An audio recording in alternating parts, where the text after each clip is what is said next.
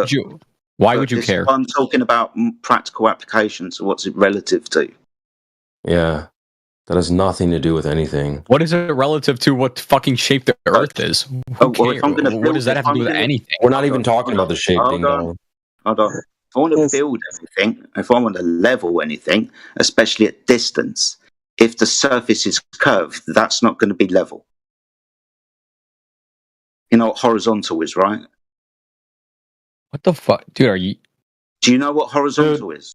I'm about to cook, Jedi. What's horizontal, dude? Like, the majority of the time that your mum fucking presents herself on her back? You know what horizontal is, right? I don't think he really wants to. I'm well aware of what horizontal is. Good. So you understand that curvature is a rate of change of slope. They're different, right? But do you understand why that wouldn't happen?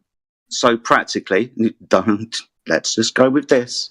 So if I want to use the world, you're a fucking blade of grass. If I want to level something, then level's horizontal. Horizontal is parallel to the plane of the horizon. The horizon, usually where the surface of the sea, the surface of the earth appears to meet the sky. You understand that horizontal isn't curved. Good. So horizontal isn't curved, is it? No, I never claimed it was. I'm Good. So you understand that practically, if you want to practically do something, when I interact with the earth, like build something, I'm going to want to find a level. And that level is going to be parallel to the surface of the earth. It wouldn't be if it was a globe. Really? Yes, because that would be a curved surface.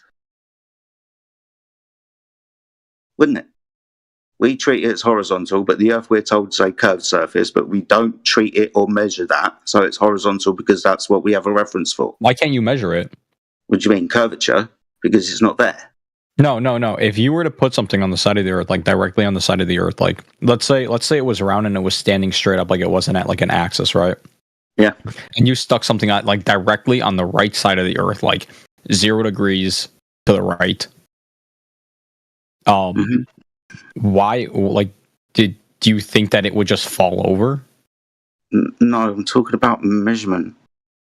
I'm not talking about just falling over, but you are right about rotation. So that rotation around a curved surface, like 360 degrees.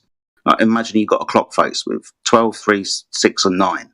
You and your friend are at the 12. Your friend is going to measure across this distance, right, the surface. By the time he gets to 3 o'clock, he will have rotated 90 degrees. His tangent is horizontal, when relative to his friend's horizontal, have diverted by 90 degrees. We don't measure any divergence of horizontal at any distance. Do you understand? I get what you're saying, bro. But you need to understand that if you build something at an angle and it's on a curved sphere and it's stuck into the fucking floor, it's not going to fall over. If you took a little ball, like a little rubber ball. Yeah, you need to understand, Jedi. You're not understanding properly. If you took like a little ball, like take one of the ones out of a ball pit with like air in it, right? And you stuck a magnet inside, and then you took another magnet and stuck it on the outside, and you stood it up straight. It's not going to fall over, dude. I'm giving you your. If you took a screw and shoved it into the fucking ball, it's not going to fall over. Dude, it's like you haven't listened to a word I've said. I'm giving you your physics. Remember the two people? I know what you're saying, but this can be proven wrong by just straight up doing it yourself. Go take a fucking ball, go take a basketball, stick a screw into it, and tell me if it falls over. Excuse me, bro. The rotation can be disproved if we think that we got a magnet which will hold the people to the exterior of the sphere. No, we don't measure the divergence of the two tangents. You know what a tangent is, right? Yes. Good. So you understand that that's a horizontal meeting a curved surface at a point. So let's imagine a circle with a tangent on top of it at the 12 o'clock position underneath a man standing vertically. His friend who is facing him at the 12 o'clock position is going to start moving backwards. He's got a tangent plane and he's got a vertical, which is perpendicular to that horizontal. They, because the two of them, have got two tangent planes. we don't measure the separation of the angle of the two tangent planes over a distance of water, because the water is the horizontal leveling tool. You understand this, right? The plane of the horizon, the water. There would be a measurement of divergent of two tangents. When you rotate around to the 90-degree position, for example, if you're at the North Pole and you rotate 90 degrees around the sphere to the equator, that's 90 degrees. When you express two tangents from this position, you express 90 degrees. We don't measure that. Water's horizontal. So why was the Earth round when I saw it? Oh my God. Saw it where?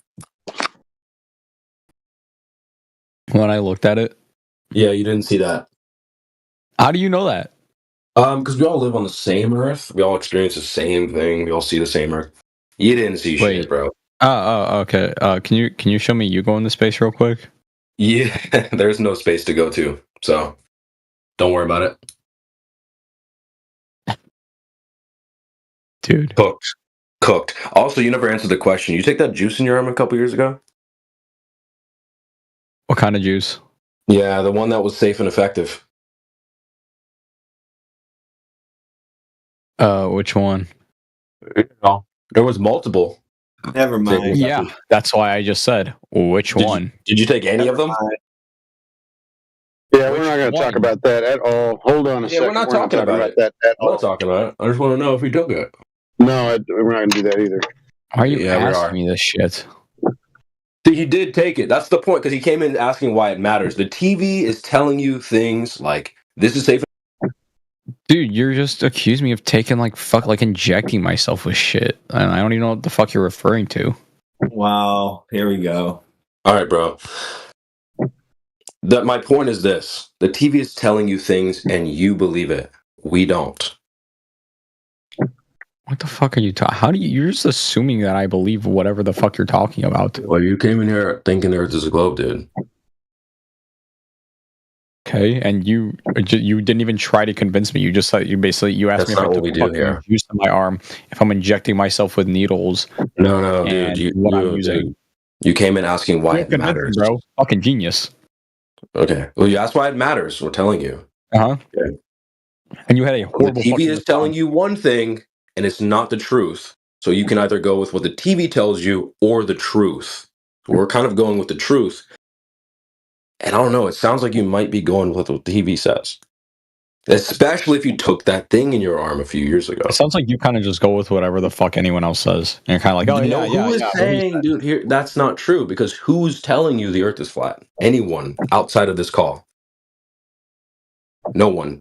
There's no propaganda out there trying to push this flat Earth thing. So no one's telling me that. I went to go test it for myself, just like all these other people in here.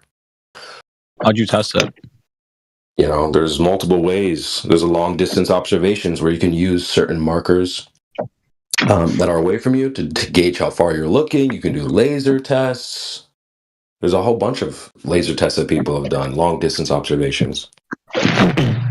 All of these things, all they're going to do is confirm the obvious that water is. Can you give me an example, like your strongest example of why the Earth is flat? Yeah, sure. Guys, take it away. It's measured way. Measured that way. Would you like to know how it's measured? No. I want this dude to say it. Okay, no problem. Exactly proves my point. He just goes to whatever the fuck anyone else says. So I want him to say Not really. That's literally what you're doing. I go, you tell me, and you go, okay, you do it. And what the fuck? Well, dude, all right. You want to talk Black Swan? I actually have shit to do, bro. But we can talk about real. It just proved my fucking point in 10 seconds, bro. That's the worst thing you could have said. That I just listen to what people say, what people are telling you the Earth is flat. Right, everyone else and whatever the fuck they want, they say. This dude Jedi actually knows, I actually sounds like you just joined the call, bro. You don't act like you know people in here. Just relax. You want to talk Black Swan? Actually, there's somewhere to be in 30 minutes, so I got shit to do. Oh, but one of these guys can talk about the Black Swan. If you want to DM me, and we can reinitiate this call later. You can DM me all of it right now. No. I'm just saying we can restart this talk later. I just got shit to do. Guys, want to take the Black Swan? Anybody want to welcome 30 minutes? This is going to take a lot less than 30 minutes. All right, bro. We'll do this fast. Fuck it. Give me a second. Jesus Christ. Yep. ChatGPT real quick, bro. Not really. Don't need ChatGPT. You think ChatGPT is gonna tell you the Earth is flat, dude? What the fuck are you talking about? All right, bro, just relax. He's a Chat GTP, or he probably relies on it in his daily life. God damn it. He's DMing Jedi right now. Yo, tell me.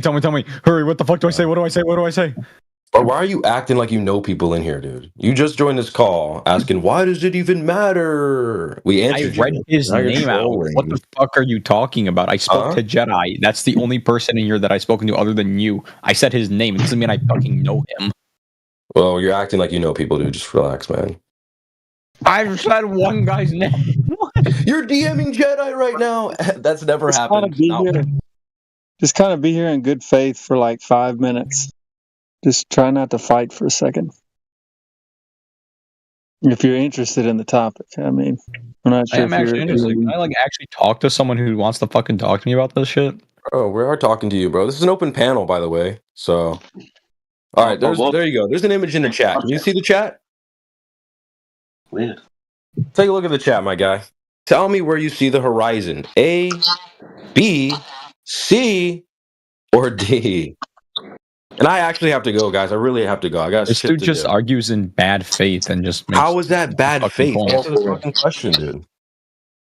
CB, be blessed, brother. Thanks, dude. Is he gonna answer the question or no? Nah, he's probably calling a friend. Yeah, facts.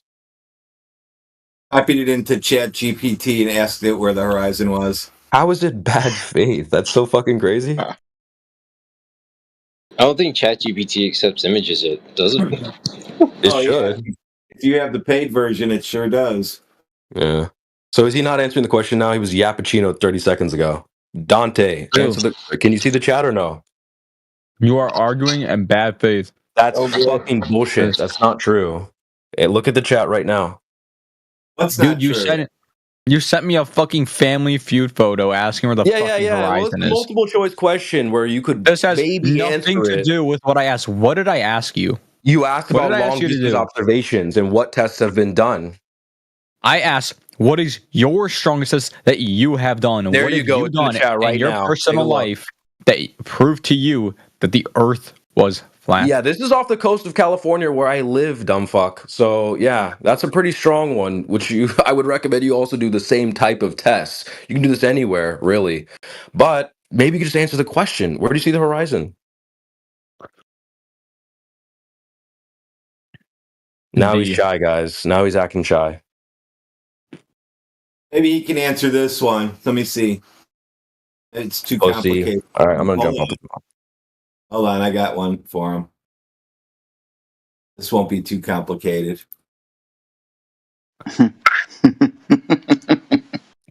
This is quite literally the exact same thing as me sending this and asking you where you see the flat Earth. Dude, Not really. That's bad faith. relax for a second. That's literally what you're doing. I Not just really, hope you know that. All right, now take a look at this picture. Now let's see if you can tell me where the horizon is and is that picture. Is it behind the clowns or is it in front of the clowns? That's bad faith, Radwin. You're not allowed to ask that. Well, I just want to know where the horizon is, nothing else. I'm seeing it, bro. It's right where the sky meets the Earth. Ooh. Which is where? Right at the fucking line. You can't answer. With relevance to the things in the image. Is it in front of them? Is it behind them? Is it between them? Oh, you're asking like that? Oh, let me see. Yeah.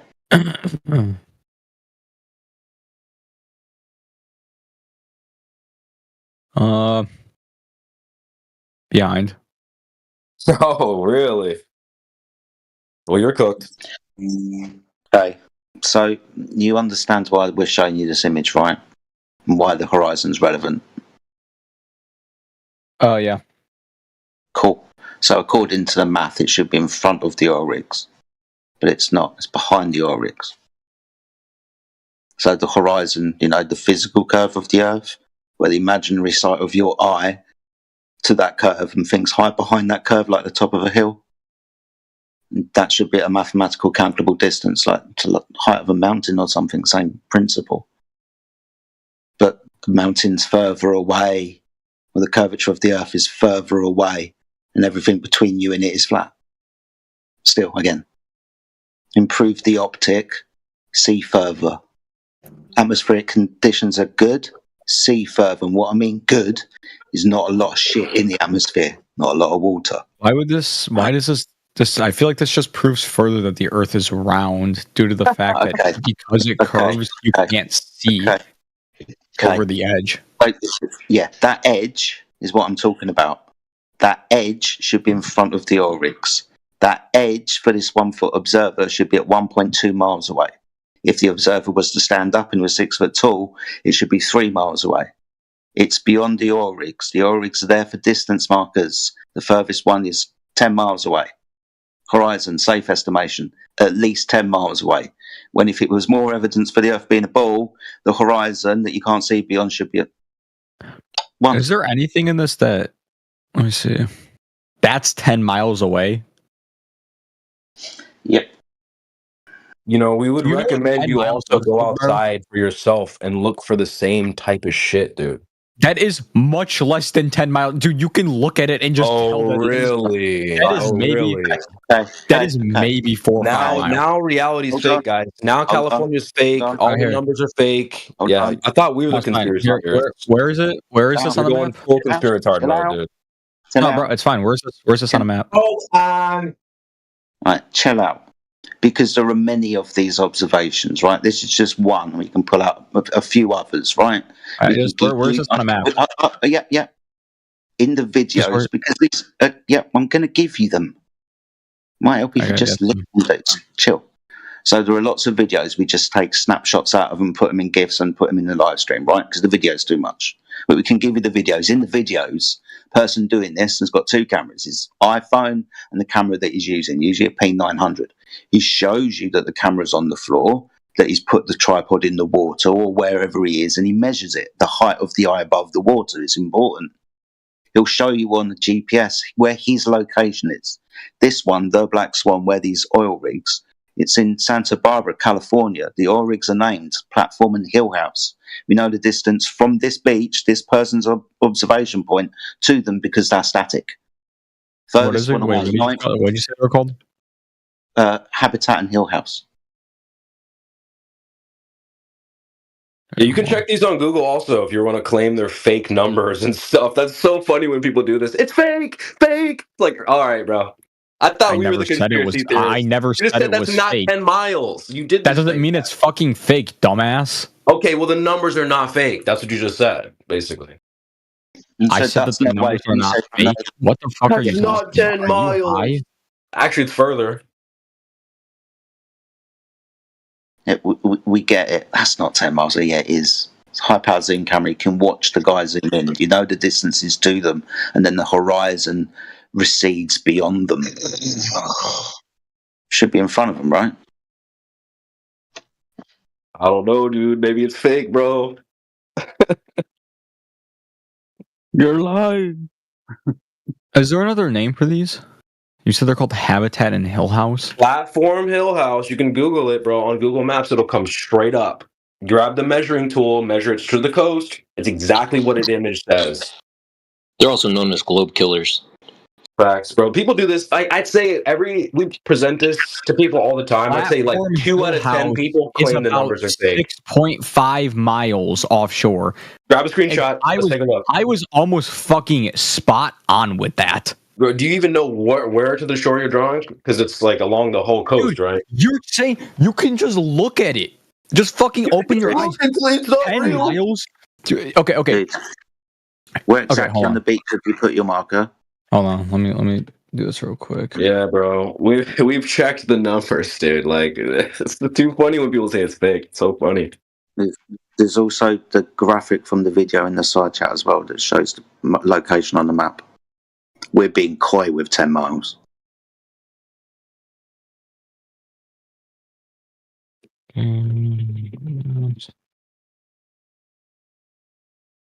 I find weird that every single source on the entire internet says it's about 6 to 6.5 miles away, but then you use one first one, source. Sorry, hold on.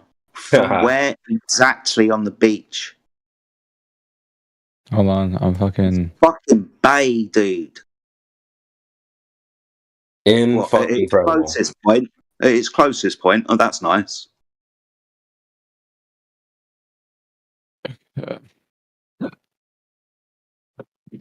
He might be purposely not trying to do it the right way. Also, Right. I am quite literally doing it right now. I looked it up, and I was fucking right. And now Look I'm doing up even more. what? you looked up. What did you look up? The distance between the fucking shore and fucking platform. Where on the shore, dummy? If you move What 1 inch down the shore, you have how many inches of shore that you can get a different distance to it from? 75 million different distances. What are you looking for, you dummy? A straight line. What the fuck are you talking about? It's a straight line anywhere you draw to the shore. You have to go to the right part of where the observer is. Miramar Beach. I bet. It's a straight line no matter where you draw. What do you mean? What the fuck is he talking about? Oh my god, He doesn't know what a straight line is. Possibly. He's asking from what fucking angle. There's only like what the angle? fuck are you talking? It's dude, from are you the Hill House platform to Miramar Beach, bro. I'm doing it on Google Earth right now. Oh, dude, why are you even saying the numbers are fake, though, dude? That is so wild. Because he has to. Yeah. But let's say, in good faith, they're not. Then we understand we've got a problem. So let's just fuck around doing this for 10 minutes so you can cognitively rest. Bro, I'm going to cook this right now. I've got it on Google Earth. I'm going to post a screenshot right now. Maybe you'll find something that can soothe him. Holy fuck, dude. It's just funny. I literally only 1 or 2 people out of 10 do this whole... The numbers are fake! It's like, all right, bro, so Google Earth is lying. Everyone's lying. You're a full conspiratard mode. Too funny. All right, there's a screenshot. I mean, dude, it's simple like logic. Like I could just explain this to you. If you look, okay, I don't. Look at the chat. Why don't you just look I wish you were like, I wish you were like with me, like a little like 6-year-old, so I can like take out like a little rubber ball and show you, bro. If you look right, if you take the curvature of the Earth right there, the Earth is round. So as you look farther out, there's no curvature of the Earth. No. If you look, soothing to him. Out. If you look farther out at sea, right. You're soothing yourself. Curves downwards, not upwards, downwards, right? Are you not addressing... Objects behind that certain distance would disappear, right? Yeah, we understand the premise. We're understanding we don't observe or measure your premise. So then what's your fucking point? We just cooked your whole point with this image. Right, for example, if we were to use a measurement to the horizon from this observer's point, that changes the radius of the Earth. You could literally build a small ladder and climb to the moon. The radius would be over 250,000 miles if we were to use this safe estimated distance. Now that's beyond the distance that it should be at 1.2 miles. It's at 10. In actual fact, it's 29, maybe 30, because of other observations. Do you know what the Earth's radius is, bro? 3959, yeah. Based on that radius, the horizon should be at 1.225 multiplied by the square root of that observer's eye height in feet. Now you want to know something crazy, bro? You want to know? I'm going to tell you something, and it's going to shock you. When something's elevated above the Earth's surface, you're going to see it. That's why we're talking about the horizon, dumb fuck. Yeah, over it, the horizon, distance to the horizon based on the observer's height of eye on the curved ball with a known radius. It's fucking geometry, dude. It's a visual cutoff. You see the visual. You're going to see the visual cutoff, especially if it's fucking raised above. Just shush. You're an idiot. This is simple geometry. Your claim is geometry. We don't measure your geometry. Here, I posted, let me just address what he's saying, because you're talking about, like, well, if it's off the ground and seeing it and stuff, that's not the point. Actually, we're seeing the horizon. Okay, look at the image I posted in the chat, 23 minutes past the hour. You see that green line? We've got two arrows. There's a blue arrow, that's our observer. The red arrow is the oil rigs. The green line is the surface of the water. I drew a question mark behind the target, the red arrow, because we're seeing that water, that surface. Doesn't matter how tall the oil rig is. If you were to take that red arrow and draw it up all the way to the top of the image, the problem still arises. We're still seeing the horizon behind it, that green line. That's the problem. So if you're asking us, clowns. Yeah, the clowns. That's why I use clowns, so they don't have to talk about oil rigs ever. That's funny, dude. He didn't know the radius of Earth, and they asking us. Yeah, he doesn't know, bro. But he's gonna claim these numbers are fake and stuff. It's too fucking funny. The radius, how can he claim it's fake? It's incredible. Bro, this is weird. That's a weird way to think, dude. I love this shit.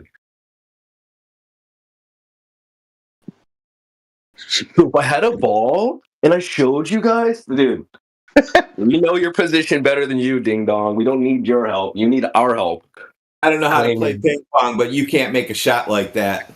All right, I'm gonna mute up. I gotta go. I'll talk to you guys in a bit. See you in a bit. I think you're just like. I honestly, Jedi. If you look at it, right. I don't know how else to explain it to you. I'm trying to think of that's what I've been thinking about, like a different way to explain it to you. If you're looking at a ball in your hand, right?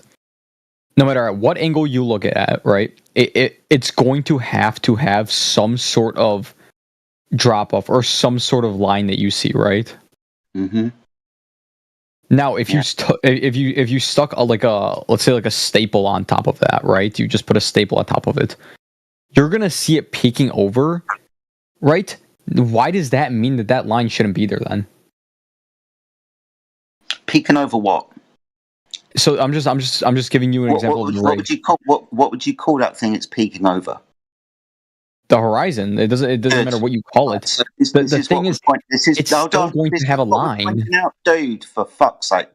I let you speak, asked you a question, I've got a response because there was a meaning for the question. Yeah, that horizon, that the thing's peeking over. According to your math, that should be between you and the object. According to the observation, the horizon is behind the object. So I understand what you're trying to explain, but we don't observe what you're trying to explain. Okay? Do you understand? How steep do you think the curvature of the Earth is? It's 8 inches per mile squared. That's a parabola, so it's a rough estimation of up to about 1,000 miles. Okay, hold on, let me do the math real quick. So after 1 mile, 8 inches of descent from point A is horizontal. After 10 miles, 66 foot of descent from point A is horizontal. After 100 miles, 1 mile of descent from point A is horizontal.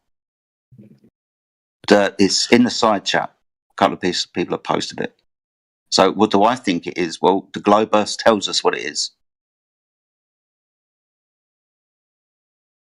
Dear GPT, how do I explain this?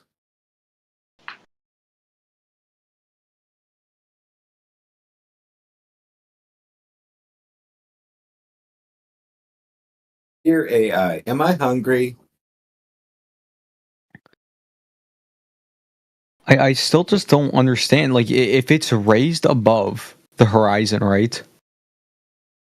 If the rig is raised above the horizon, you agree that you would still see the rig, right, Jedi? Stop looking at the oil rigs. Yeah. So then if you look, stop looking at the oil rigs. What the fuck are you talking? I'm talking about the horizon. Okay. Anyways, Jedi. So then if you look behind the rig, right, it has to have a drop off. That's right? Nice. That's nice. In front of that rig, due to perception, right? Perception. If you're standing at sea level, you're gonna see The horizon you see marks the point where the Earth's surface curves away from you. We know. So then what the fuck is your point? If you're seeing the curvature that you're looking at from the angle that you're seeing it, it doesn't matter. Chill. It's going to look the same no matter where you are looking. No. There's not just a hidden lump there. There's not just a fucking lump in the earth there. Dude. Right. According to your explanation, right, the horizon in the image should be between the camera and the oil rigs. It's not. It's behind them. It's further away than it should be. When I say should be, according to the geometry of a sphere and the height of eye of an observer when looking for that curvature and things to hide behind it. So I say it slowly. It should be in front of them. The oil rig should be behind it. That's not what we see. Yeah. If you're looking at it from a one-dimensional plane, you're going to see the fucking... It would look as if the horizon is in front, right? I agree with that. But the thing is that you're not looking at it from a one-dimensional plane. Like, if you look at the picture that Creation Bear sent, right? Yeah, if you draw that line, you're going to see curvature. You're not looking at it from a one-dimensional fucking shape. You're looking at it from 3 dimensions. Yeah, we get that. So why the fuck would you see it? Hold on. Are you stupid? You're onto something. Stop talking. So you're onto something. Yet we understand that there's problems when we look at this orthographic depiction of what the observer sees. Right? But this is an Earth curve calculator, which neglects perspective. That's the angular deduction over distance. Things get smaller. In the equation, the oil rigs don't. But anyway, I digress. You're missing the point of the diagram, which shows obstruction between you and the object. We're showing you that the obstruction between you and the object is behind the object when it should be between you. How you don't get this by now, honestly, mate, I don't understand. Also, by the way, within 10 miles of sight, the change is so drastically small that you wouldn't even see it. We're talking about the placement of the horizon. I know. What the fuck do you think I'm talking about? Dude. You can literally look it up. 10 miles. Look it up. If you put in it's simple fucking math and it's simple logic. If you take that and you line it up exactly, that's not right? What we're talking about. No wonder the change would be so fucking minuscule. There is no way you would see it. And keep talking, even though I'm trying to help him by telling me he's confused. Interesting. 10 miles, drop off 66 foot. We won't be able to perceive that. Well, that's dependent on the height of eye of the observer and where the horizon is. You understand this is the zero function, the curvature rate from A to B, the descent from point A is horizontal. We're talking about 1.225, the observer's eye height above that curved surface, and when that curved surface should start to disappear when it peaks at the horizon. What? Are you stupid? I already fucking know. That's what I'm saying. But the change in curvature is so minuscule at that angle, from that specific angle, and the height that you are at, right, is so unbelievably minuscule that you will not see it. That's lovely. What's the calculation that I'm going to need to use to figure out where the horizon is? What's that calculation? Fucking look, if you look 9 to 10 miles out into a fucking ocean, you're not going to see any curvature. Yeah, welcome to Flat Earth. In actual fact, if you look 20 to 30 miles out to the ocean, you don't see any curvature. So if you're going to use the excuse, if your excuse is that you can't see that far, now be quiet. Your math doesn't matter if your only defense is that just because you can't see that far, then therefore it's not true. That's why you interrupt. You understand it? Your excuse is you can't see that far. We're telling you we do. What should be obstructing your ability to see further? Is that the curvature of the Earth? Because we see further than that. Doesn't matter the technology or the atmospheric conditions. It should and can only be there, but we don't see it. Dude, it's like... I don't even know what to say. I honestly don't even know what to say because, like, you don't understand. It's like, no. It's because, like, you guys, you're so stuck to the point, right? Yeah. and you're not even listening to what I'm saying or understanding what I'm saying because you're just repeating yourself instead of actually responding to my point. Dante, Okay, let me okay. respond It- directly. it's Hold on one called- second. it's One called- second. Just it's let called me circular respond. Let me reasoning. respond quickly, Dante. Dante, please. I just want to address exactly what you said, right? So you're under the false impression that there's not much curvature over 10 miles, right? But if you do the math, man, there's actually supposed to be 66 foot of drop over 10 miles. Do you know what That's like a 66 feet looks six-story. like 10 miles away? A 6-story building is 66 feet high. Roughly. It's a huge Okay. amount, right? And what Jedi is little trying to cops tell you, turning. what Jedi is trying to tell you, try laying a 66 Hold on a foot second, building man. down 10 miles away and tell me how that looks, bro. No. There's No, so, go do it. look, Go do it. Go figure out a way to do it, you need to measure it, relax and a show bit me what because it you're looks not like. understanding the argument. You're not understanding the argument. You're using arbitrary bullshit saying that a tower. Go take that tower and place it 10 miles away and look at it. Tell me how fucking minuscule it looks. Look, Do it. the second. Look, this is a. Just hold on. You're not listening. Just listen for a second, and it'll make sense. Okay. Look, I'll entertain you for a second, right? So the second oil platform habitat, right? It should be hidden from that observer height by over 50 foot behind the horizon, and the horizon should be at 1.22 miles away, right? But we see the horizon beyond the oil platforms, right? So we know they're beyond 9.4 miles away. Right? This has been repeated from different heights, different days, and we can see much further than what you would be able to see on a globe, right? Magnitudes further, right? This is over 1,000% further than you would be able to see on a globe. Does that make sense?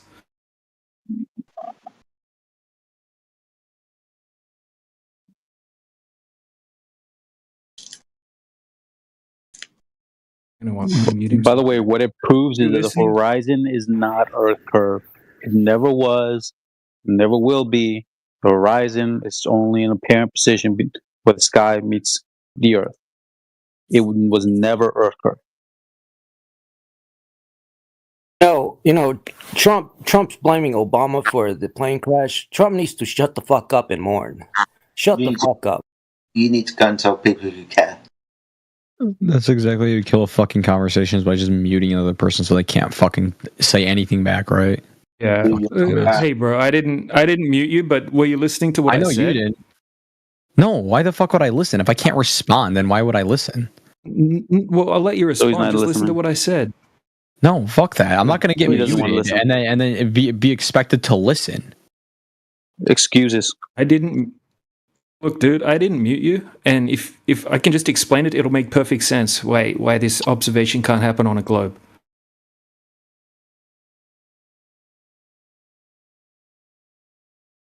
He's gone. Okay, well, there goes that. You're a good lad. You're a good lad, aren't you? I appreciate that you wanted to try and help him, dude. And you're right with your explanation. It would have been dumbed down even more. But it's cognitive pain. He's trying to soothe himself as soon as he started chanting, "I've got to make this right. I've got to make this right." I just imagine him there stroking his own hair. He's going to be okay. Just talk more shit. Wasn't listening, dude. He probably wouldn't be able to repeat our argument back to us, at least still man our position, without saying the phrase or some bullshit or something. You understand, right? Yeah. Oh, absolutely. Yeah. Severe cog dis on that one. But, dude, you always feel free to try. It's just a shame he wasn't going to listen. And I didn't mute him, mate, or somebody else. Oh, that's fine. Oh, well. Next. Yeah.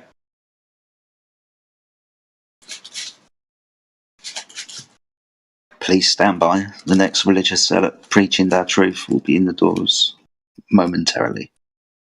I can assure you.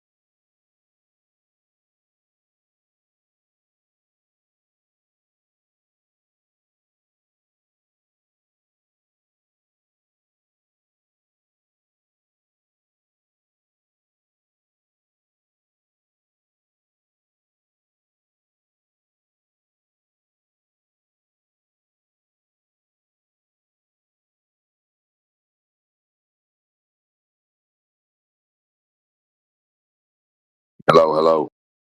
Tornadoes can't drop down. Tornadoes go to space. Space nados on a ball. 'Cause they can't drop down at all. They do a horizontal path or they can go up. Tornadoes don't dip down. Wipe off that frown. Jump in a ditch. You won't be hurt. You'll be safe and sound on the flatter ground when you jump down from a tornado.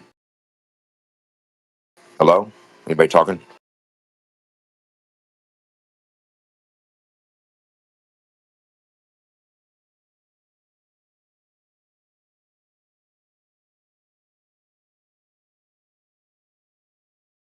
If you hear me, Fry, you better go figure out why them tornadoes don't work.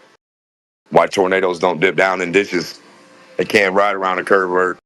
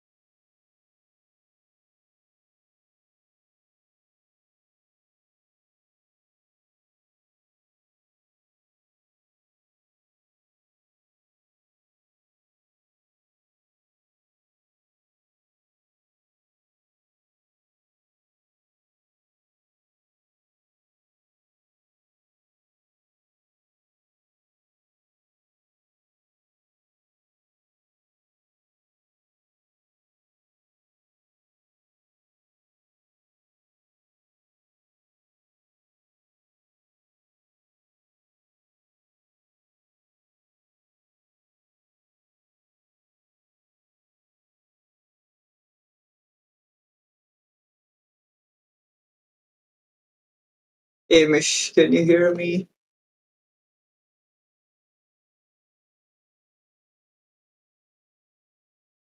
It isn't going anywhere. Holy shit. Huh? Yeah, I mean, if the Earth is flat, then how come it's not a square? Like, tell me that, guys. Like, does she make any sense? A flat's not a shape that you could compare. What do you mean? I mean, I don't know, bro. The thing is, flat's not a shape that you wouldn't compare a flat and a square with each other, right? Flat and square. I don't know. I feel like it doesn't make any sense because, like, say like the Earth is flat, it means it's like 2-dimensional. Like, am I wrong? No, that's not what. Obviously, that's not what anyone means when we say flat. We're talking about the surface of water, right? Large bodies of water. And where does the other shit of the Earth go? Would it be like a cube? Like, bro. No, bro. Like that, it would be like you could. Because the ocean is super deep, so where is that going to go? Topographical plane, man. Topographical plane. Yeah, so where does the rest of it go? Where does the rest of what go? What do you mean? Like the ocean, the Earth's core. Yeah, the ocean is just a lower spot in the land, right, where the water gathers. So it just goes down. Right? Yeah, the deepest part of the ocean's it's only like 8 miles or something like that. What? 8? Yeah, Mariana Trench, I think. Thought it was Challenger deep, bro. Yeah, 8 miles is like the deepest part of the ocean. I have to look this up, bro. I don't know. The deep, man, like 8 miles. Do you mean like the deepest part of the ocean that we've been to, or like surveyed? No, I think the deepest part, man. It's the Mariana Trench. I think that's the deepest part. I could be wrong, but I'm pretty sure I looked it up the other day. No, I don't think that's right. Because like maybe I'm thinking wrong. Yeah, I'll look it up. 1 second. Look up Challenger Deep. I don't know if that's like what you're talking about, but I swear there's parts of the ocean we haven't been to. That's what I'm like saying. Like, obviously, I'm not super intelligent on like. Yeah. The Challenger Deep is correct. Let me just check the depth. All right. No, I was thinking like in the right manner then. Okay. 3,682 meters in miles. Let me check. What's that? Sorry. It says that's only 2.2 miles. That's crazy. So it's the deepest part of the ocean we've been to, not the deepest part of the ocean then? Or am I wrong? Because like... The deepest we've measured the depths is in the ballpark of 8 miles. But, you know... But it goes deeper, though. That's what I'm saying. Okay, so how deep does the ocean go then? I don't know. Okay. I don't think we know. So why would you say if it goes deeper, but we don't know? Well, we know it goes deeper. We just don't know how deep, right? So, like, that is a thing that you can say. All right, fine. So what are we going to draw a conclusion with as far as that's concerned? What should we I don't say? know. It'd be hard for the Earth to be flat because, like, the ocean's really big. What do you mean it's hard for it to be flat because the ocean's deep? I don't know, isn't it? Because, like, when you think about it, it doesn't really align with, like, gravity, right? Because it kind of conforms at the center. So, like, law of gravity, I'm pretty sure Newton is, like, the guy who you got to get caught up, bro. That's the old and busted gravity. The new one is Einstein's general theory of relativity. Oh, we don't believe in gravity anymore? We did ask. Oh, shit. No, nobody. It's not that people don't believe in it. I know you believe in it, but you are not current with the standard rhetoric as to what gravity is supposed to be. Yeah, the center of mass of the georock, right? Oh. The georock. Yeah, it's hollow on the inside, so what's the center of mass of that? And then there's also a helium balloon. What's the center of mass of that? Now, if a georock's made from the Earth and the Earth stuff's made from gravity, then how did gravity make that with no dense center? What's going down? Okay. Yeah, So now like you get it, gravity brother. exists, but like you can't just like say like, oh, this is where it comes from. No. Gravity doesn't exist. What do you Not in mean? any way, shape, or form that you've been informed of. So school lied to me. Yeah, Does anyone 100%. Yeah. understand what the Amish Yeah, poll they lied is? 1,000,000% Have because you read where can you see a ball of gas make itself? Where can you see a ball of dirt make Sun, itself Moon, into a ball? Earth?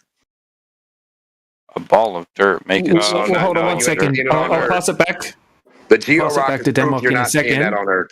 And the moon. 1 second, Demok. I'll hand it back. It looks like a solar eclipse. I'll hand it back to Demok I'm in a done. second, right? I'm You were done. saying This is a solar your eclipse. school. You can't have this. Right. My, Right. Oh shit! I'm gonna Freaking call. out, Is and that let's a talk to the solar new eclipse in individual. the southern Right.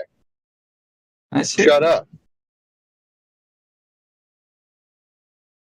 Yeah, Fry, can you hear me talking? My mic working? I went ahead and just muted him.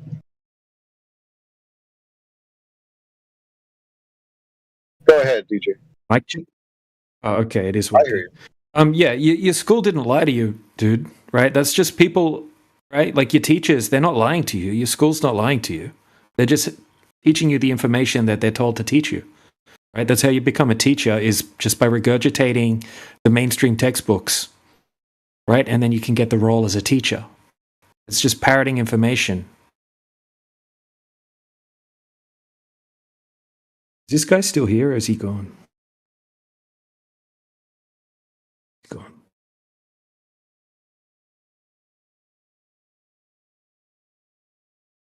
He may have left because Fry wouldn't shut the fuck up.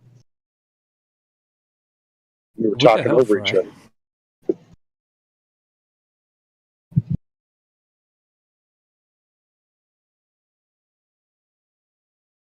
Fry, can you hear us, bro? Did you not hear us ask you to pipe down? Maybe I don't know. I didn't hear you say anything. Or You can hear me now, though, right? Did you bounce out? I don't know. I don't know. Did I talk over him? I don't know.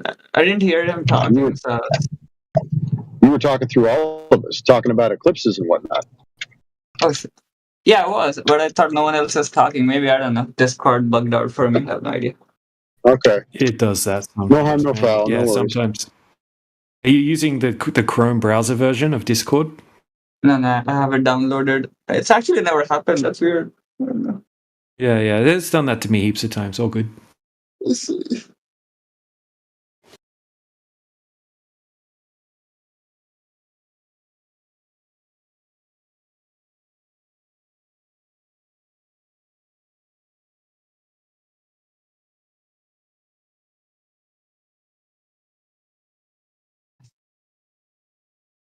I really want to understand what people are thinking because I know that people think differently, but it's like incoherent. So the oceans are deep, so the Earth can't be flat. I don't get that. Unless they're just being hyper pedantic and saying, well, it can't be flat because there's, contours. Then I don't want to talk No, to it was stupid. I don't know where he was going with that, honestly. I think he was just like, his brain was just freestyling. Yeah.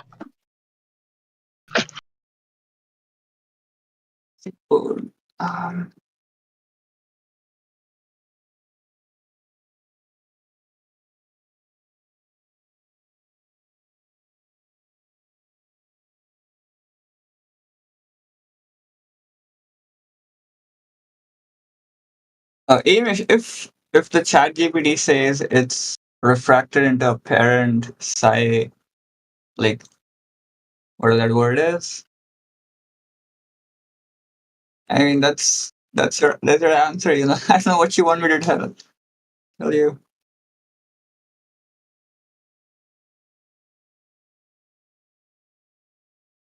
The CCG, okay. CCG, all right. Let's see. It's a weird word.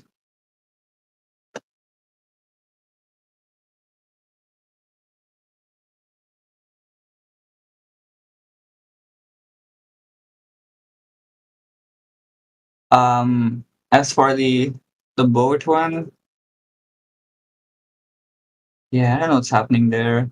Kind of weird. I don't know. It does look weird.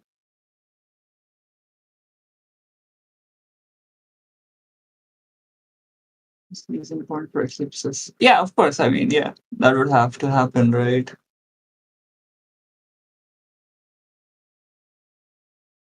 Uh, in your top-down view,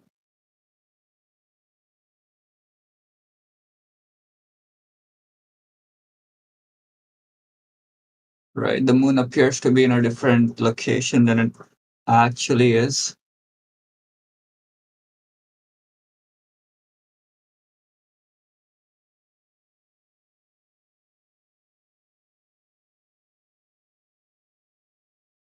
Mhm.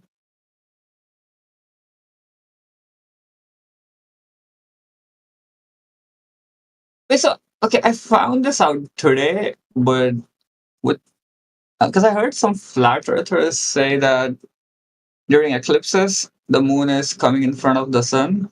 Is that that's something you guys buy into? Like, what's happening there? I have no idea what's happening there. Would you say it is possible the moon is coming in front of the sun? It's a possibility, but there's no way to verify it. Right.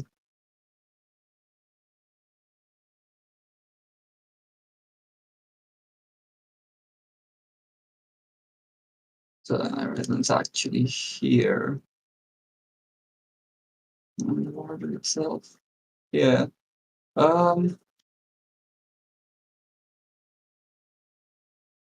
I mean, so from the globe position, like, so this the horizon that we already see, the solid one with the water, where there's a crisp line for water. That's not the real horizon, right? That's like refracted up. I mean, not, Yeah, it's that's not what the geometric. we're only looking for the real one, aren't we? I mean, like, it's not the geometric. I mean, it's There yeah, is it's no not the geometric geometric horizon, horizon. Frey. Not a geometric function, so you can never find the horizon of that attribute. It's all just a visual thing. Now, where can we find the curve of Earth falling away from our feet and measure that every inch or millimeter?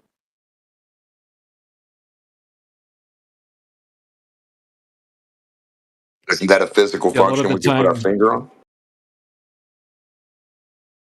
a lot of the time you're looking at the horizon, yeah, it's like a false horizon because quite often you get that mirroring effect on the water. Right, it's called an inferior mirage, but Right. hard to see because it's just reflecting the sky, right? So your eyes can't really tell the difference unless you have an object there. Right.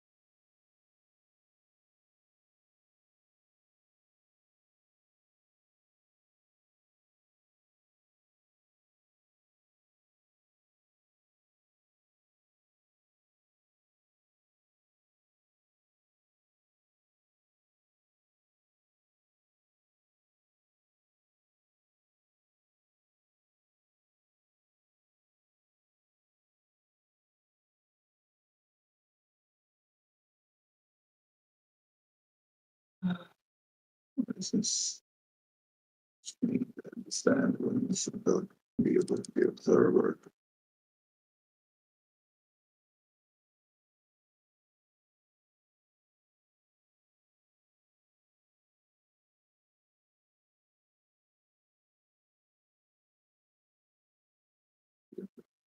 Horizon. Did you listen to the model says they aren't?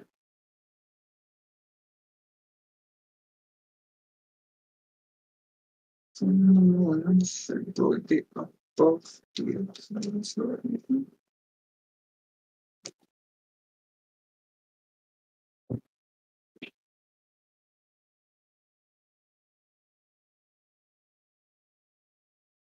What are you mumbling about? Right? I am trying to understand what NASA is put down. Honestly, I have no idea how the eclipses really work. But one thing you should try to look into is try to come up with an explanation of why you see the eclipse shadow the wrong way around during the Selenilian eclipse.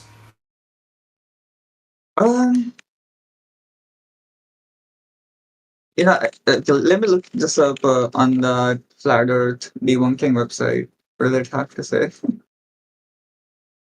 Usually, that's a good thing about the globe position. They can't really change their answers, so there's like an objective answer for everything. Yeah.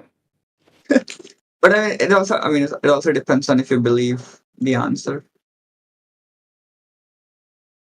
Okay. Yeah, I remember looking this up. I've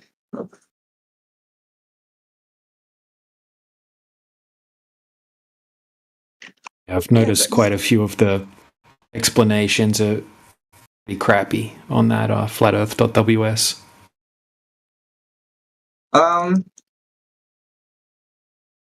Yeah, that's not addressing the shadow. It's not addressing the shadow. Is it not? Yeah, it's not addressing the shadow. How's that addressing the shadow? Okay.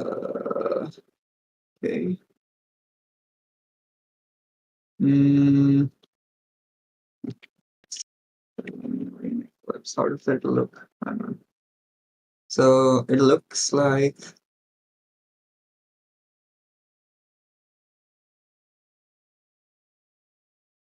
okay, so it looks like the moon is below. Okay, let's see. Oh yeah, I think you're right. The fuck? What is this?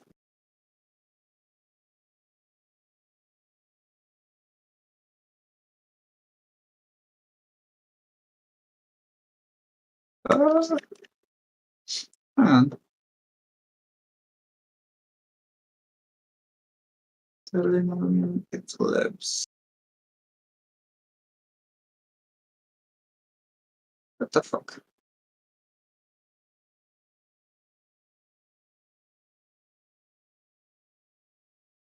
So the Selenalian eclipse that's the impossible eclipse, right? Right. Is that the one? Okay. Correct. And it's impossible because it appears that the shadow is coming from above as opposed to from below.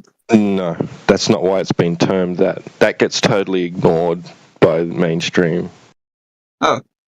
We pointed that out way back, and yeah, there's still no explanation for it. Why is it it's called because it doesn't appear as if the sun and the moon are in alignment with the Earth. If you could imagine that the Earth was a ball, right, and you're standing on the top of it, and you're seeing both the sun and the moon in the sky at the same time, there's no syzygy. Right.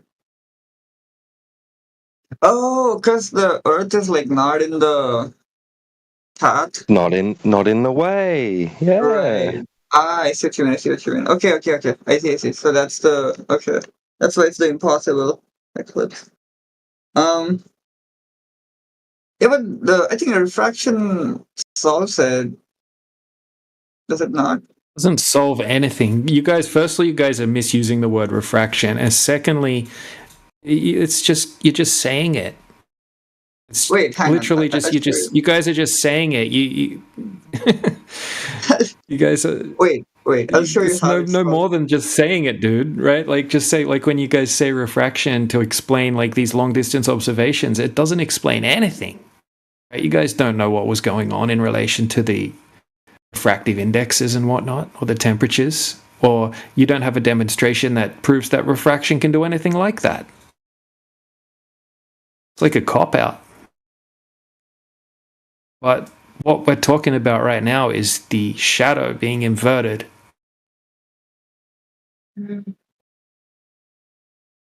Impossible eclipse. I'll see if I can find a clip of the shadow. Is it a real eclipse? Or is it...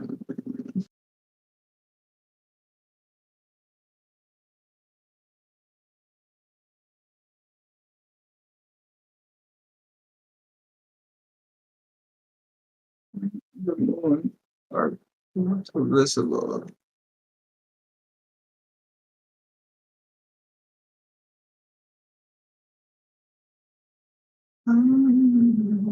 Both and artists, but at the same time.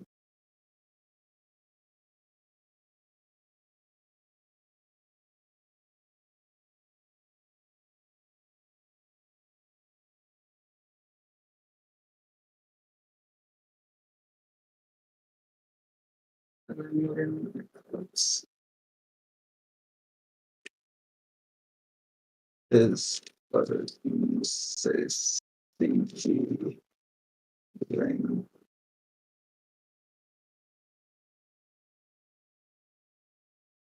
Yo, okay, so during a selenian eclipse, the Earth is considered to be in syzygy, meaning the Sun, Earth, and Moon are aligned in a straight line. The fuck? What's this? Which is a necessary condition for any eclipse to occur.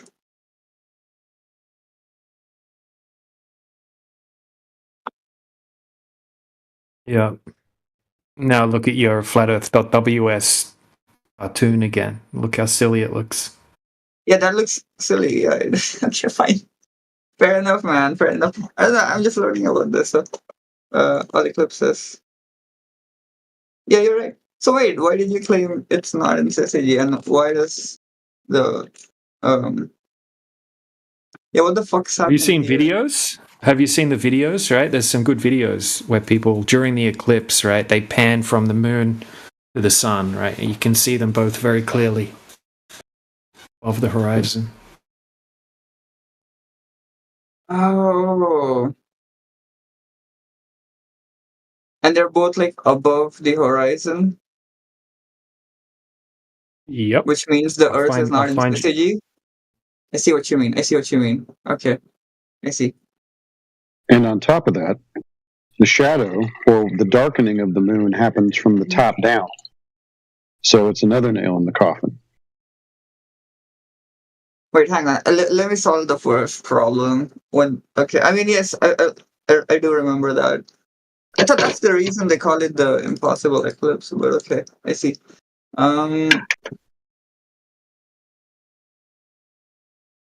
Okay. Apparent position.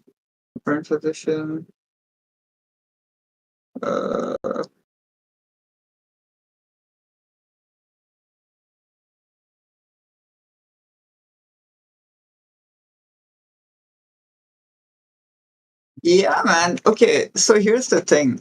No, that's the thing. This makes sense. The Flat Earth debunking website, the image, it does make sense. It's not to scale, obviously, but if you look at the actual positions of the moon and the sun, it is in syzygy, but it's refracted up. You know, the same way. What do you call?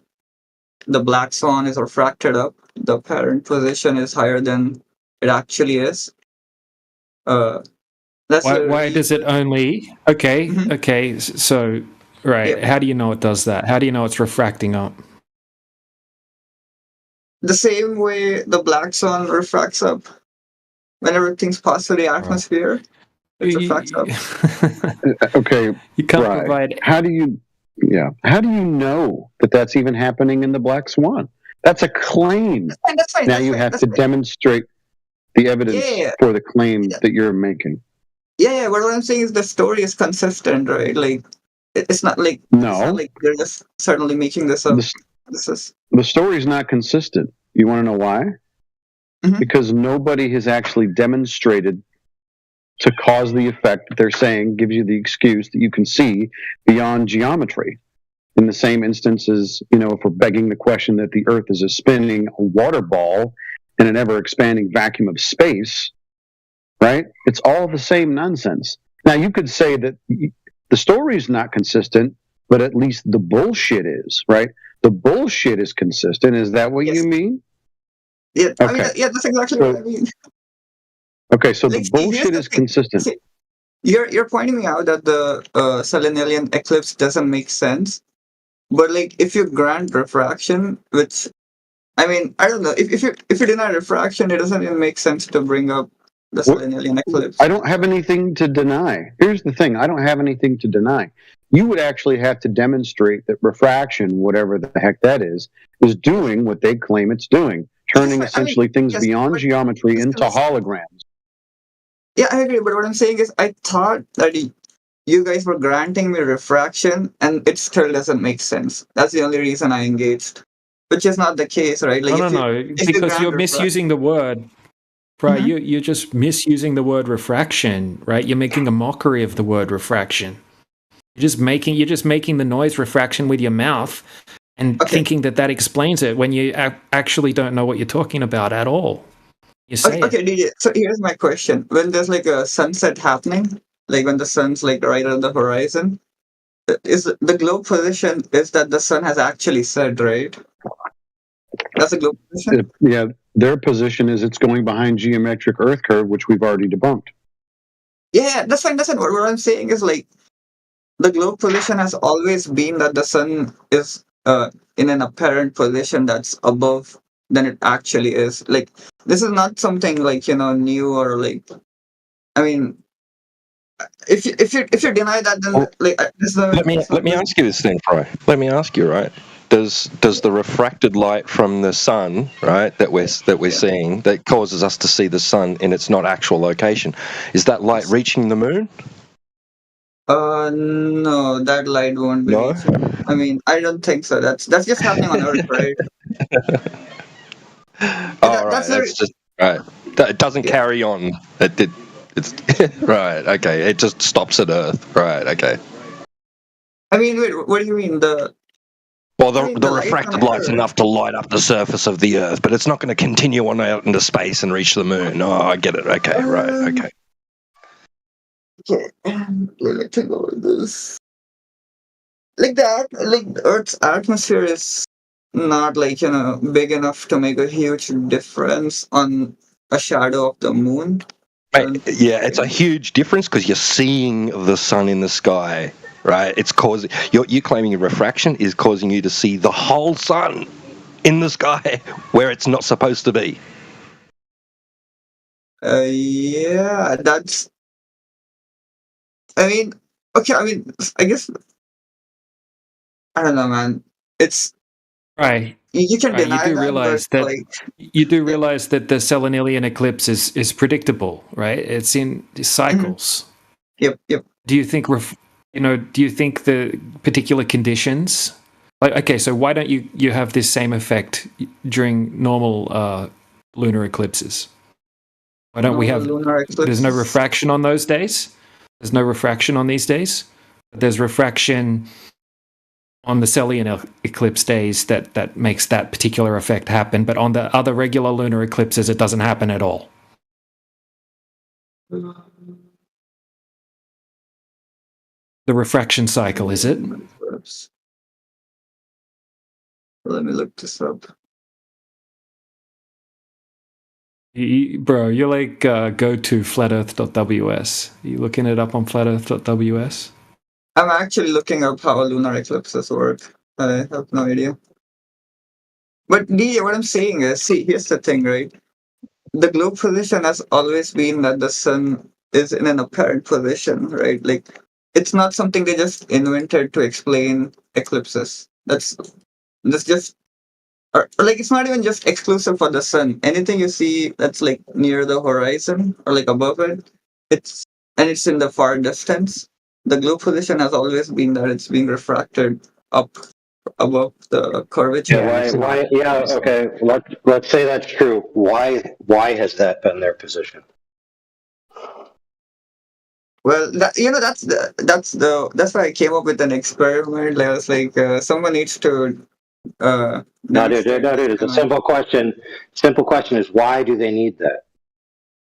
Why do they need that? I mean, I don't know, man. To me, like I've seen light. No. One more time. It's a simple question. Why do they need to always claim that? Why? Because they've seen it happen in a lab. I don't know. No, wrong. You were talking about their quote-unquote globe model. Why do they need to claim that in their quote-unquote globe model? Well, the answer is because nothing is where they say it's supposed to be. That's why. Nothing is where it's supposed to be. Yes, their geometry. You can't see, like we talked about. Yes, you cannot see. Hold on a second, bro. You can't see the geometry that they claim in reality. Can't be validated. It's always not where it's supposed to be. And so they had to come up with an excuse to keep their geometry claims. So no matter what happens that doesn't geometrically fit, they just claim it's a light effect. Well, that's an easy excuse, isn't it? Yeah, that's fair. I mean, I thought there was a different point to the Selenelian eclipse. I mean, it all just comes down to refraction. It's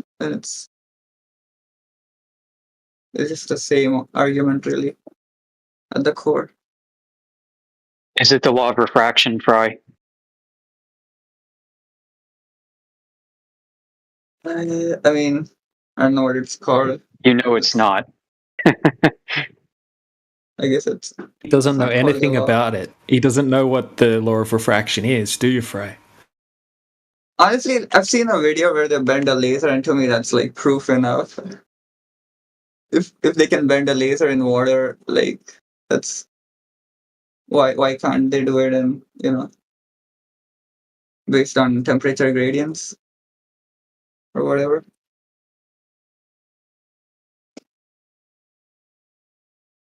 They don't do that in water, dude. When they do the laser in water, they add particulates to the water, usually sugar.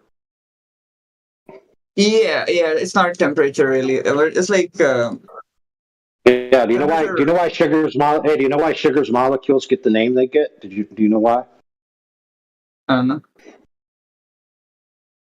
Because they bend the light in a particular direction. As the light passes through the molecule, it gets bent, dude. So let me ask this question: Is there a bunch of sugar floating in the air right now? No, this other molecule.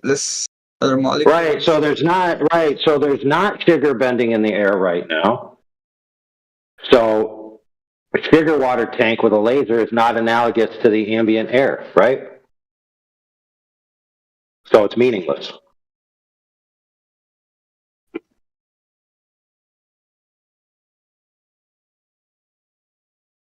By the way, they do these tests in a fish tank, and they fill the fish tank with water, and then they put sugar in it, and then they let the sugar get a gradient, which, by the way, is horizontally arranged and striated, right?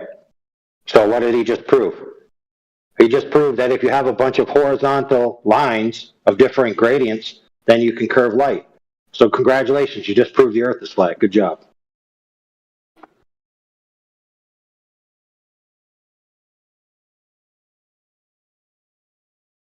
I came up with like an idea. I would like anyone to do this, Glober or Flat Earther.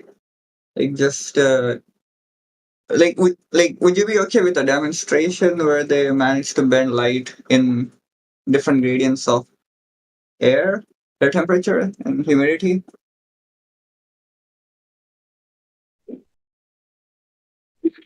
I don't think that's impossible to demonstrate. No, you can show effects where there's things you can see and then there's things you can't see and there are things you can see again by introducing extreme temperature variances or different gases. Sure, you can do that. So that being said, Yeah. have you ever been outside and so right now, like, it's snowy where I'm at. So have you ever been standing in the snow and then it was 300 degrees outside? Have you ever been in a situation like that in your There is life? no snow in my country. Okay, so then let's say that your ground is warm, right? So let's say the ground is really hot because the sun has been beating on it all day. And let's say that the ground temperature is 80 degrees.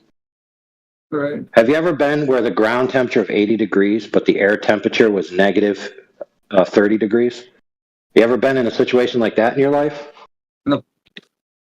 Right. So in order to get these effects that they need, they have to use extreme variant temperatures, like I just described, and extreme variant gases, which don't exist in our ambient air. So congratulations, you proved that the thing they need isn't present.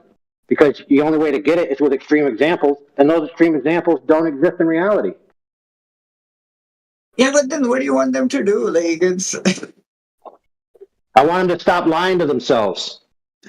Listen, AI. The thing is, they can't like replicate an Earth in a lab, right? They're gonna use. See, the problem is not even like you have to understand what's the mechanism that's driving these effects, right? It's not like, can they demonstrate it in like an extreme temperature? I mean, they can demonstrate it wherever they want. No, the mechanism that's driving these alleged effects doing anything, the mechanism itself is called a presuppositional bias confirmation. That's the only mechanism in play here. So somebody told them that light can get bent, and so therefore now every observation they ever see that supersedes their geometric claims, they just apply this big jar, they take the lid off the jar, and they rub this cream all over the observation, and it's called light can get bent. Right? So they're just daydreaming, dude. Well.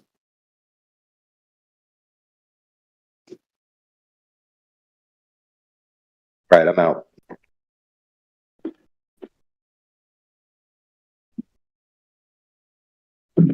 The real question is, Fry, how come you don't feel ripped off by all this nonsense? How come you're not pissed? Says who? Me? What's up? Check your. I got your message. I did. I will. I got to check to make sure that Saturday is still clear for me, but I think we're a go as well. Okay, appreciate it, man. Sorry to interrupt. Carry on. No worries. Fry, how come you're not terribly pissed off about all this nonsense that doesn't exist in reality, given to you as an excuse as to why the Earth presents ultimately itself as flat? Look, man, I told you, man, this demonstrations of people. I mean, see, I'm not gonna study 4 years of, physics to understand how any of these effects work. To me, that's demonstration enough that light laser can bend in any medium. And you can disagree with that, that's fine. I mean, that's like, your prerogative. I'm just explaining to you how that would be enough proof for me to say, like, okay, maybe they know what they're talking about. Okay, so let's recap. It's satisfactory enough to you that a laser, which is not like the sun, can bend in sugar water, which is not the air that you breathe, in a downward vector. That's good enough for you, which is not analogous at all to the reality that you live in, that it's possible that this is what's actually occurring, even though the Earth is measured to be flat. These are all satisfactory explanations to you. I'm gonna tell you, man. Really dumb. This thing's happening in physics that makes no sense to me. So sugar water is equivalent to the air we breathe, is what you're saying. It's what I'm hearing. See, as AI like very aptly demonstrated, to even do this in air in a lab would require extreme temperatures. And even if someone did that, like there's always going to be like, oh, you just did it in extreme temperatures. It's not analogous to. No, it's not analogous. It's a false equivalence fallacy. It's not the sugar water either. It's the damn fish tank, the glass. That's real refraction. That's not your fairy tale atmospheric refraction. How many mediums do you got here? In the example, for God's sake, there's a fish tank, the glass, yeah? And the sugar water. How is that analogous to your paradoxical atmosphere? Please, floor is yours. Floor is yours. You, man. You got 3 mediums: air, glass, and water. You got air, glass, and water. There's 3 mediums. Where's the 3 mediums in the paradoxical atmosphere? Do you know the atmosphere by itself, the word is paradoxical? You understand that, right? Right? What does that? Atmo means air. Sphere, that's a gas. Sphere is a shape. Gases have no inherent shape. What the hell are we talking about here? This has spiraled way out of the original point. Yeah, what do you mean spiral? You don't know what refraction is. What is define refraction for everyone, please? Oh, not you. With citation. Let's see it. You want me to do that? Is that fair? Define refraction. Yes, I think that's a fair question, don't you? Oh my God, I'm not gonna sit and explain different refraction. It's just what a pointless exercise. What, to define what you're talking about is a pointless exercise? Oh, to defend why refraction is true. I mean, you just not. You've already seen enough. Listen, just define it. What is it? Someone posted it in the chat. Okay, no, wait, that's not the definition. I'll read it out for you. I can do that. Hang on. So you're going to read something out that something posted in the chat? Really? Okay. But what does that have to do with defining I actually refraction? Googled it, Yo, how we doing? He's not doing very well. About to get muted. What? While you're freaking talking. You're about to get muted. That's okay. He can take my position. I don't mind relinquishing the floor. How about if I define it? I'll go ahead and it'll save time because I got to go here in a couple minutes. From Britannica.com, Snell's law in optics, a relationship between the path taken by a ray of light in crossing the boundary or surface of separation between 2 contacting substances and the refractive index of each. You got a problem. You got some problems with this. Snell's law in optics, a relationship between the path taken by a ray of light. According to Andrew Thomas Young, San Diego State University, rays of light don't exist. In crossing the boundary or surface, gases don't have boundaries or surfaces. And there's not 2 contacting substances. It's just gas. So there's 3 paradoxes in this single sentence. You want another definition? From the physics classroom, refraction is the bending of a path of a light wave. Light's not a wave, by the way. As it passes from one material to another material. You see, we got an echo in here from Britannica. 2 materials. The refraction occurs at the boundary. Boundary of what? There's no boundaries in the atmosphere. Paradox. And is caused by a change in the speed of a light wave. Light's not a wave. Upon crossing said boundary. There is no boundary in the atmo. What the hell's going on here?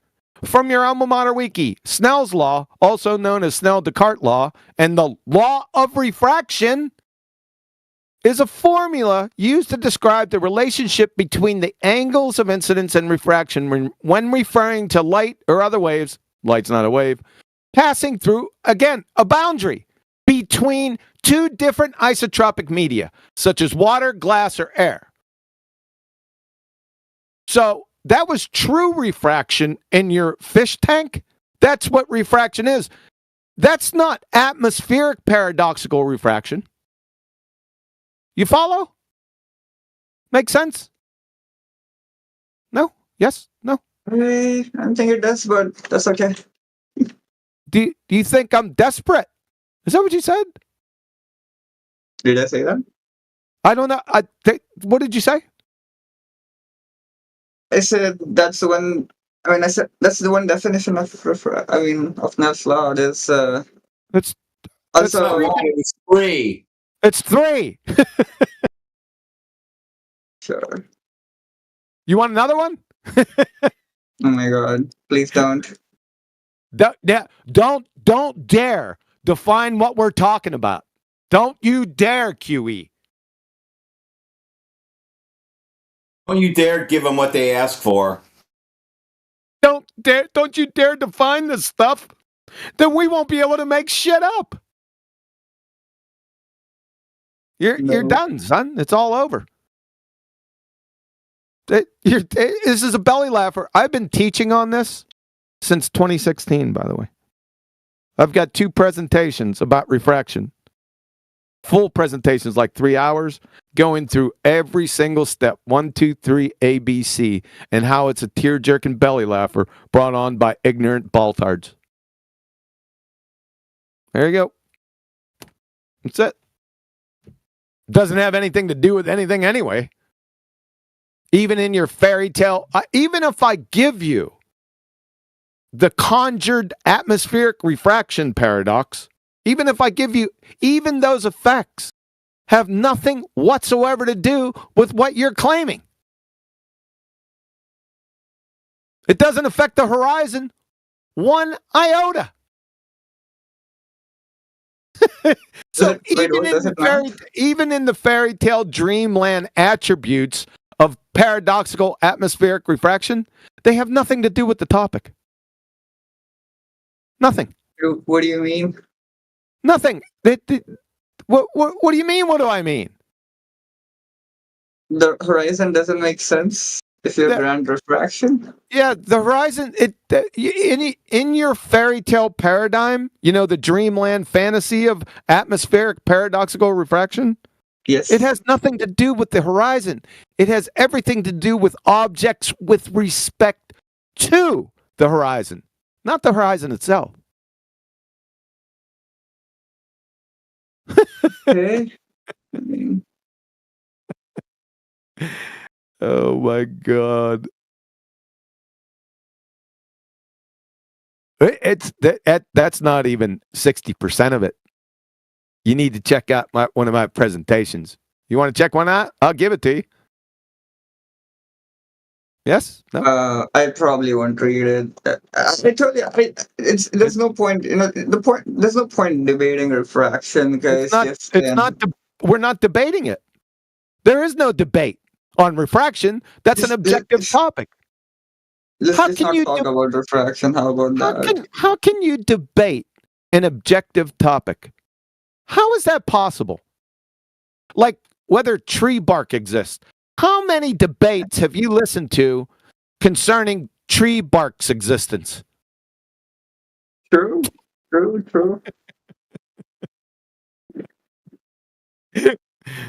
And by the way, I wasn't giving you anything to read. It was a video. Like I said, I did a few video presentations on refraction that goes through it from A to Z. Covers every point in between. So you don't have to read it. You just got to watch it. Honestly, I don't even think I can steelman the globe position for refraction. So no, it's impossible because it's non sequitur. I mean, you can still steelman it even if it's impossible. Yeah, it's non sequitur. You can't steelman imagination.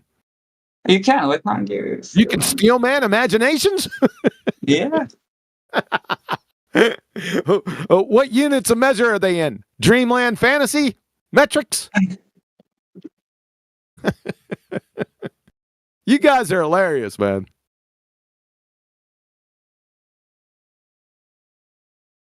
Did you know that the Baltard's been dead since 2016 and we're just out here dancing on your graves? Making fun of you? You guys realize that, don't you? I don't know to tell you, man. Maybe that's what I said. Like, maybe Flat Earth will gain enough momentum one day. Who knows? I don't really care. My mission, I'm in the business of exposing pretender clown frauds. I'm not in the business of convincing people of anything. That's not my mission. Yep. Just exposing pretender clown frauds. Why not? Maybe you should. Maybe people deserve the truth, you know? It's the truth, but, I'm not in the business of convincing people because I can't control people's imaginations and their motives. I can't do that. So it's an acme of foolishness for me to even try to do that. So I'll just expose people that are pretender clown frauds. And then people can make extrapolations off that on what it means. Yeah. That works, I guess. Yeah, it does work. Yeah, I thought so. It's a lot of fun, too. Oh, I love it. I love that's basically why I hang out here. All right, cool. Well, listen, like I said, I can't hang out for too long. I just came in to talk to Says Who, so I'm going to have to take my leave of you. Anything else on refraction? This is like the refraction server since I've been back. Well, if you have a second, what this started on was Fry claiming that refraction perfectly explains the Selenelian eclipse. So if you've got a second to cover that, that would be great. I don't. It's too stupid for me to cover it. So you got Big Daddy Flurf in here. That's his baby, the Selenelion. Right? Big Daddy Flurf, speak up. Yeah, make sure you grant me refraction, though. Because if you're not granting me refraction, this conversation is just not worth it. There he is, Big Daddy Flurf. He can step in. Listen, this guy wants to talk about the Selenelian. Can you cover that? Because I got to go. Yeah, I suppose. Yeah. Sound motivated. All right, ladies and gentlemen, I might catch you guys later. All right, man. Be good. Later. Take care, man. All right, what do you want to know about the Selenelian? Yeah, I like it. I just read about it. The only thing is you have to grant me refraction and then explain why the Selenelian eclipse cannot work. What's that got to do with the moon actually appearing more than 15 degrees above the horizon? That's what atmospheric refraction is, right? In the globe position? Yeah, but the claim is that the moon would be, and the sun would be, or would be below the horizon, but it would appear refracted above the horizon. Problem with that is you're watching the moon all night. That's not a refracted moon, sir. It goes through the sky, it never touches the horizon. It goes through the sky, it never touches. Yeah, but I mean, unless you've actually stood out there and looked at a Selenelian versus just reading about it, I guess you wouldn't really know the nuances of it. Second of all, the orientation of the so-called shadow is not even addressed anywhere online. That has nothing to do with refraction at all. Yeah, let me look up the shadow thing. I have actually not looked into it at all. But what you said about the moon, even if it's like up all night, it doesn't matter, right? Like the black sun. No, it does matter because refraction is good.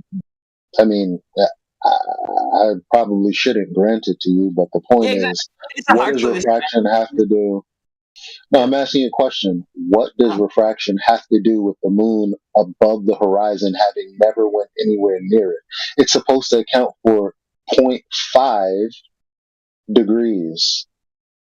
Now, it's nowhere near the horizon, let alone beneath it 0.5 degrees. So what are you talking about? You just talking about what you read, right? Yeah, I know. I mean, well, it's a question. It wasn't for you to go, I mean, consider what I'm asking you. If you don't have enough information, try again later. You're going to think your way out of the truth. Sometimes you're supposed to just accept what you're being told. The only thing you can do is find out that what I'm saying is incorrect. That's the best you can do. But if what I'm saying is correct, then you have to take it into consideration. You asked me to consider refraction. I'm saying, okay, well, what would that have to do with everything that I just said.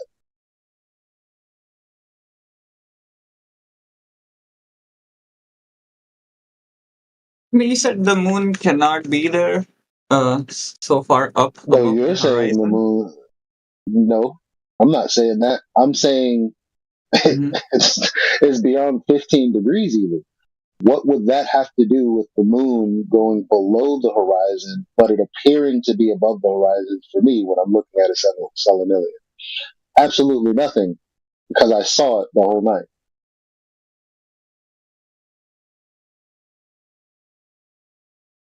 Now, that diagram, I mean, that you get from flutter.ws or whatever it is, I mean, yeah, they have a diagram, but that has nothing to do with diagram versus what I've seen in reality.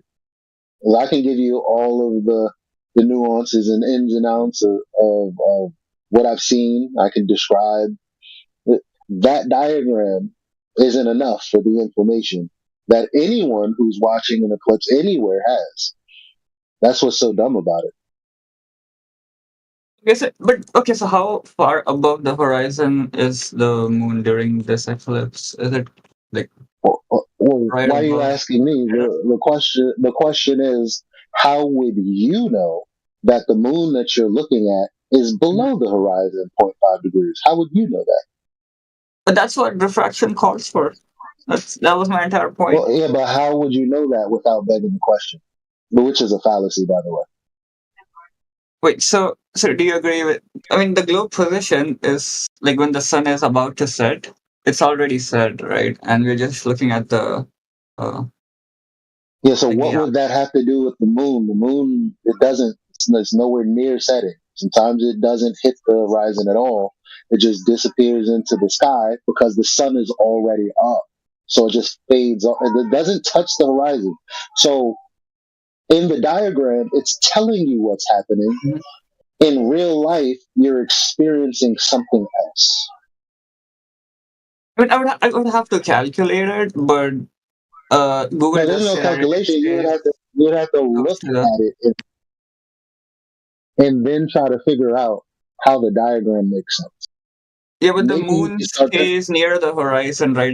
It doesn't go like above your head or anything like that. It is pretty What do close you to the mean? What horizon. do you mean it stays near the horizon? What are you talking about? During You the know what solenoid. near the horizon would be? Somewhere below 15 degrees. It never gets there. Is it not below? I mean, okay, but it's close to 15 degrees, right? That's. Listen, whatever you look in the diagram, isn't it both the sun and the moon that's reflected? It is, isn't it? Both of them on it. Yeah, in reality, that's not possible. If you sat there and watched the moon, you know that that's the moon. Why is that not possible? Because how could they both be refracted? Okay, the sun's up. You can say, well, the sun's not really up, but it appears that the moon is already in the sky, though. And it's nowhere near the horizon, never touches it. But the diagram shows. Yeah, okay. So what I just described in reality, that makes no sense. Okay, if you're one of those kind of people where I'm just describing to you what I've seen, and you're like, that makes no sense. I don't know what else to tell you. You're granting me half refraction. You're saying the sun can be there, but the moon can't be for some reason. I'm not granting you anything. You're making a claim about refraction. I'm like, what does that have to do with reality? Have you actually seen one in person, or are you just going off of what a website is telling you? And you already answered that you're going off of what a website is telling you. So I can't. It's not like I could answer you any differently than what I've already answered. You don't have enough information to rebut what I'm saying. I mean, that's fair. And again, I told you, like it's a hard position for you to defend if you have to grant refraction. So. And I already said, what does 0.5 degrees have to do with the observation? Because that's what the website says, isn't it, about refraction? So granting refraction, what the fuck does that have to do with the observation? You know what degrees are, right? Yeah. All right. So why don't you go read again and come back and think about what I'm telling you. Just because something is on a website doesn't mean it's correct.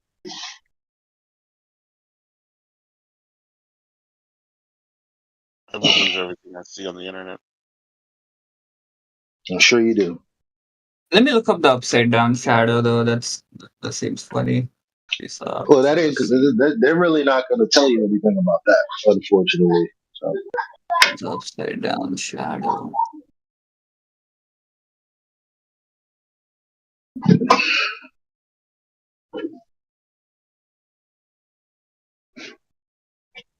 How's that possible?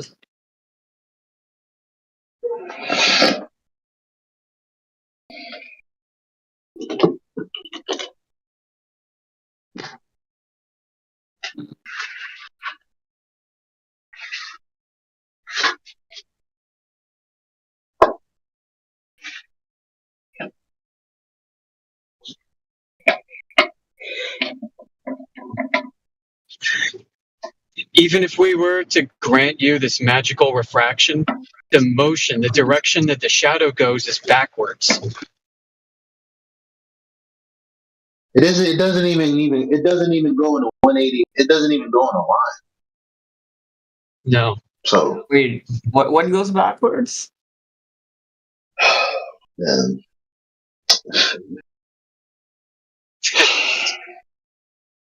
So when I saw it about 2.5 years ago, it was like October, November, like 2 years ago. I think you saw the same one, Elijah. Yeah.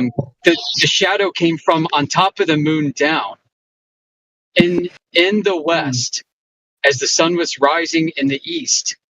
And the more the sun rose, the more eclipsed the moon got.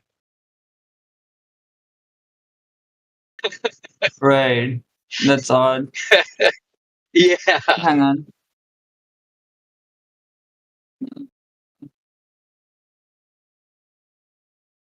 Slide down what you saw. It's like, arguing reality with a diagram in an impossible situation because you're already coming in with an appeal to authority. You have a website, which isn't a government website, just some website with a diagram on it, with an explanation. That again has nothing to do with actual operation.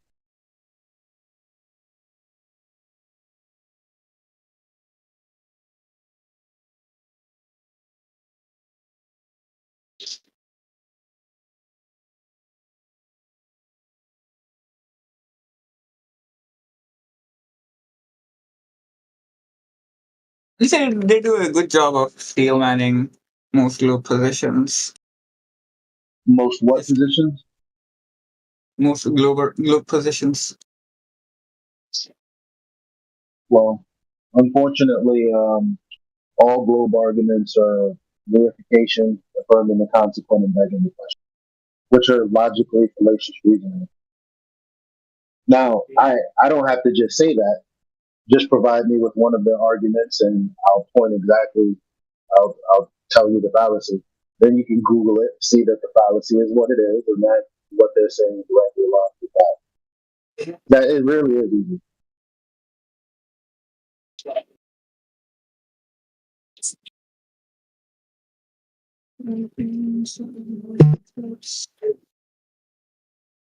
For example, this is affirming the consequent right here. The Earth is a sphere. How do we know it's a sphere? Well, when you look at the eclipse, you can see if there's a shadow of the Earth on the moon, therefore the Earth is a globe. Oh, look, we see a shadow on the moon. Therefore, the Earth is a globe. Yeah, it's just fallacious logic, bro. Nothing special.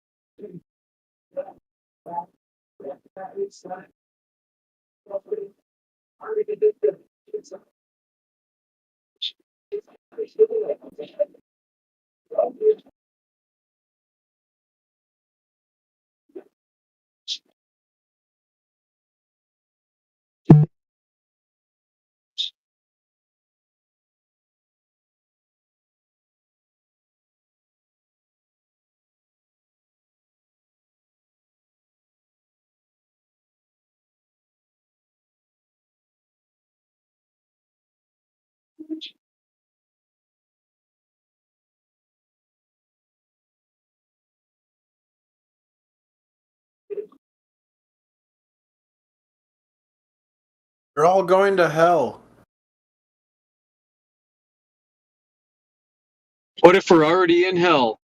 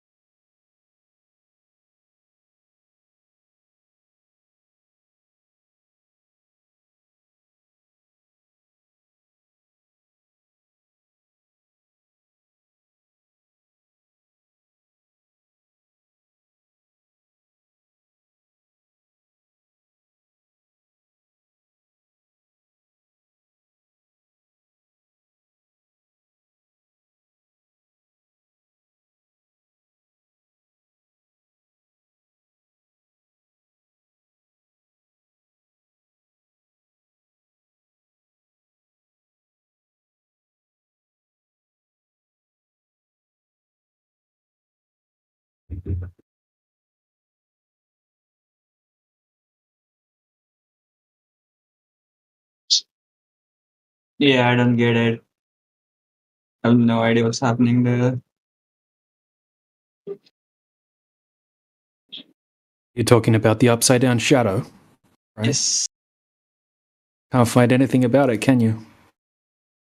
Yeah, honestly, I can't even find anything about it. Crazy, hey? Hmm? Crazy, isn't it? Yeah, it is. I don't know. Can you think of anything off the top of your head? There's some explanation on the debunking website, but I don't get it at all, so I can't So if I claim. gave you an explanation that didn't make sense, you would just say it doesn't make sense, right? Yeah, I mean, No, listen. I mean, I don't think you would afford me the I mean. Not knowing me at all, if I told you something that didn't make sense or something that I couldn't substantiate, at least observationally in real life, yeah, you would dismiss it. You would disregard it. Wouldn't yeah, but because it is someone on Discord, I mean, you? Also, that's what I mean about an appeal to authority. yeah. This website isn't even an authority. You know that, right?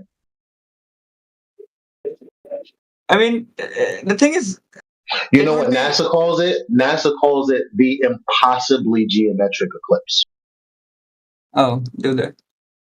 Yep. Impossibly geometric eclipse.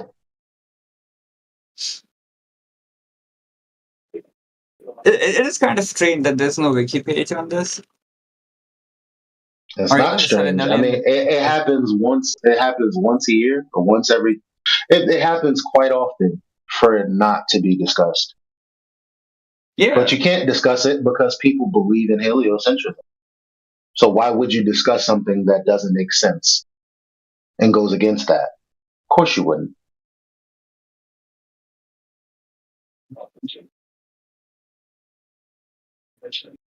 Conspiracy senses are tingling.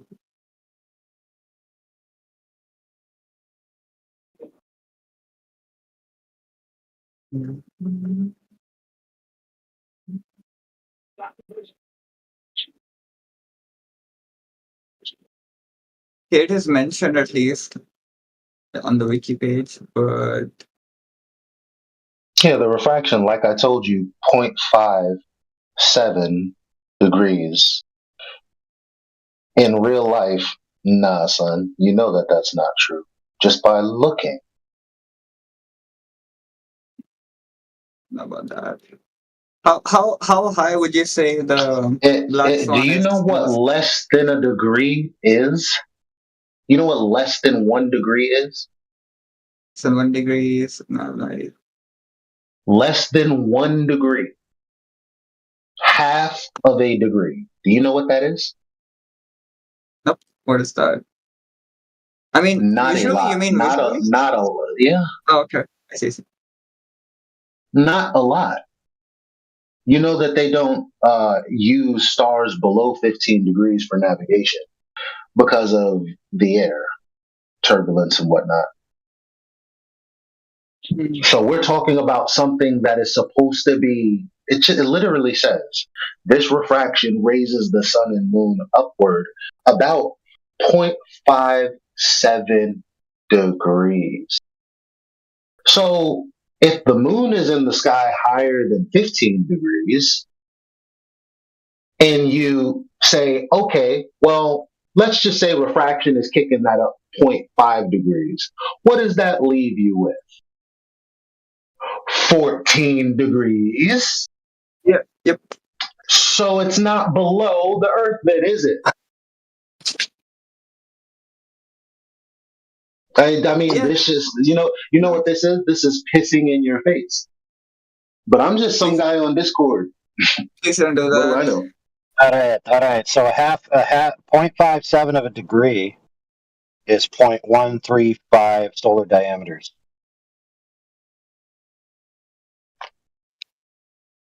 If you follow that. No, 0.1035. Anyway, it's a little bit over 1 solar diameter. So the sun is supposedly half a degree in your field of view.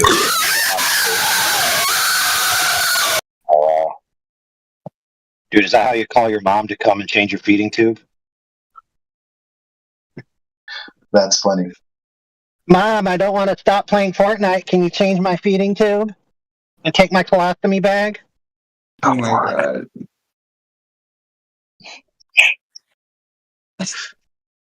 Yeah, so anyway, what I was trying to say was in your field of view from the observation point of the ground, the sun is approximately half a degree in your field of view. Oh, the size of the sun is half a degree. Now, is that with the glare or without the glare? Who knows, dude? If it's without the glare, oof. Listen, half a degree near the horizon is literally unperceivable. Isn't it? If I'm not mistaken. A what? Half a degree near the horizon is I'm assuming impossible, imperceivable. Well, I mean, it depends on how you think about it. So if you're thinking from their point of view that the sun, I'm seeing the whole sun the whole time in its true form, and you could see the sun approach the horizon, and so you could, depending on how you're looking, you could say, okay, I see the bottom of the sun circle touch the horizon from my point of view, from what I think I'm seeing. That's not really that dramatic, Yeah, true that. Now, what I was explaining to him is that in his diagram, both the sun and the moon are refracted. But in reality, it's not possible. I'll give you the sun because the sun is coming up. You can barely see it for a while, and then it's up, whatever. But the moon has been in the sky the entire. Don't go nowhere near the horizon. The sky washes it out. But for the sake of the observation, you're definitely looking at the sun and the moon.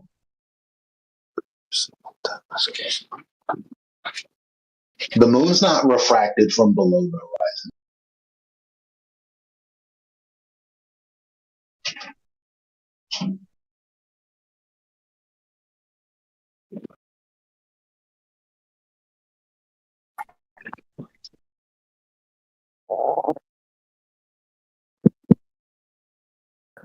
Honestly, the thing is, if you guys are actually right about this like totally debunks everything. No, it doesn't. It just debunks this one thing. Don't do that. No, see that's the beauty of the heliocentric model, right? Everything has to be correct. So if you guys debunk just even this, like something that like doesn't even have a wiki page, the entire story falls apart. Well, what about fundamentally? How can you have horizontal or horizon even on a globe in the first place? Yeah, but I mean, I don't think you understand what I mean. I don't think you understand what I mean. What are we talking about with refraction? We're talking about how high the sun or the moon appears to be in the sky, right? Above the horizon. Yes. Yeah. So let's think about navigation, for example. If you see a star 30 degrees above the horizon, right? What does the horizon have to be? What does the horizon have to be? What does it have to be? In order for something to be 20 degrees above it. Are you saying it would be flat? The horizon would have to be flat or something? Yeah. You as the observer to the horizon, in order for you to say, just for sense sake, lack of better words right now, if something is 20 degrees above horizontal or 20 degrees above the horizon is at sea level, 0 degrees. That is a horizontal. How would you have that on a sphere? 15 degrees above anything. If the horizon is not horizontal and it's actually just 1.2 times the square root of the observer's height in feet, and it's really just 8 inches per mile squared, then you can never say anything is 20 degrees above something that's not horizontal.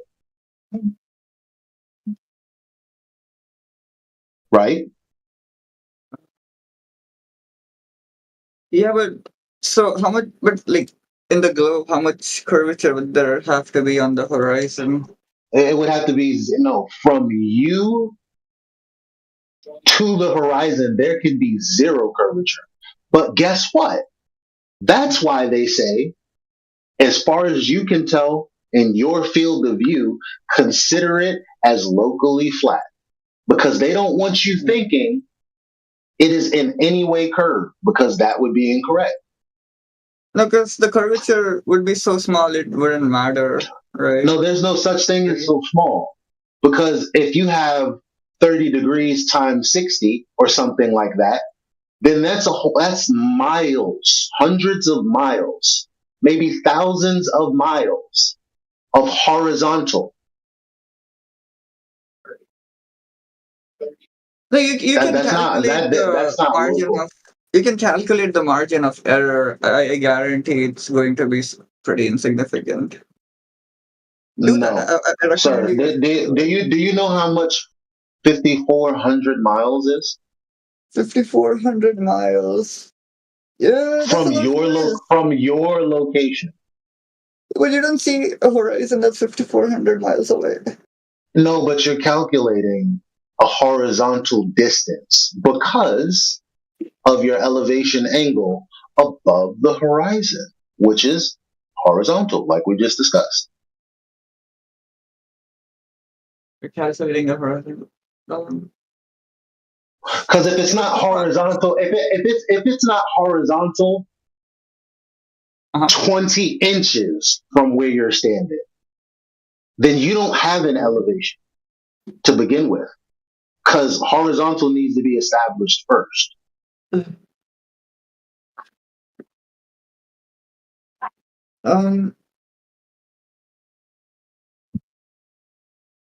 Ooh.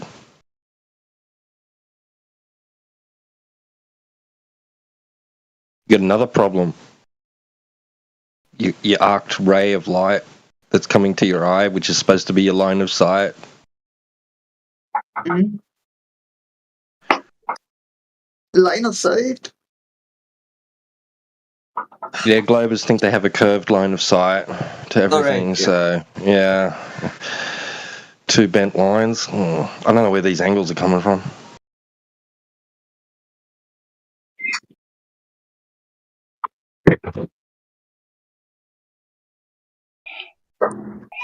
Well, I mean, you're trying to make it make sense. You take a geometry class, or you get into, some sort of computer program, then you understand it doesn't make sense. But that's what you do when you believe in the globe. You try to make things make sense. You say, "Oh, it's so insignificant. Let's just treat it as flat." 5,400 miles. Do you know how big the radius of the Earth is supposed to be? It's like 4,000 miles. Yeah. So a flat distance on the surface of 5,000 plus miles is obviously retarded.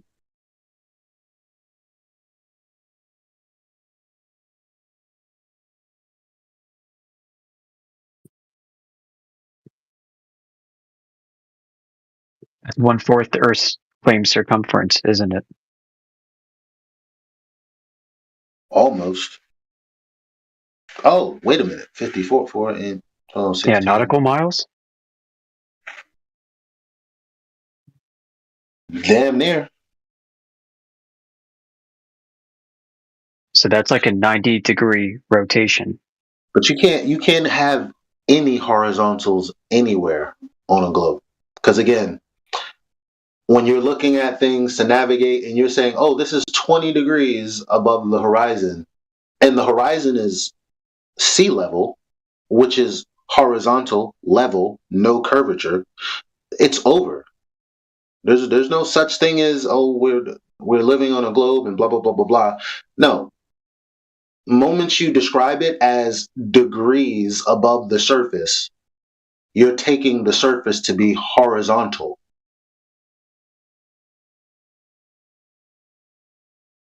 Wait, I have a question. Do you mean why can't you?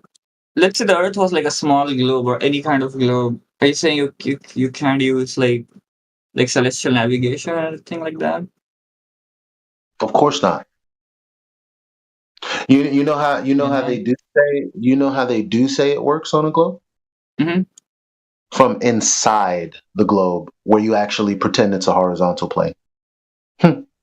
So it's either like we're saying, or you as the observer are getting angles from hell. Oh wait, hang on. So the 15-degree star, how far would its GP be?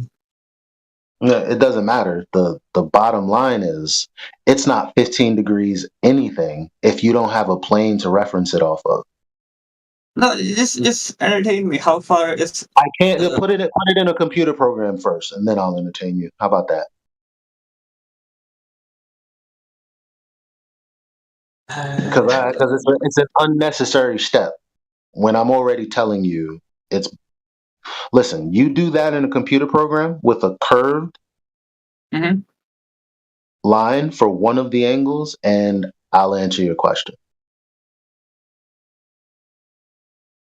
I wouldn't know how to do that at all, honestly. It's geometrically not possible because you need 2 lines to make an angle, 2 lines meeting at a vertex.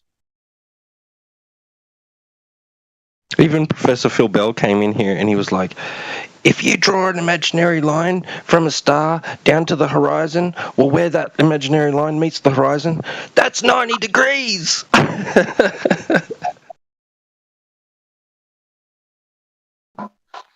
I actually have no idea how celestial navigation works.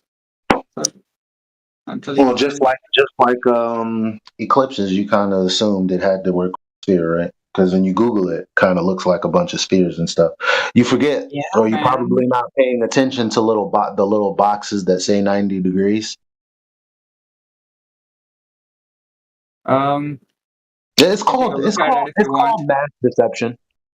That's what I would call. It's called mass deception, and that's how. If you take a look. if you I mean, think I know that we can't get mathematics. You can take a America, look at it. if you think we can't get America excited, if you think we can't get majority of the households in America to get excited about a movie just by putting commercials out there, right? Because it's very easy for get people to get people to be on the same page, right? As a matter of fact, most people think that you can see curvature from an airplane if they've never been in one. Why? Because Google said you can see it from 35,000 feet, which is a goddamn lie from anybody who's ever been in a plane. Everybody knows that's not true. We speak to, people on Discord and they're like, yeah, you can see it. Look, I can go outside right now and survey 100 people who have been on planes, and they're going to say, yeah, no, I've never seen any curvature from a plane. How do I know that? Because I've been asking people since 2017 who have been on planes if they've ever seen any curvature from the plane, and they all say no.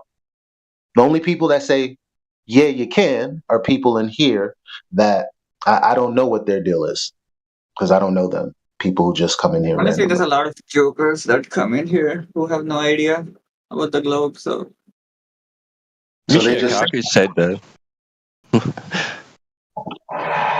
in an interview talking about flat Earth. He said, "I'll just look out a plane window, right?" And then you've got his compadre Neil deGrasse Tyson saying the opposite. Oh, that's nuts. It's crazy how little they know. Because I truly think they believe that. wait, who said that? Who said that? You can see curvature out of a plane. Michio Kaku. When he said that, why did he say that? Because he just says things. He also said that nobody in his field of work, and he's an astrophysicist, nobody in his field of work uses the so-called scientific method.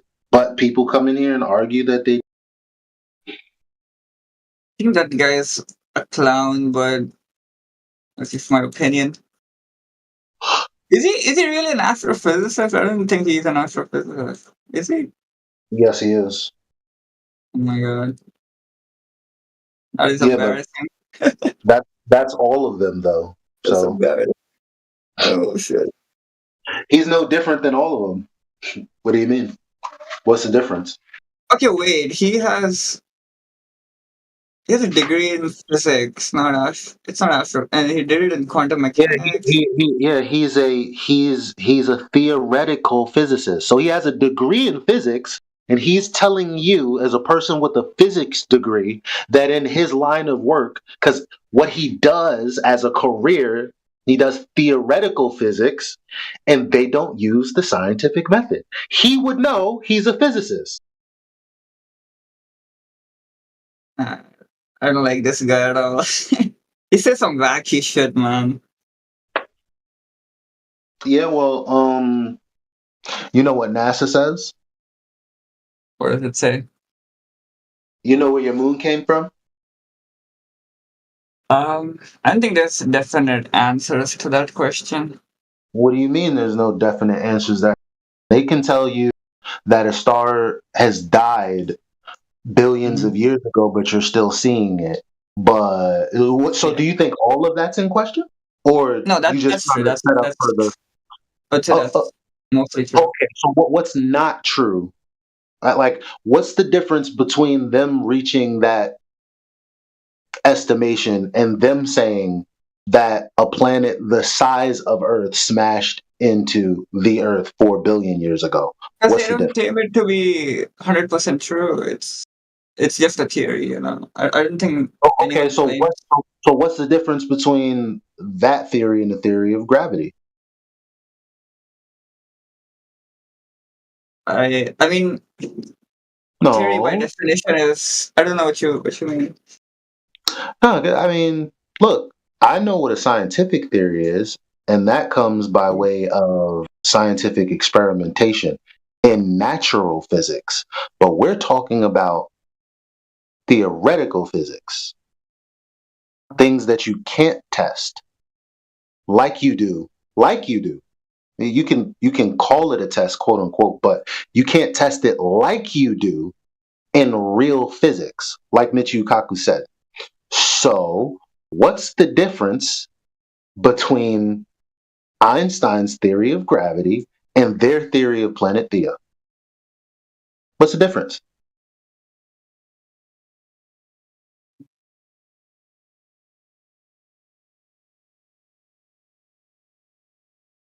The difference would, I mean,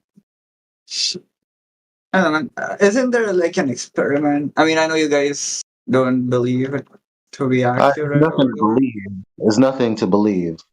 If you know what the scientific method is, then No, you the again. experiment that proves gravity. What's that? Well, if we're talking about Einstein, purely mathematical. So he didn't do any experiments. It was mathematical, based on No, observation. the Cavendish. Yeah, that's the one. Cavendish experiment. No, that's not the gravity people believe in these days. Unless because academia, if you were in school and you would ask your professor, how does gravity work? He would tell you the truth. It wouldn't be what you're trying to say right now. It would be, well, we've thought of it as this, but really, it's not even a force.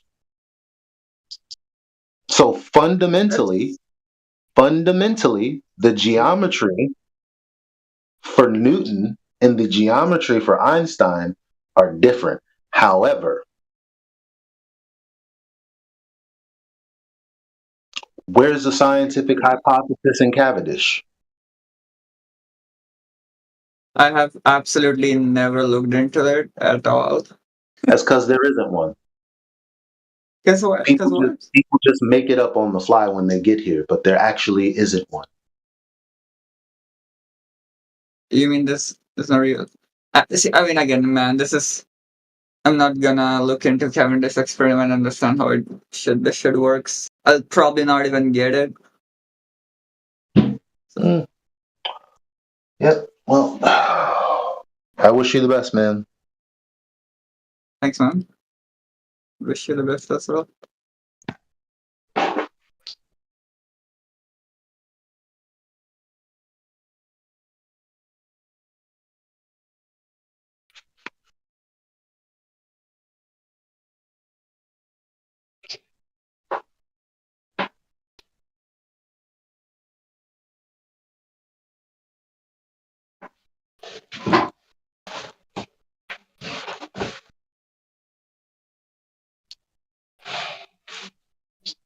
That was pretty funny, not gonna lie.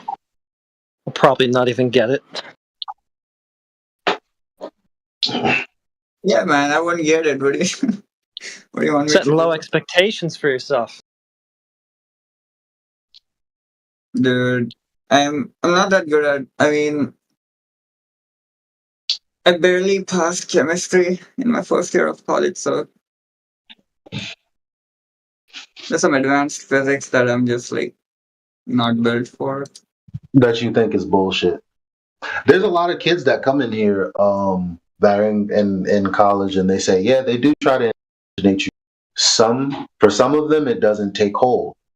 For some people, though, it does take hold. Sounds like you still use your brain, which is very good. You're trying. It sounds like, as far as I can tell in this short conversation. Hopefully you don't change my mind.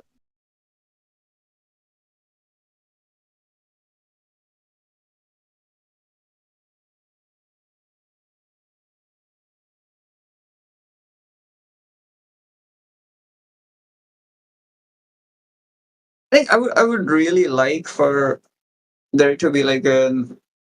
I know it's not part of flat Earth, but an explanation of the sky that actually makes sense would be really nice to have.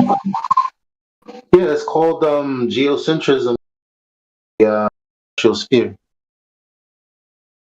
Yeah, honestly, geocentrism solves so many problems for you. Like, you know, guys. It's not that it solves problems. When we talk about the system that we use today to describe the sky, it's not heliocentrism. That's what I'm telling you. Maybe. Honestly, I think what you probably thought makes sense. It was never heliocentrism to begin with.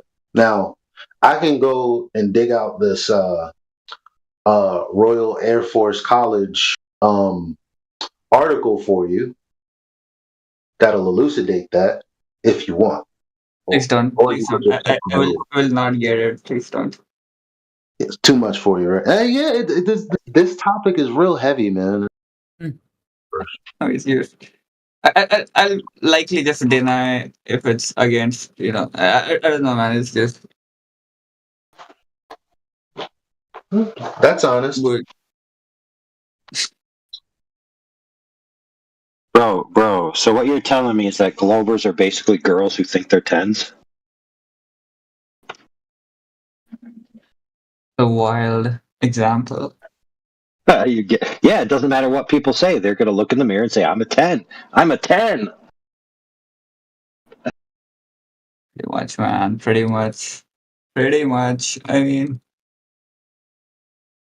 here's the thing, right? I think I told this before as well, but like, let's say the sun set in Antarctica. I actually would have become a flat earther, but most people, like 99% of the people, would have not given like a shit. Like, it doesn't matter. What are you talking about, dude? Dude, we wouldn't have accepted you as a flat earther if that's the reason why. Yeah, but yeah, that's fine. But I would have become one anyway. But what I'm saying is, most people would have like not cared. It doesn't matter if the sun sets. Like, it does whatever. People just. But why would you become a flat earther, dude? That doesn't even make sense. It doesn't even logically Dude, follow the sun cannot conclusion. set in Antarctica. Holy shit, that's not possible. No, dude. Okay. So you have this idea of a globe that you're on, and you have an idea of what the sky is doing. You see the sky doing something that you don't think it should. Shouldn't your most rational conclusion be that my assumptions about the sky are wrong, rather than the globe I'm standing on isn't a globe anymore? That doesn't even make sense, dude. No, the only reason I say that is because the globe position is that it literally cannot happen. You're wrong, sir. See, this is the problem with you globers. You guys don't even understand what's going on here. Okay? The synergy between the sky and the idea that the Earth is a globe, that's a globe paradigm of the cosmos. It's not just about the Earth. The cosmos don't change the shape of the Earth, dude. What don't you understand about that? Maybe this is why you have this globe affliction in the first place, because you don't understand how they're different. Yeah, but don't get me wrong, it's not your fault. It's not. Look, before you go on, yeah, but before you go on, it's not your fault. This is the way we in the modern society have been taught to think about the world. Right? We've all been indoctrinated with this system. Yeah, we want things to when they're put together, they need to make sense. That's why quantum mechanics and classical physics are such a huge question mark. Because we know classical mechanics to be true, but quantum is also supposed to be true. But when you put it together, it makes absolutely no fucking sense. Yeah, so in other words, everything doesn't work everywhere the same way at all scales, all times, and all energies. Okay, so the idea of a uniform, hold on a second, the idea of uniform physics everywhere is just not true. No, it's not that physics needs to scale. It can't have different rules. Yeah, it can. I mean, it can. I'm not saying it. I mean, I don't know, man. It's yeah. Let me ask you a question. I'm gonna ask you one question, bro. Yeah. What experiment validated What experiment validated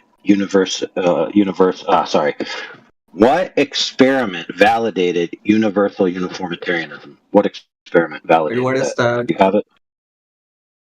That physics is the same everywhere.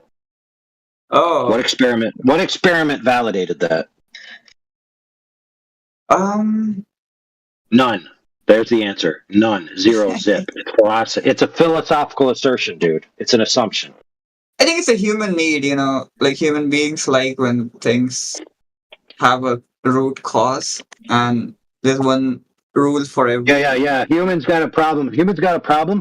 with feeling the need to have an explanation for something they can never tangibly verify in their entire lifetimes or the entire antiquity of humanity or the entire future of humanity. They got this weird but a problem where they're like, I have to explain everything in the whole universe, otherwise I don't know what I'm talking about anything. It's like, no, dude. Just be humble and admit that you have no idea what you're talking about when it comes to things that are a trillion gajillion miles away from you. It's not possible for you to know what they are. That's the real truth position. Just be like, yeah, we don't know what's really way out there in the universe at all. We don't know. We don't know what the stars are. We don't know where they are. We don't know whether they have hopes and dreams. We have none of the, don't know any of these answers. Yeah, honestly, I do think a lot of space focus is just kind of a waste of money. It's just yeah. So let me ask this question: If Alpha Quadrana Prime rains diamonds, literally diamonds falling from the sky, is that going to make you diamond portfolio that you've invested in? Is that going to make your diamond portfolio go up? The answer is no. Here's the answer: it's absolutely inconsequential to anything. It's absolutely worthless information. Yeah, I agree. I honestly think like in the next 10 years, maybe a lot of these things need to be rebudgeted or and I feel like the effort to go to to Mars, what the fuck is up with that? We're never leaving this planet ever. That makes no sense. To research how to get on fucking Mars.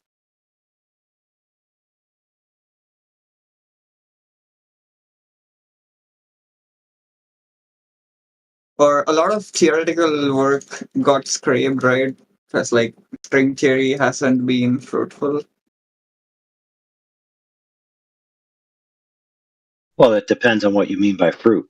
If the masses, with their mouth agape, thinking that you guys are the intelligentsia of the world, dictating what is and what's not, then it is fruitful, isn't it?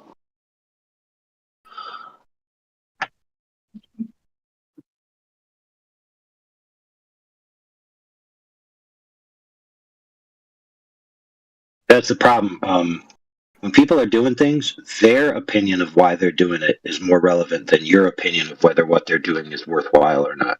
So if they're in this elaborate schema that costs a lot of money and has a lot of resources, and you think they don't get much of a benefit from it, well, who cares? It matters what they think they're getting from it, and your opinion of what they think that they're valuing that they're getting from it is irrelevant to them. They could care less what you think of their goals. Right? So you sitting on your couch and saying, I don't know why they would lie about this or do that. Well, who gives a crap what you think? They want to do it for their own personal reasons. And they think their reasons are good reasons.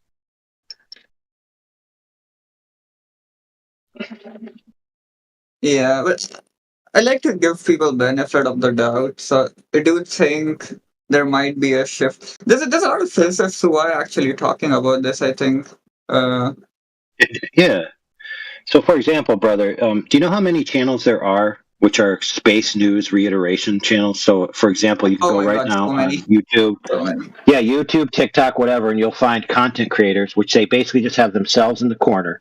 And they have a bunch of space news showing on their screen, and they just talk about this new space news that's out. They're like, did you know that Quadrana Prime has 3 suns? Oh, my goodness. And then they show you all these pictures of the 3 suns, and they're very beautiful. And the planet is like, oh, man, it's got all these colors and this detail. And then they cut to what the telescope actually saw, and it's 6 pixels.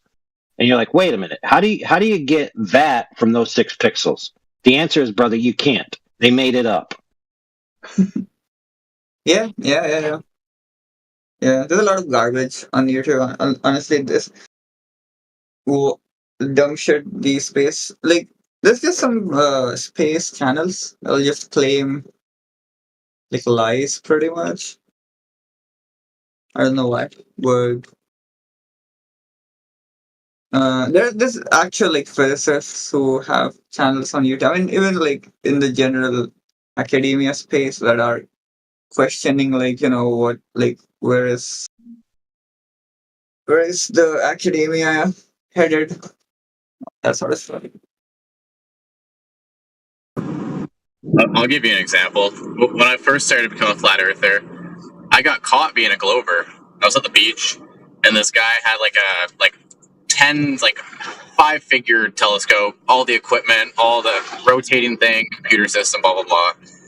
And he showed me a picture from the telescope that he took, and I fell for it, man. It was this beautiful, like, he's like, this is like, blah, this star, blah, blah, blah. And it was like, it looks so beautiful. Like, wow, that's what it looks like, really? All these crazy colors and stuff. And then I said the same story to someone else, and he's like, yeah, he just ran it through a program after took the picture, and the program did all the color and stuff like that. So I'm like, yeah. Like, wait a second. I'm like, what? I'm like, that's all the pictures are just a program? Like, that's BS. Like, come on, man. Yeah, it is a little heartbreaking when you find out that the colors are like not like real, quote unquote. I mean, they are like they are like capturing on a different. I don't know. I mean, it's not like they drew it by hand or anything like that, but it's just colored based on however the fuck they feel like. Why do they need to do that, though? Why do they need to, like, make it a big thing? I think it just it's easier to visualize it if it's colored rather than if it's like a grayscale. I mean, that I'm assuming it's like a grayscale originally. It'll just look ugly, I guess. Yeah, bro. It doesn't matter. I pinged you in the chat. I pinged you in the chat with the example. I was one of the examples of this chick. She's called Astrozandra. And on the left-hand side is this, huge space ocean, which is full of like 10 trillion times the amount of water in Earth's oceans. And look at it, oh man, it's like water, it's floating in space, and blah, blah, blah, yada, yada. But then the actual image is on the right-hand side, and it's just a bunch of blob of blue pixels, dude. Damn. Wait, but hang on, you guys. I mean, I don't think anyone ever thought that this is real, right? That all of Hey, bro, no. We have idiots coming here all the time, and they think that the CGI images that they're looking at is actually what's out there. Okay, I was never that stupid, I think. That was me, bro. That was me. That was my story. Okay. I fell for it, dude. I was a newbie, and I fell for it. I think, dude, she has another one just like this, where it's less pixels than this. I think it's like a 16 by 16 grid, and it's like grayish white pixels that are moving around. And you know what she says? She points to it. She says, "This is the tallest mountain in the galaxy." And we're like, dude, that is a square pixel, you idiot. What the fuck? So wait, what's how many light years away?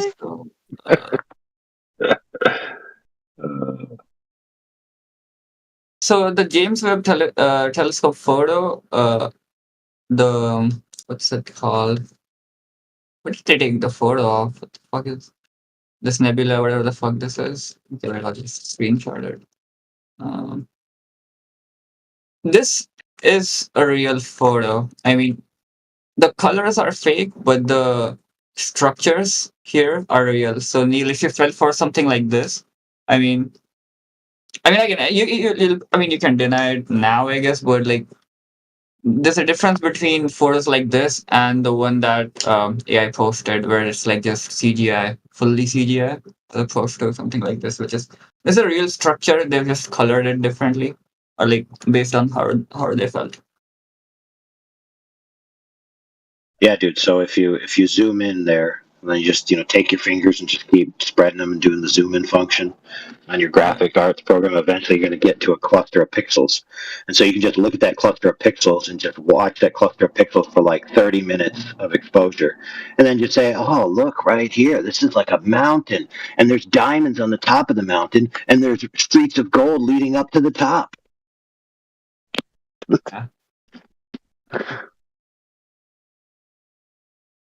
And this little space is probably a planet which has water on it and a giant dinosaur fish that died 4 billion zillion years ago. Man.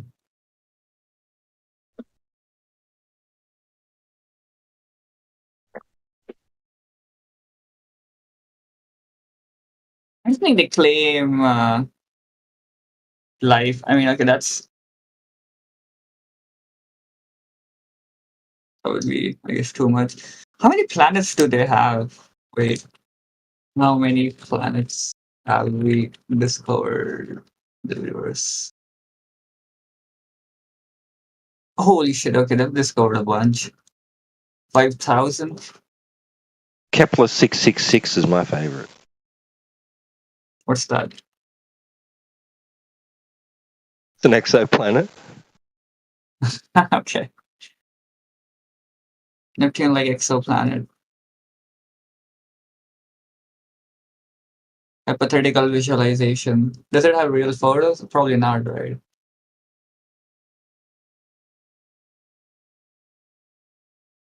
Do you like it because it's like it has 666 in it? Yeah, man. What a cool name. Just happened to be this 666 exoplanet they discovered, right? Or something like that. I don't fucking know. And they just tagged Kepler in it too, you know? Or I guess maybe because they used the Kepler telescope to find it. I don't know. So the number 666 has no special meaning beyond its position in the catalog, despite having negative connotations. I mean, what do you want them to do, man? It's just. Dude, why do some hotels? Well, think about it this way: why do some hotels not have a 13th floor? I was just going there, dude. Yeah, they're on the same path, man. Yeah. Superstitious, man. It's just. Well, no, it's because they're just respecting people's superstitions and connotations, right? So there's no, I mean, there's no necessary reason to not have 666, but there's no necessary reason to have it. So you could just as easily not have it. I think. I don't know. I don't think like this is something that they're necessarily like share with. Like it's not in the PR. I mean, it's just public information, I guess, but it's not like they named their telescope, James Webb 666. Oh yeah, it's not like they named their. It's not like they named their binocular telescope Lucifer or anything. Not like they did that. Fair enough. Okay, that's fair. Yeah, that is. It's not like they named everything in their space program after gods or anything like that, right? It's not like that, right? Fair. Why was it named Lucifer? The name comes from the devil, whose name means morning star. What? I did not know this. Oh, it's supposed to be an acronym, isn't it? But I mean, like, why didn't anyone from the Catholic Church say, guys, but what? Well, but Lucifer also has the name Lightbringer, right? So I mean, it's a name that means something. It's not, it's not just like this word means Satan necessarily, but there is interesting connotations there.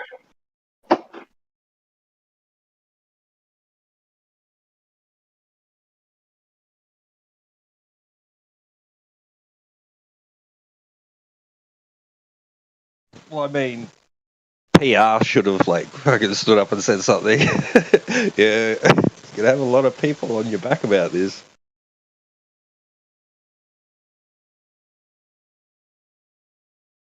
Good work. Well, I mean, I have my own reasons of why the Catholic Church would name things after Satan. It makes perfect sense to me.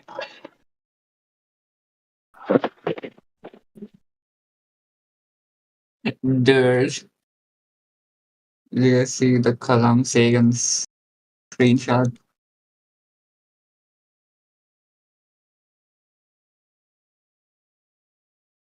Yeah, that's hilarious, dude. That's funny. You want to see how funny that is? Let me show you. I'll show you how funny that is, bro. Oh no. I'm getting mad. Hold on. Hold on, I got so much stuff I gotta find what I'm looking for here.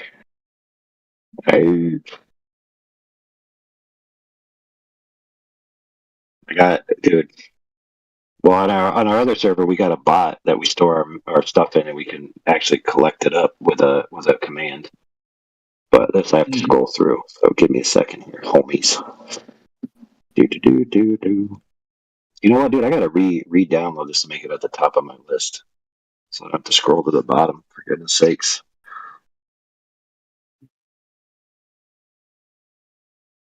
Oh, almost there. Oops, I screwed up.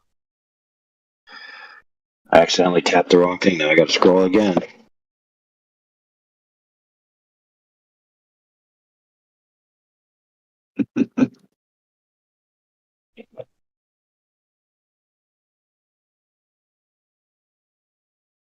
Oh, this is low on the list, homie. Hey, do any of you guys have Flat Earth merch, like some T-shirts or anything of the sort? Yeah, I got a story about that. You want to hear it? Yeah. All right. So you know a consignment shop is kind of like you can put your stuff in there and then they'll sell it for you, and then when it sells, they'll keep some money and give you some money. Right. So I made a whole bunch of Flat Earth stuff. I made some T-shirts. I made some wall hanging canvas print art, and had it in that store. And it was one of my friends, so it was no big deal. I didn't think anything of it. I just left. Came back a lot later, and she was like, I was like, "Oh, where'd my stuff go? Did it all sell?" And she's like, "Oh no, I had to take it down because I had a bunch of customers coming in, and when they saw it, they would come up to the counter and complain about it. Be like, "What is this Flat Earth stuff doing here? What? Like, I can't even deal with this." Yeah. So she got harassed by her customers for having, basically art. It was basically art, dude. And it, it was an art consignment shop, and I made it artwork, So, for example, I had a nice canvas print of the moon. It was all it was a very zoomed in picture of the moon against a black background, and with the words, "Maybe the moon is closer than it appears." That's all it said. And then the other thing was a horizon, like a golden hued horizon, with the gold of the sunlight coming to my feet, and me kneeling with my back to the camera on the ocean, looking out, and then there's a boat out there, like an awesome picture that you could hang on your wall. And it just had some lines on it with a little small text that said, "The horizon's flat.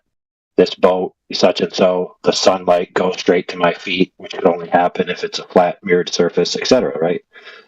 And then the shirt said, I think the shirt said something like, "If you're interested to look in Flat Earth," something like that, and then it had a website on it, right? So this is what was so provocatively offensive to these customers that they just had to harass the store owner. Yeah, I mean, I could have put a bottle of piss with a cross in it, and they probably would have said, "Oh, that's profound art." But you put Flat Earth on the wall, and all of a sudden, holy crap! Wait, you were, sorry, I missed part of it. Were you the customer? No, dude, I was the artist. Oh, right, okay, right, sorry. I made a whole bunch of art to sell at the consignment shop. Right, gotcha. I put it there, and then when I came back later to check on it, she had to have taken it down because she got so many complaints from her customers harassing her, being like, "Why do you have this stuff on your wall?" That's an odd thing to complain about. Like, I don't think I would. I don't know. Like, what's it to you? What's it to you if an artist is selling stuff about this topic? Like, how's it going to affect your life? Like, you're not going to be able to sleep tonight because there's a store somewhere in your town that has Flat Earth hanging on the wall. For goodness sakes, you got to call the mayor and get the business license taken away or something. I would honestly just be curious because it's not something you see every day. I'd probably just ask about what it is, but yeah, complaining about whining about it being there, that's kind of stupid. It's her store.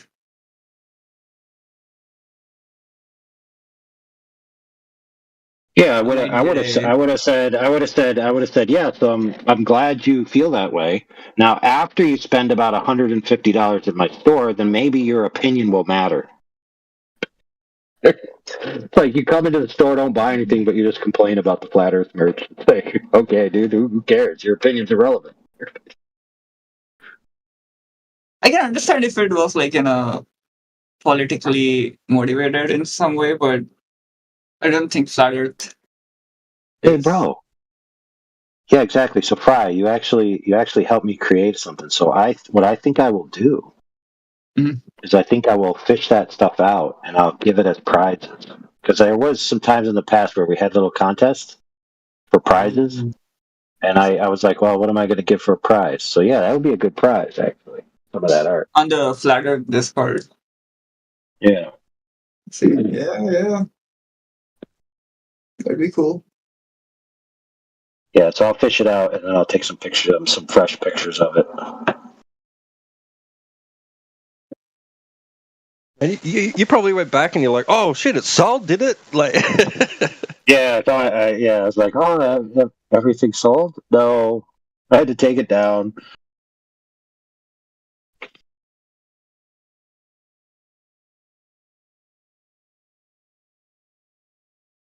And it's a shop full of different artists, right? So each artist has their own stuff, and some of that stuff, has to do with esoteric, maybe even witchcraft or something, right? So, like people aren't going into the store and be like, why is this witchcraft here in the store? This is evil. Get it out of my town. You're going to corrupt the youth. Yeah. Fair point.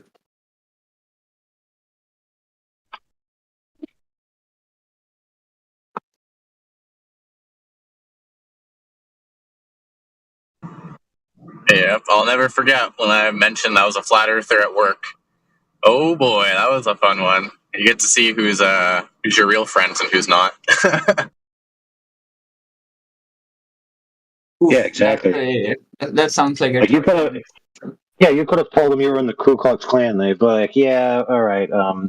It's not like we're not friends anymore, but that's kind of not like the greatest thing ever." I got that reaction.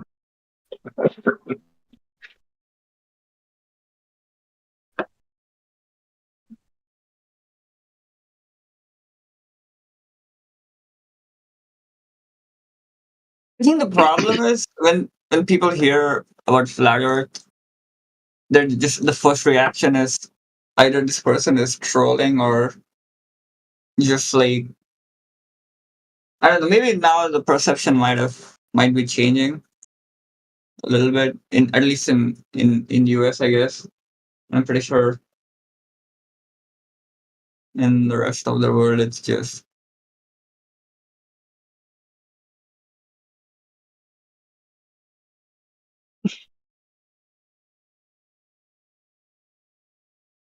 like a complete idiot.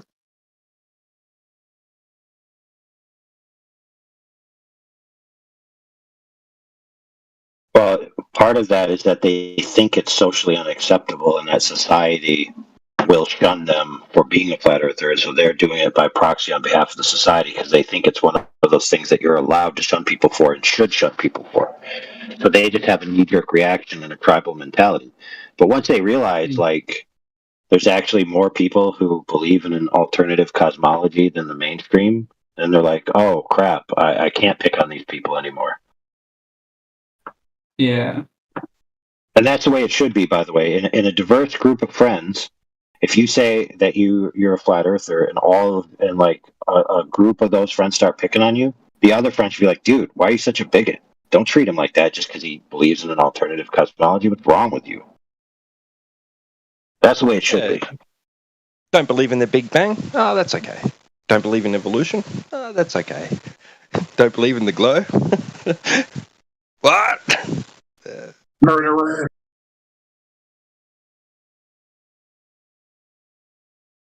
I think, on a scale of things people think they can make fun of, flat Earth is like at the bottom. Like, because, like, you can say, even like Bigfoot, the people who hunt Bigfoot or people who believe in UFOs and aliens and stuff like that, or even ghosts. I mean, I don't see them getting too much flack for it. I mean, they bro, are do you know that? but Do you know that like it's official in the real deal Bigfoot circles that a lot of them believe that Bigfoot is an interdimensional entity that can literally teleport, and that's one of the reasons why it can That's never be caught. amazing. That's amazing. Yeah. So you will say to people, "Oh, how come there's no evidence of a body of a Bigfoot?" And they'll be like, "Well, because he can teleport. Duh, freaking duh, bro." And they'll be like, "Oh, I see what you mean there." So they have evolved this metaphysical interaction with the energy fields of the quantum entanglements, and they're able to transpose themselves through space and time instantaneously. Ah, that's amazing. I get you. And then you say, "Oh yeah, and the Earth's flat, by the way." And they're like, "Oh, you're retarded."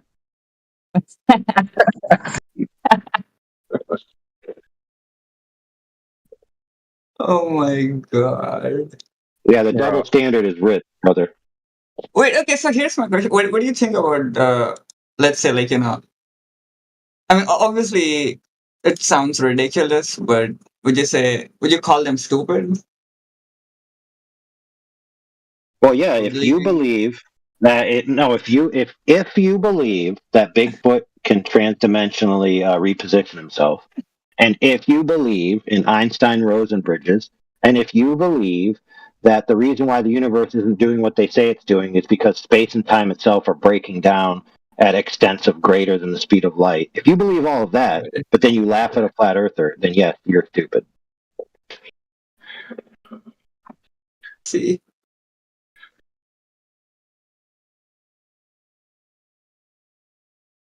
Because what a flat earther believes, quote unquote, it is no more ridiculous than all those other things you just said.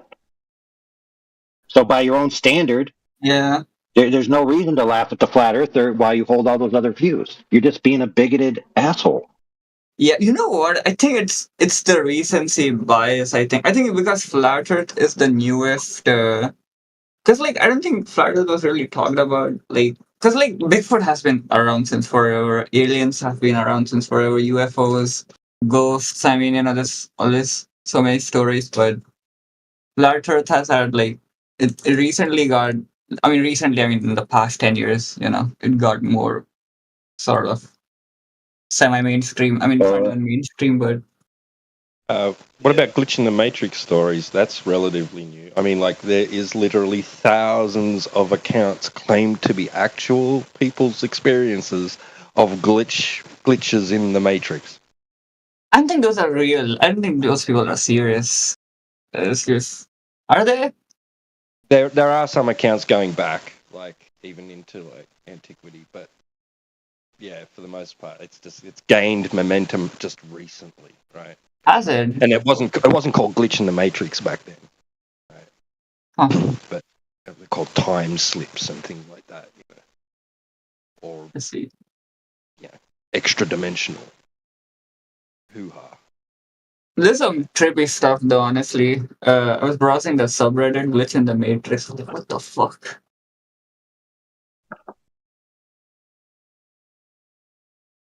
Pretty interesting stuff.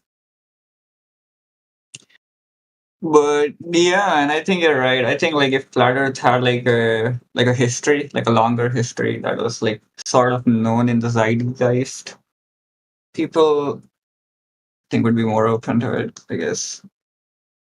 I don't know. Well, yeah, there's this impression that it's an archaic thing that was squashed, centuries ago, and it hasn't been even taken seriously for all that. But meanwhile, you look in the actual history and you see all kinds of people that were involved with it, decades ago, 50 years ago, 70 years ago, 100 years ago, 120 years ago. See. Like it's been around the whole time. Hmm.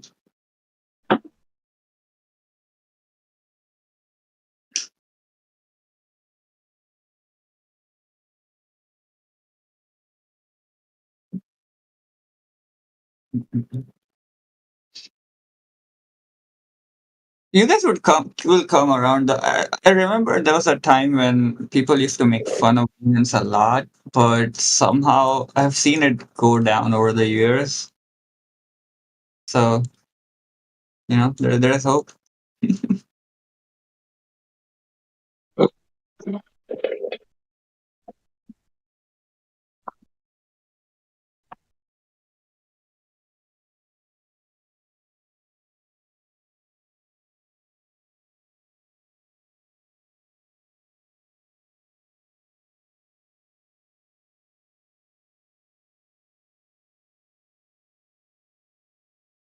Well, it has forced changes in positions of our opponents. I mean, like 2015, the entire body of science proves the Earth is a globe, right? And in 2020, our science doesn't prove anything.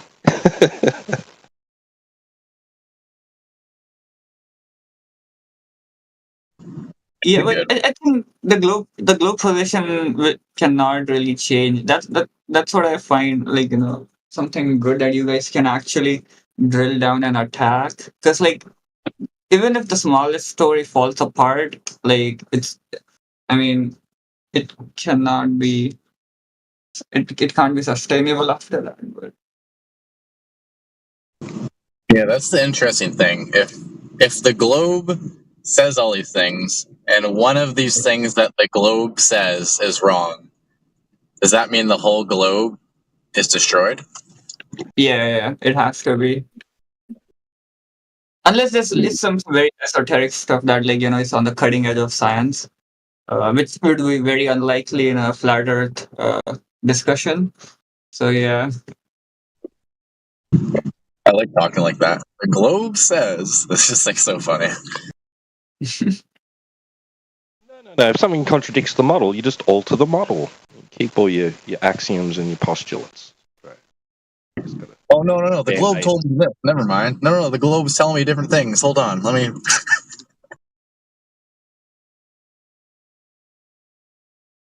Well, that's what the astronomer told Wakey Wakey when he interviewed her. She just said, "Yeah, just alter the model." That was at the period during the interview where she was still unaware of his position, and and he hadn't showed her long distance observations yet. Yeah, sucker.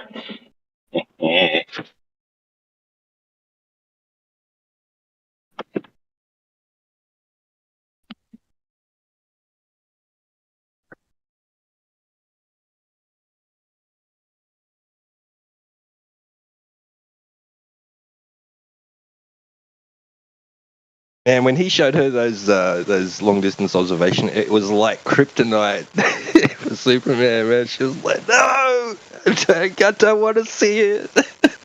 It's so funny.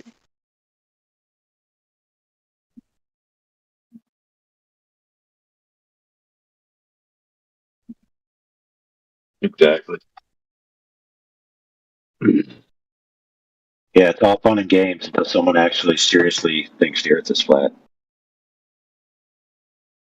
Yeah, well, what was that? Right? She's like, "How do I know those are real?" Yet, but 30 minutes earlier, she was like appealing to photography taken from the moon, right? So, unreal, man, hypocrisy.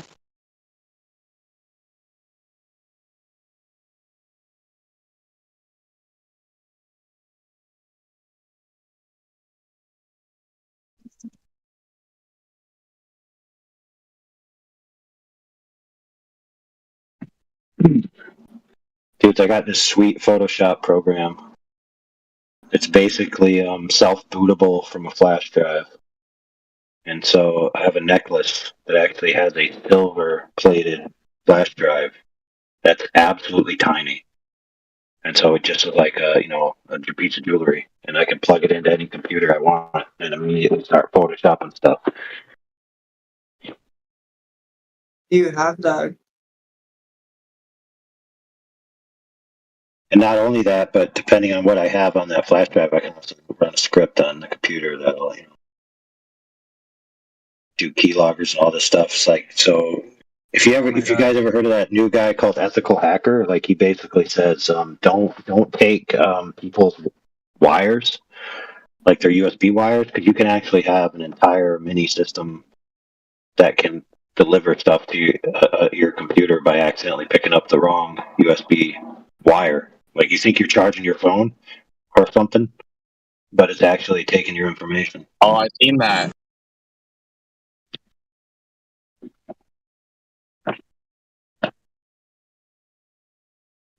Yeah, they take apart the USB thing as the actual device. Yep.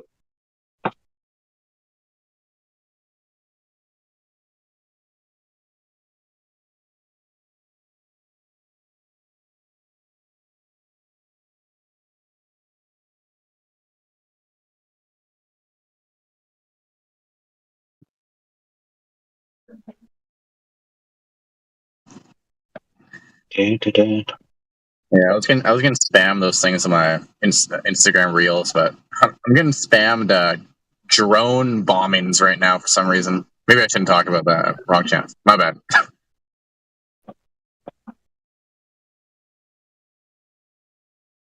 You remember Ender's Game? Remember that?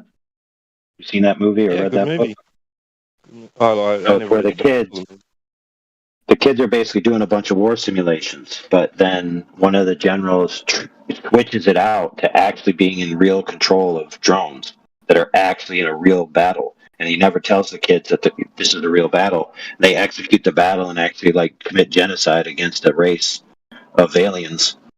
And then they're like, "Yeah, we won the game." And he's like, "No, you just destroyed all the aliens. You just wiped out an entire race of beings, dude. Hooray!" And they're like, the kids are like, "What? What?" Weren't even the invaders. Yeah, what's interesting about that is that you theoretically could make a game that a kid could play at home where they're actually in charge of a drone, tracking and hunting real people in real life, and so you'd have a video game quote unquote expert essentially operating your drone. That would be crazy. Okay, so since you took the lead, that's exactly where I was going. It was the Russia-Ukraine thing, and it was all the POVs from the drones, and they just like literally just soldiers in the forest, just armed soldiers with AKs, and then all of a sudden this like drone comes and it's just circling them, and they're like running, and then it just runs into them and they blow up. It's like that's World War III right now, like through drones. Like yeah, that's scary, dude. You could drop a payload of drones. Yeah. You could drop a payload of drones inside of like a container, and it just kind of like get really close to the ground with a parachute, and then just let all the drones out. Well, you could even release them high altitude. That's just crazy. That's like something straight out of Terminator, dude. So the new things I'm seeing is they have fiber optics on cords connected to the drones that can fly, that can go up to 12 kilometers with these fiber optics. Yeah. That's crazy, dude. Like, I'm behind on the freaking. I've been in flat Earth for so long. Like, I used to be all about the world, and now I'm like just checking back in the world. I'm like, holy crap, we've evolved. So that's so that you can get an image, but like wire guided munitions has been around for a long time. So the old styles, they had a wire attached to them, and that would allow you to be able to control them. Like even the Bradley, when I was in the Army, we had the TOW missile, which is a wire-guided missile. Yeah, maybe it's just because I'm seeing it from a GoPro, like POV style. It's just so real to me. Like, holy crap! You guys are going to summon Demok.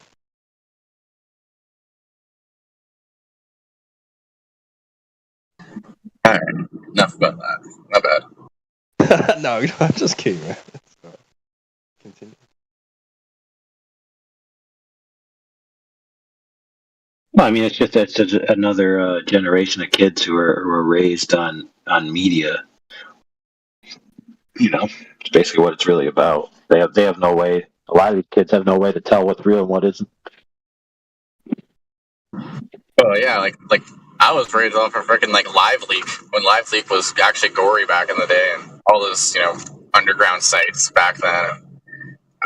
They're probably all run by the CIA. I guarantee you that. I mean, yeah, internet kid. That's me.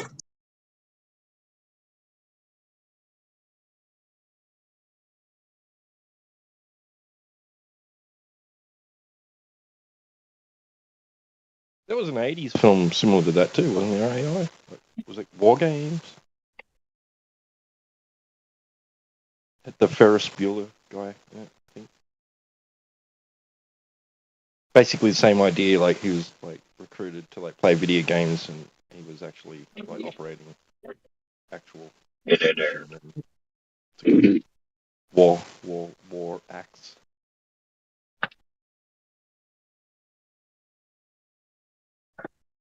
All right, time to boot up the Photoshop.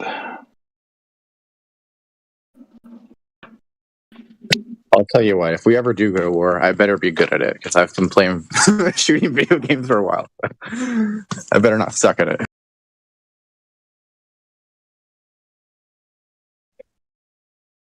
So this Photoshop program is only 86 megabytes compressed.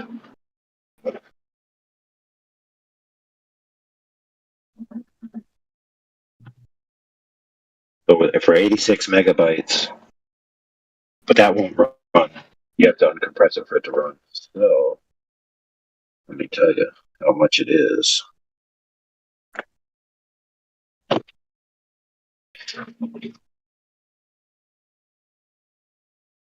See the data. I don't know, dude. Stupid thing. Properties. I think it's around 600 megabytes total. But the compressed version is actually small enough to send in a Discord link.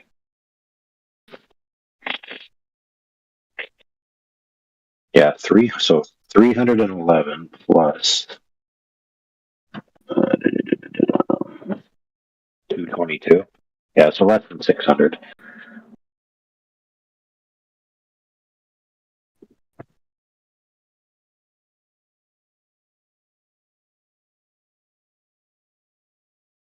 It's good to have some old editions of Photoshop because now they are like a live service. So you gotta have to pay. You have to pay a subscription in order to have it. You either have to pay like $600 a year for a year's license, or you have to pay like some amount per month, and they'll let you use their apps. I hate that. I hate that business model. Basically, like you only get 1 year to use the program, no matter what, and after that, it's basically antiqued and let you pay them more money.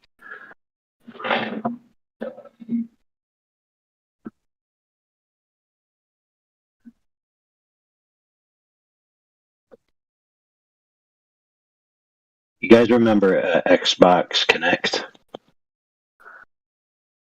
Yeah, with the LiDAR scanning. Right. So one of the things that they wanted to implement with the Connect system is licensing control on content.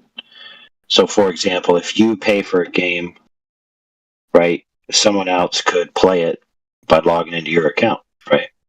Where in the old days, if you had a cartridge game, you could just give it to anybody you wanted to, and anyone could play it. It wouldn't matter. So one purchase equals 10 plays if it passes through your friends list, right? So what they wanted to implement is that every person who plays the game has to pay. And every person who watches like a UFC event, if you buy a $50 UFC event and it's a 7-person license, then the 8th person means you have to pay more money. So when the 8th person enters the room, the Connect would scan and realize there's another person, and then the display that you're watching would stop and say there's too many people in the room for the license. Please pay more money. That's what they wanted to do with that. That's some invasion of your privacy. No, not really, because you would be accepting all those terms when you purchase the device.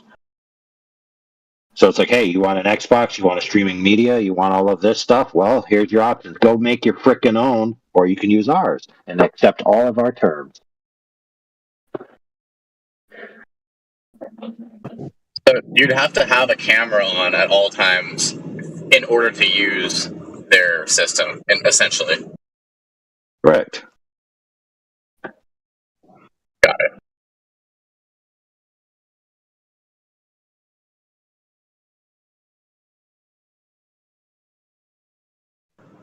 It's coming soon. If they had the technology back then, they're just probably ironing out all the glitches and probably making an apology for people to have to do it. Oh, it's for your safety. Oh, scamming's too high now. Blah blah blah. You got to do this. I don't know. They're probably making some excuse up right now. Yeah. Now, part of the interesting part about that technology is we've all seen movies where, like Minority Report and other such futuristic movies, Total Recall, et cetera, where you're going around trying to be secretive by wearing a hat and a big collar or a hood, right? And then you wear sunglasses, and then the cameras can't see your face, so they can't do the tracking, and they don't know where you are. Like, oh man, we can't see you. You're invisible to our systems. Well, guess what, dude? The Kinect technology is able to differentiate individuals by their skeletal structure, by the way they move. It literally tracks how you move and then creates a 3D animated model of your skeleton based on your movements, and it can identify you. So you walking down the street thinking you're invisible because you put a mask over your face, the machine is looking at you and basically looking at the way you're moving through the environment and saying, oh, that's James Johnson, the fugitive. Send police now.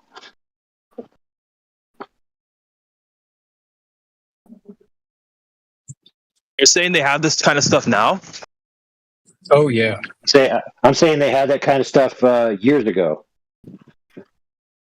I remember about 15 years ago, I heard about a technology that was already mature called Iris on the Move. And they could track your iris from an ungodly distance away and tag you that way. Yeah, but look, it's not unreasonable technology. For example, I'm sure you've all had moments in your life where you saw someone afar off, and you could just tell by the way they're moved. Oh, James is here. He's coming. He'll be here in 5 minutes. Sit down the street.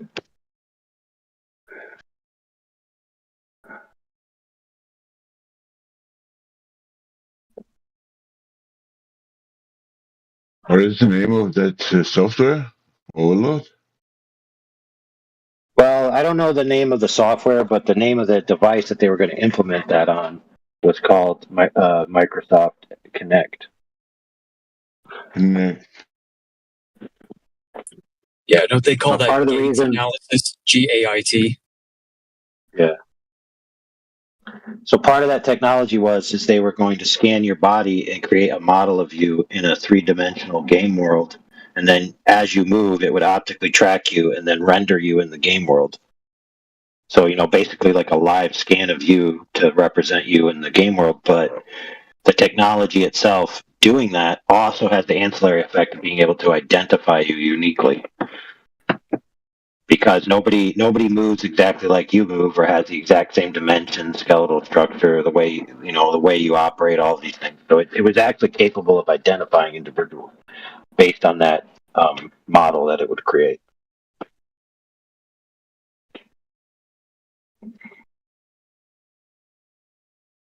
Part of that is the rules that even though you can move around, you can't bend your bones in half. Right? So the axis points of your bones and the way that they move through 3-dimensional space, is pretty much a truism of who you are.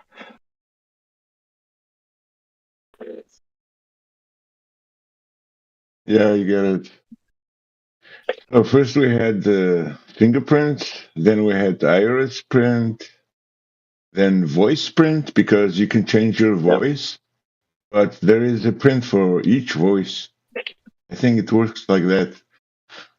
I mean, the voice waves don't change, even when you change your voice. Yeah, so exactly. Now we have the skeleton print, or how should we call it? Mobile print. When you go, so when you see a movie in the future, and they go to, they go to that guy called X Joseph. Yeah, dude, we're gonna go to X Joseph. He's a scar maker. And that's the slang in that movie for where you go and get your whole visage changed so you become a new person. They change your fingerprints, and then they give you fake contact lenses. But in this movie, they have to scrape the top of your eye off, put a whole new lens of your eye in. They have to melt your fingerprints off. Then they have to cut an inch of your bones off everywhere. And they have to do all this stuff for you finally a new person. They have to put acid in your vocal cords and then reshape them. And they're like, all right, I finally did it. You're a new person now.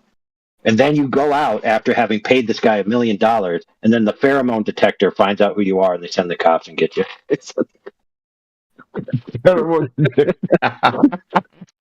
Like, I want my $1 million back.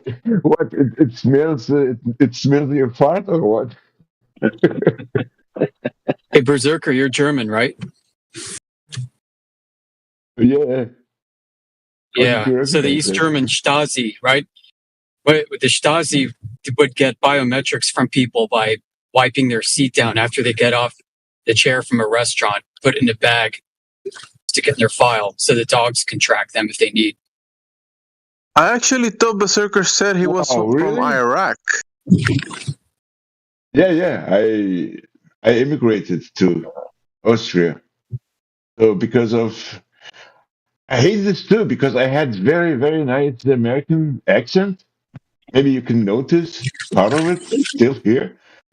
And I think after 30 years of speaking German, I think I got the accent from Arnold Schwarzenegger. Oh, yeah, I'll be back. Okay, okay, so state it. State it. Where are you from? State it.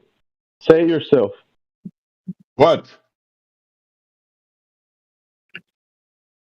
Where are you from across the world? Which country were you born at? I said I'm in Austria now. I'm in Austria, neutralized. I've been in Austria since 30 years.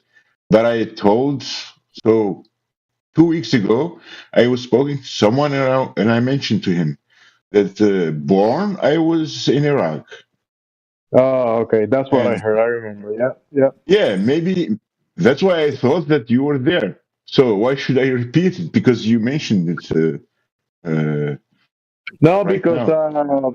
Amish just asked you if you're German, but it's because of your accent. And when he said, "Are you No, German?" I yeah. was like, "Oh, I thought he said he was from Iraq." That's what I'm saying. Oh, okay. Yeah, good accent. Thanks. Maybe because I'm Christian Orthodox. And Oh, you're Orthodox, like Eastern? yeah. Oh, me too. Really? Yeah. I go to an Antiochian parish. I thought you were Amish. Yeah. Are the Amish Orthodox? No, it's just a joke. Really? Yeah, Oh, I go to you're an Orthodox. Antiochian parish. Yep. But how could you be an Orthodox if you're an American? I mean, Right? most of the People wonder. Americans are. Huh? Yeah. I mean, it's growing in popularity in America.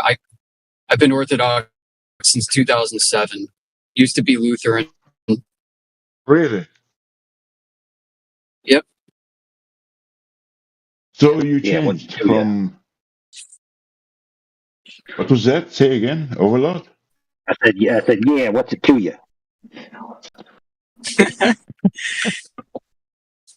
That sounded a little bit Italian. Yeah. I mean, like the What's guy it to you? in. Yeah, like the guy in with Nathan Oakley, Neil Constantino. How is he called? I like him when he speaks. What's the difference between the two sites, the Orthodox and the other one that you mentioned? What's the difference? Any specific? What do you mean with the other side? I mean, Orthodox with which compared with which? The one that he mentioned. I'm sorry, Amish. Which one was the other one? Lutheran? Yeah, Lutheran. I used to be Protestant. Yeah, Luther. Luther is the one who started Protestant. You mean? I'm sure Amish is talking about Martin Luther, but not the American Martin Luther King. He's talking about the German Martin Luther. Yeah. Martin Luther, the German, he was the one who protested against the Catholic Church because the Catholic Church didn't want the normal people to translate the Bible into each one to his own language. And Martin Luther said it should be allowed to be translated into the common language, German or Italian or English. And yeah, this is how Protestant branch started. Right, Amish? Yeah, I mean that's kind of it. There were reformers before, but Yeah, and in England or Britain, it was about. I think one of the king protested against the Catholic Church because he wanted to have more than one wife, right? Yeah, dude, he should have just converted to Hebrew roots. Bazinga. Hey, by the way, guys, see that's not unattached to flat earthers, because there's a lot of flat earthers who come in. They were raised in some, let's just say, classical form of religion, like Christianity or whatever, or Protestantism or whatever denomination, and then they come into flat Earth, and then they see the Earth as flat, and then they're like, okay, now I got to rethink some of my theology, and they look back and they find this group of people that says, hey, if you convert to us, you can have a bunch of wives. And they're like, oh, yeah, that sounds great, because having multiple women in my life, that would be the greatest thing ever. Like, 3 women nagging me, that would be way more awesome than one. Yeah, I just one was not enough.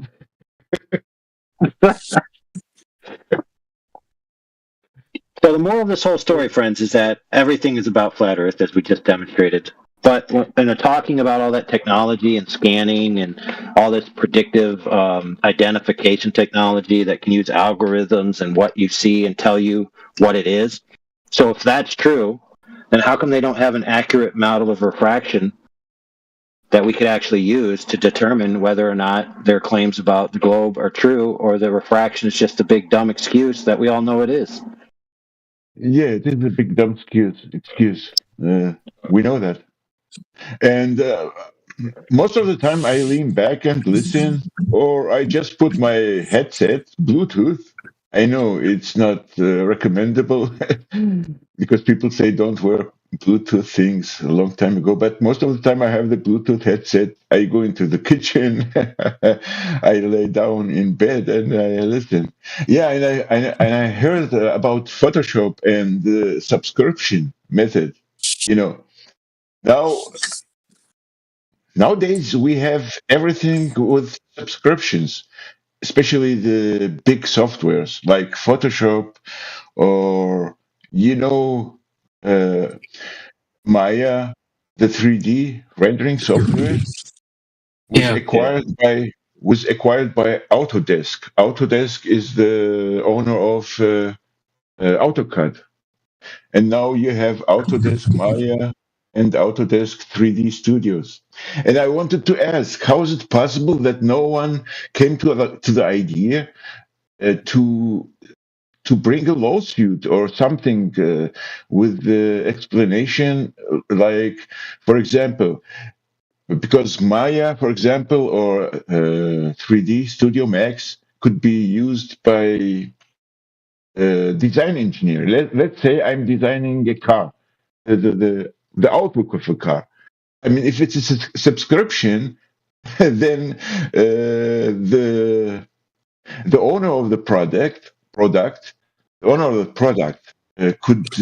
be able to see all the designs which I try and could steal my idea. Do you get what I mean? Because when you are working online, they can see and copy everything you're drawing. If you're architecture or product designer, for example.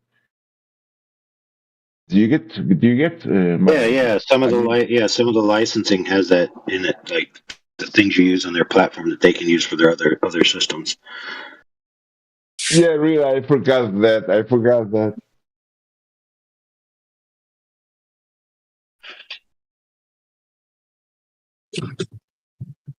Yeah, that means that brings me back. They are... In the mid to late 1990s, I was messing around with 3ds Max and TrueSpace and Lightwave, building models and renders of objects and stuff. It was a good time. It was really new. This is right before Blender came out. Mm-hmm. Long time ago. And are you still able to do anything with it? No, I haven't touched that since probably 2001. I don't remember exactly. I think 10 years or 15 years ago, maybe I started learning 3D Studio Max and Maya, and I made nice progress with it. But yeah, but I have forgotten everything now. I cannot work with them anymore. But would You be learned a a good lot about thing. geometry, right? Yeah. Differential geometry, mapping, projecting. It's Yeah, actually but pretty useful knowledge for what we talk about. Ray tracing. exactly. Rendering, the rendering is done with by the software, and yeah, but most of all, you will have to learn the stupid. How do you call it in English? I don't know, orders or something like that. I don't know if you can speak English, German. Can you speak German? Ein bisschen. Ein bisschen. Yeah. Yeah. Ja, Yeah, but no, bin nice. nicht so vertraut, als ich Yeah, damals war, vor 20 Jahren. So. that's yeah, good. How do you translate Befehle concerning software? You know, in software you have can I call them orders? For example, Orders. Befehle, Befehle, Bearbeitungsbefehle. features, The plural settings. is no settings. Settings is Einstellungen. Yeah, that's right. Befehl, like in software. Geez, I don't know. Yeah, it's even difficult for me. Not an order, not an anyhow. It's not important. But that was cool what Overlord mentioned. Uh, uh, where they scanned the skeletons because he mentioned they scanned it at the beginning. They scanned it for a computer game. They made 3D, right? Overlord movement. What did he call it? I forgot it.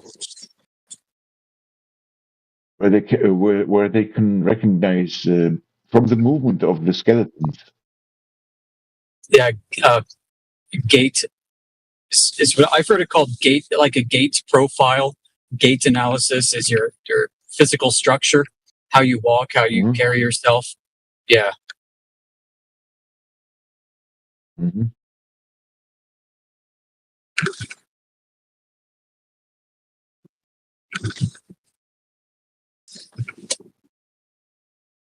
Yeah, man.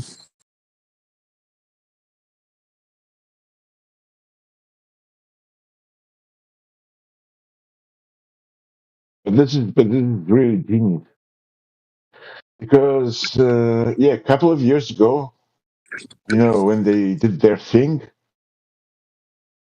with the juice with the CV, Yeah, my goodness. someone Hey, said, hmm, get that topic, "Can't homie. we?" Yeah. Are you, No are you, medical. are you, yeah. Are you hot miking Overlord, or you meant No, I said we should not? skip that topic, homie. Okay. Someone said they also try. So their purpose was to program the software how to recognize someone even when he was behind the mask. Oh, Befehl is command. It just came to me. Sorry. What? Commands. Yeah, like command. command prompts. Command. Yeah, Yeah, Befehl. exactly. Duh. Befehl is command. What the fuck? How could I forget that? Command. Yeah. You're In driving. 3D Studio. Hmm? Yeah. What was that? Overlord? Oh no, keep going. I'm just mumbling. Okay. Yeah, yeah. In 3D Studio and Maya and AutoCAD, each program has its own command. That's a stupid thing. Each software you have to learn its own commands. It could be very different. Overload. How did you call? What the fuck? I'm getting too old or what? I forgot how you called this. How you called this software which organized according to the movement of the skeletons. Uh, Oh well, I don't know what the name of the software is, but the hardware that they were implementing on that was called Xbox Connect. It's a Microsoft product. Really? Yeah. Yeah, if you have an Xbox, which is a video game system, and then it would attach to that, it would go right in front of your television. German.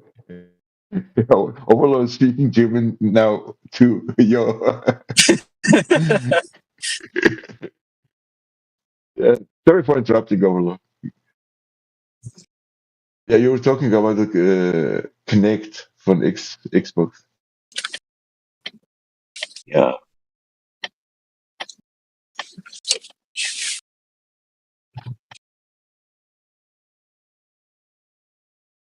And have you worked with Photoshop previously? Before? Yeah, Overload? I've been doing Photoshop stuff since I was sort of like more than 20 years. Nice. And I'm doing Photoshop right now. And if you worked so long with Photoshop, you must have worked with Adobe. How is it called? Premiere? This is the No, VP not of really. Photoshop. Not really. No. But a lot of professionals use Premiere. You know that, right?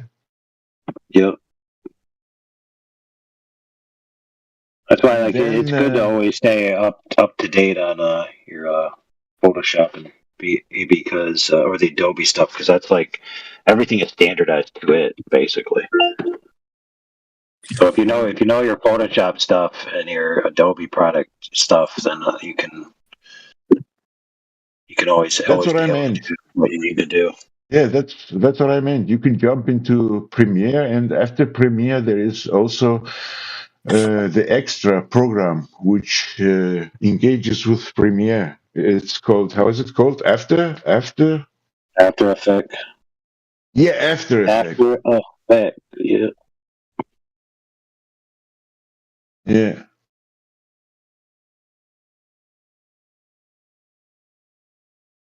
That's nice. Yeah, I even have an art teaching degree and license. What, in Photoshop? No, not in Photoshop specifically. No. I didn't understand exactly what kind of degree is that? Art education. Okay. Art education.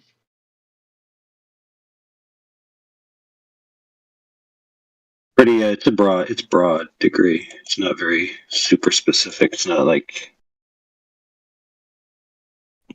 So you can I'm a fully qualified. I'm a fully qualified art teacher. Okay, nice. I have drawn a lot since I was a kid, but I didn't study art. Yeah, Well, I mean, art. They don't make art and philosophy mandatory, which they should, because if a lot of people had gone through art and philosophy, there would be a lot less dumb Globers. exactly. Yeah, exactly. I wanted to mention because, the first thing when someone wants to draw a realistic picture or image, you must know that one should draw a horizontal line in the middle, and then a vertical line intercepting the horizontal, and from the intersection point you draw the like rays, and thus you will get a perspective where you can put all the figures and buildings and how they scale, right? Right. There's also another problem with that, though, is that people think that linear perspective is like literally how it is in reality. It approximates that, but it's not, because ideal lines and an ideal vanishing point don't exist in reality. Yeah, of course, but it is somehow a way to keep proportions. Somehow right. Somehow. Yeah, there's a whole time in history where the great artists actually endeavored to really focus on learning perspective and make their stuff more realistic. They actually invented a bunch of cool contraptions. One guy, I can't remember his name. It might have been Brunelleschi. He was in this town with this long road, and he would take this device. It has a really weird name, but it's essentially a little mirror and a lens on this articulating arm, and you can use it to do the perspective lines from what you're looking down onto your page. It'll come back to me if I keep. I'll just forget about it for a second. It'll come back to me how to find it. I never heard about it. But yeah, like if you take an art appreciation, art history course, you're going to learn about that. Usually, that there's a time where most artworks didn't really have functional perspective techniques in it, and then there was this time where these guys really focused on making that part of art, and then after that, it was incorporated.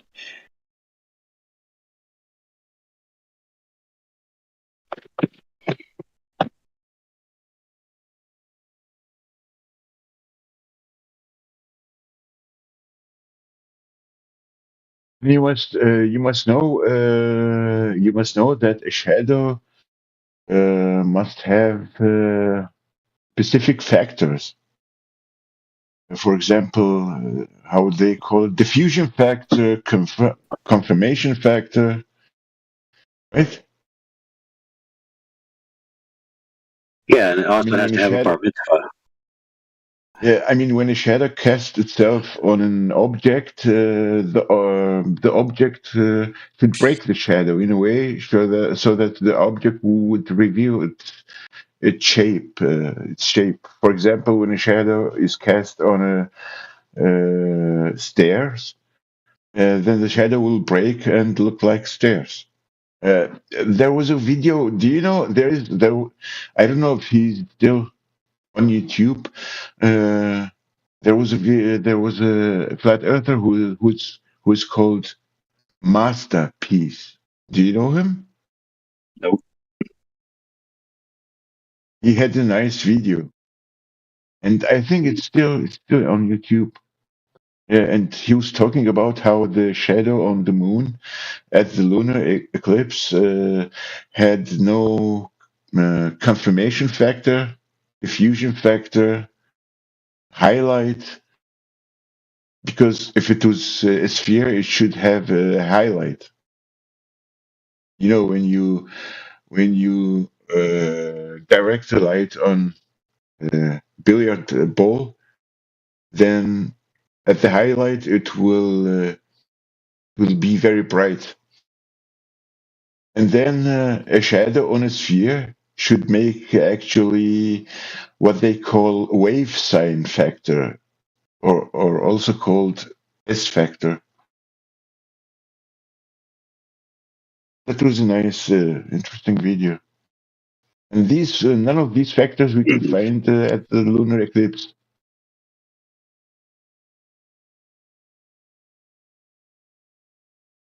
But did you see the guy whom Jedi spoke? What was his name? Dante Cruel. Dante Cruel. Were you here? Nope. A couple of hours ago. Jedi and Nope. Heretic and others. They showed him. They showed him the black swan, the horizon behind the habitat rig oil. At a distance where the habitat rig is at distance of 9.4 miles and the horizon is behind it. And in the middle of the argument, he says, yeah, when you stand at the shore, the horizon should bend and fall down. And yeah, you should not be able to see behind it. And he's saying, yeah, and then he's and he's not recognizing and not even seeing it. And Jedi tells him, yeah, but that is exactly what we are not seeing in the picture. Can you look at the picture? Why is the horizon behind the rig oil? Then he tells to Jedi, yeah, this is because this is a two-dimensional photo, and when you stand on the shore, you're not looking at it in a two-dimensional. You are looking at it from 3 dimensions. Yeah. So hard, coping so hard.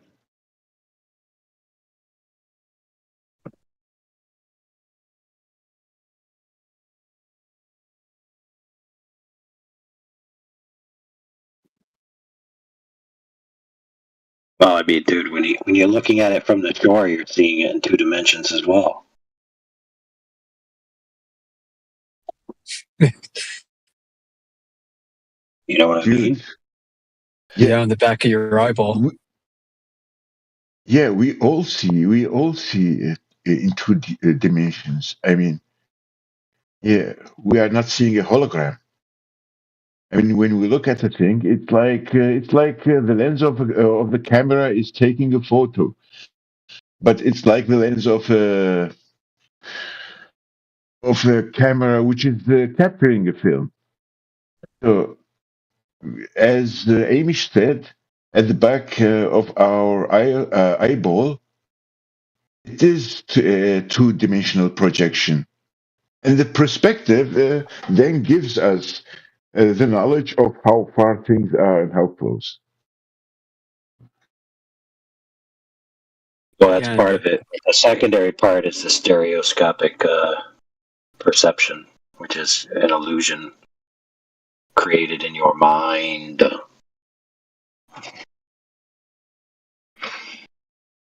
That's why let me ask you a perception question. is in psychology.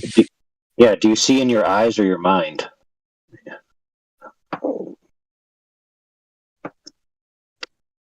That's a good question. Yeah. Yeah, that's a difficult question to answer. Maybe the answer is both. Let's say the eyes are the receivers, and the how do you call it? The brain is the processor. It's like you will have to have a graphic card in your computer, and then you will have to have the CPU, computer processor unit.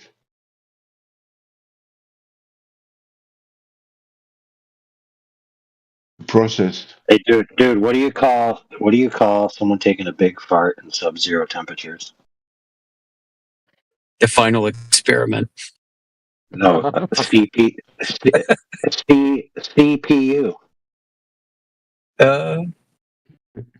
Yeah. Oh, CPU. Never heard about that. But really, Overlord, because you are mode, right? What? You are a mod, right? Dude, could you quit being racist? No. Are you a mod in the server? I'm a mod in this channel. In the channel, okay. And Amish, are you a mod too? Yeah, you could say that. I pretend to be one, even though I am.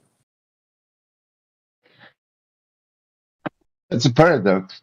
Sounds like my employee. No, it sounds like my employees. They pretend to be employed, even though they are. Okay. Yeah, I Count just me wanted. in. I just wanted. Yeah, I just wanted to ask. I mean, is it? How do you call it in English? Far stretch. I mean, is it okay or is it not okay when I would like to ask, for example, or let me just be direct. I mean, I, from my point of view, have got no solid proofs from the so-called final experiments that they prove that they were in Antarctica. Okay, I realize that it doesn't make that difference. Okay, we don't care.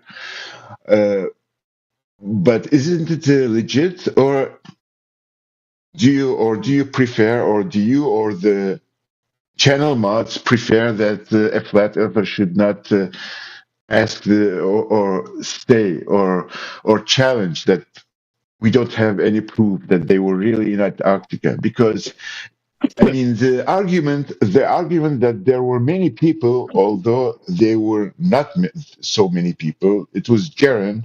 We know Jaren is not a real flat earther. He even said by himself he is a true earther, not a flat earther.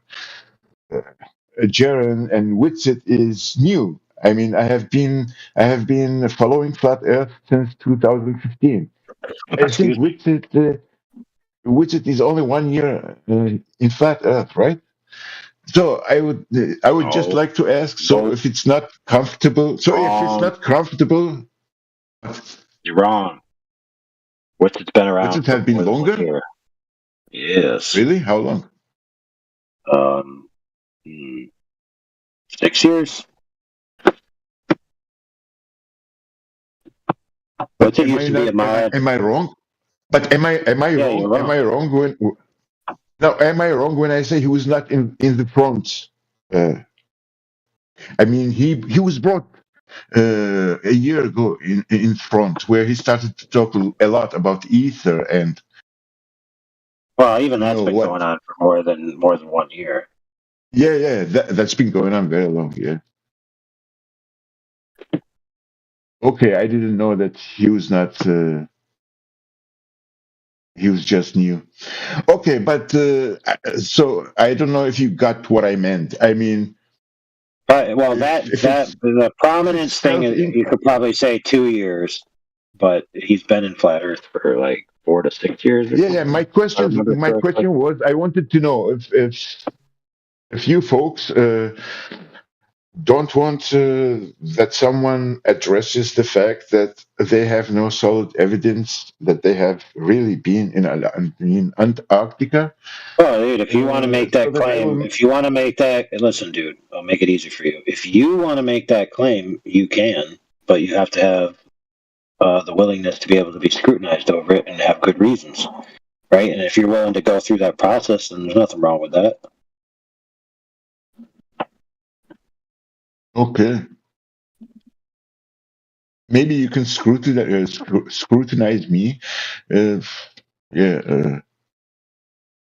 don't like to say if you play the devil's advocate. I mean, can you convince me that when you are the opinion that you cannot deny, you have no legit reasons to, how do you say it, to the opposite of. No, I think it's bro. It's all fog and FUD, and if you don't know what fog and FUD is, then I know what fog and FUD is. Yeah. Yeah, well, there you go. That's what it is. So whether they went or not, is not really as relevant as the impact, right, of what people are talking about it. Because there's plenty of people who think they went and are making decisions based on that. Plenty of people think they didn't go and are making decisions based on that. And there's actually like 12 permutations of individuals and their impressions of whether they went, whether they didn't, whether it was fake, whether it was true, whether there was some anomalies, whether there wasn't, et cetera, et cetera, et cetera, right? So you just got to make the points based on your interpretation of the evidence as best as you can, because that's all you can do from your point of view, right? Nobody should say carte blanche. Oh, of course they did what they said they did, and everything they put out is beyond scrutiny, and we just need to accept it. No, that should never be anyone's position. Yeah, that's what I mean. That is what bothers me, because Hamish, are you still here?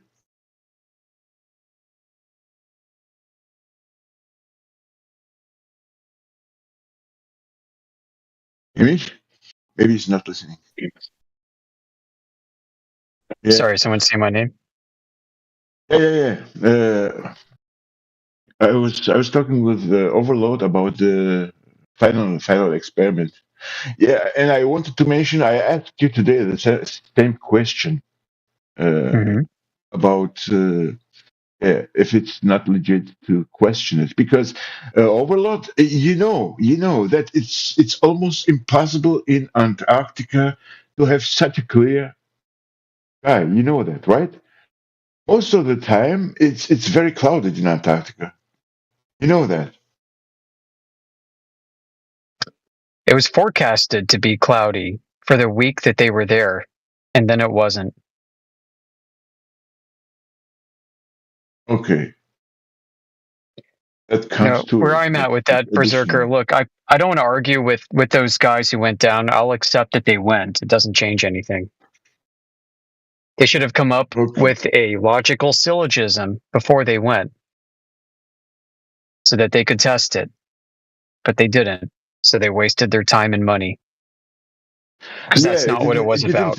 It didn't matter from the beginning, because we knew already that from folks who live in Australia that the sun comes, I think, in winter, where they have summer, I think. The sun comes from southeast and sets in southwest, right? So it looks like it's coming far from beyond Antarctica. So you remember, Flat Earth asshole was the first one who started saying that we should take a look that sometimes the AE map doesn't work. And you folks also always mention that journalism knew that the AE map was debunked in 2016 or 17, because people looked at it. I mean, with people, I mean flat earthers even looked at it, and that everything was working with it. So he knew it, but they kept it because they were grifting with it for the clock, which David Weiss was selling as an app, right? That app had done a lot to reify, to bring out of one's imagination and into a conceptualized existence this concept of a globe that has been flattened out, and that's flat Earth. That app has led to so much trouble in our community. People download it and think that this is the flat Earth, that this is the world they live on, and it's really just a coordinate reference system that was squished. Yeah, the land masses on it to conform with the squish. That's what I mean. That app gave too much legitimacy to the AE map. Right, and then they forget the fact that they're using a spherical coordinate system that has been squished, and hence the scale now is non-uniform. It's been squished or stretched, depending how you look at it. But they never applied the scale. So they would take like an inch on the map in North America, and then they go out to Australia, and then they'd show an inch and say, see, they're either someone's lying about the size and dimensions and position of Australia, or the map is wrong. But then they failed to look at in the corner is a scaling factor, depending on how far out you are from the center of the map that it's centered on, and to properly apply that. But again, it's a coordinate grid. You can remove the land masses off of it and look at it for what it is. It's a coordinate system. Mm. And if you take a coordinate system and apply it consistently, you'll get consistent results. So a lot of these arguments for the coordinate reference system being internally consistent is just retarded on its face, in my view.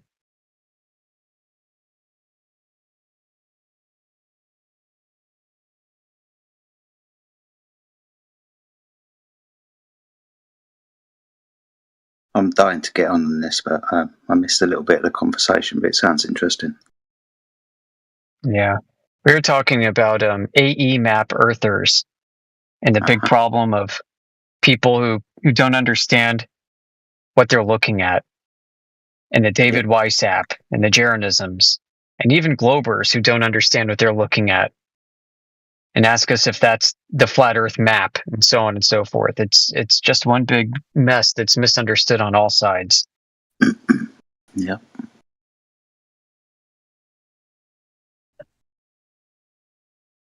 And I've tried to explain it in so many different ways to so many different people, so many different misperceptions that I've lost count and lost my ability to track how I've done it all. And I don't know what is successful and I don't know what isn't. And reaching people on this, so screw it. Yeah, it also doesn't help. There's a bunch of spazzes who come in routinely and they're like, "You believe the A map. You don't believe the A map. The stars do this. The sun does that. I know what's what. I blah blah blah blah blah." Yeah. Yeah, but the worst thing hold on a second. I got one more. The Glovers don't know what the stars do, but I do. It's a big old mess of reification. So they all commit the reification fallacy almost painfully because they don't understand why the map is not the terrain. Even with a given coordinate system that would be consistent and useful. Yeah. Sorry.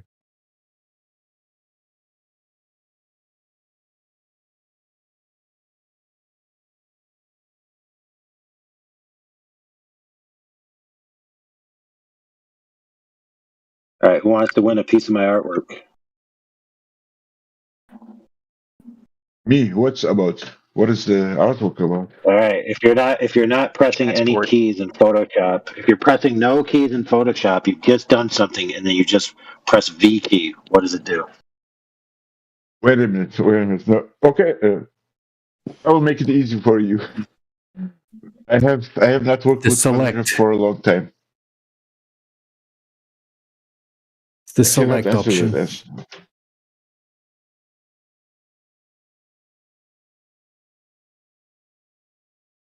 switches the cursor to the select cursor. So I'll give you half a point on the little mouse arrow. So what you can do is after you place your cut and pasted thing, and you got all these things going on, you just press V. It'll immediately go to select cursor, and then you can just select that one item, or you can move it with the arrow keys. All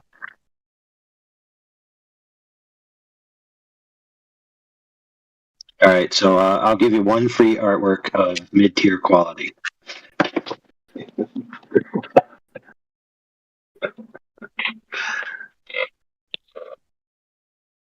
All right, I apologize. Go on with the combo, please.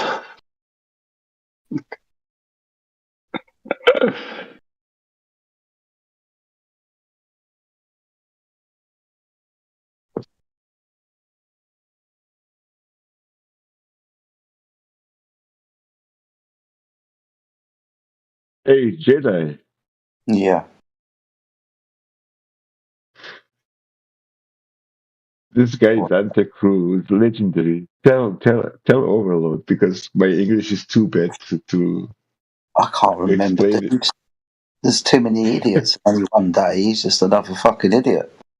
I think he was the one we were talking about the Horizon with, and the Black Swan. Yeah. Him just talking stupid shit. Him understanding his claim, but then when pointed the Black Swan, that the claim was the wrong way round. He demonstrated that the horizon should be between the observer and the oil rig, but we were showing the horizon beyond the oil rig, so not fitting his you should always keep in mind there is the language barrier. Are you saying now that he, by his mouth, he admitted that the horizon should be in front, but he was not able to recognize what he was saying, right? Yeah. Did you see the clip which I made and I put it in the chat box? Let's have a look. I haven't had a look. Hold on.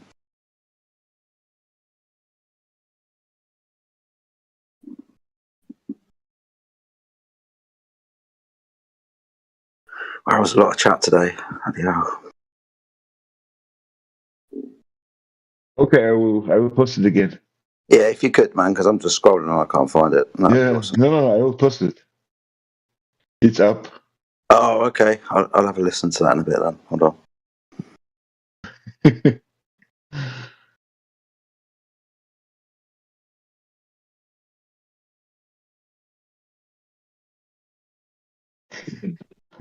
His mouth confessed, and then he recognized it, and he started to weasel himself out of it by saying, "You should be looking at it from 3 dimensions."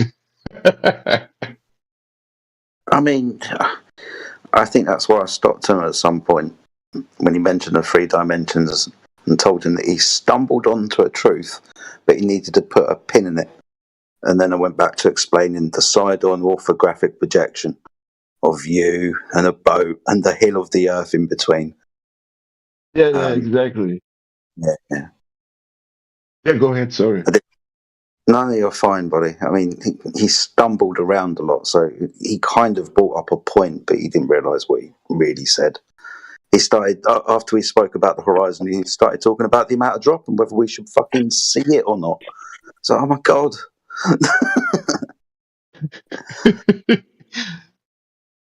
But yeah, it was fun. And then Creation Bear came with a couple of sentences.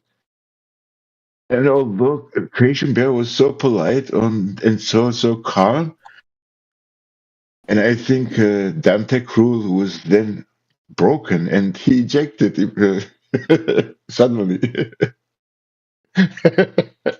I remember. What did you say? Poor guy, nice guy. He went. But yeah, Dante's been around a couple of times. Can never remember what the last conversation. Yeah, it's not his first time. It's not his first rodeo. But he's not a frequent flyer. He doesn't come in all the time and camp out. He'll pop in from time to time and whatnot. But yeah, it's the first time I've seen him for a while. Can never remember what we speak about before in the last conversations because they're so far apart usually. But just normal Zeratrus behaviour for someone who's finding out there's some cognitive dissonance going on. He had to soothe himself after a while, which was him chanting his globe model. You've got to make it right. I'll stroke my hair, chant my fucking mantra that the Earth's a ball and I'll be okay. Oh, God. Just get through it, Sunshine. You'll be all right. Yeah, exactly. A lot of cognitive dissonance. Yeah.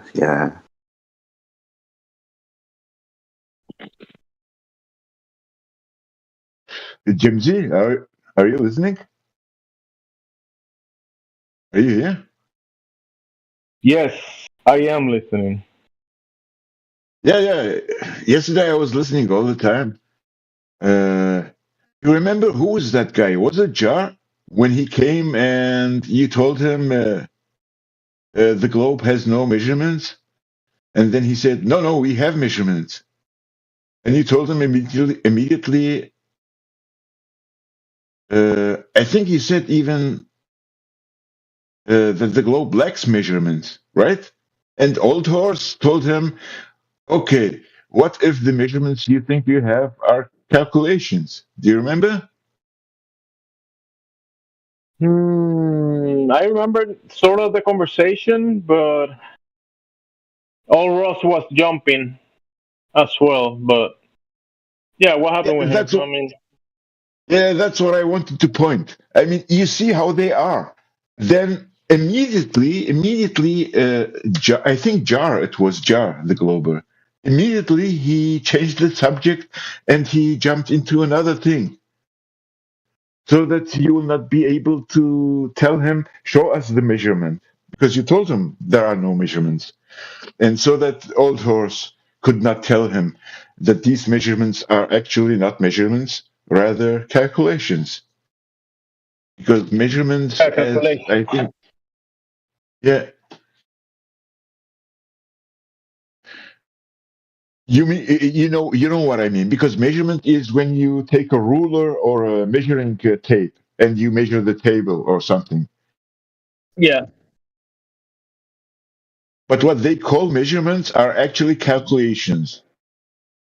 And the worst thing is that their calculations are based on assumptions. You know how they calculated the radius of the Earth and the distance to the Sun by assuming, I think, Venus, when Venus passes in front of the Sun.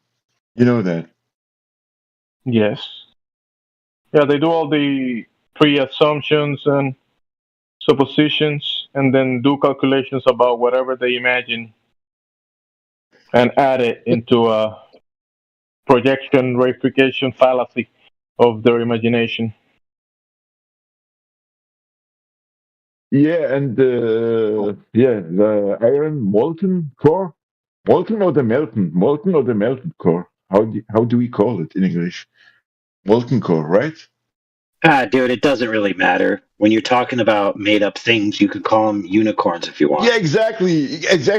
We were not able to drill deeper than 8 miles. That is the Kola hole in Russia, right?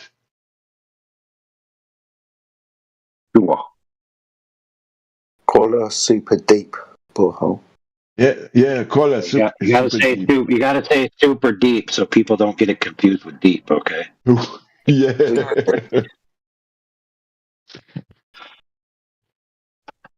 Yeah, but more important than that, the temperatures which they claim for the core, the Earth, is above something called, what is it called? Curity temperature. It is a temperature where magnetic field cannot be developed. How do you call that temperature? Curie. Yeah, Curie, right? Yeah, Curie point. So the point Yeah, is exactly. a different metal where it loses its ability to hold a magnetic. Yeah, I'm sure you know. Everyone knows. Yeah, man. Most of the flat earthers must know Eric Dollard, right? You know Eric Dollard. Yes. Oh yeah. Yeah, a colleague from Eric Dollard is called Peter Lindemann. Do you know him? Yeah, maybe. Okay. Yeah, I saw a video from him. He was talking about something else, and he suddenly mentioned that he is surprised that the core of the Earth can have a magnetic field because it's about the Curie temperature. Yeah. I mean, we've had all these conversations before, so people often bring up the core of the Earth. And what causes the magnetic field on a flat Earth if it's not the core? We have to point out to them that there's problems with this assertion that there's a hot, molten, liquid metal producing something that is gone beyond the ability to do so. They will just start repeating or chanting things like, well, the gravity, and there's an inner and an outer core, and the inner core's solid because of the amount of pressure. Because the Earth's spinning, it causes a dynamo effect, so the core's spinning, and it's okay. It's okay. The Earth is a ball, and it's all right. So we point it out. People just start asking about eclipses and stuff, or if it's we're going to explain this and explain that. But you're right to bring it up. These molten iron cores of planets that are supposed to be producing magnetic fields. I don't know. don't know about that. Curry temperature. Maybe they're mixed up with curry, like spicy curry temperature. Maybe. So at the centre of the earth, there's a spicy chicken vindaloo. Gotcha. I mean, it's got about as much chance as producing a magnetic field than anything else. Yeah. It's hot. But hey, Dude, that reminds me of the cat and Rimmer and Lister. Oh man, what was that show? Red Dwarf. That reminded me of Red Dwarf. They always talk about chicken vindaloo. I'm glad you watched it. It was a good program. I liked Red Dwarf for sure. I seen this one cooking some really hot curry thing with a freaking respirator on. Like you couldn't cook around it. I'm like, how the hell are you putting that shit in your mouth if you can't breathe it?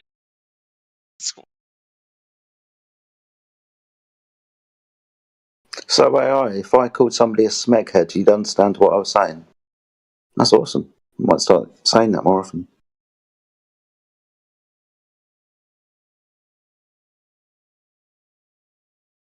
The show Red Dwarf.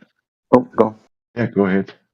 No, you're all right. I was just going to add context. I just wanted to say it's astonishing how they always find an excuse and weasel themselves out of. I mean, now they come with this idea that gravity is so strong in the core of the Earth, so that we have another solid core inside the iron molten core. Great.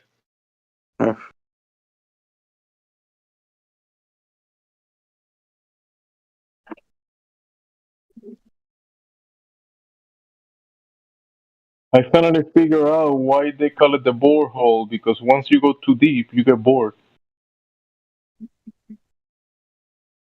I think AI says something like that. Super deep borehole. You're talking about the Cola Super Deep, right, Jamesy? Yeah. Once you go too deep, you get bored. So they go deep and they go bored and they stop digging. Now I get it. Bored. You meant bored. Yeah, bored. Not interested anymore. Exactly. That's nice. Imagine digging the same hole for 20 years.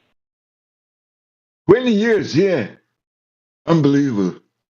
I don't think they got that deep. I really don't. I think it's nonsense. I think that the weight of the drill would be so heavy, it'd be almost impossible to turn anything that heavy. I think it's kind of like they don't do that. What? They don't have to turn the whole thing. They could put an engine on the end of the engine could be on the end of it, dude. So it's only turning like a 16-foot section or something, not the whole 8-mile section. Okay, but still the whole weight of the whole thing is on it, correct? The whole shaft hanging down. You know, the weight of that has to get it down there, you know. But geez, that engine, how big's the engine? I mean, the hole I saw was like, what was it, about 2-3 feet wide at the most? I'm not sure the width, but you'd have to have a pretty badass engine. What kind of engine is it? No, dude, it's only like, it's not even that wide, dude. Yeah, well, I was kind of going a little bit bigger, just case, but thinking like, is it electric or is it a motor? It's not like an actual. I don't know. I'll tell you what. For your homework, you can go read about it and then come back and let us know.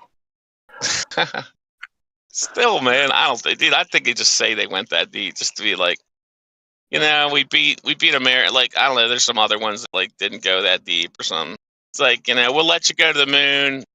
then you'll give us the deepest That hole. that's what she said. It's trade-offs. There's been other ones that haven't been that deep. The Russians, they know how to do it, bro. They did it like AI said, because he knows the Russians. They just put the motor at the end, at the tip. Yeah, they put like a big helicopter motor on the end or something, fired it up, got it going real good, dug an 8-mile deep hole. Unfreaking believable. I don't know. Is it a coincidence that is similar to? Isn't it similar to the depths of the Mariana Trench? Isn't about the same? Yeah, exactly. I wanted to ask the same thing, approximately. How deep in the ocean there are some rigs in the oceans who can deep at the bottom of the ocean, and it is very deep. What is the deepest oil rig driller in an ocean? Does anyone know that?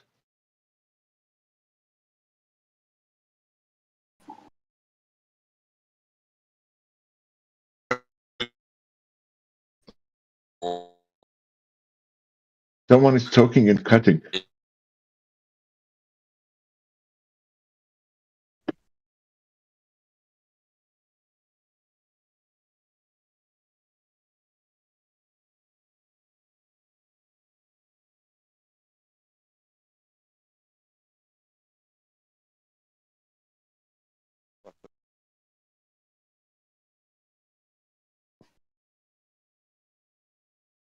No,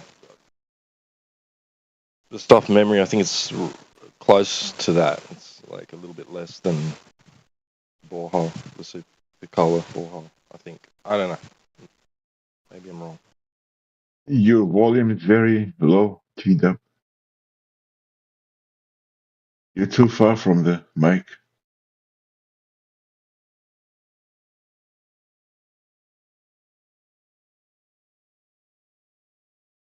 You were too far from the mic, T-Dub.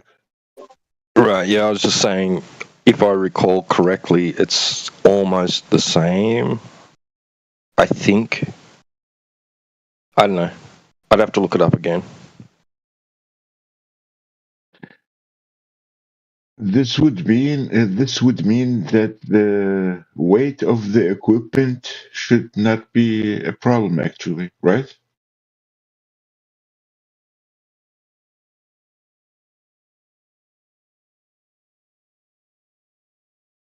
Well, as far as I know, all the oil drills they spin at the top and they just keep adding sections. As far as I know, I don't know how I don't know way out in the ocean. Not sure. Most oil drilling rigs they just add sections. They can even It's turn not them. a motor on the end. They can have them like go down and then start going sideways. Yeah, directional boring. That's freaking wild, right? That you can get it going and then have it go sideways. That's wild. Yeah, is that what they call fracking? Is that not what they call fracking? I think so. I think that's involved in fracking.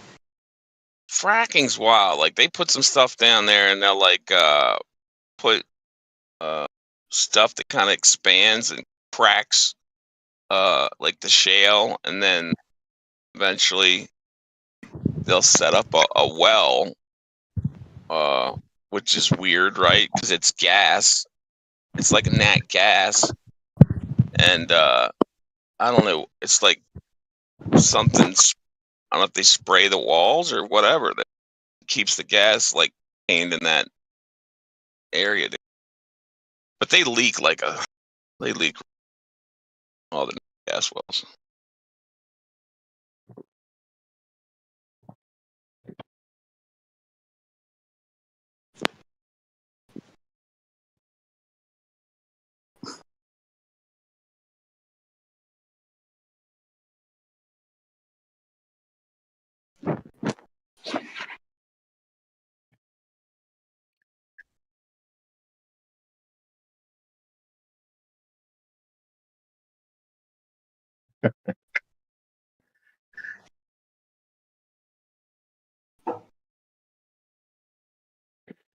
Nice gift, Jedi.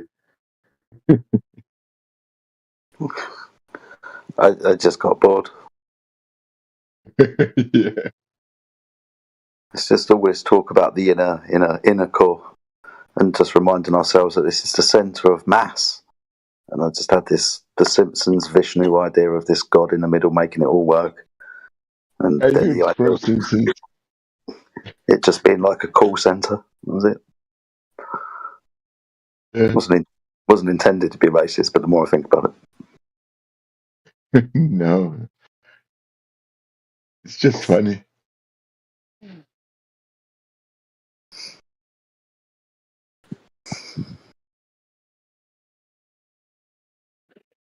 I mean, Jedi. Yes, mate. Should I call it an idea? I have an idea, or I thought maybe one way they could simulate. They could simulate kind of weightlessness would be if they would use the particle collider. Okay. How big is the radius of the particle collider in CERN? Radius. I think it's got a radius of maybe about 1.5, maybe 2 miles. It might be about 2 a bit miles across in diameter. So just over a Yeah, mile, 2 maybe. miles. Yeah, something. That's the radius. That's not. Yeah. Did you say Well, no, diameter? that's a certain diameter, yeah, not radius.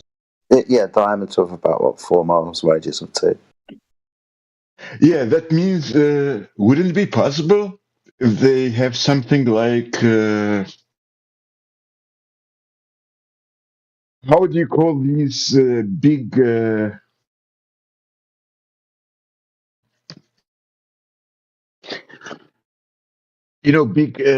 big circle with seats in fairy marks yeah, I mean, if you have something like that, which is going in circle, it could, for example, in Space Odyssey, or in most of the time when they have space station which are rotating. Yeah, I get you. Which are like a ring and rotating.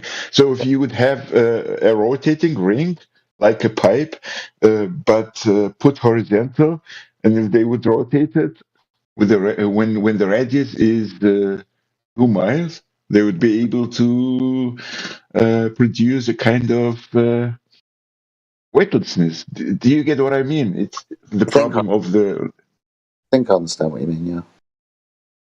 Be careful. It's possible that it's starting to sound like a concave earther.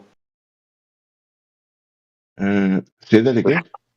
You're starting to sound like a concave earther. Those are people that think that we live on the inside of the sphere Earth. So this idea. You mean I started to sound like a concave earther? Yeah, only because you brought up the wheel. I'm only joking. I don't think you are. Just saying because you. No, what I meant is maybe this is how they could simulate weightlessness in some of the ISS scenes. They have very long scenes. I get you. This is what I mean. Yeah, I get you. You get now what I mean? Yes, I do. Yeah. So they could fake the environment of weightlessness and film it. Yeah. Exactly. So it's possible, right? Yeah, it's possible in lots of ways. Yeah, for sure. I mean, I don't know the overall physics and mechanics of what you're suggesting, but I guess.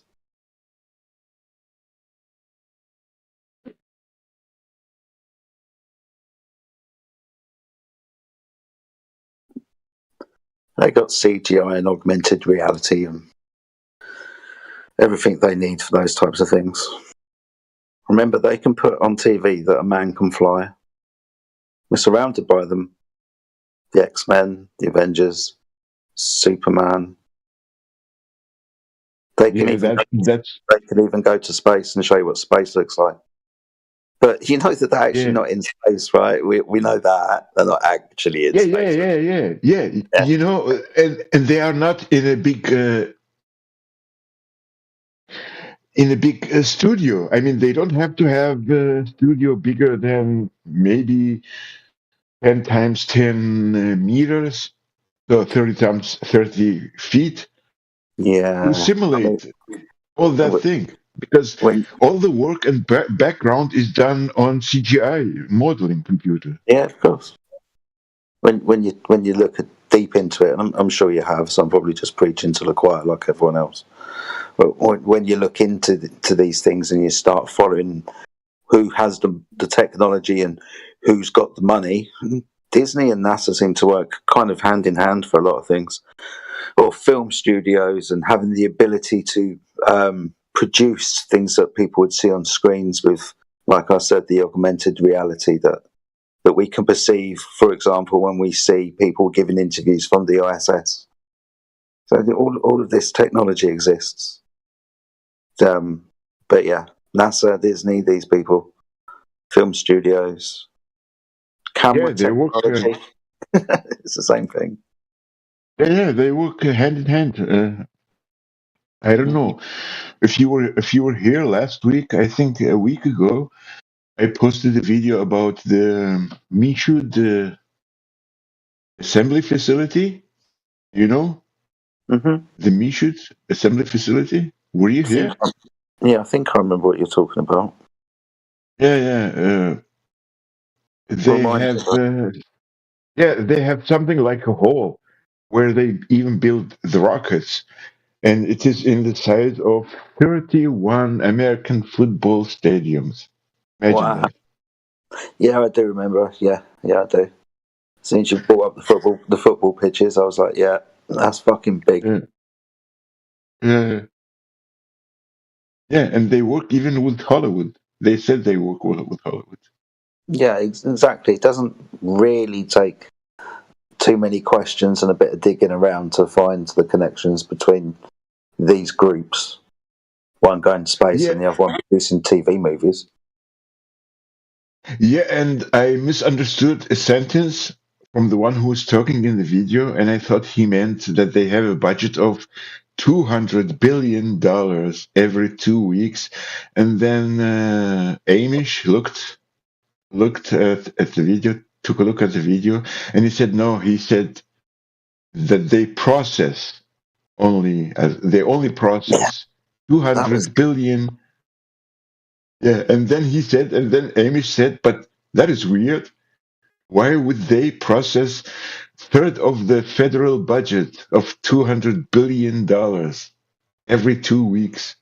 Yeah. Strange. Yeah.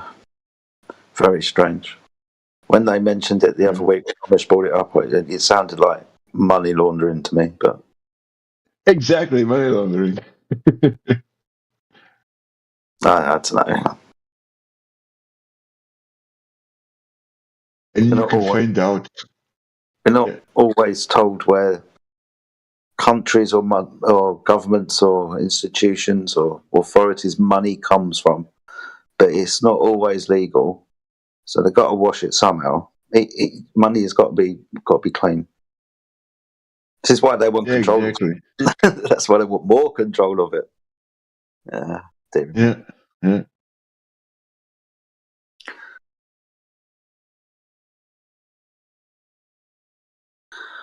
Let's have a scroll through the channel, see if anybody interesting is in here. Lots and lots and lots of the usual faces. Ether Gress is in the house. What's up, Ether? Right down the bottom. I'm starting at the bottom today. I'll work my way up to the top. So Ether Gress is in it. The Honourable Shlomo, what's up, brother? I do like your PFP, man. Makes me laugh every time I see that guy. Who else we got in here? T's with us. What's up, T? Good to see you, buddy. Hope you're keeping well. I know you're always listening. Probably not at the moment, but whatever. T-Dub from Australia. It's good to see you, mate. Doing well. Who else we got in here? Surfside. I can't remember if you've spoken before, buddy, but I've seen your name a few times, but I don't remember ever hearing you speak, or at least me and you having a conversation. But hi anyway, mate. Hope you're having a good day. Who else? Quetzalcoatl. What's up, brother? Plum Bob, my friend. How you doing? Apocryphal. Good day. How you doing, brother? Hey, Yeah, what's up, guys? Good to see you. What's up, Quetzalcoatl? What's all up, good, Fun man. Bob, my friend? I was Hey, good everything's stumbled going through. good? Good to be here? Yeah, man. I'm awesome. Thank you very much. Glad you're with us too. How's as it well. going, mate? Where the Good fuck's to see you. Matrix? Don't know, man. I haven't seen him for a while. Where the fuck's T-Dub? Oh, you're T-Dub. Where the fuck's Timbo? That's the other Timbo! Australian. Where the hell is Timbo? I know. I just asked that question yesterday. I have been asking that question for weeks. Where in the hell is our kangaroo guy? I've been asking that question for months. He was T-Dub all along. Now we know. It was. Yeah. We ought to get him back in here. Everybody tag him. If we summon him, you know. Ethergrass is AWOL too. He's away from his mic. I'm around. I'm listening. There he is. Oh, you're here. Oh, because I noticed like yesterday I haven't seen you around for a bit, but yeah. All right, cool. Fucking hell. Awesome. First name I read out.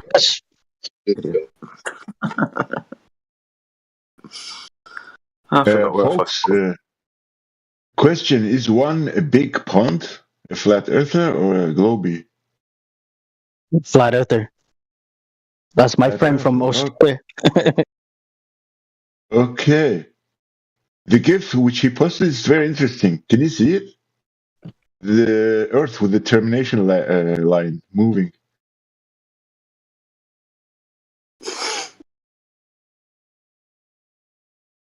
In the chat box. Do you call it GIF or GIF? GIF. GIF. Can you see Jedi? Yeah. Yeah, I see it. Yeah. Isn't it obvious that the clouds are not moving? I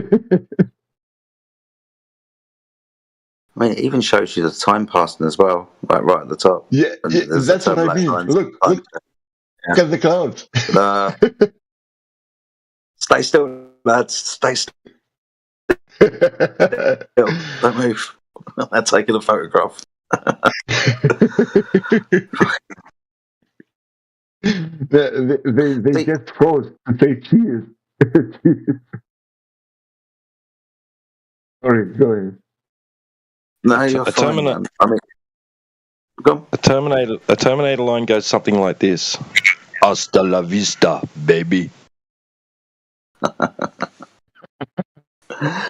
Very good. Very good. See, the thing is, though, you could look at the picture that One Big Pond posted, right?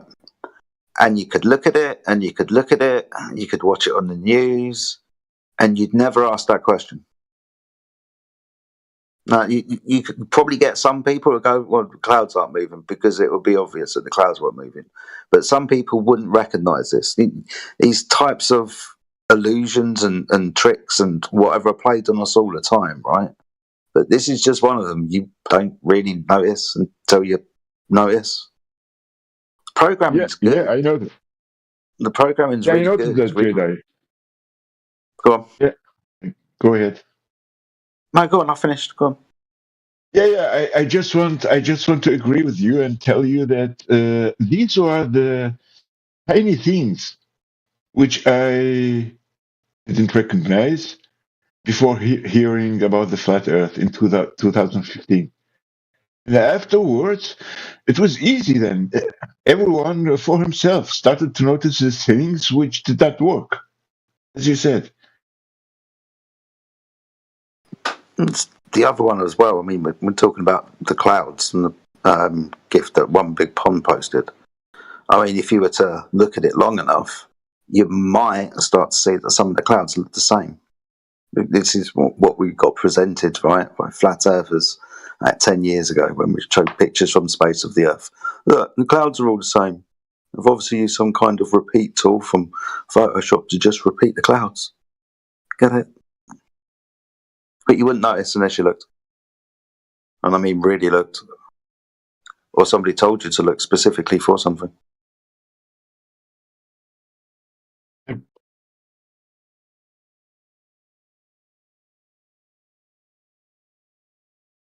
cognitive bias takes over. So they don't see what they actually see, they see what the cognitive bias tells them. So, for example, a good example of cognitive bias is being in an aeroplane and looking out the window and thinking that you see the curvature of the Earth. It's cognitive bias that you see it. I swear to you, Jenny, once I was in a bus, and the bus was on a road on a mountain. And the mountain was not that high. I don't know, maybe you could call it a hill even, because it was in Greece. But it was almost at the shore of the sea. And I swear to you, I thought that I have seen the curvature. I can still remember. It could look like that because of the view of the human eye. It produces, yeah. Today also and yesterday, often folks post a picture of a human being standing, and in front of him is half of a sphere. You must know the image. Yeah.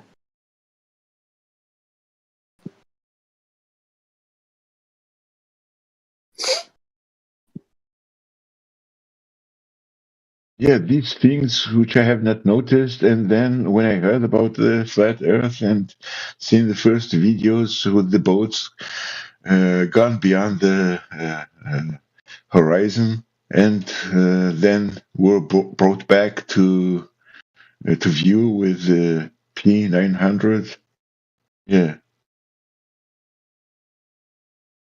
that questioned everything then.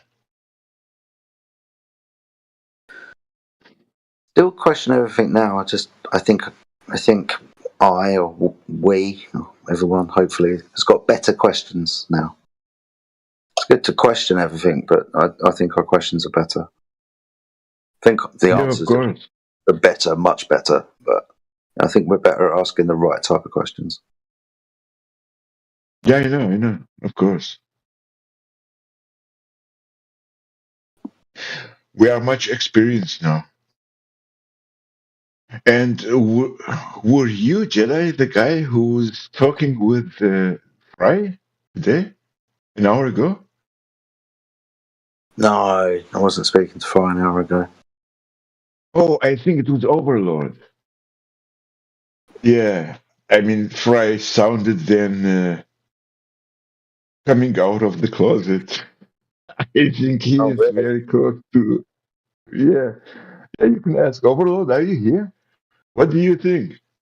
Do you think that Fry will become flat earther? It sounded like that. No, he's just hanging out until it's officially released that the Earth is flat, and that way he'll be like, "Yeah, we were buddies all along. I knew it." Yeah, but weren't you able to hear in the tone of his voice? Most of the time, he sounds like someone who likes to become flat earther, but he cannot let go from this. He cannot let go this position of being subdued from the majesty of the scientists like Neil deGrasse Tyson. Yeah, they have to listen, bro. He's waiting for them to give him permission. That is so exactly when they give him permission, he'll be all right. That is exactly what I meant. You could hear it in his voice. Yeah. Oh man! By the way, bro. He told you. He told you. If one of the predictions of the heliocentric model collapses, then he will switch. Because you were talking about how is it called? Selenial lunar eclipse, right? And that crushed him. Sorry if I pronounced that wrong. Selenial? How is it called? Selenilian. Selenilian. Okay, Selenilian. It's easier to call it the impossible lunar eclipse, right? Yeah. One more time. Selenilian. Nilian. Stella Nilian. Stella Nilian. Okay. Stella Nilian. Thanks.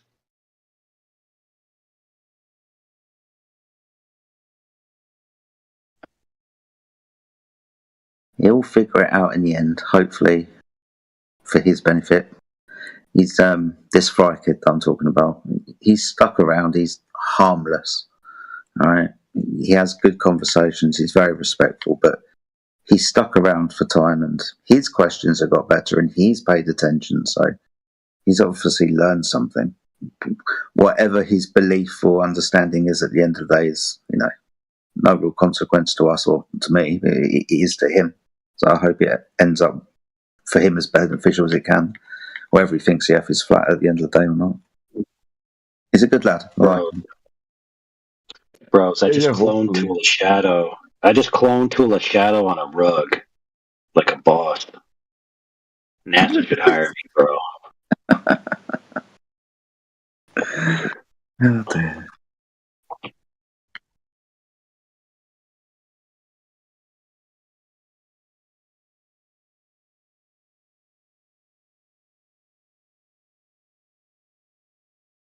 Man, that looks hot.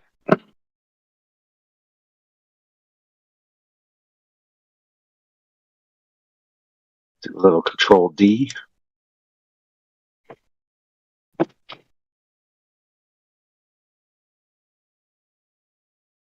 Dude, that looks so legit, bro. What? My freaking Photoshop, bro. Yeah, but we can't see it. How do you know? I mean, you didn't post it. You didn't post it in the. How do you know you haven't seen my Photoshop work before? Oh, you mean you have frequently posted in the chat box something?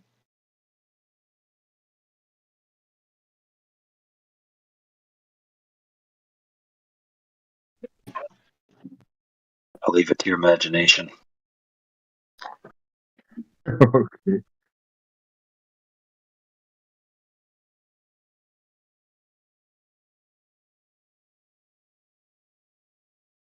So I just had to take a coffee cup off of a windowsill and reconstruct the windowsill back to a normal windowsill. And then I had to extend the heater past the rug to get rid of an object that's no longer going to be there. And then I had to do the shadow of the rug underneath the heater to extend out behind the chair. Came out pretty good.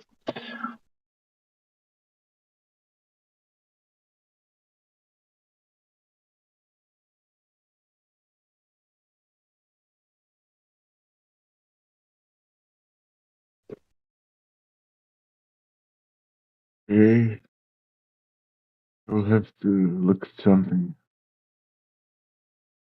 Now I'm going to move an entire enclosed wall across over to the left side of the image and then repair the wall where this enclosed wall section used to be.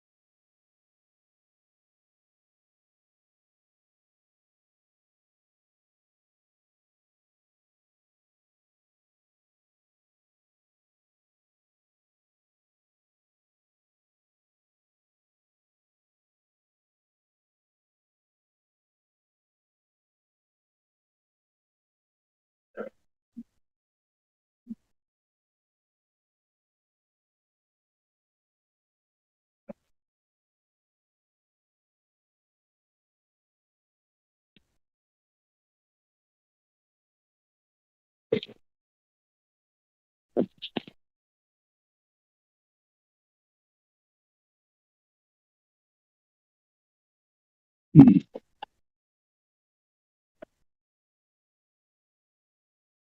doobie, doobie, doobie, doobie.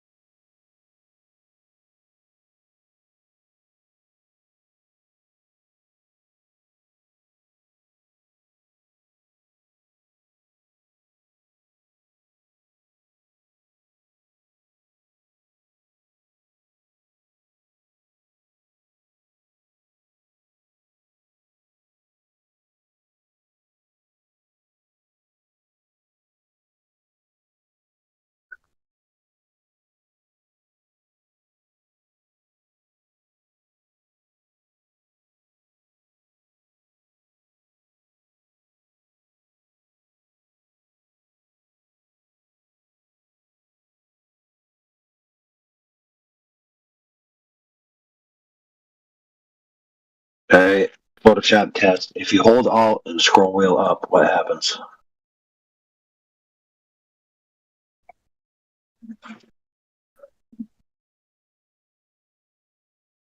What was the question?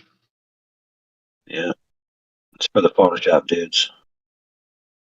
So nothing selected. You hold the Alt key and move your mouse scroll wheel up. Yeah, as I told you, I have no experience in Photoshop, so I'm not a Photoshop dude. I will let for the other dudes. It's you zoom in. You zoom in. You zoom in. You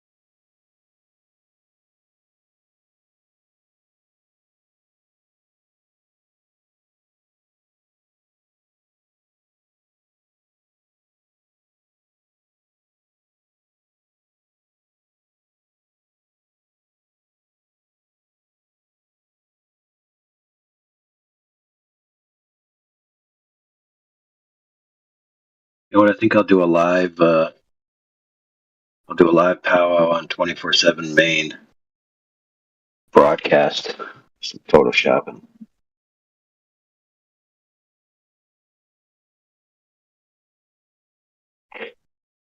Yeah, that'll be fun.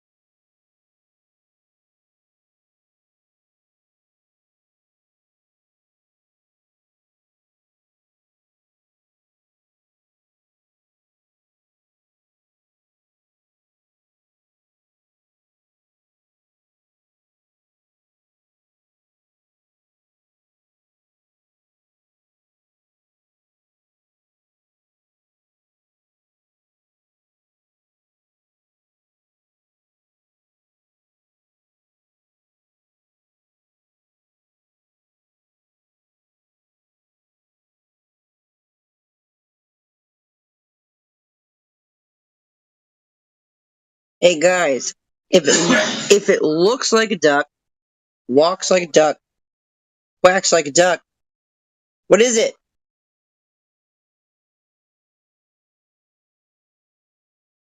It's Mark. It's Mark G in a duck suit. Oh, I was going to say globe. You know, I use that all the time.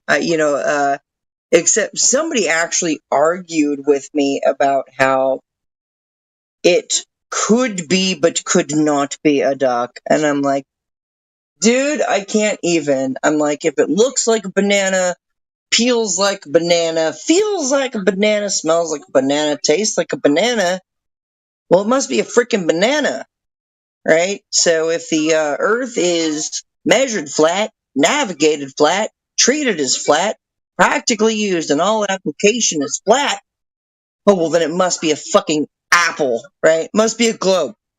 That's just that's how retarded it is.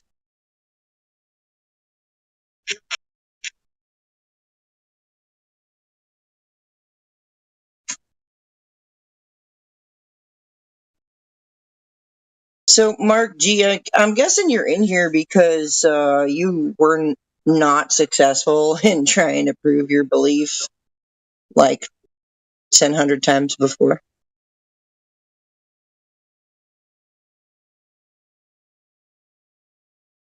Don't really have time to talk right now, but no, I'm in here to learn something. Yeah, that's rich. No, I learned lots of things talking to you guys. Sounds like nothing you guys say is correct, but it causes me to actually research what's really going on. So I learned lots of things. Oh my! Yeah, nothing we say is correct. Nothing about the water. Nothing. That's great. Well, that's not being very generous. A lot of things you guys say is correct. There's just parts of it that are incorrect. Let's put it that way. Yeah, so like hydrostatics, so like water, equilibrium, it's large bodies of water. That's just retarded, right? Can you tell me the equation to calculate hydrostatic pressure? Yeah, I can't, and I'm not going to do that at the moment. But I've been actually trying to find the answer to at what distance does this become false with the water level, right? I've been asking and asking and asking for what distance, right? Do we have that? Do we have a radius of distance? Do we have a triangulation of distance?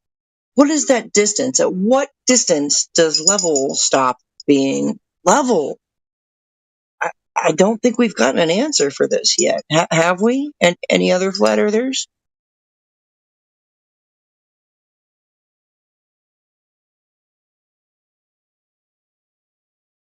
What was that? What distance the level stop being level?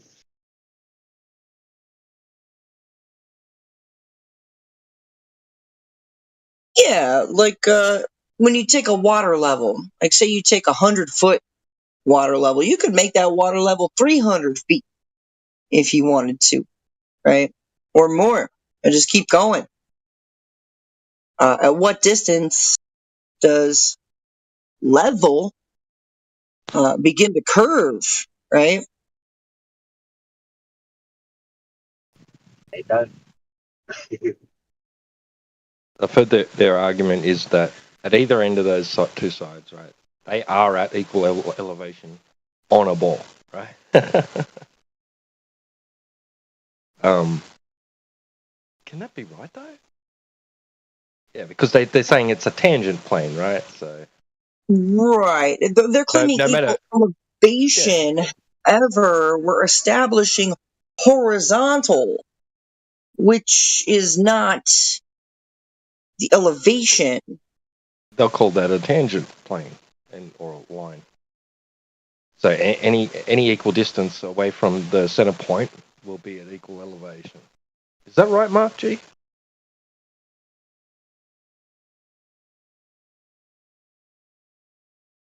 Equal elevation above the what? Sea level? I don't know. What? Some circle?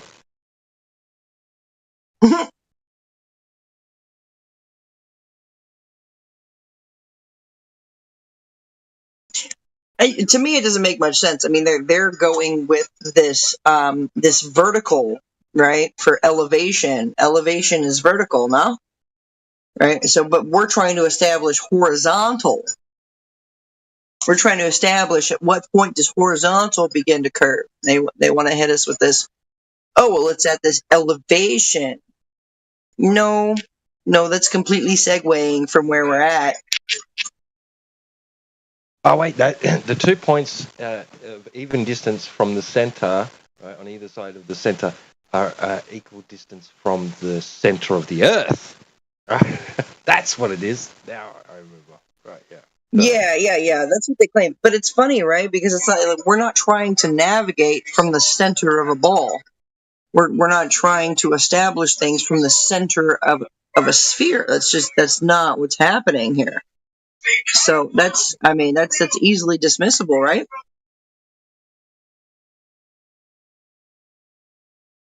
Unless they could prove the center.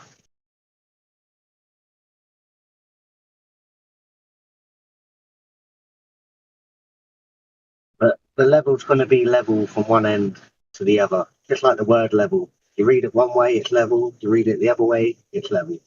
Level. Bingo. I love that. It's what do they call those? A palindrome.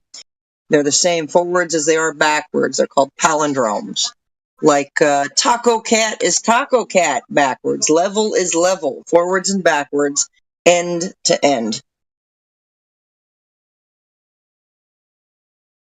Yeah, that's it. What's that called? A palindrome? Yes. Something that is the same, spelt forwards and backwards, is known as a palindrome.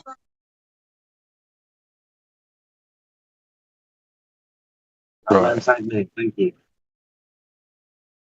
So what is it they say about the water level? So they say that because you've got two surfaces in a communicating vessel. So what if you add a third surface to a communicating vessel? They say that the middle one, the middle one, will be at a higher elevation. Is it? Yeah. I think so. Than the other. So you won't be able to draw a straight line between the three surfaces. Whereas you can with two, but not with three. So. I need those memes, or rather infographics, rather. I think we should start distinguishing between infographics and memes, by the way. It was something that I thought about a couple days ago. But the infographic that shows water level on a ball, right? Each one of these positions on the ball has to be contained, like a swimming pool, or a cup of water, or whatever. And it ultimately shows that you don't get level on a spherical surface. You just don't. That's not level. You're never going to get level on a spherical surface.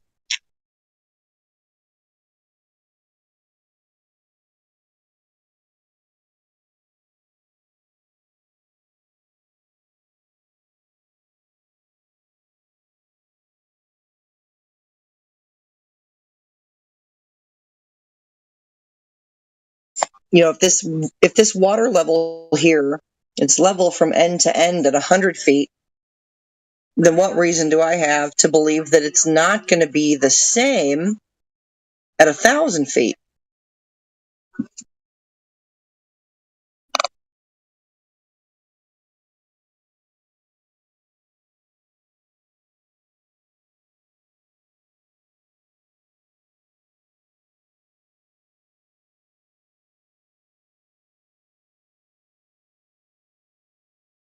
And my favorite thing is when they want to draw from the center of Earth. I mean, I'm sorry, you guys. The ball is busted quite literally from the inside out. You want to say the gravity is pulling things towards the center of the Earth. But then when you get to it, you want to tell me that Earth has a magnetic core. Magnetic, right? Not gravitational. Molten magnetic, right? That actually doesn't even physics in any way, shape, or form. As soon as you heat iron up past 1400 degrees, it stops being magnetic. As soon as you heat nickel up past 650 degrees, it loses all of its conductive properties. So, yeah, your globe Earth core is busted. Your globe's busted from the inside out.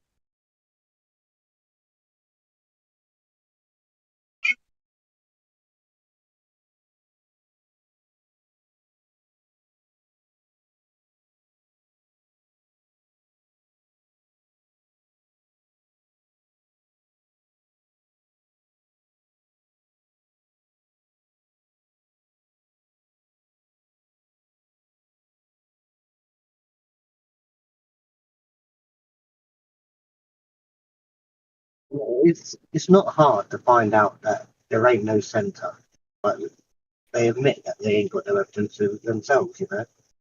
So you'll think they'll figure it out pretty quick. I don't see the problem.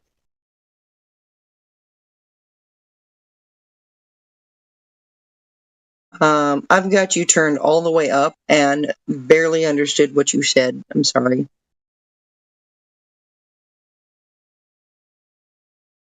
No, I was saying the center of the Earth is like they say they ain't got no evidence anyway, so it's not really that hard to disprove it. So I don't see why you would believe it. You know what I mean?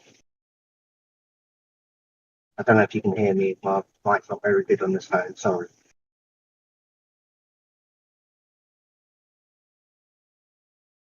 Yeah, it's hard for me to pick up on what you're saying. I don't know why. I don't know. It just sounds like your microphone is in water. Am I coming through clear enough? Yeah, you're clear. It's my phone. I'll try and sort it out soon. Okay.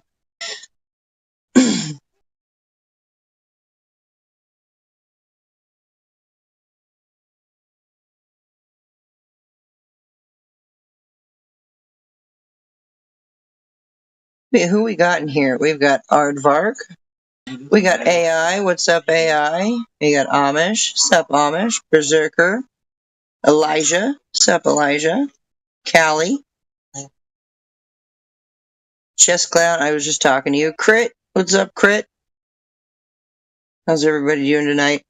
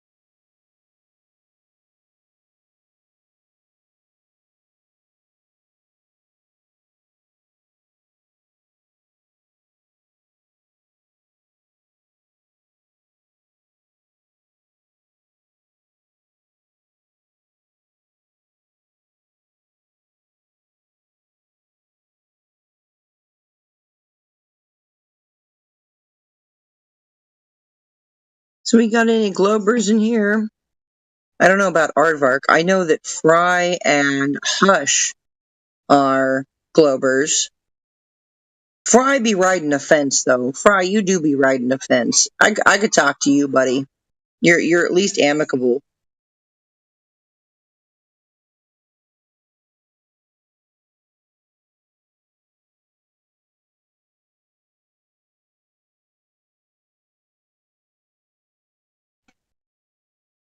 What you up to, Fry? Can you take yourself off mute? My God, I've been defending the globe like all day, pretty much. I'm done. You've been defending it? Yeah, man. It's rough out here. I mean, it's rough out there for someone who doesn't know what reality is, huh, Fry? Oh my God. Oh my God! I don't know why you would say that. Why would you ever say that, Fry? I don't know. You're like, I don't even know what reality is. Like, someday the delusions are strong. Like, what are you, bro? I don't even know what you're on about when you say that. It's okay. I don't expect people to get it. Look, there is and there isn't, right? There's truth and there's lies. There's black and there's white. There's left and there's right. There's good and there's evil, right? You gotta try to find that line. You can't be stuck in the middle. There is no gray area, Fry, right? Like, you know that if you put water in a cup, it's going to be level. You know that if you put water in a bowl, it's going to be level. You know that water in a puddle is going to be level. You know that water in your swimming pool is going to be level. You know that the lakes rest level. You know that it's called sea level. Right, level doesn't curve. It's level end to end. Where's the curvature? Where's the curvature? Where is it? Where is it? We want to know. We really want to know, because that's the only qualifier that a globe Earth needs is direct, verifiable, observable, measurable proof of curvature. But it's not there. We can't find it. We can't find it in 3 miles. We can't find it in 5 miles. We can't find it in 9.4 miles. We can't find it in 21 miles. We can't even find it in 275 miles. So where is it? Where is this curve we have been taught and told so much about? I can't like talk about refraction again. My brain will explode. Come on, let's do it. Let's do it, Fry. No, absolutely Come on, not. I'm not the best. Look, look, let's go. You and me, okay? I'm going to tell you right now, I'm not the best at arguing refraction. So, like, we make good opponents.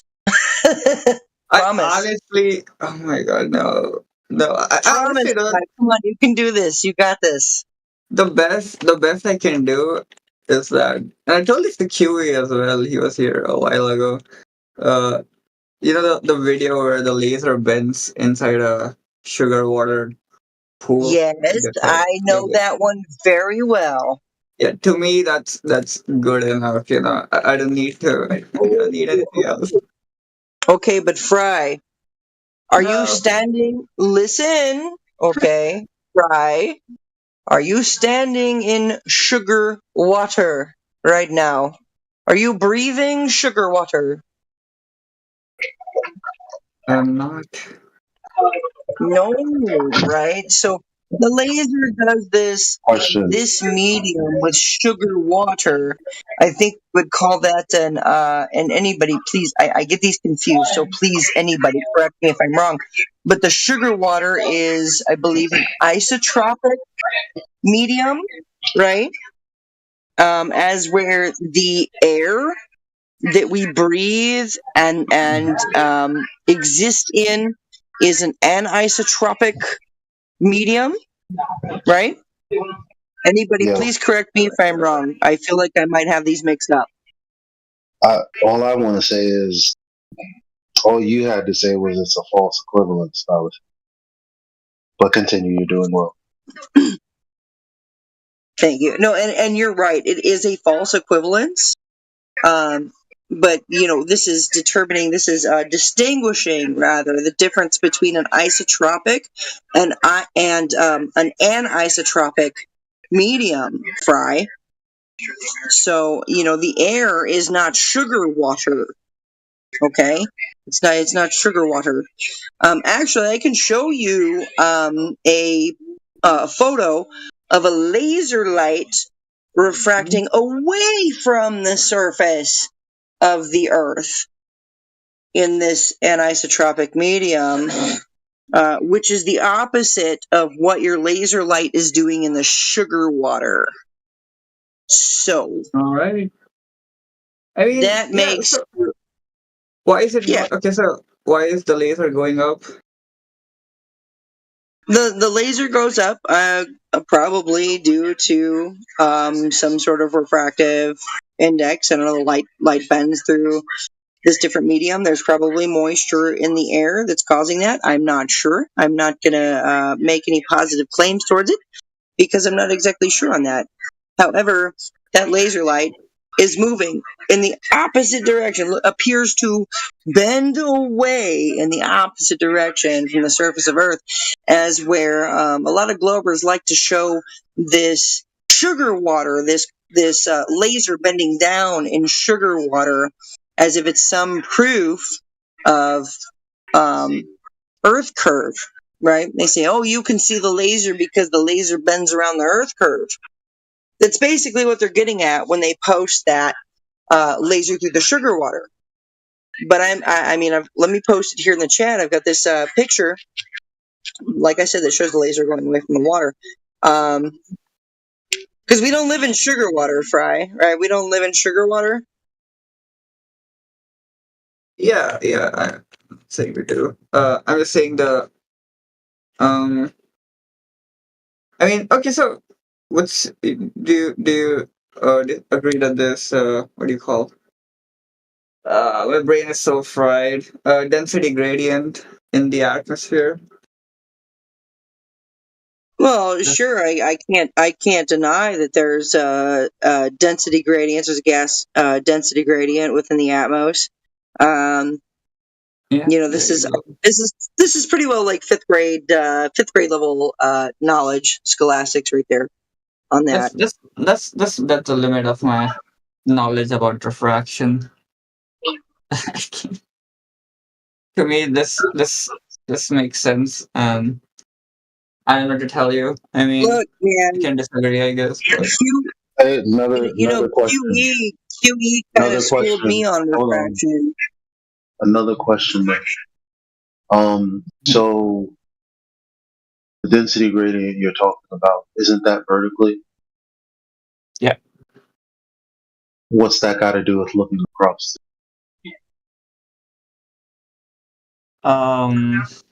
Yeah, thank you, Elijah. Yeah, he's talking about something that's going vertical. We're talking about something that's going horizontally across. Yes. Yeah. So if if you look at this image, there's something on the bottom of, like, on the right side of the sphere. The light that's going up, like, would have to bend because it's going through the layers. Right.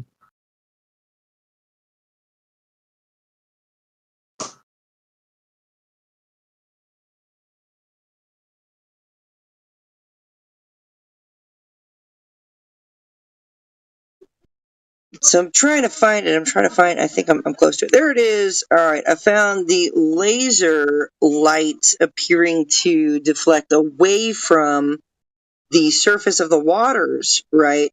Which is in opposition to what you guys show us with the sugar water in the fish tank.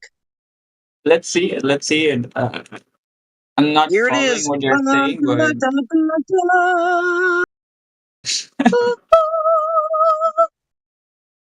all right. Do you see it? Yeah, what is that? That's pretty cool. What the fuck? Pretty cool, huh? And it's doing the opposite of what your sugar water laser light is doing, right? So, yeah, we are aware that when doing laser tests, there is going to be some issues. So, I mean, this is why the tests are done over and over and over again, measuring the surface temp of the water with the air temp near the water. If the surface temp of the water and the air temp near the water happen to be about the same, you're actually going to get that light. That laser light is going to be able to reach its furthest distance. Did you know that?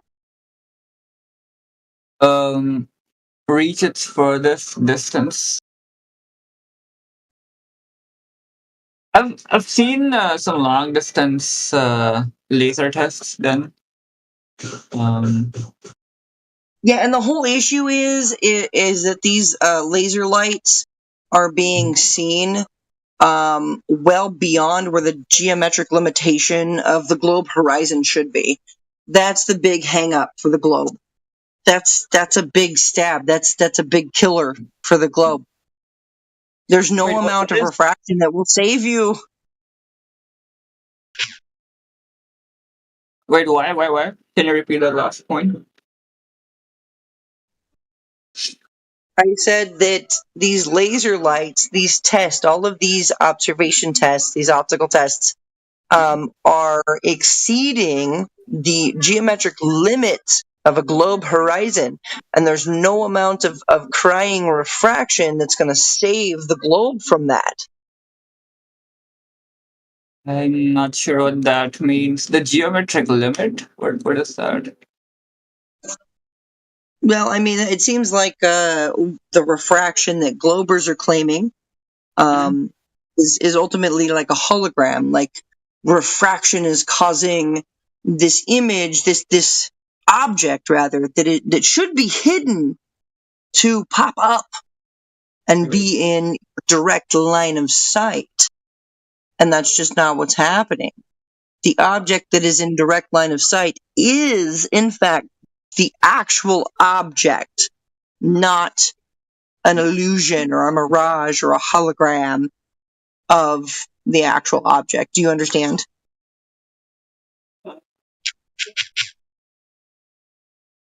And that's but like what's the thought you said like there's like a geometric limit to refraction? I don't know what that means. I never said a geometric limit to refraction because there really, as far as I can tell, is not there is no geometric limit to refraction when it starts or stops or anything like that. You've got all kinds of different refraction, atmospheric effects happening, whether it's looming or sinking or compressing through the atmosphere, right? But I got distracted by old dude's image. That's kind of like a misrepresentation. Actually, no. Old dude has a great little image here. If you want to read on it, it's not great. It's It'd have terrible. It'd have to achieve the kind of effect actually that you pretty good. want. But what you posted up there, Fry, that's inaccurate, man. That's not how light behaves when it meets a curving lens or a curving surface. That's not how it refracts. Let me draw it. Hang on. I'll draw the black swan for you guys. I'm pretty bad at drawing, so bear with me here. Thing that it refracts down to bend around the curve of the Earth, even though I'm showing you that this laser light is refracting away from the surface of Earth, right? So that's contradictory. You give me a cartoon image, I give you a real photograph, right? The real photograph is contradictory of your image, right? That is not a real photograph.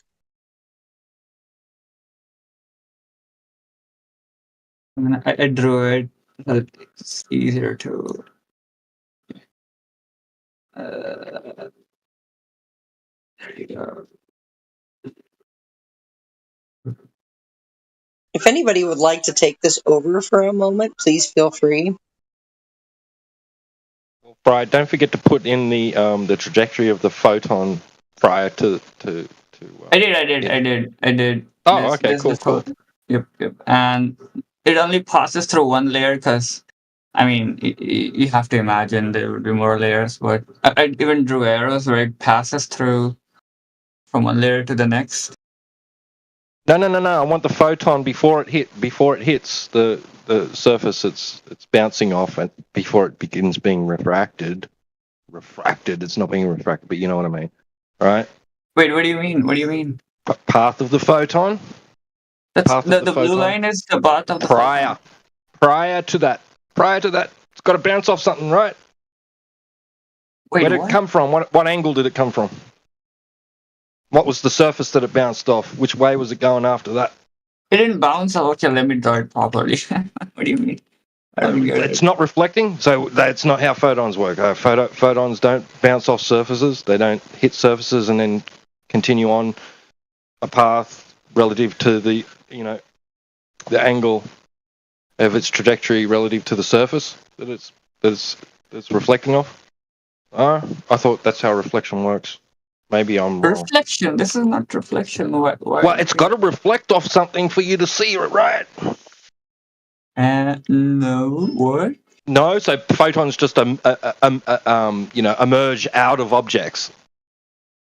Oh, I mean that's just the light hitting the. I mean, you're asking where. Okay, so where's the photon where did it come from? Yeah, that's it. Yeah. Where did it come from? Which way did it come from? That photon that's reaching your eye that you're claiming is like, Right. Yeah. So you mean where it originates from the oil rig? You're asking where did the surface that it's on too, like that it's meeting with and everything. Like you've got to explain this for every little bit of surface beyond your geometric horizon, not just the oil rig, not just the horizon, everything.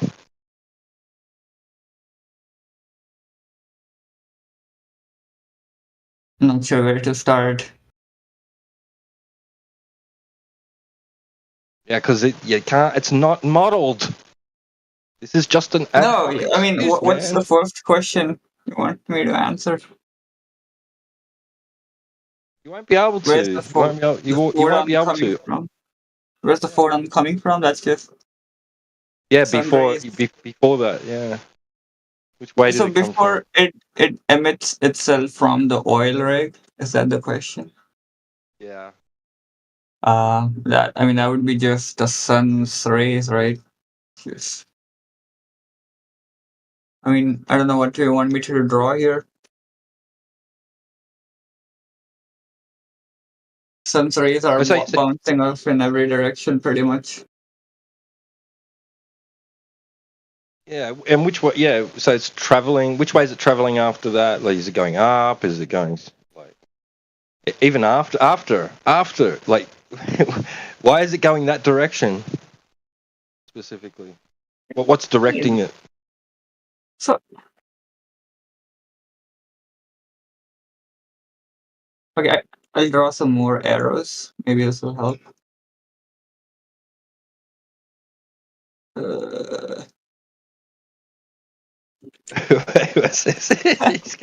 He's gonna graffiti this shit. Okay. Dude, I'm so bad at drawing, honestly. And this drawing pad is not good. Why is it doing that? Why is it doing what? What's the problem?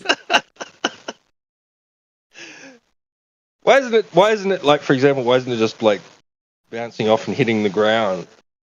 It is hitting the ground. It is, for sure. Well, show that. What? I mean, okay. I mean, that's what you... Listen, okay, wait. I don't think you're getting what's happening. Okay, so wait, I'll draw it with the red color. Right. And I'll draw like a stick figure at the bottom of it. Like, you're correct at, like, why isn't it hitting the ground? You heard from me first. Super flat. Hey, how's it going, man? I wish I could show my webcam, but it doesn't allow it for some reason. Oh well. So I forgot who was talking. Who said we want to see your face, man? I can't share my webcam in this channel. I'll go a different channel. I don't want to see your face, man. I'm just joking with it. Here you go, man. You see the red man? He can receive the photons that's hitting the ground. What else you want me to draw? So, and anyone that has a direct line of sight, or like even not even non-direct, I suppose, that can receive photons from the oil rig, they will be able to see the oil rig. Even on the other side of the Earth. Yes. Directly opposite. I mean, if the photons somehow make an arc and reach the other side, why not? But that's not gonna happen because the Earth is not that huge. So why is it taking that particular path? I mean, it would go straight, but as you can see, it's crossing a layer of air density. I've even shown it with arrows. If you look closely, there's like it passing through here at the top, sort of, and that's why it That's changes not a direction. gradient then. I mean, what do you mean it's not a gradient? It's not gradual. It's like sharp, intense boundary layers. Yeah, it's. I mean, I'm not that good Like at we drawing. measure. We don't measure it like. So is it like in millimeters or centimeters? What's going on there?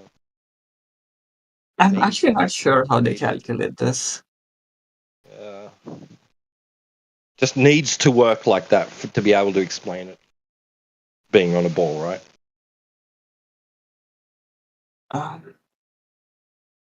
It must be doing that, right? Because we're seeing that. So we know that we're on a ball, right?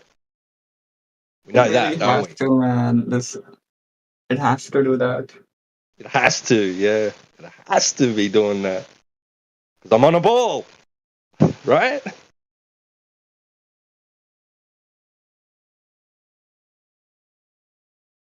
Sure about that? Sure you're on a ball? I think I am. Pretty sure. Maybe you want to check that part first.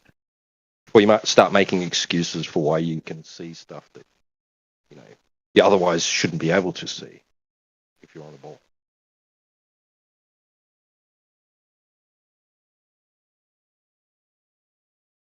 Does refraction happen at night? I don't know. I think it would, but I could be wrong. Oh yeah, we've got night swans. Yeah, night swans. We've got night swans. Reflections from oil rigs on the surface of the water. That refracted too. Refracted reflections. Yeah, man. Yes. Draw that in your diagram. Yeah, so you see the oil rig with the red man. So if the red man wasn't there, the red light would like reflect up, and it would also refract. So you would see the reflection also refracting, which I think happens. I think I've seen some videos of. I mean, you can see it like in long distance, boats. Photons are just hitting the ground and like displaying out up into the air like a fountain, right? And then following the Earth curve. I think a single photon probably doesn't like play out. It has like a linear direction. I think. Pretty sure.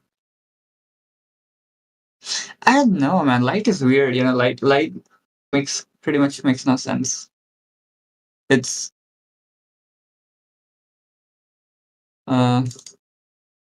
if you've ever looked into the double slit experiment, pretty insane. Well, it'd have to be like a fountain, right? It'd have to be like all these like photons bouncing off a single point, right? And then splaying out in all directions like a fountain curving up and over. Like you got some going like in a tiny little arc and then reaching the ground nearby. You know, the event, and then you've got more going up higher and so forth and so on until one eventually reaches your eye, right? Is that how it works?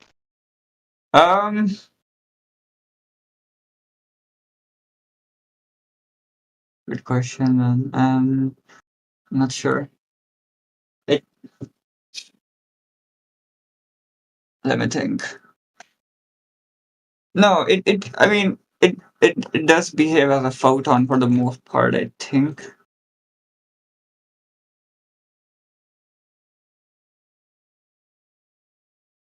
When does it diffract? What's that diffraction? Is that the term? Spreading of waves around obstacles. Yeah, and that's when it behaves like a wave instead of like a photon. Which is weird, man. It's pretty weird. I don't know. Light is God's way of saying you're never gonna understand how this shit works.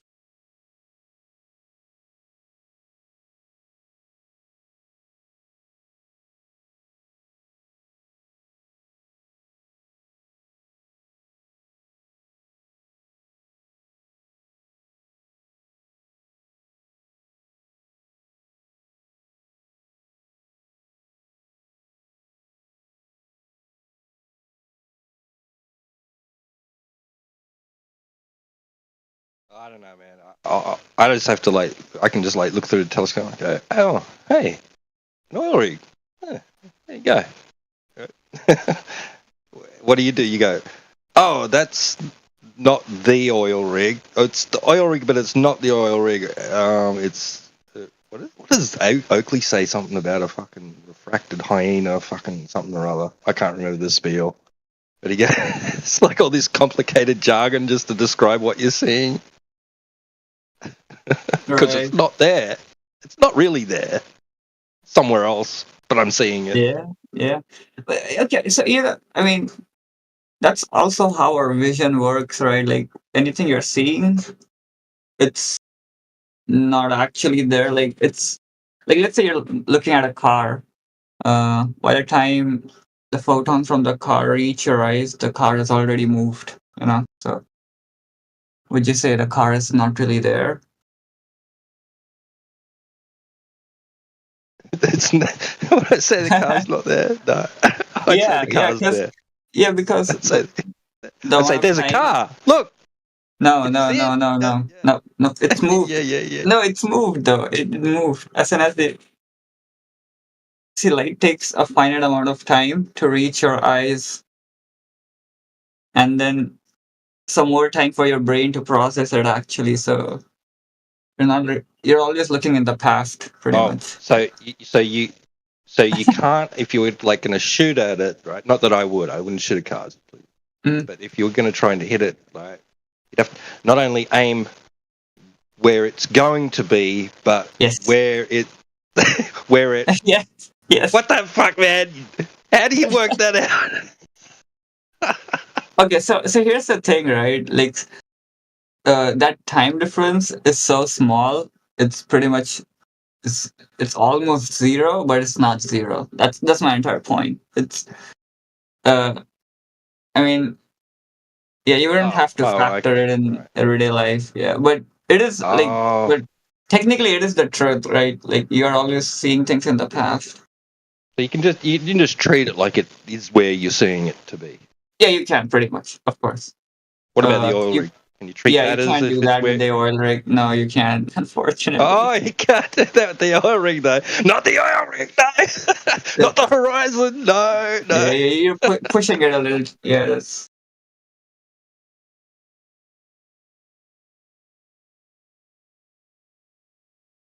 Yeah, I'm just saying the idea of like things being apparently there and not literally is not exclusive to oil rig observation. I'm saying it's just how like anything works pretty much.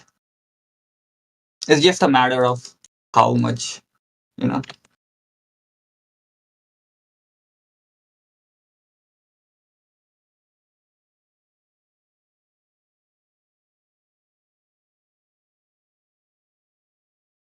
Why did Jamesy post a Pac-Man model? What's up with that?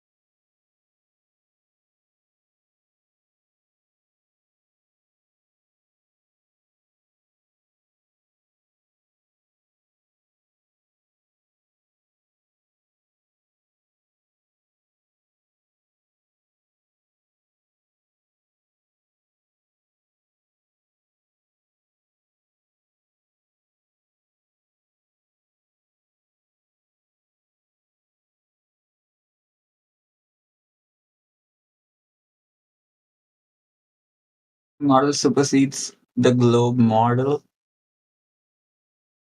Not sure how.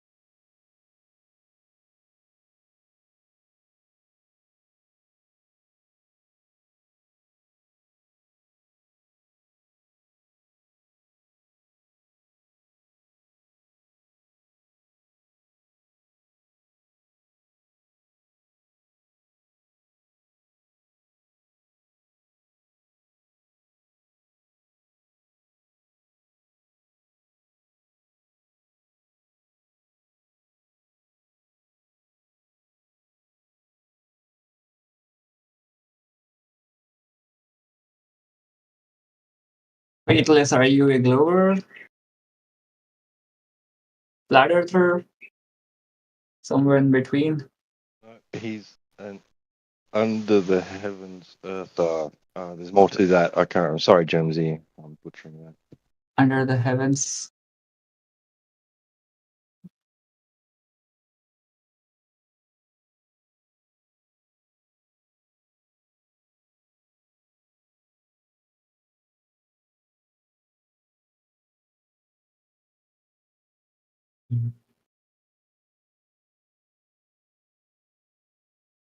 Mm. Fry, what are you? What up? You a globe earther? You a flat earth? Or who, me? Are you somewhere in between? Yeah, you. How do you not know this yet? Is this a trick question? In between a beer flow. No, I'm trying to figure out where you are now. So you've been with us for a decent period of time. I was trying to figure out if that pendulum has swung at all. I have to say the Pac-Man Earth is pretty persuasive, but I think I'm going to be a glober for the rest of my life, unfortunately. Pac-Man Earth. Do you believe? I like the sound of Pac-Man Earth. Because, I mean, I get it. Yes. Do you believe, like, because of Einstein and these equations and Stephen Hawking and all of these ideas that things like wormholes are possible? Do you think that's true? Like you could jump into a wormhole? Nah, man. I don't think wormholes. End up somewhere else, bend space and time between. I don't think so. It could be wrong, but I don't think so. Quite a lot of people do, though, don't they? They think it's at least theoretically possible. Yeah, but I don't think people in science theoretically go around saying wormholes are possible. It's not something anyone takes seriously.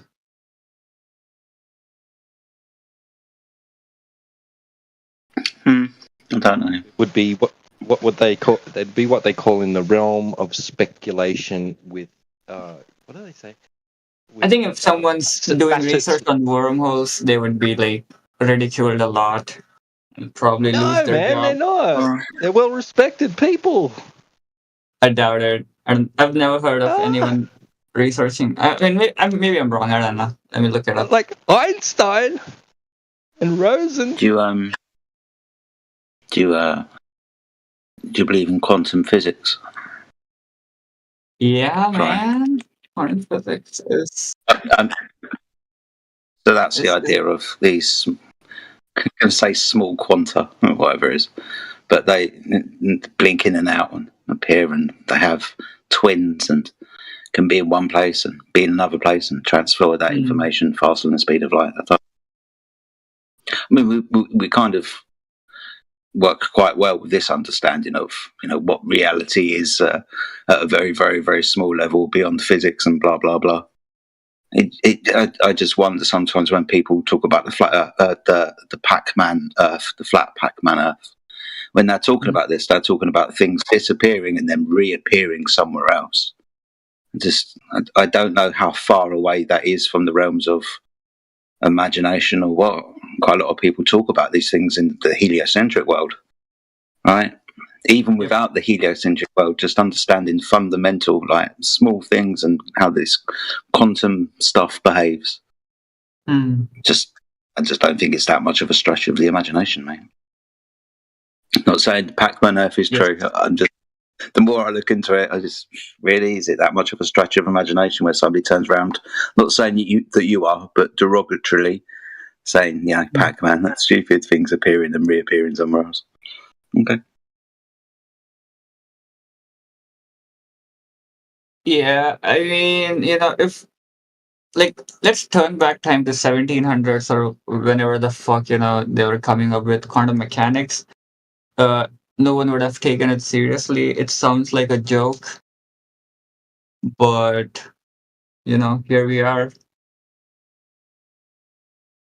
I mean, yeah, and it's a good way. It is, and honestly, it is extremely baffling. Like it makes absolutely no sense. Even the dual particle, like the dual nature of light, that makes absolutely no sense. But apparently, it is true. So I mean, as far as ridiculous ideas go, I would say physics is full of them.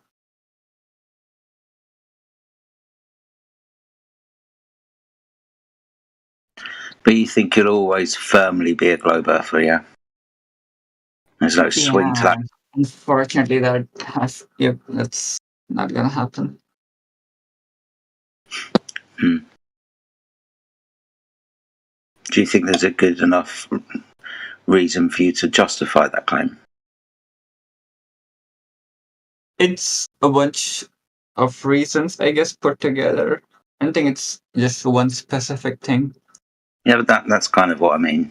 These justified reasons. What would you say these justified reasons are? That there is no way you will ever change your mind?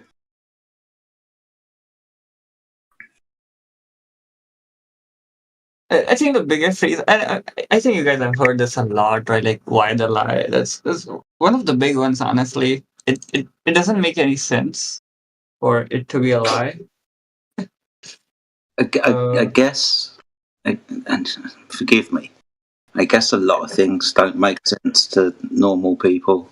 I mean, lots of horrific things happen every single day that I guarantee you wouldn't be able to make sense of. I mean, the thing happened and the person did it. You're not going to be able to understand that motive. Yes. A psychopath. You understand. So I don't know whether understanding the motive, also expounding on that, whoever these people they are, it's you haven't even got an identity, just a rough pointing to a shadowy figure, usually the government, but it's not generally them, let's be fair. Right. Okay, Jada, I have a question for you. Do you think flat Earth technically doesn't need any, like you don't have to read up anything pretty much to be a flat earther. It's just a belief that you have that's incorrect in your head. See, this is interesting, right? It's not a belief, right? And you hear us say this all the time, so this is why I'm a little bit astonished, right? And you've probably heard me say this a few times before. If you want to figure out something, like someone's height or that orientation, if that's standing up, or if, like I said to somebody earlier, if your mum's laying down on her back like she's spent most of her life, so horizontal. These are base actions. Oh shit! Yeah, right. These are kind of base actions, right? Things that we just generally understand about the world. Now, going on from this is how we measure the world. Just a very understood. You've heard us speak about triangles and that being an angle. See, the magic comes after that. The globe comes after you measured the Earth to be flat. So it's not a belief, it's an understanding of the methodology of how the Earth is practically used. It's not a belief. No, wait, did I misspeak? I don't know. What I meant was, like, you don't need, like, you already sort of know the Earth is flat. It's just a cognitive dissonance in your brain. Because you've seen water your whole life. You've seen, that the Earth is flat your whole life, right? No, no. So I'm 48 years old, right? I've been a flat earther for 10, 11 years, since 2015. Right? So for like 40 years, or 38 years, I believe the same thing that you did. We pretty much, 99.9% of us in this room, all got taught the same thing, all believed the same thing to certain varying degrees of belief, but all understood the Earth to be a ball. The cognitive dissonance, right? We've gone through that. I don't have cognitive dissonance now because I've seen both sides of the story. This is why we see people come here at the very stage of you've been taught something that isn't true and being presented that information which you deep down know to be true, but your brain doesn't know to deal with it. You're anchored by it, right? Because we all got taught this. But it's hard to fight the anchor. You've got to break the anchor. That's what we try and help people do here. Like, point at things, look at it. But anyway, so it's not a belief. They kind of would have hoped you'd have understood that by now. Listening to I'm not saying it's. I'm actually saying kind of the opposite. I'm saying like since you've always seen how water behaves, flat Earth. I mean, so here's the thing, right? Here's the flat Earth, I guess, position, if you will. Like, I mean, I, honestly, it's not even a flat Earth position. This is just the truth. I would say, like, we're just taught as kids to like that the Earth is a globe, and I mean, I don't think any child really understands what it means, for the Earth to be a globe, and you grow up and you sort of internalize it. Even though if it's true or not, it's like Santa Claus, or like, let's say you grew up in a cult and you had some strange beliefs, you just adopted. Even though you have all the contradictory evidence in the world, like you see water as flat and it doesn't stick to a ball, any ball. And you can give them examples of how, but that's what, like, let's say someone is, reaches an age of some sort of maturity and has certain self-awareness, they can arrive at flat Earth on their own pretty much, right? Because technically it can happen. So like one of us. They're not going to have a dichotomy, are they? If they're not presented with one, they're just going to go with the reality that they're experiencing. Yeah.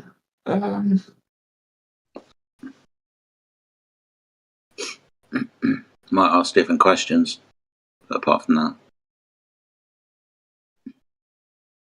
I mean, you can stand back and you can see it. You said it kind of perfectly from our point of view, right? What we tell people, we've all been brought up in this, we all get educated, blah, blah, blah, blah, blah. This happens to us all of the time, though. I think for some people, it's very hard to turn around and say, well, this space is fucked up then. If there are people that are lying to me about where I am and have managed to do this for X amount of time, years, whatever, 100 years, thousands, whatever.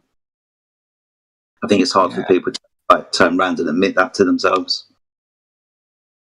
Some people it's easy, but I think it depends upon the person. How much they trust in authority to begin with is always a good start. Some people just won't accept authority, but that's because of that personal nature. They're just not agreeable like that. But for the most part, it's exactly that. We get told and we don't question it. I mean, like you said, with kids, we don't really have the cognitive function to question these things. We're very trusting. We're like sponges and we absorb shit. If we get told, like we all did, over and over and over and over again that the earth is a ball, then we're just going to fucking believe it. Because it's everywhere. Everyone's saying it. People are making up stories about it and thinking about going there one day if we talk about space and shit.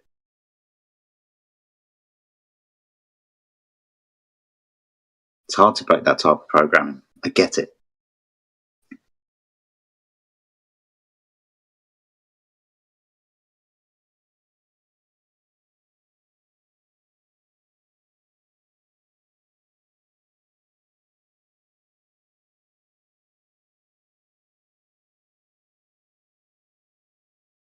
But there are people breaking the programming every day.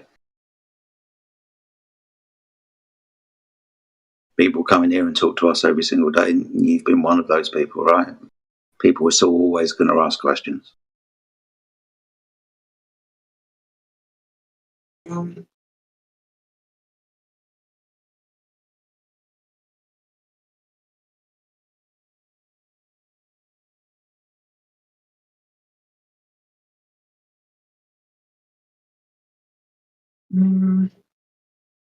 I feel like there's different types of people who come in here a lot of times. I don't think a lot of times when I'm asking you guys questions, it's coming from a place of like where I'm actually questioning things. A lot of times it's just I just want to know how you guys explain a certain phenomena. I understand that, mate. I do. Yeah.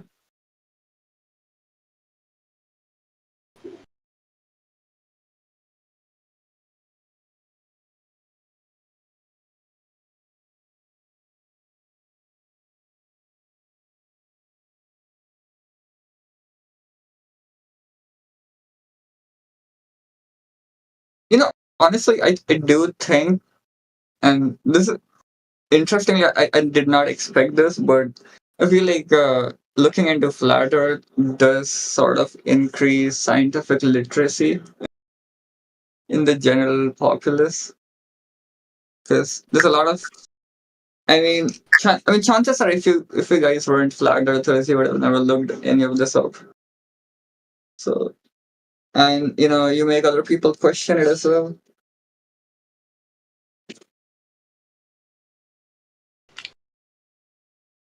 It's a very geeky type of subject. Flat Earth. It is. I mean, there are lots of people within the Flat Earth community or bubble, however you want to call it. Some of them are dumb as fuck. Usually globe earthers.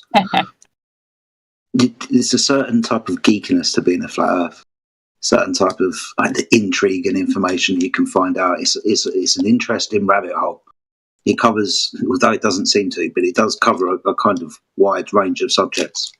And you have to understand as well how, I say, most or the majority of people come to flat Earth is because they're already questioning stuff anyway. So they've probably, been down rabbit holes before, whatever that subject matter is. They've obviously got a quizzical nature anyway, so I don't know. Yeah.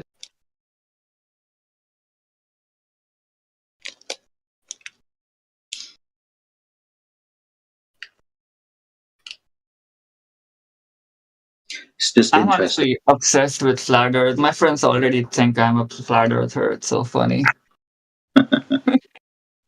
You speak to your friends about flat Earth then. Yeah. I just yeah. Oh, dude, I was flat smacking this person in the other Discord. It was so funny. He didn't know what to say. You were flat smacking somebody. Yes. What? Just too funny. I don't know. The topic of flat Earth somehow came up, and I was like, I'll just mess with these people. It's weird when people on your side of the fence say, "Well, I flat smacked someone," or "I was a flat earther today." Have you heard that before? People do it. Yeah, I'm just asking the question. How does that feel for you? Like, being as you're playing, and you know that you're lying, but you're winning, or you think that you're lying, but you're winning the argument because you're flat smacking. So what you're saying is like truthful, and you're flat smacking someone. How does it feel for somebody who doesn't believe what they're saying to demolish somebody with that type of truth that you don't believe in? So here's the thing, right? How do I explain this? I mean, okay, so when I was doing this to him, I did tell him I was trolling him, and yeah, he took it. He had a good laugh about it. But I think what I was really doing was questioning his beliefs, and because a lot of times they'll just say things like that's not really provable, or like for example, they'll say like but I can prove the Earth is a globe, and I just asked him how. He had no idea. Like he just started rambling, just typical Glover stuff. Exactly. You don't even need to be a flat earther to be able to challenge anything anyone says. You don't need to have a position. You just simply need to challenge what they're saying and hold them to account. Yeah. That's all you have to do. He was very confused. He did not know, and he kept attacking me and like calling me stupid. It was so funny, dude.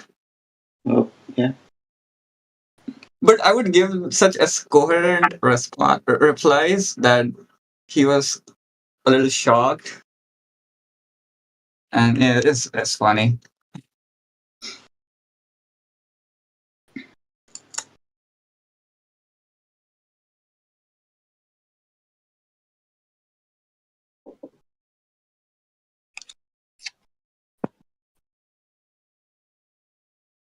Yeah, that's like Alpha. That's what he does. He just like, how do you know what you think you know? You're saying you're making a knowledge claim. How do you know that? Don't worry about what I think. Don't worry about flat Earth. We're just dealing with what you're saying right now. How do you know that to be true? Yeah. Let's take a look at that.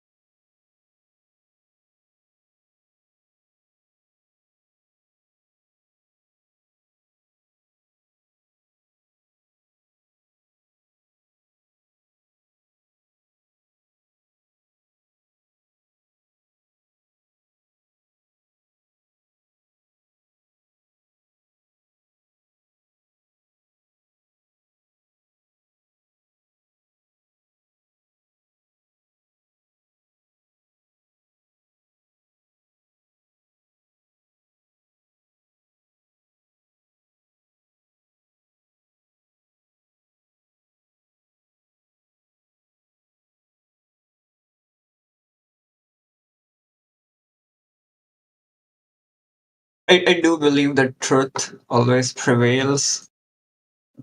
And I don't know why I believe this, because I'm an atheist. There's no reason for me to believe any of it, but So I do think, like, Wait a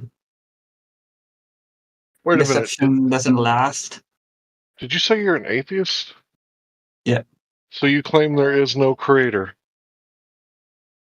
I mean, by atheist, I pretty much mean I don't really follow religions of the earth, I guess. I don't know about a creator, quote unquote. So do you believe in spontaneous generation? Holy shit, man. I have no idea, bro. That's a question above my pay grade. I'm just curious. I mean, I don't really care what you believe. You can believe whatever you like. Freedom of religion. Even if you're not in America, Yes. Did he say he didn't believe in a creator? Yeah, I think that means, like, ipso facto, he believes in spontaneous generation. Can't even believe we allowed him in here, man. That's like some pagan shit. I'm joking. Oh my God. So where did life Go on. where did life come from? Oh my God. I have no idea, man. From your God. Hey, no problem. Well, see, nothing is everywhere, and it created everything, and it's all powerful, and it exists outside of time and space. See, And Jenna already knows this about me. I don't even know what reality is. So, questions like these can just spiral me. You ever got kicked in the balls real hard? Yeah. That's reality. Oof. That pain that you felt. Well done, Nothing sir. grounds you more in reality like pain, my friend. That's very true. You've been working on a car and you just smash the ever living crap out of your cuticle, or some sensitive part of your body gets hurt. You got punched in the throat. Like, very realizing. Yeah, I know what you mean. It's a very visceral. Yeah, like when you get hit on the elbow, it's like nothing. But like if you get hit on the inside of your knee, it's like, oh my God. Yep. Talking about, I hit my knees all the time. I don't feel any pain. Well, I think you got a short circuit. What's this channel about? Is the Earth flat? Yeah, it is. Yeah. Like, is it a sarcastic channel or is it for real? For real. No, the Earth's measured flat. Go ahead, John. Every fucking time. Oh, I just don't want to get banned. I don't want to say anything offensive. That's why I'm asking. It's all good, man. You're fine. Welcome to the channel, my friend. Do you guys believe the Earth is flat? Like I said, we know the Earth is flat because it's measured that way. So, yes. Can you give me the strongest evidence that it's flat? Yeah. Water is a horizontal frame of reference, as in it is level upon the surface. All horizontals are parallel to the plane of the horizon. The horizon, right, where the sea appears to meet the sky. So back to that water again that's horizontal. We observe this and we measure this. We use water, for example, as a horizontal tool to gain things like vertical, to make things like the shelves are straight, because they're going to want to be horizontal, which is going to be parallel to the Earth. So practically, this is how we measured the Earth as well, from one distance to another. So miles, kilometres, it's there, straight line distances. We also map and use cartography, chart the Earth, using such things as distances and elevation and horizontal angle measurements. We can also navigate using the stars using this method, again, elevation angles. Understanding what an angle is, it's two straight sides, the surface of the Earth was curved, we wouldn't use this methodology. So in all practical and applicable aspects, in all reality, the Earth is measured to be flat. Water, my friend. I understand it, and your point is very true. But when you take a plane and you go up, you start to see the slope and how it's not flat. I get you. I understand what you're saying. So maybe if you just hear me out for a moment, because we hear that all the time, and of course I can go and get into an airplane, which I have, and look out the window and see the horizon. And what we must understand, though, is if you were to turn around, say, for example, your airplane was invisible, or you had the ability to turn 360 degrees like we do in high altitude aircraft cameras, tops of mountains and so on, you'd understand that the horizon, when you turn around, is a circle of vision around you, the observer. It wouldn't be Earth curve anyway, even if the Earth was curved in this dimension, even from these altitudes, because that's not what we would actually see anyway. We would just see a circle of observation around us. 360 degrees, horizontal circle of rotation. That horizontal circle of rotation, horizontal to the plane of the horizon. I can show you the images if you want. Yeah, can you PM it to me, or I don't know, whatever, however you can send it to my way. So I'll see if I can post it in the chat. How often do you fly? Do you fly all the time? I fly all the time. Fly 6 times a year. I've never seen any curve. If you get high enough altitude, about 30,000 feet, 40,000, or even a little bit higher, you start to see some curvature, and it increases as you go higher. To the point where you see a globe when you're all the way in the most outer atmosphere. Okay, so again, you probably have some misconceptions if you're talking about the altitudes. So are you aware of things like the Felix Baumgartner jump? Guy who jumped from the stratosphere, the edge of space, back down to Earth with a camera and observed the whole way? Do you remember that happened about? Yeah, good. So in this stunt, we have, in his image that we're given, a curved horizon of the Earth. Now, also within the footage, we also have another camera view. You can see this from the camera that's outside of the object, of the gondola. So inside the capsule, you see another camera, and on that view, the horizon is horizontal. So I'm only using this explanation as a demonstration to my next point. Depending on the optic that you use, if it's a GoPro camera, you're going to curved horizontal lines. Depending on the optic that you use and altitude that you gain, you can still get different observations. The Earth doesn't gradually curve as you gain in altitude, for example. Can show you observations of gaining in altitude and the horizon being horizontal. So we've got conflicting evidence here. I'm not saying that your evidence is rubbish, but I'm just saying it's evidence that's conflicting with other evidence where it says that it's horizontal. But if we were to take ourselves back down to the Earth, where the surface is that we're saying is curved, and we try and measure it, we don't measure that curvature. That would be the way that you would confirm the observation that you saw.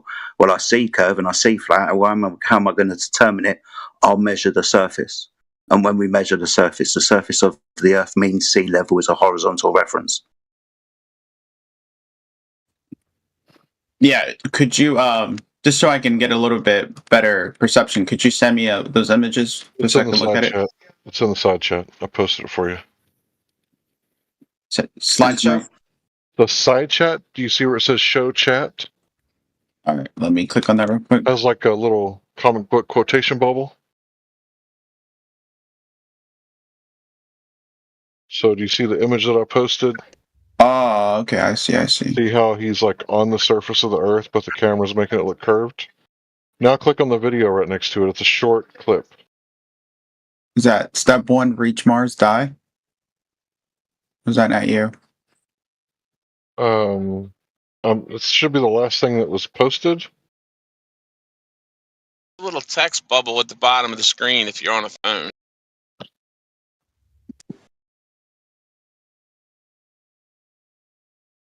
No, I'm Okay, top right hand corner of where you see all of our names, you see a speech bubble. I was in the wrong channel. That's why. That's okay. That's fine. Yeah, but where you see all our names, see the search bar, the chat bubble. Yeah, I see it now. Hover I your see mind. what you posted. Good. Cool.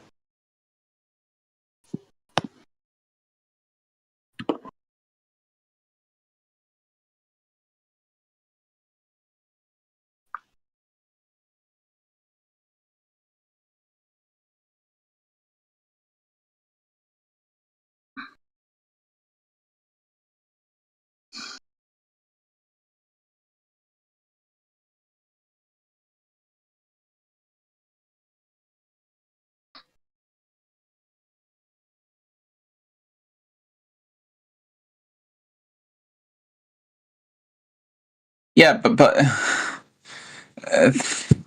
are you referring to the fisheye lens? Yeah, the fisheye lens or the fuselage being aerodynamic in nature, right? It's going to make the windows bend the light, correct? Because the windows aren't like flat, like on a car. They're going to be like bent, like on a sports car or a jet, right? Yeah. So Neil deGrasse Tyson, he's saying that at the height of 128,000 feet, where Felix Baumgartner jumped from, it's going to look flat. So at your cruising altitude of 30, 40,000 feet in a jet, it's going to look flat, right? Watch the short clip that is posted after Jedi's pictures there.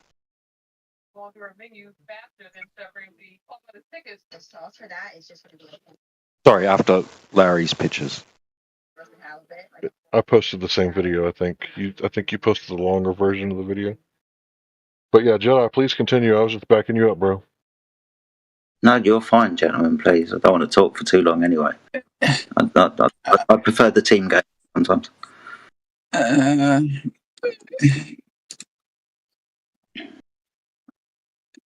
Yeah, but we're still not out of the atmosphere. If you even get a little bit further, you see the full curvature.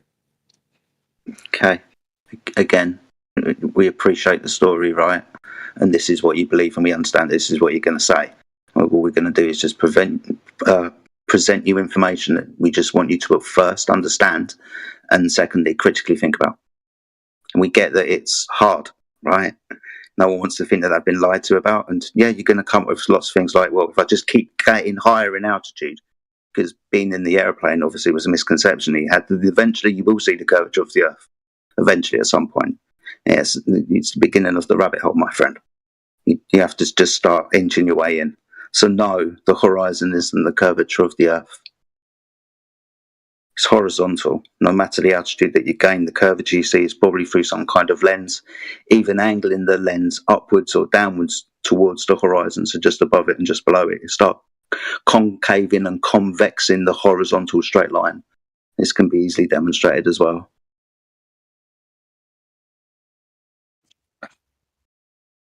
I totally understand it now. I'm not trying to be a troll at all. But I feel like what about the NASA pictures of the Earth from the moon? Are they fake? Yes. Why would a country or multiple countries fake pictures like that in a collusion? Well, I don't know. I just know that they have to be fake. Do you want to know why they have to be fake? Because the motivation of why people would lie kind of comes after the crime's been committed. And you still need to establish whether crime's been committed or not before you can establish a motive, if you could. But we need to figure out the crime at the moment. So to the moon? No one's been to the moon. If the moon's in a vacuum of space and we were going to leave the Earth where we breathe, get into a rocket and then go through a vacuum where we can't breathe and then land on the moon, that's not going to happen. That's a violation of a law of nature. You understand what gas pressure is, right? Yeah. Cool. So it's the force that the gas exerts upon the walls of its container, correct? Yep. Cool. If the Earth is an open system, there's no physical boundary separating the gas pressure and the vacuum. Two problems here. One, we've just spoke about. Not going to be able to achieve pressure if there's no physical boundary to press against. Second problem, most important problem, entropy would continue. The gas would continue to disperse and fill the next available volume, that volume being the vacuum space. So we wouldn't have achieved gas pressure and we wouldn't be here talking about what the Earth is because we would never have existed. Can't be a vacuum because entropy would apply. Second law of thermodynamics, a law that is invalid without exception, happens always in open and closed systems. In all space and time, this law of nature would happen if the Earth was uncontained physically from the vacuum, a space for gas to fill. So no one's been to the moon if the moon's in a vacuum. So no one's been to the moon. Is that what you said? Yes. What about Here's an interesting question: does the Earth have an end? Unverified. Don't know. Unverified. So if you take a boat, you can keep going forever. I guess. Hypothetically, if there was a limit to the system, if you went in one direction long enough, then you would get to the end of it. But like I said, unverified. None of us here have been to the limitation of our reality.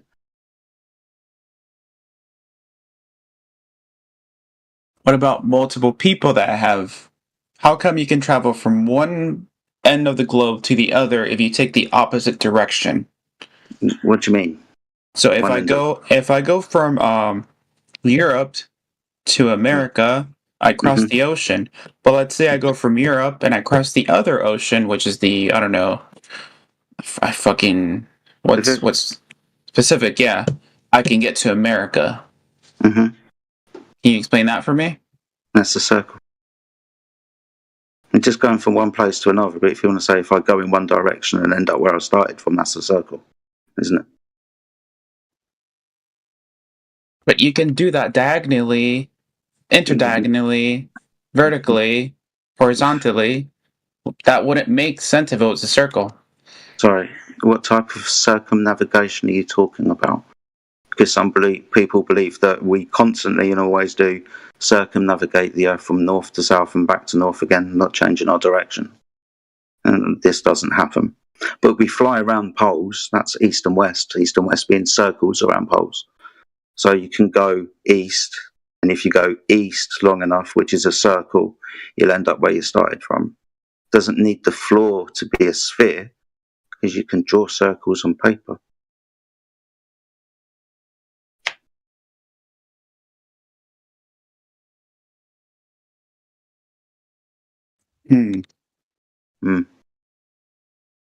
It's interesting the things that you find out within the subject. One of them's maps, navigation, how we develop coordinate systems to navigate the Earth. But yeah, circumnavigation is just a circle, depending what you're circling at the time.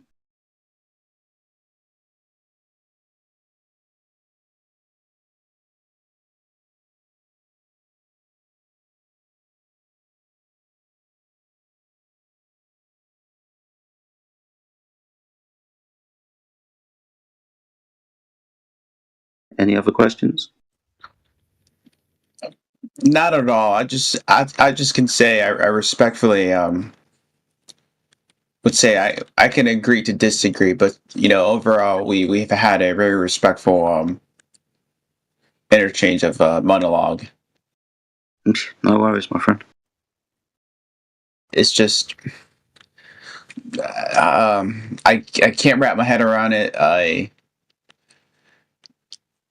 I don't know. Well, I mean, imagine going to Saudi Arabia and trying to tell them that Jesus is God or something like that, right? Like they're going to have anchor bias and they're not going to so easily let go of 30, 40, 50 years of their religion because of their bias, right? Yeah. You think you're any... Well, let me ask you, oh, sorry. Go ahead, bro. You're coming in a little hot, though. Is it loud or is it, what do you... Just a little loud. But go for ahead. the first time ever, that's what's up. But I guess I could talk like this then. So you said you said, quote, we can agree to disagree. It was a great conversation. Yeah. What did he say that you agree to disagree with? The particularly the circle thing. If I take a ball and I apply that same concept of going from east to west, from south to north, or like whatever, just travel around the little ball, my explanation makes sense. But if I take a circle, it just doesn't compute in my brain.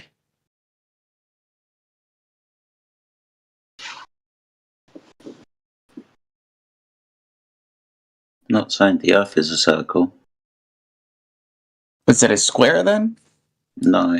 No one's making a claim to a shape here. What I meant about the circle is the way that we navigate around poles. And east and west being circle around poles. It doesn't mean that the surface of the Earth is a circle, it's just the way that we navigate. Like things above our head, like the stars, They move in circles, we follow them. Right? They appear at certain times of year, we know what they are. They circle above.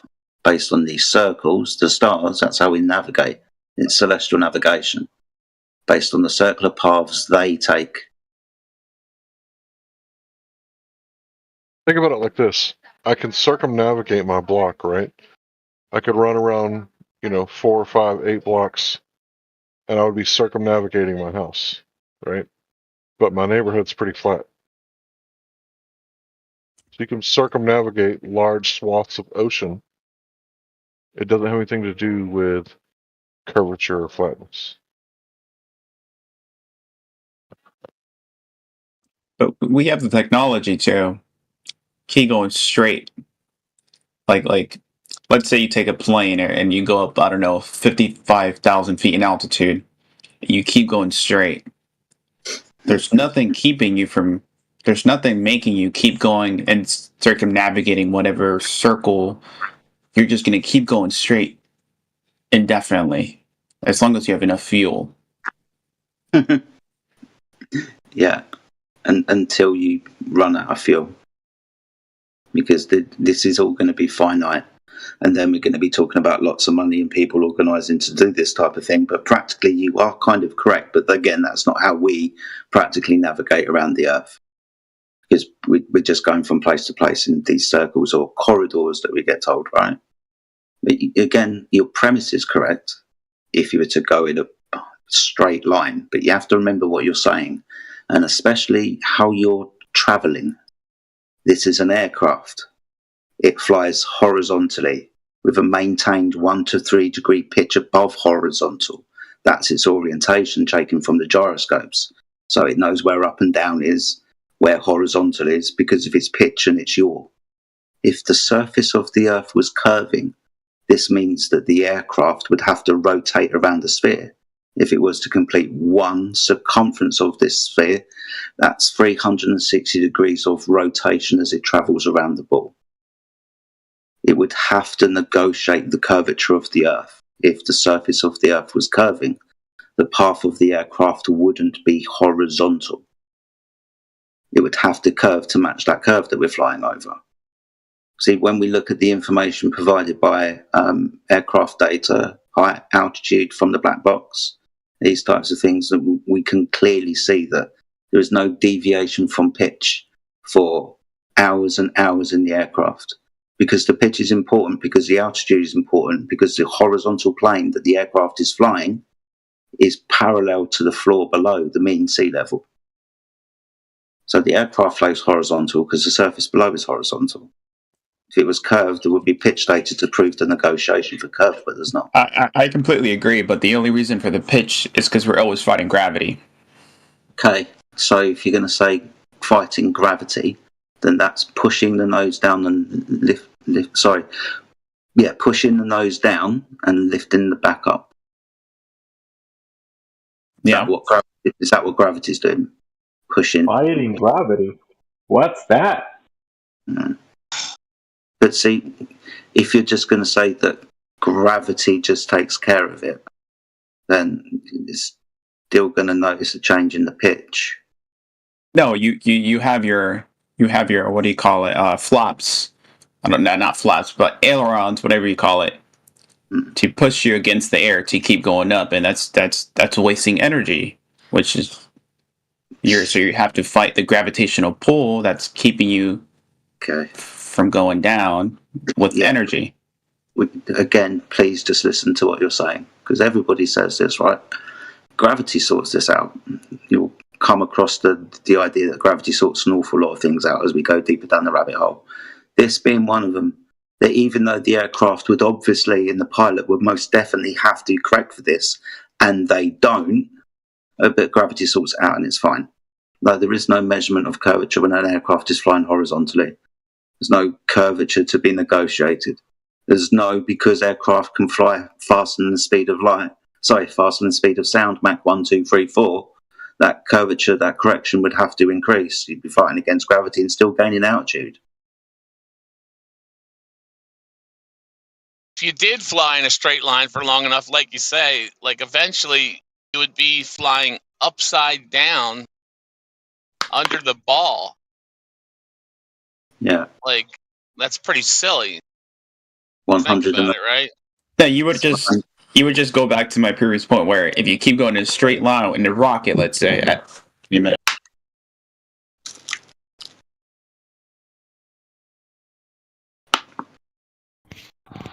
No, in your previous point, you said that if you grab a ball and you draw a circle around it, but the thing is that you grabbing that ball, you're standing orientated to a horizontal frame of reference.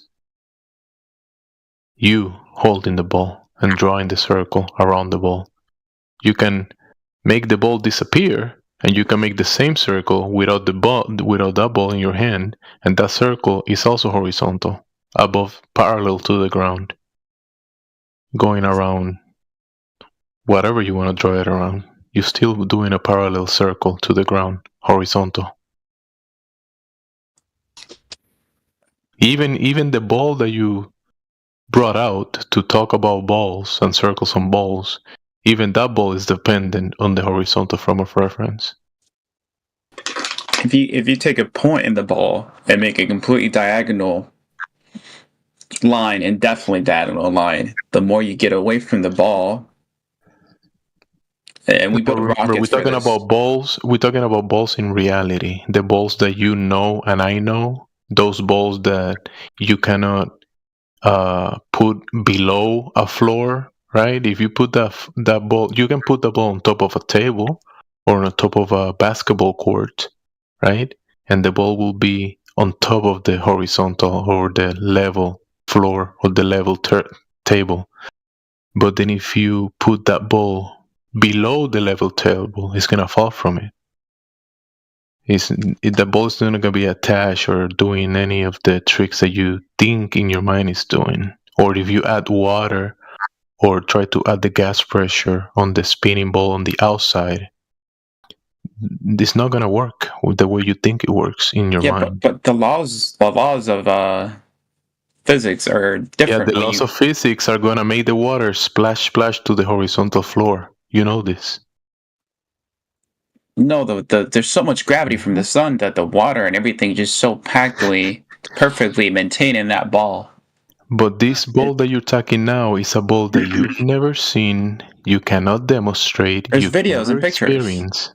There's multiple countries that have flown to space and take pictures from their, International Space Station. Real quick about this ball that you're talking about, videos and pictures, right?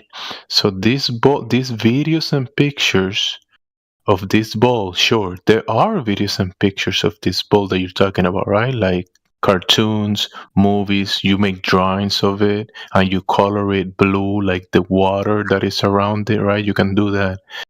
But when you go to reality, to the real floor, the real earth or the real water, you cannot demonstrate what you are trying to show in the cartoon or in the movie or in the video. You cannot show that in reality. Only when you turn on the TV. But when you go to the real water and the real ball that you can hold and demonstrate, you put those two together and the water and the ball are going to show you the real physics, not the one in the TV, not the fantasy, the way stuff works in reality. When you go to the real water, the real ball, the real reference that you're standing on, that you're in reality.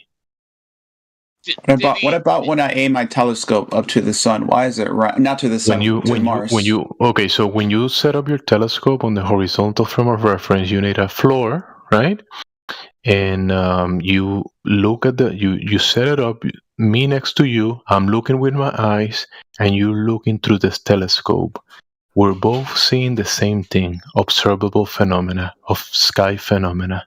Now, I tell you, hey, I think those lights are going around heaven above. And you say, no, I think those lights are balls of fires trillions of miles away.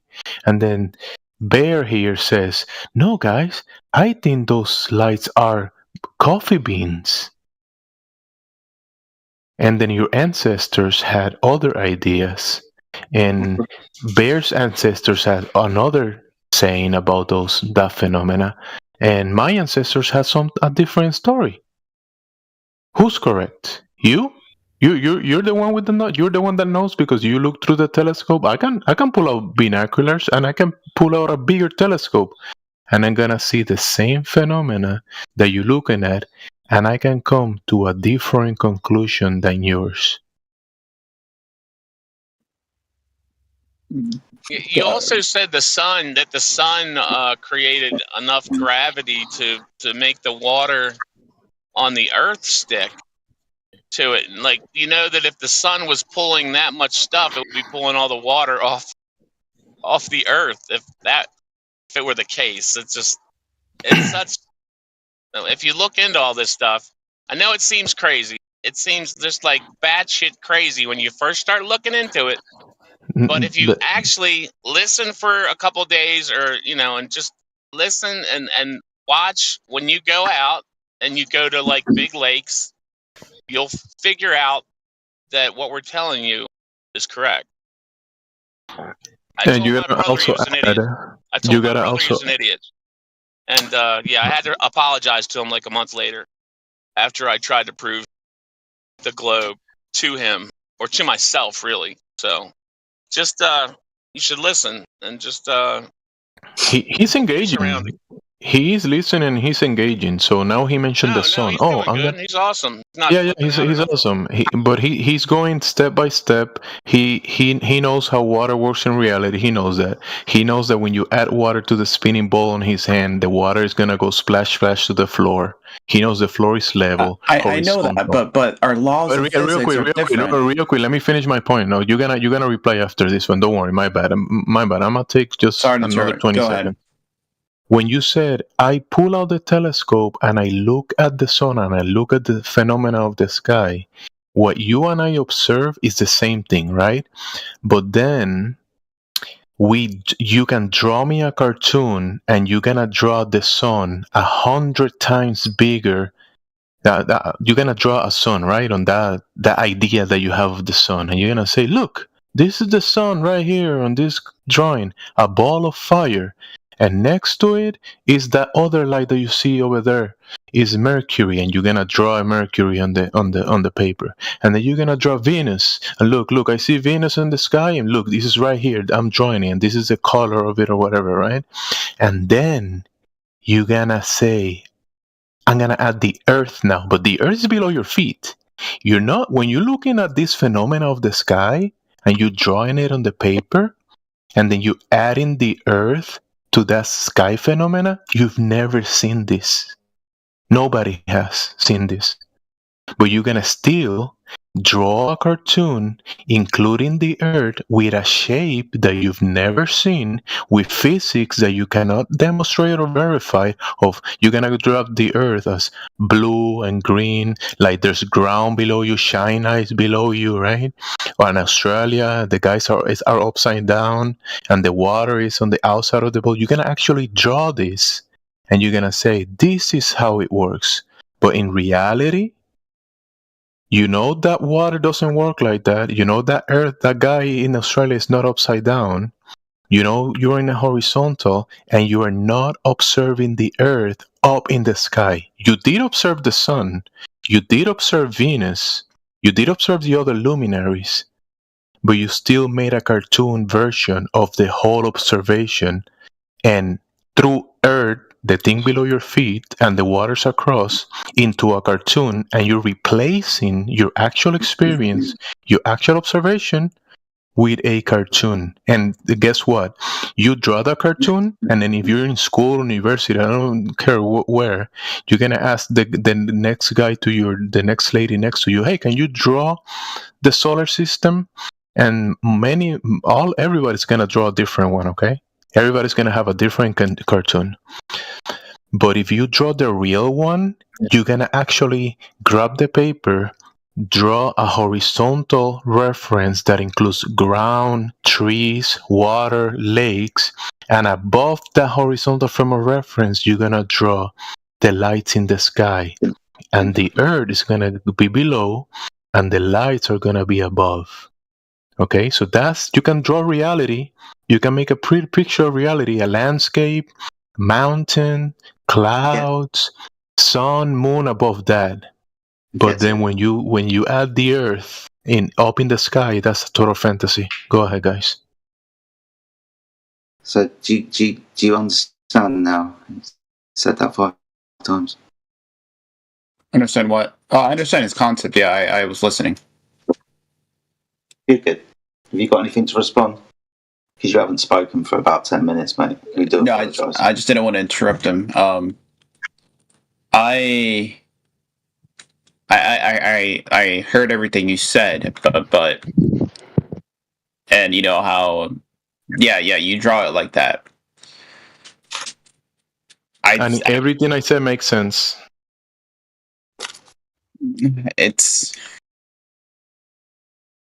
Everything I say you can verify. It's just when I in school when I learned that the sun has so much gravity and that we're perfectly aligned with it, and that gravity it's holding the Earth, and it perfectly like gravitational pull.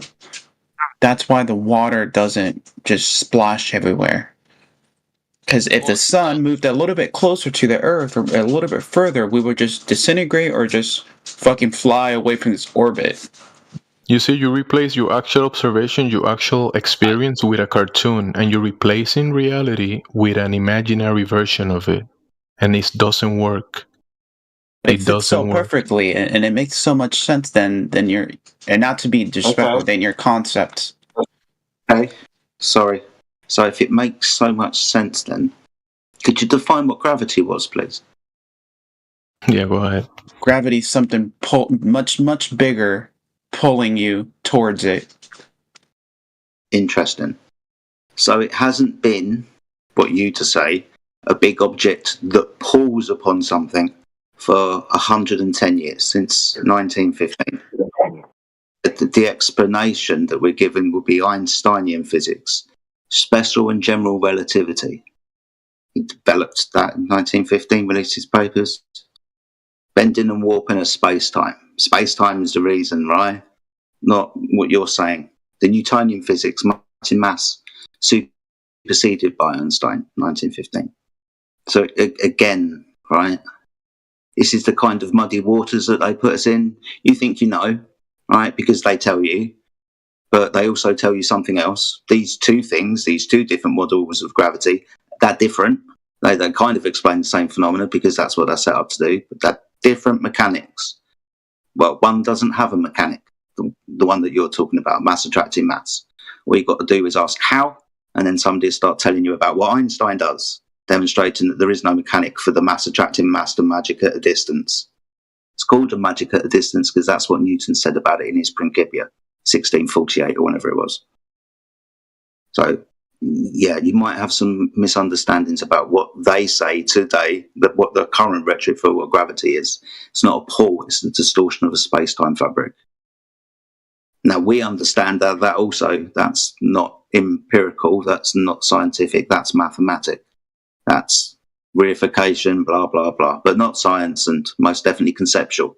The distortion of what again? Space-time fabric. Yeah. Space-time fabric. Yeah. That's a mathematical, reified, four-dimensional coordinate system. Height, width, length, so space, and the fourth dimension of time. You do believe in... Go ahead. Go on. No, please. You do believe in a gravitational force, right? 100%, yeah. No. What is the attraction from when I throw a ball into the air and it comes back down? Force. It's not a force. Gravity hasn't been a force in over 110 years. Told him that. Well, then what is it? You ain't been keeping up on your continuing education credits for 110 years. What is it? It's a nothing burger. It's not scientific. So what causes that? Do you not have any desire to that force? There is no force. Okay, so then why does the ball return back when I throw it up? Why does it not just continue on in the same motion? You tell me. Oh, okay. So you just want to dismantle that with no replacement? Yeah, I don't need to replace. I don't need to replace anything, Sunshine. I don't need to replace your fairy tale with another fairy tale. Yours is a fairy tale. But how'd you disprove it, though? You didn't disprove Prove what? it. It You have hasn't been nothing. proven. No, wrong question. Scientifically validate. Scientifically validate gravity for everyone, please. You believe in like? I don't orbiting? believe in anything. You Scientifically believe in things orbiting validate, something else? Scientifically validate gravity. You don't have to do it. It's apparently already done for you. I'm questioning what your beliefs are. You're questioning my beliefs. I am questioning correct. your claim of gravity. I have no beliefs. Oh. Well, then you must be stumbling through the world, huh? I With don't no stumble understanding through of the world, anything. son. Scientifically validate gravity. Stop deflecting away. Quantum Eraser, can I ask you a simple question? No, you cannot. Scientifically, until he's done. Pompous. Until he's done. Pompous. Scientifically validate your claim, sir. My claim? Yes, of gravity. Yes. Well, I mean, I can reduce it to the most reductionist value possible. That there is this force. There is this force that seems to have a heavy influence over things in our universe. Well, we're going to see Would if it's you a want force to or not. quantify that as? We're going to see if it's a force or not. Listen.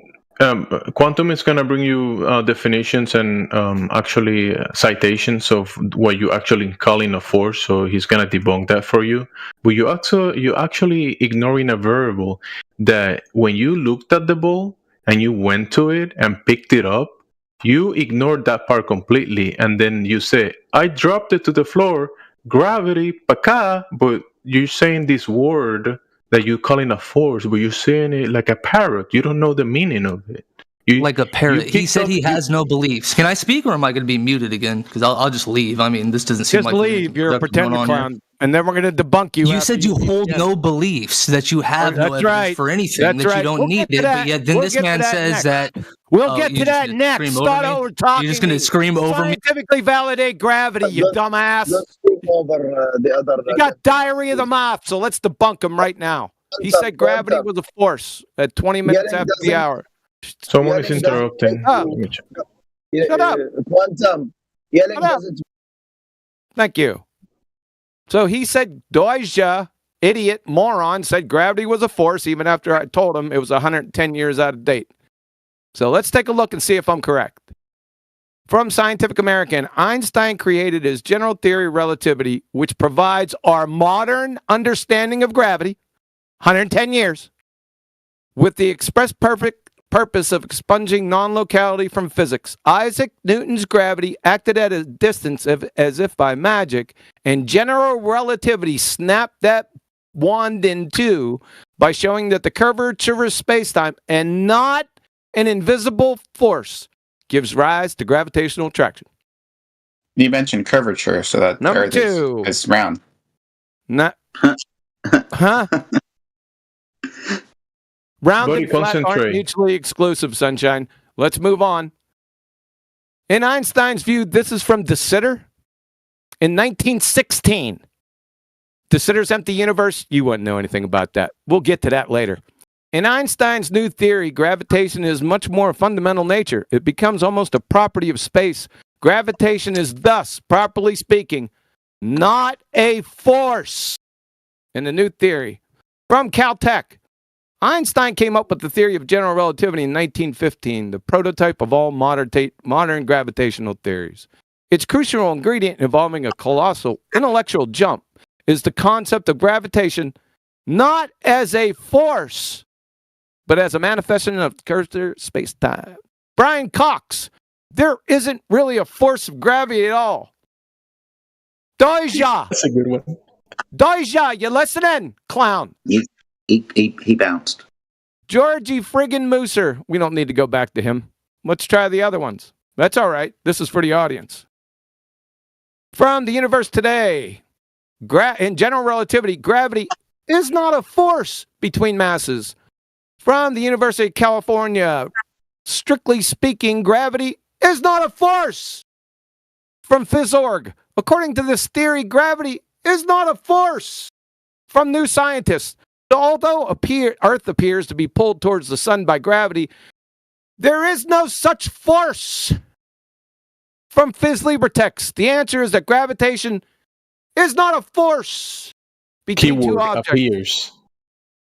Gravity, the physics hypertext book. Gravity isn't a force. It's Jimsy. Jimsy, are you there? I'm done. I'm here, but Quantum's still reading some stuff. No, I'm done. Whenever he's done. I'm done. Quantum, Oh, can you elaborate? Okay. Let's just ask a Elaborate. question, Jimsy. Yes, I'll go ahead and elaborate. Gravity is not a force. Is distortion of time is a force. Distortion of time? How can you distort something that's non-physical? You mentioned distortion of what again? Sorry. Distortion of what again? You said it's not a force. It's a distortion of what? Space-time. Space-time. What's space-time? No, I didn't say that. They said that. I'm going to get ready to debunk that. You ready? All right. I'm all ears. All right. My claim is that there is no scientific evidence of fairy tale gravity. So what you have to do, you have to go to Einstein's paper, November 25th, 1915, The General Theory of Relativity, and pull me out a single scientific hypothesis from that paper right now. All right, let me pull up ChatGPT. Give me a minute. Yep. Is it really hard? He came back? It's in there somewhere. Game on. ChatGPT never fails. It's the fastest way to look hard.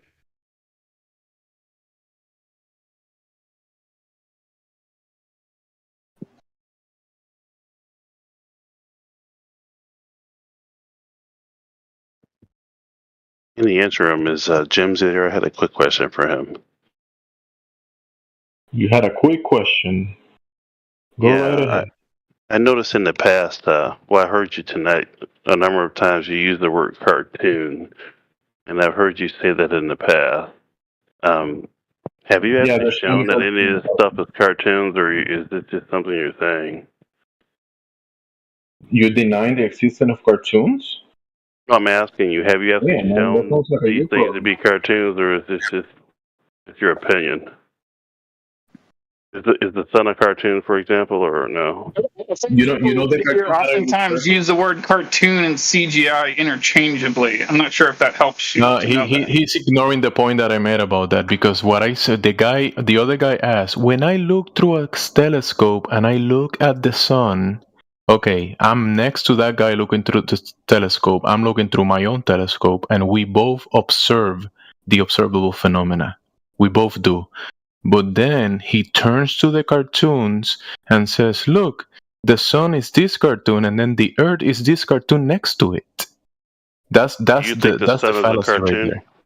Do you know the earth that you draw next to the sun and next to the other planets? That's not what we're looking at the sky. You don't see that. You never see the earth as part of the luminaries. You never seen that. You have to draw. Someone in here said the sun is a cartoon. No, I'm asking him, is the sun a cartoon, Jimsy? No one in here said anything that would indicate Nobody that. said the sun is a cartoon. When you and I look at the sun, the observable phenomena that we look at the sky, that's not a cartoon. The cartoon comes when you draw the sun and then draw the earth going around it. That's the cartoon. What are you referring to as cartoons? Okay, you're not paying attention to the conversation. He told you. I'm trying to listen to Jimsy, but other people keep talking. But you keep strawmanning what he's telling you, saying it's the front of the cartoon. That's not what he said. He said, "Yeah, both look at the sun." He said, "Yes." He said, "Yeah, both look at the sun." And then you turn around to a cartoon and draw a cartoon of the sun and the earth. Are you Jimsy? And Are you a moron? Then you say, therefore, the earth is a cartoon. Trolling, dude. Fuck him. Just asking Jimsy a question. I didn't ask everyone else. It's already been answered. If you don't get it, that sounds like a you problem, bro. Well, I was talking to you, but if other people want to talk to you, that's fine. So what's the next question? You don't get it, shut the fuck up. Well, I don't want to ask you anything because someone else might talk instead of you, so.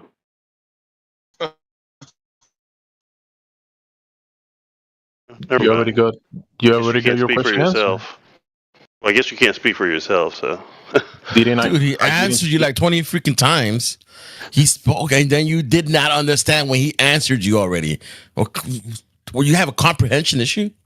No, he was trying to talk, and then. No, he told you, and then you reiterated your same stupid question.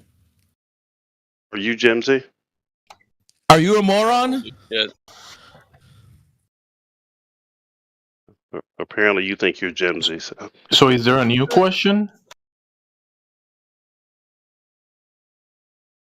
I got a question for the Glober. What would prove wrong the globe for you? Would prove wrong. Everything you guys said so far is just it does. When you say everything, be specific. Be specific.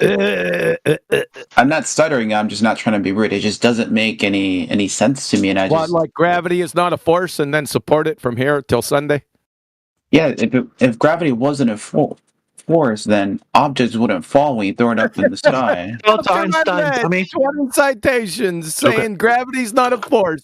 He still says, well, if gravity wasn't a force, go kick rocks or something. Listen. Let me address this guy. He just said what we're saying is nonsense, and I told him that we observing a phenomena with our eyes. We observe the luminaries moving, and the ground, our vestibular system that will detect rotation of the ground if it was rotating. Now you're flipping that and claiming that the opposite of what your senses are showing you makes the movement of the luminaries, your vision, your senses, the ground being motionless, your senses again. You're claiming the opposite. You're claiming nonsense. And you're saying that the nonsense makes sense. And we, pointing out the actual sensical observation, you're saying that doesn't make sense. You're claiming nonsense and saying it makes sense. One thing. No, I didn't say. Did I say the word nonsense? I just said doesn't make sense. You said that what we said is nonsense, and we actually we're describing what is actually happening in reality with our senses. I don't believe I said nonsense. I said doesn't make sense, which is not doesn't make sense. So our senses don't make sense. Good job, buddy.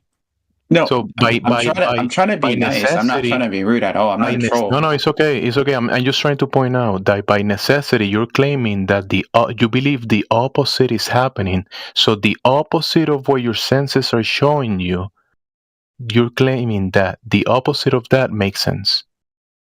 The nonsense. Let me give you one example. All right. So a ship, when it sails away, it disappears. The hull disappears first, and then the sail. That doesn't happen. But there's video of it. The ship doesn't disappear. The ship moves away from your. So what are you claiming? What are you exactly? Because there's a bunch of variables that could cause this phenomena to be observed, that you cannot see the ship anymore. Did you took every single variable and discarded all of them to be able to decide which one was causing this effect, or how many variables do you put together to say this is why? This is the cause of the effect that is. If the Earth was flat, you would be able to see the ship regardless of the distance. I'm not saying it disappears, but it just. Really, that's pretty ignorant. Of course, you don't understand angular resolution, right? You don't understand that. Stuff gets smaller as it goes away, like angular size change with distance. You don't know that? Yes, because there's a curve. There's a curve. So something gets smaller in the distance because there's a curve. That is nonsensical. So he's saying that when he has a book in front of him, he can read the book. Then he puts it 1 mile away, and he cannot read the book because curvature. It's not enough distance What's to measure. What's the angular measure resolution limit of the eye, human eye? Do you know? I don't know that word. 0.02 degrees. By the way, you can't say that on a globe. Globetards can't invoke perspective. You must deny angular size change with distance. We'll get back to that. Can we star him? Because I'm still waiting for that hypothesis. Who was going to get that, by the way? From Einstein? Then we'll get back to Nitro. Hold up, Nitro. Just chill. Did he leave? Ryden, I think Ryden, he believes in the globe science, so maybe Ryden is the one. Does anyone remember who that was? He was gonna look in Chat GPT for the No, he actually dropped out. He dropped out when you said force like 17 times. No. It was the next guy. There was a guy after him. Okay. Yeah. Where'd he go? He's not replying. Is he the one that said he's gonna go to Chat GPT and find the thing in Einstein's paper? Yeah. We're talking about that guy. Started to ask questions again. Doja? That's who you're talking about? No. It was another gentleman after him, after Doja left. Oh, I thought it was this guy. Well, maybe I'm out to lunch. I don't think I don't think it was Nitro. Was it you, Nitro? No, it wasn't me. I think it was the same. I think it was Doja, that guy, and you thinking it's someone else. It was that guy. No. It wasn't Doja. It was another gentleman. Doja had already left.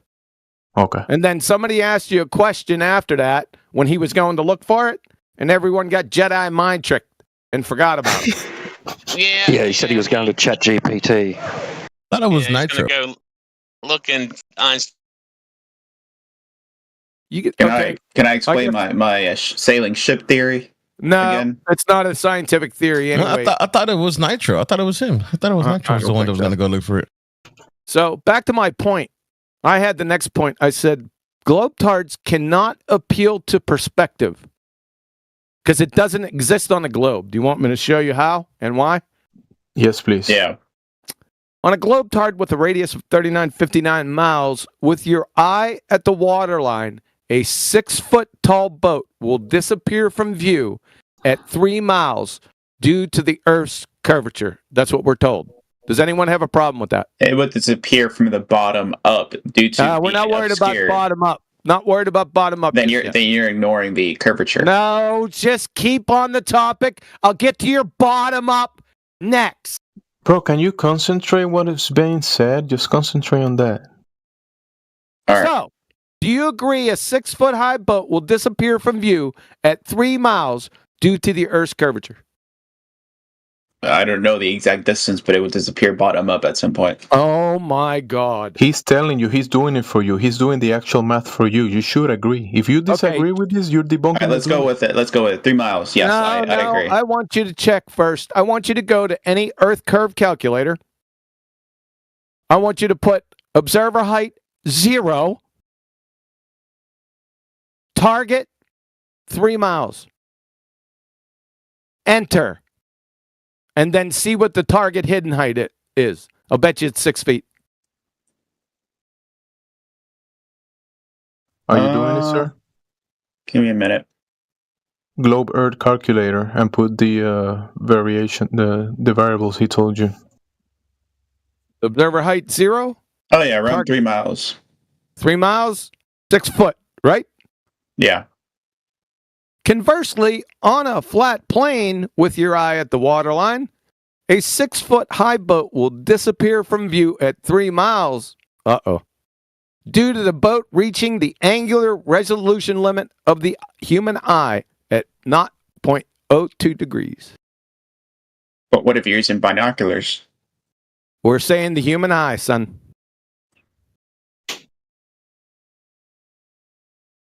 Why do you limit it to the human eye? Why can't you just use... Because that's what my scenario is. We don't have binos.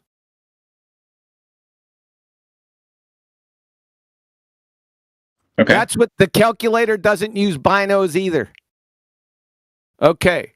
Well, it looks like we got a problem here because we got 2 ways or 2 causes for that boat disappearing at 3 miles. Right? Yeah.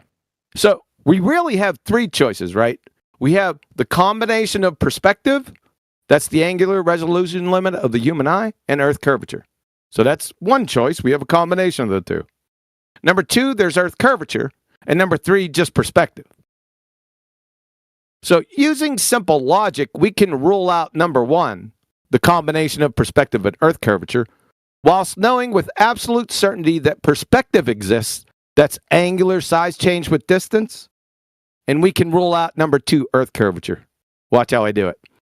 If Earth curvature and perspective were both at play, the 6-foot-tall boat would be unresolvable at 1.8 miles.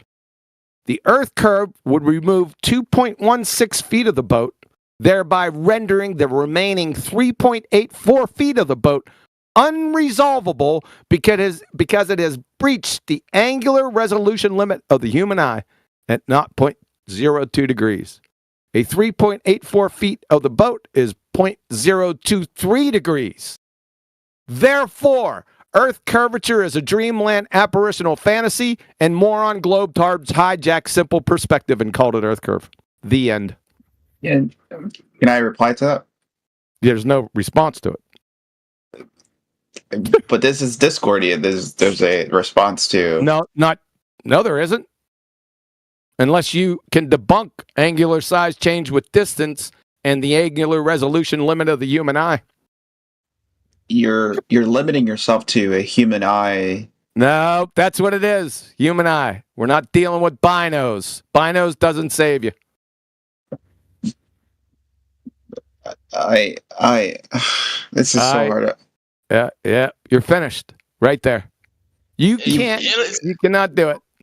I'm struggling right now to even speak because you're saying that like whatever I'm going to say. Let me 1 second, sir. We get what you're saying. You're saying if you pull out infrared binoculars, you're gonna see the boat go further or whatever. But remember, you're seeing beyond the limitations of the geometry of the globe, so you're not helping your case. You're actually debunking what you're trying to prove. If you pull out optical devices and you can see the boat 30 miles away from you across the water or whatever.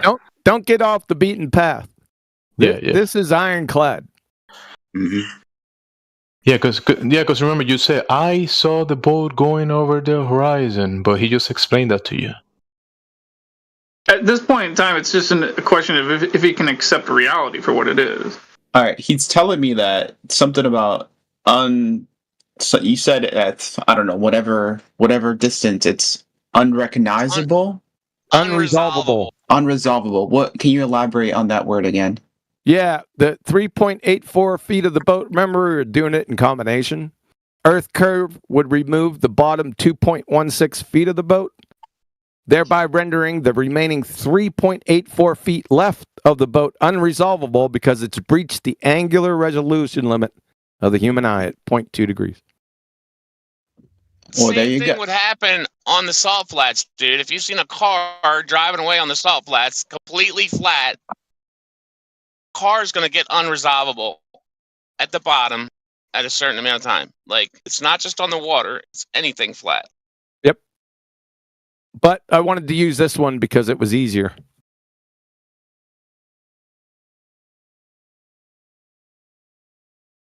So you have to, as a globetard, you have to deny perspective. And one of the attributes of perspective is angular size change with distance.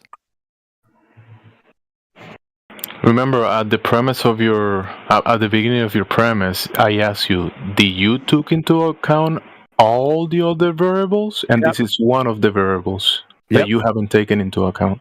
Yep. But you have to. If you deny this, you're denying reality, dude. They've got to deny a perspective exists. All right. Which any first grader will take them to the woodshed and bludgeon them senseless. Just because the change in the angular size is so small that you can't detect it or resolve it. Correct. With respect to the ship disappearing hull first over the horizon. Hull first. We'll get to that next. Go ahead. It doesn't apply because that... It does apply. It's not that the ship is just decreasing or shrinking uniformly. It's about the... Yes, it is. He didn't say the change in angular size would be indetectable. He said once something falls below the angular size limit that is then smaller than your angular resolution limit, it cannot be seen at all.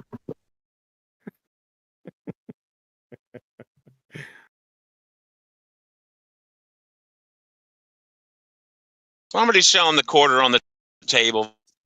No, please, no. Nope. We don't want to go to the quarter on the table right now. We just stay right here until he reckons with it and denounces his faith in the Globe-Dart. Sometimes silence is poignant. Just let it simmer, let it sink in. The visibility change from the bottom to the top occurs well before the object becomes small to see, though. So too small to see. What? Or resolve. What? Before it becomes unresolvable. You can see that. Before what becomes unresolvable, what happens? That has nothing to do with my argument. All right. We'll get to your Can hall I give you an example? We'll get to your hall first. You ain't gonna give me an example. You gotta reconcile this married bachelor, son. Let me give you an example, and then I'll let you speak. I don't want to hear any however example. long you want to speak. Resolve this issue now. Can I give an example? No.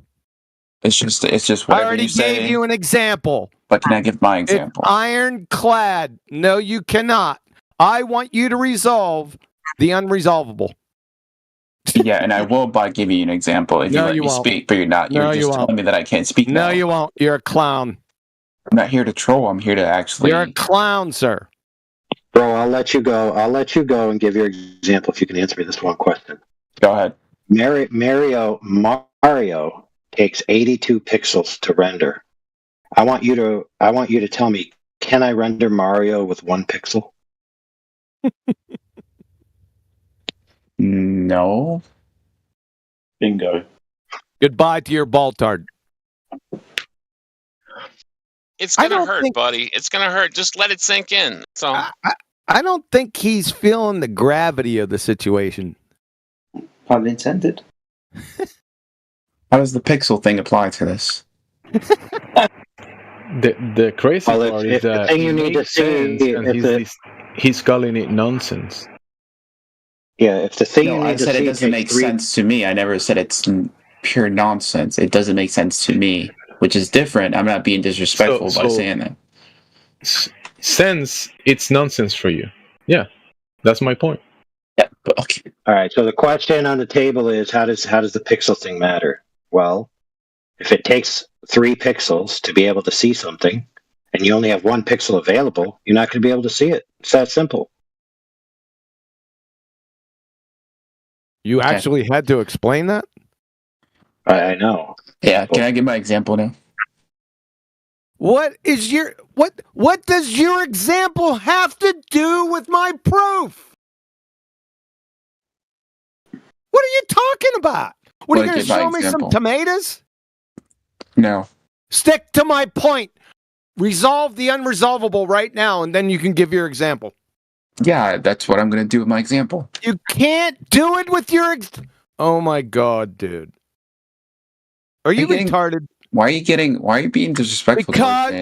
It's because you're a pretender clown, and I have severe contempt with pretender clowns that try to divert away from my point. I'm trying to stick to your point, but you're not just sticking to my point. You don't even know what you admitted to me that you never heard of the angular resolution limit of the human eye. So what are you going to do now? All of a sudden make shit up? He's asking for a handicap. I don't know if QE. All right, so I'll give you a chance. I'll give you a chance, which I'll let you give your example if you can draw me a boat that is clearly recognizable as a boat using only 1 pixel and 1 color. Go ahead. The pixel thing is not 100%. You can't see forever. Okay, perfect. I'm glad you agree. Oh, so according to you, you should have no problem drawing me a boat using 1 pixel. Go ahead. No, I can't give an example if I can't do that. You realize is the impossible possible? Can you answer this? Is the impossible possible? Yes or no? I thought this is a Discord, where you're open to other people's opinions, but you're telling me that. Hey, dude, just concede. Just concede. Okay. The impossible is not Hold on a second. Hold on a second. I think he's in a category error. Opinions are based on the subjective. This is an objective topic. You're in a complete and utter category error. I don't want to hear your feelings. I want facts. And I want a coherent rebuttal to my damn argument.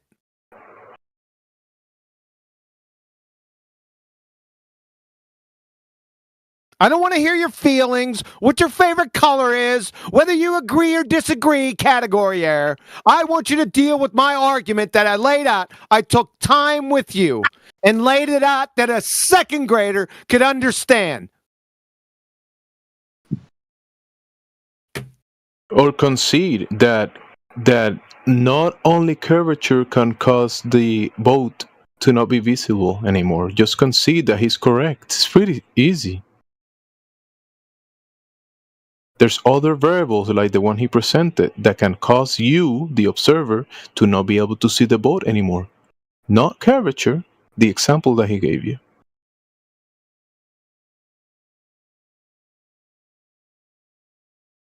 You can say, yeah, sure, guys, you are correct. Yeah. Third option, just say, I don't know enough about this. I don't have a rebuttal. Can I give him a rebuttal?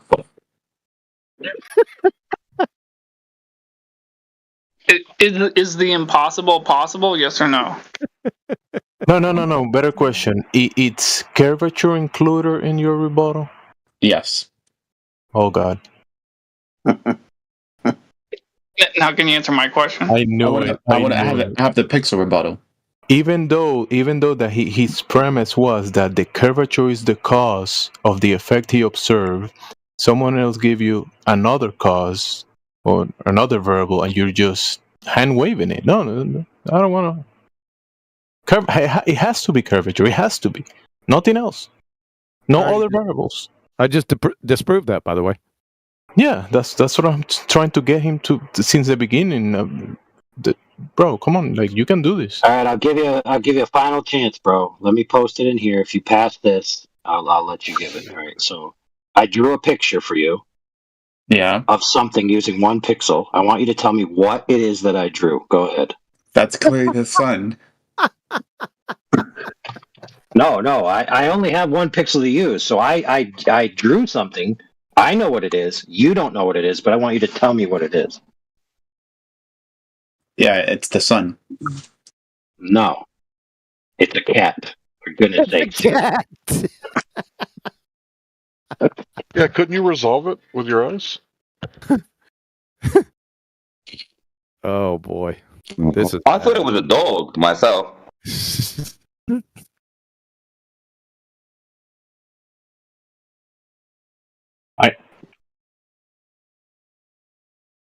Yeah, I don't want to say this, and they're not gonna. AI is not gonna flash his titles, but he's a subject matter expert on this topic, and he's trying to teach you something. I have a rebuttal for the pixel.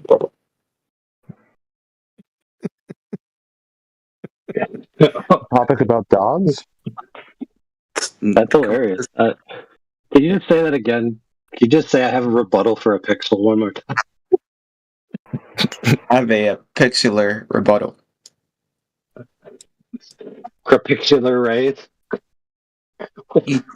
You do understand what is being painfully said to you, right? If you make a ship appear as just 1 pixel, you're reducing its angular size to an extremely small value. What decides what angular size you're capable of seeing? What decides that? Whatever instrument you use. Right. So if something's below the angular size of the optic you're using, can you see it?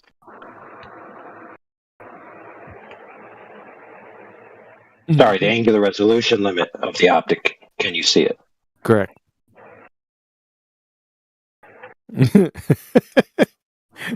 Don't answer, Your Honor. I like the. I need 5 minutes for an 802 conference. I plead the 5th. I think there's a look on his face. What is it again? Just pumped the neighbor's cat. Look on his face. That's the one. But anyways, guys, it was nice hanging out with y'all.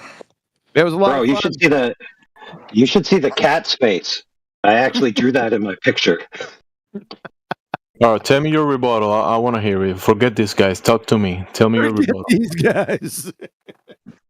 I don't have any titles like they do. Just talk to me, the crazy ones. I know you want to talk. So the single, you don't want to talk to the experts. Talk to me. The single pixel analogy might sound like, like it makes sense, but it doesn't apply to real world observations. The whatever. Let's talk about the ship disappearing over the horizon. The human eye doesn't appear for real world observations. Yeah, I told him talk to the crazy ones. Yeah, he wanted to talk to the crazy ones. There you go.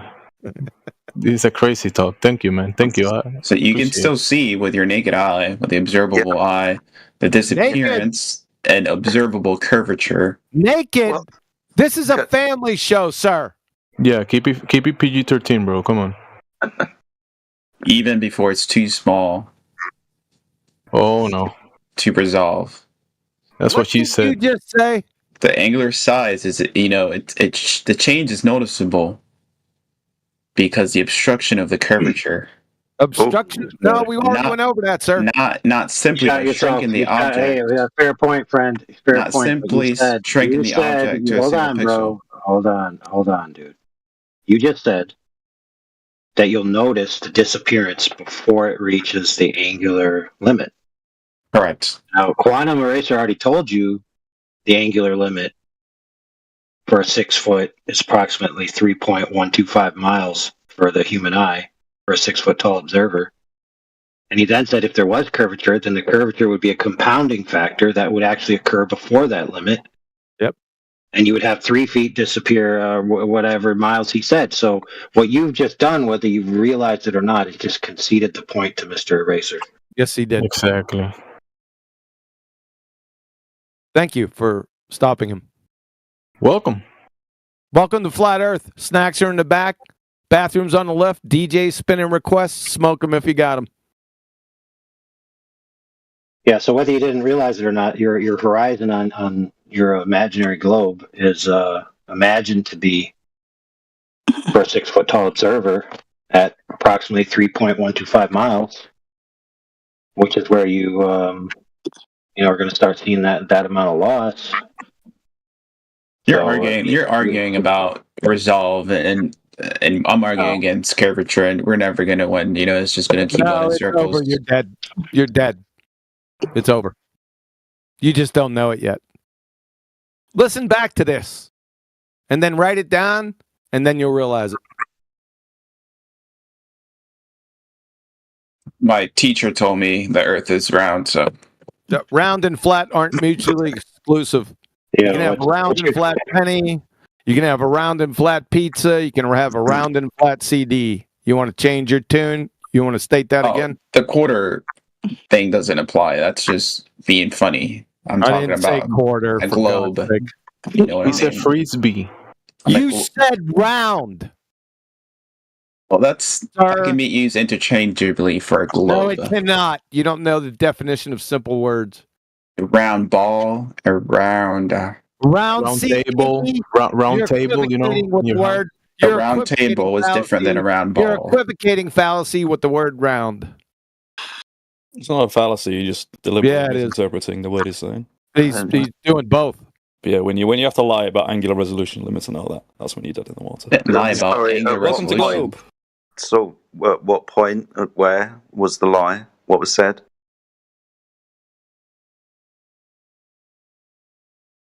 Just come in. When you're lying about angular resolution limits and all that. So specifically, what was said? That's the lie. When you're saying like things disappear because of angular resolution, that's the lie. I never said disappear. Listen to the words out of your mouth, sir. Angular resolution limit. Hey, when I said that guy can speak to when me, boats sail away and they disappear, wasn't everybody. What does resolution mean? You're never going to accept the fact that things bottom up. Bottom up. And I'm going to tell you why the bottom up thing. We're going back to angular resolution. Now, so does angular resolution limits cause things to disappear bottom up? Can you answer the question? Shut up! The curvature causes it with angular resolution. Really? That's a cause and effect relationship. Show the experiment. Show the experiment. You have to vary your independent variable, the curvature of the Earth. Let's do it right now. I got your ass 6 ways from friggin' Christmas. Dude, you're making me shake right now. Yeah, You're giving me anxiety. I know I am. You don't know the half of it. So, let's get to the experiment. That's a natural cause and effect relationship. Of course, you don't know what a hypothesis is. We're going to have to explain that to you. Right? What's a scientific hypothesis right now? 10 seconds. Quantum. Quit being a jerk to this guy. He's being nice. Stop being a jerk. I'm not being a jerk. He's being a pretender clown. I'm not into nice. Obviously. That I don't know. Do we have a nice meter in here?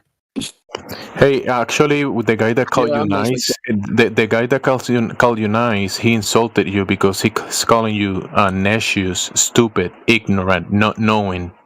So he actually addressed you correctly. You're being nice because you sound ignorant about this topic when you claim the impossibility of the ball in replacement of the real facts. So you are being nice, necious, ignorant, not knowing. Huh. Interesting. You caught that. Yeah, the guy insulted him without even knowing. This is the problem with globetrotters. They don't know what they're saying. The angular resolution limit, Mez, you moron, is not a cause and effect relationship. It's a what is. It's based on the diameter. It's Rayleigh's criterion. Go look it up. Mez, chat skank. So, are we finished here? No, can you put that in a logical syllogism? Your sister's a logical syllogism. Oh, that's Raleigh criterion, son. Welcome to Globe. Welcome to Globe. Welcome to moron. Yeah. Yep. That's not logic either. It's a what is question. I almost did it. AI. Yeah. What is causing the boat to guy up as it sails away? If you look at AI, I was this close. This close. Man, I stopped. Good job. Good job. If you look at a ship with a telescope, you'll see the bottom disappear first, providing the curvature, which doesn't apply to the pixel analogy. Oh, here we go with Nitro again, who just got his ass ripped up. So, why do we see the bottom of the boat disappear first when we do see the bottom of the boat? First. Well, let me tell you something. That refers back to the angular resolution limit of the eye again. Now, no, it doesn't. You keep coping to the angular resolution. Shut up. You're just coping at this point. Shut up. So, the angular resolution limit. So you're looking at, you got the bottom of the boat. Who is over talking me? Who's interrupting again? Just mute his ass. It was midnight. His background noise. I just muted him. So you got the water to the bottom of the boat, and you at some distance. So you're creating a triangle, right? That triangle's point is going to end up right at the bottom of the boat. If that angular resolution limit between the water and the bottom of the boat breaks the 0.02 resolution limit of the human eye, it will become unresolvable. First, your angular point doesn't apply to anything, bro. It doesn't prove any point. Yes, it does. You don't know geometry. You keep don't know holding on to that angular point thing, but it's just not. You don't know anything about geometry. Clearly, you don't know the angular resolution limit of the human eye. Do not overtalk me, dumbass. I got an A+ in geometry. I explained it to you. Piss off. Go talk to some other morons out there. You're done. Well, didn't you hear him? He said, nuh-uh. You must be wrong. Yep, nuh-uh. Bye-bye, dumbass. He's got qualifications in geometry. Does he? Bro, this guy sounds like he drives a bus for a living, man. What can you say, man? Drives a bus? Hold on. Nitro, did you say that you had some kind of qualification in geometry? Yeah, I got an A+ in high school and then in college. Awesome stuff. So you know what an angle. So you know what an angle is, then, right? Yeah. Good. Can you define what an angle is for me, please? I forgot. It's been a while since I took the class. Oh my! Would you agree that an angle is where two sides meet, and we measure the separation of those two sides that meet at a vertex in degrees. Correct. Yes. Awesome stuff. So, a question for you. Can you measure, let's say, an elevation angle taken from a horizontal, if that horizontal line is curved? What? Is the adjacent. Can you take an elevation angle if the adjacent is curved?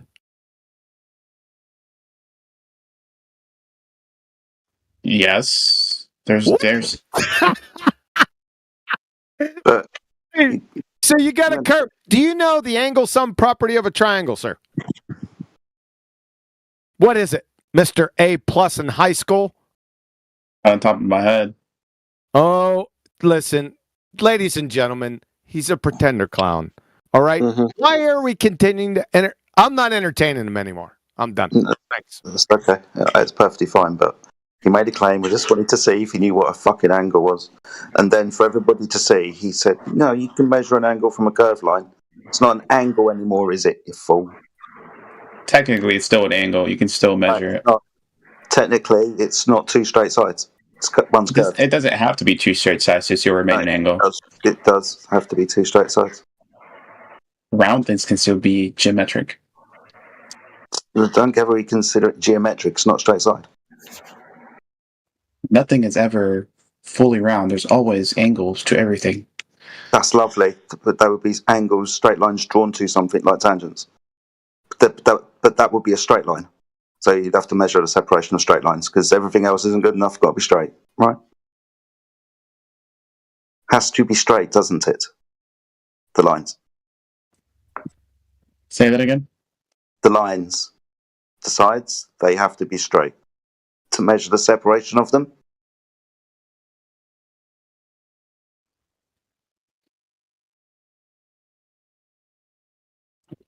What do you mean straight? Not curved. Like horizontal or vertical. Nothing is a perfect curve. Shortest line between 2 points. I mean, what? You know what a line is, don't you?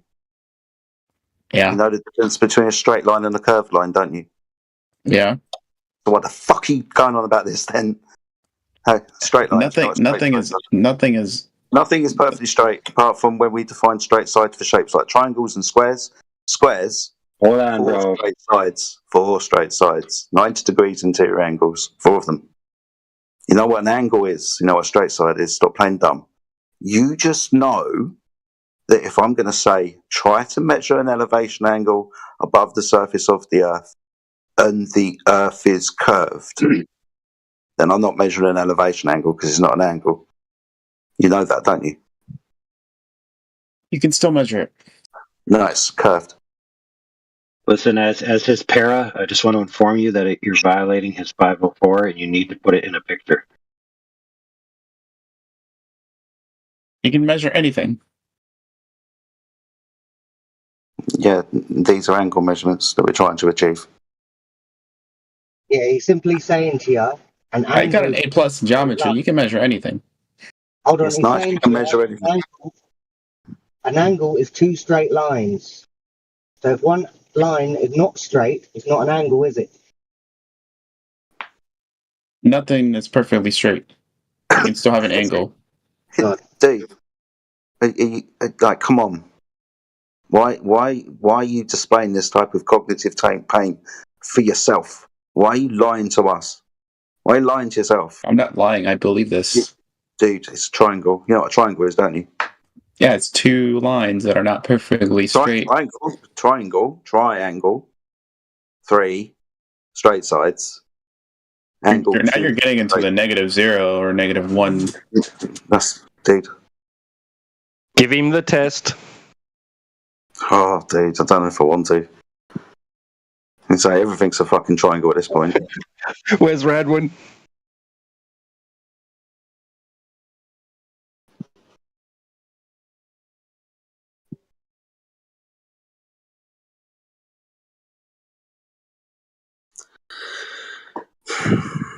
Well, an elevation angle is a very hyper-specific type of an angle. So there's that too. Well, yeah, this is very, very true. certain conditions must be met for them to exist. Mm-hmm.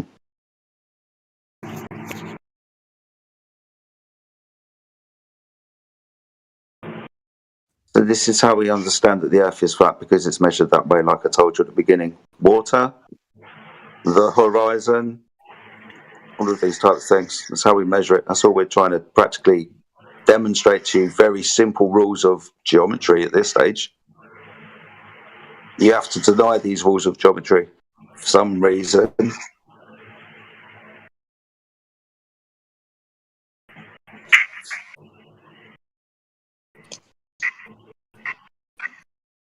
But hey ho, we'll let the silence sink in.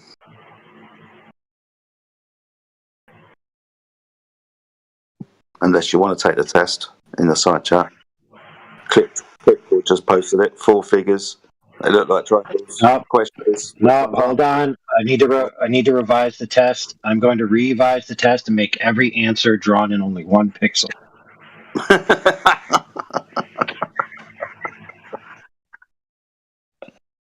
All of them are technically triangles, but all of them are technically not triangles. What's a triangle? This one, 2 sides, 2 lines meet together. So triangle. 2? Try again. Oh my God, dude. Are you still entered? Dudes, come on, man. Just mercy kill him. He's feeling sorry for him.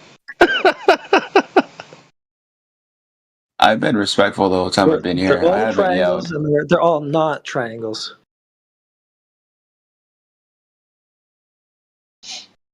All right, mathematically. Do I need to have your record revisited so we can give you a B minus?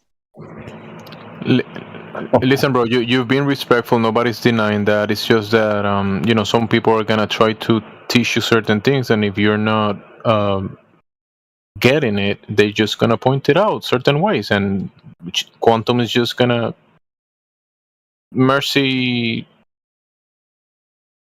whatever. Just have mercy on him. Just let him go. Let's just move on. Just have mercy. Let's just run free, mate. You're all right. Off you go.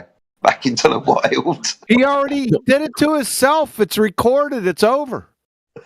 But no, wait, Quantum. He got A in geometry, A plus. A plus. Check if he got A plus also in quantum dynamics or whatever the other thing. Thermodynamics. That's quantum dynamics actually proves theirs is a globe. Oh my God! There you go. I know he got a plus. Go ahead. I think it's the first time I've ever heard Quantum say that before. Just let him go. I've never heard such mercy and compassion from him. No, but there's no other Globers, Quantum, unless you want to speak to Mess. I'm not speaking. I'm done with Nitro, dude. Done with him. Damn, Nitro. Can we talk to Mess now? No, it's a mess. It's a mess. It's not going to last long.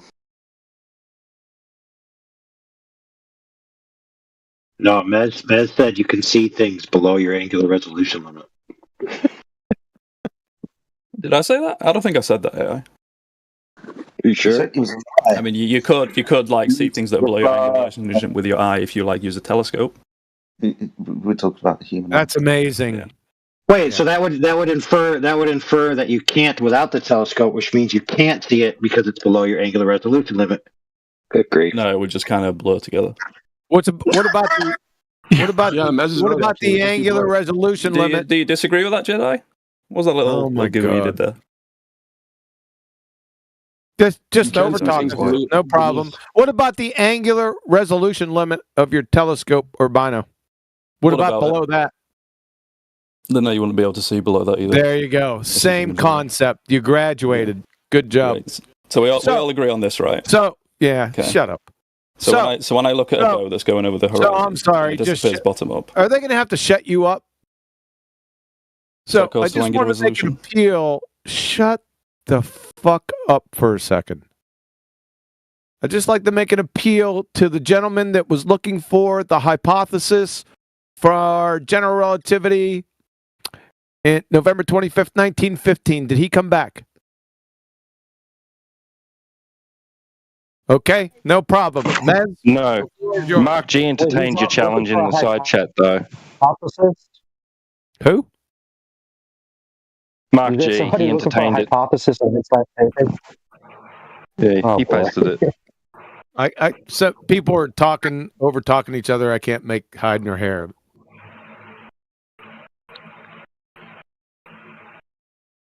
He's TW saying that Mark G posted what you asked for from another guy. So Mark Really? G posted what you asked from another guy. That's what he said. Okay, what's the hypothesis? Go ahead, Mark G. You're being asked a question. You can reply. Is he? There's a few of them. You could read it in the side chat. Oh my gosh! Just bring your argument, dude. Say it. Okay, so the world in which we live is a 4-dimensional space-time continuum. We'll start there. That is not a scientific hypothesis. Oh, no, you're wrong. That is a scientific hypothesis. Really? Okay, boy, this is going to be a lot of fun. Define a scientific hypothesis. It's time to educate you on philosophy of science. Yeah, this would be like Elmer Fudd educating fucking Richard Feynman on theoretical physics. Go ahead. You got your shotgun and Bugs Bunny handy? Yeah, you're a dumbass. I could tell right now. What's a scientific hypothesis, Sunshine?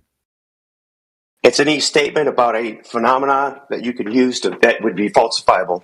Negative. Using empirical That's methods. not what a scientific hypothesis is. I will post them in chat right. Not now. 1 second. Yeah, you'd fail 5th grade general science, son. Nope. Yeah. Nope. Nuh-uh. Read them and weep, baby.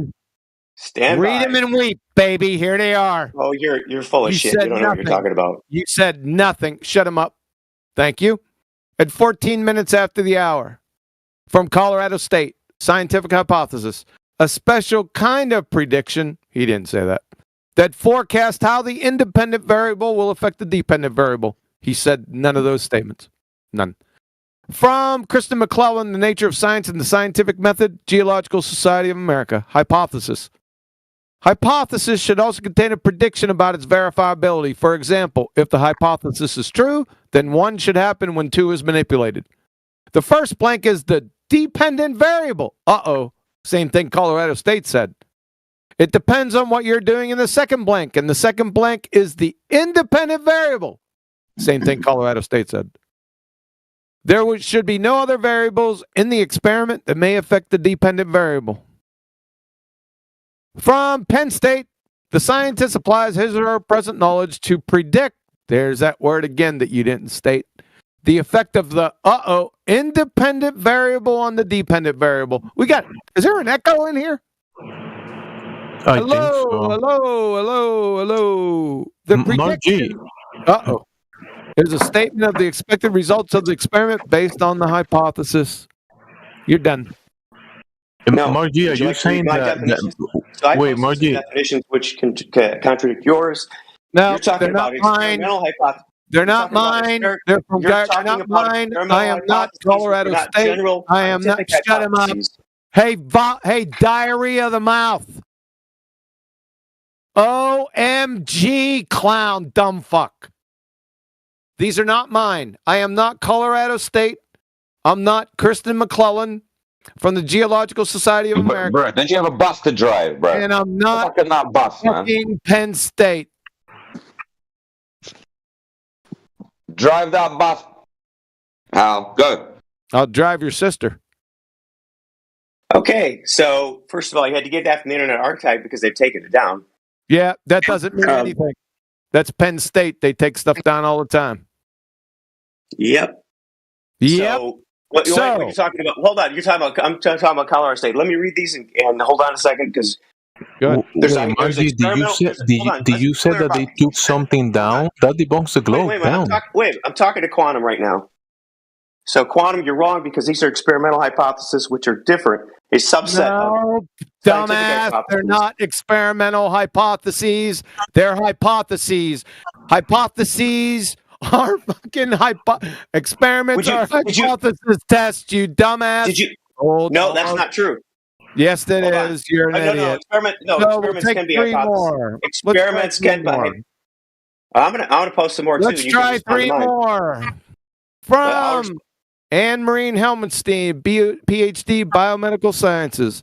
A hypothesis, a prediction of the outcome of a test. It forms the basis for designing an experiment. My God, you're a moron. Back to California State. Did you read mine? Would you like me to read mine? Did you read mine? They're not yours, dumbass. Well, the ones I posted. Formalized type. Shut up. I know you can't stand it if somebody contradicts you. Oh my God, you really want to get muted, bro. Damn. You're a clown. You're an imbecile. Guys, I think I changed my mind. Shut up. California State University. Shut up. I should believe you now. Shut up. California State University formalized hypotheses contain two variables. Here we go again. One is the independent, the other is dependent. The independent variable is one you, the scientist, control, and the dependent variable is the one you observe and measure the results. Notice there are two parts to a formalized hypothesis. The if portion contains the testable proposed relationship, and the then portion is the prediction. Got an echo here in here again. Of the expected results from an experiment. Because a hypothesis, yeah. An acceptable hypothesis contains both aspects, not just the prediction portion. From Sonoma University, basically a hypothesis is a prediction. Are you posting all these in the chat so I can? I am, because you're a moron. Nope. Okay, so viewers, let me read mine. No, they're not mine. Well, you've read the ones you They're posted. not mine. They're ones you posting posted. Definitions from universities. Am I the university glue sniffer? All right, I will post ones from universities too in philosophy of science textbooks. Go ahead. Okay.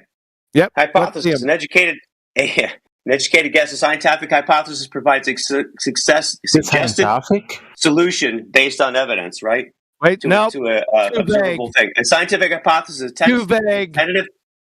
tentative, testifiable explanation for a phenomenon that is in the natural world. Wrong. Wrong. It does not explain. You're wrong. That's according to my link. It does not explain anything. It does not explain. It's not an explanation. Sorry, nuh-uh doesn't work here. Hey, shut him up, piece of dumb. Would you like to go in and counter my references here? Bye. Yeah, you're right. Okay, you can't deal with it, can you? Yeah, I can deal with it. You would fail 5th grade intro to general science. No. Sorry, you schooled me, dude. Yeah. No. You couldn't school this puppet. No. You're a clown, You're sir. completely wrong about scientific You're a clown, sir. I don't see you one of are those a links. clown. I see a couple. I'm going to go look at them. I see two links. I see two links. Would you post the other ones? Delusions, sir. You read a few more. Would you post those so I can investigate them?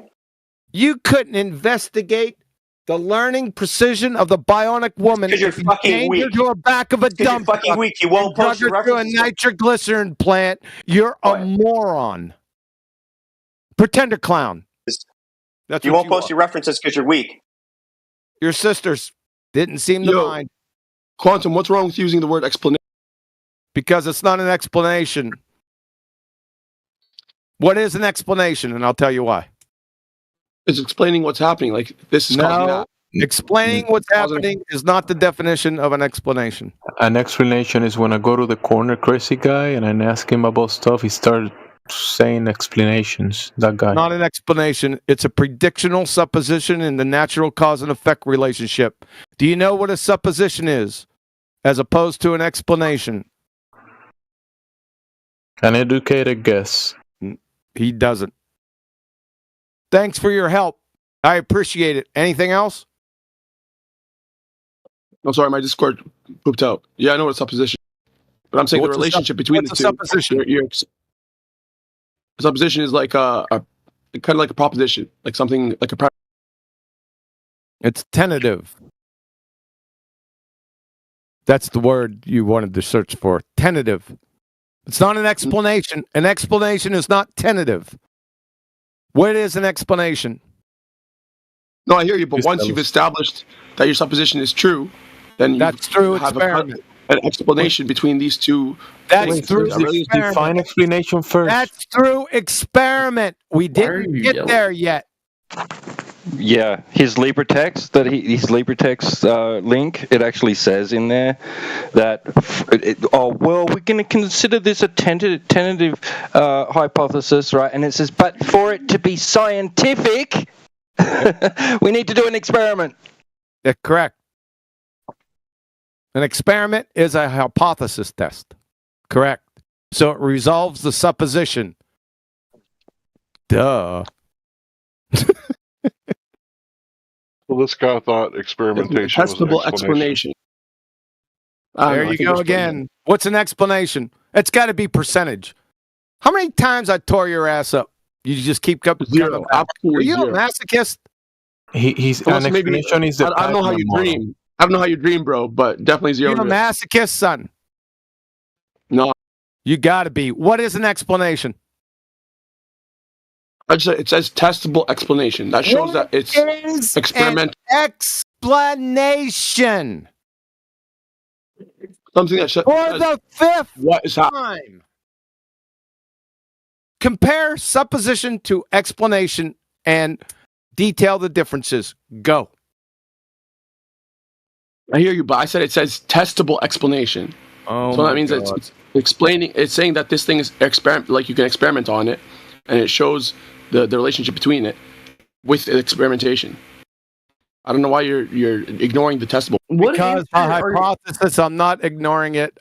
What friggin' dweeb? What answer are you looking for when you tell him to make the difference between supposition and explanation?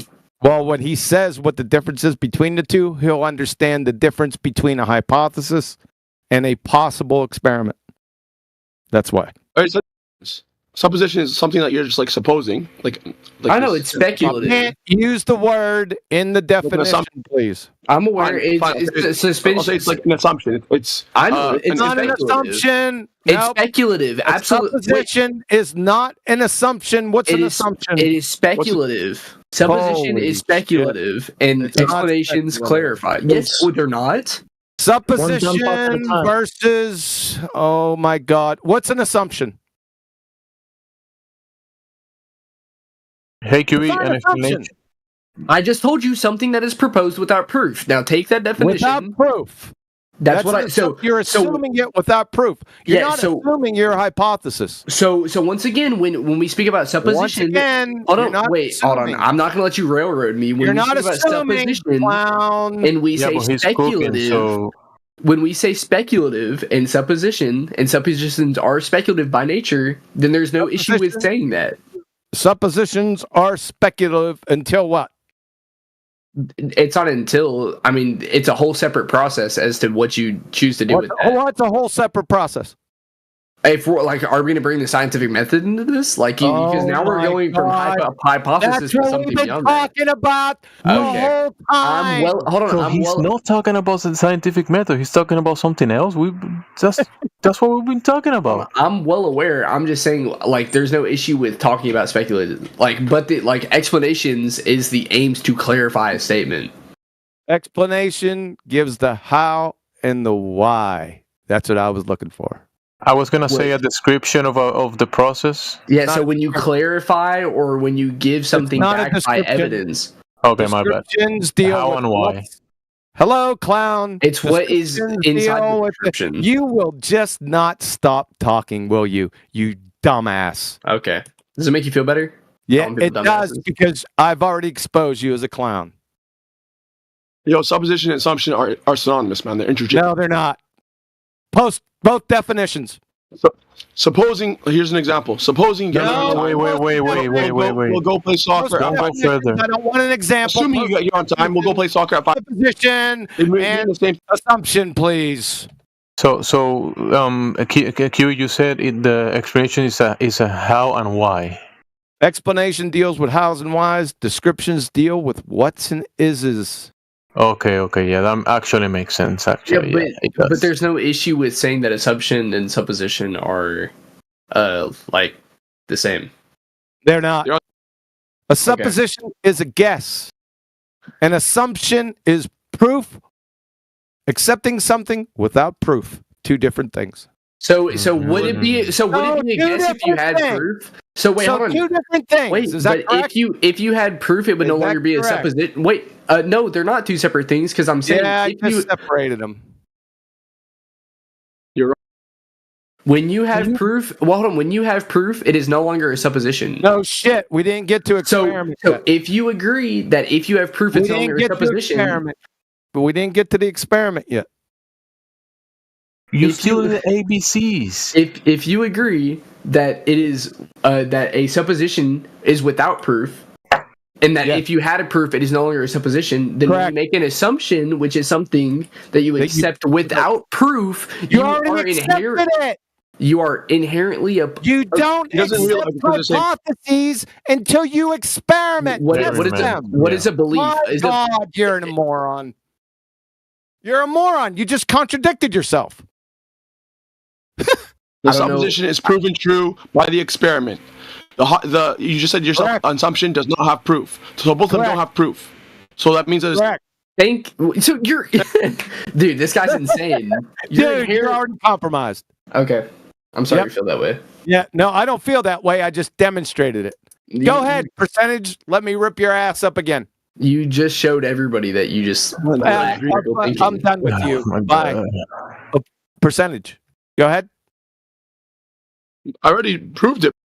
You already proved it. What did you prove? Everyone heard except you, maybe. I didn't. There was too many people talking. Go ahead. You agreed that both of them don't have proof. Supposition one has proof. I was proven by the experiment. I was listening to two people at once. Percentage. Say it again. I am. Say it. All right. So you agreed that suppositions are proven by the experiment. You need to do the experiment to prove it. Correct. And you also agree that an assumption does not have. That means they both require proof. No, wait. Nope. An assumption. So assumption has proof. Shut up. An assumption is you already accept it without proof. There is no experiment to prove it because you already accepted it. Who says we? Oh my God, that's what the definition. Are you claiming that the supposition is sensitive, but the assumption is permanent? Is that what? Oh my God, you glue sniffers. He's also talking with his mouth full of I don't know what. I know what it is. I got salad. Salad, that's haram. It's crayons. You don't accept hypotheses until you experiment on them. The definition of assumption, a thing that is accepted as true or certain without frigging proof. So it can't be a hypothesis because you haven't tested it yet. Get it? Maybe you should search the definition of supposition. Piss off. You're already exposed. Bye.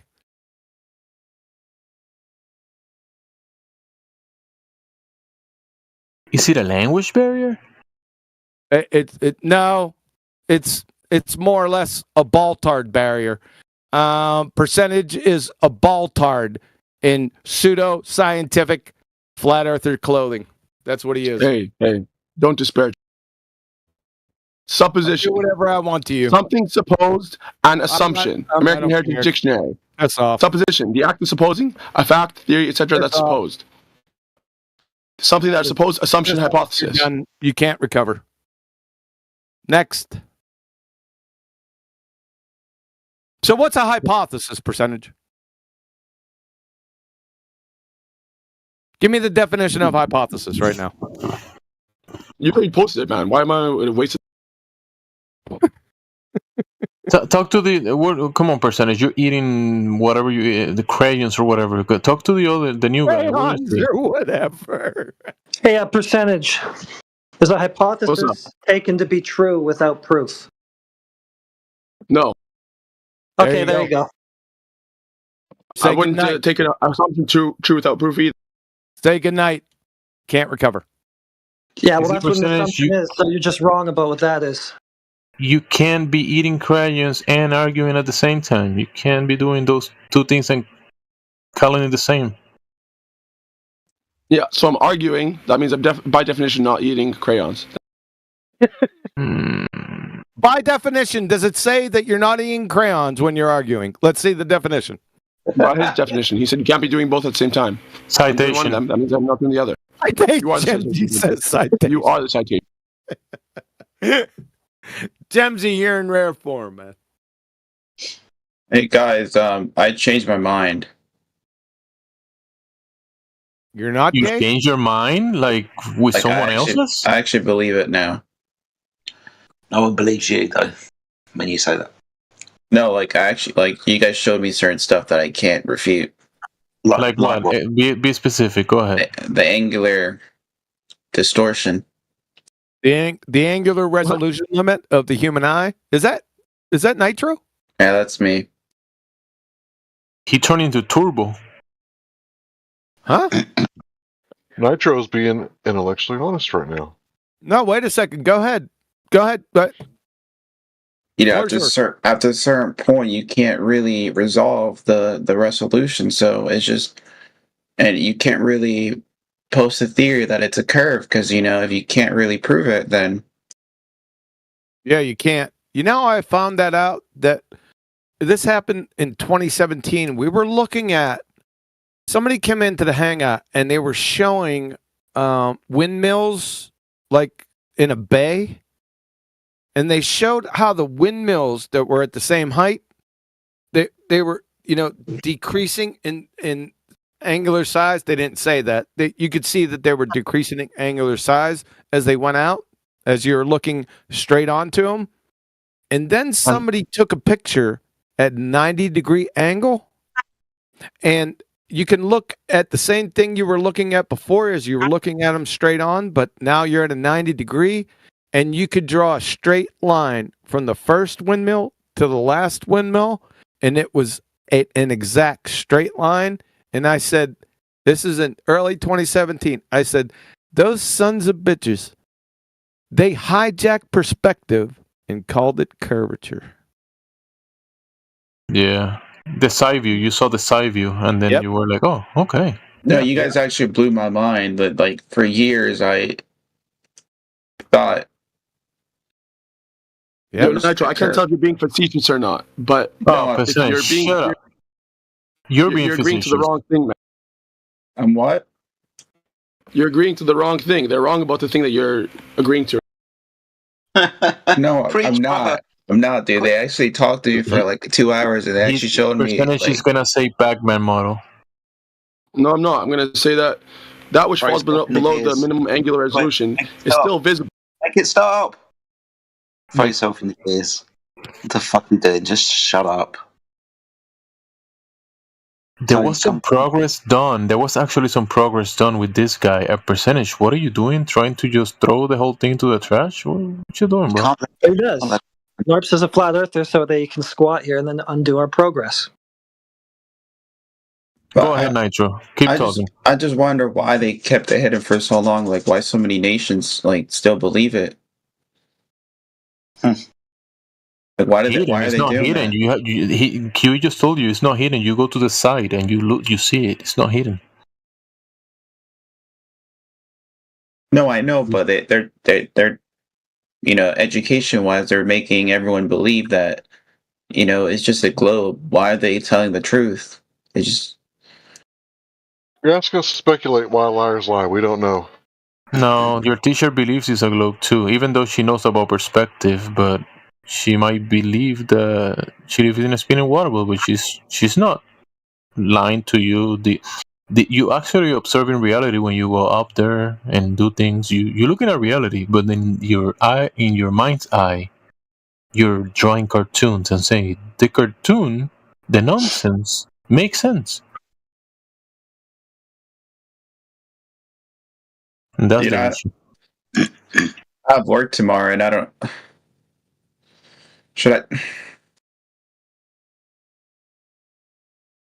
I want to give a shout out to Brian's Logic for that perspective argument. That's something that I did not do. However, I came to that conclusion with the windmills back in the day. He went ahead and did all the legwork on that. So shout out to Brian's logic. Also for Nitro, I posted a video. You might want to check it out about optics.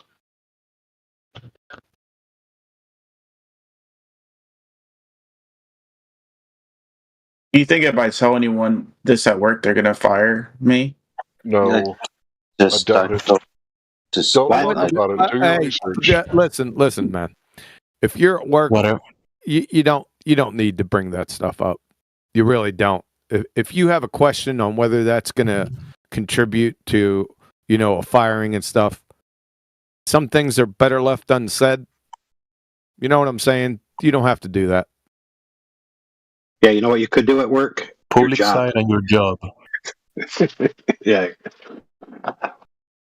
And also your girlfriend, don't tell her about this either. Just You think she's gonna think I'm take her crazy? shopping. Just take her shopping.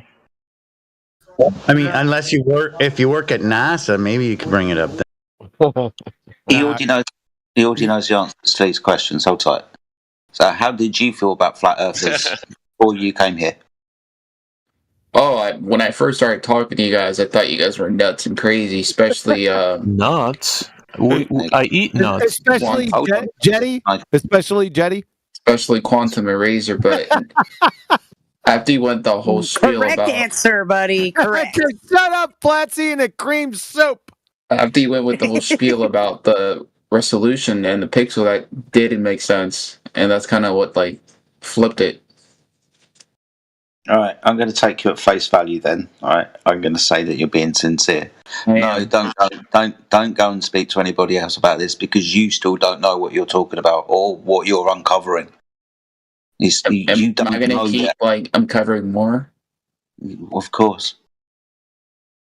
Hey, Nitro, I see you. Yeah, go ahead. Go on, Jen. No, go on, please.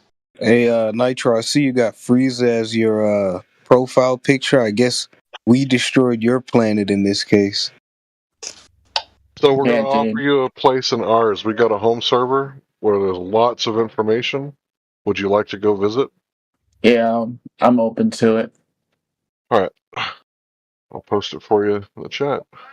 Yeah, I would go on and evaluate everything else. I mean, that's one proof. I've got a load of proofs on my website. I would keep that to yourself. There's no need to put your career in danger and stuff for this. I would not do that. Agreed. Yeah. No need to. Just go ahead and study up for yourself. Learn the truth. Learn the arguments. Get a good foundation under you, and then make the call. Who's your target audience? Are they going to be receptive to this? I wouldn't Or go. just come in here and flat smack. And you can flat smack people here in Discord to get off. All right, like I do.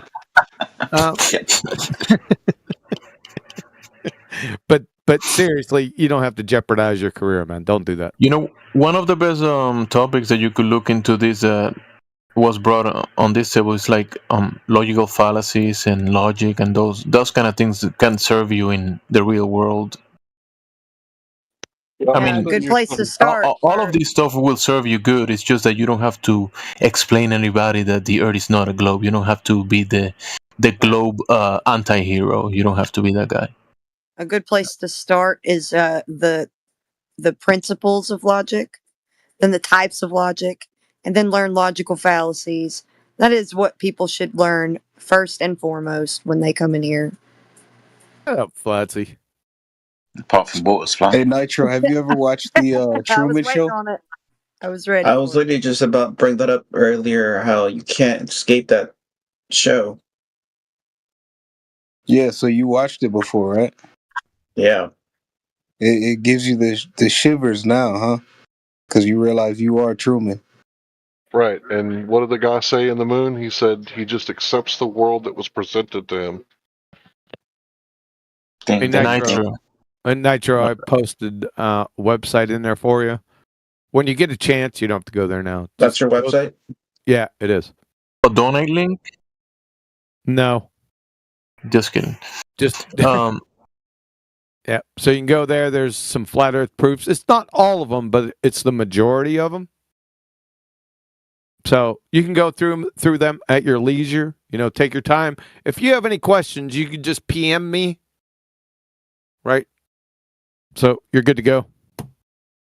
Welcome. That's good content. And if you find anything wrong and you want to improve anything, if you find that anything is wrong in there, just come here and debunk it. Just debate quantum on whatever you find in that website. Debate. Just bring it up.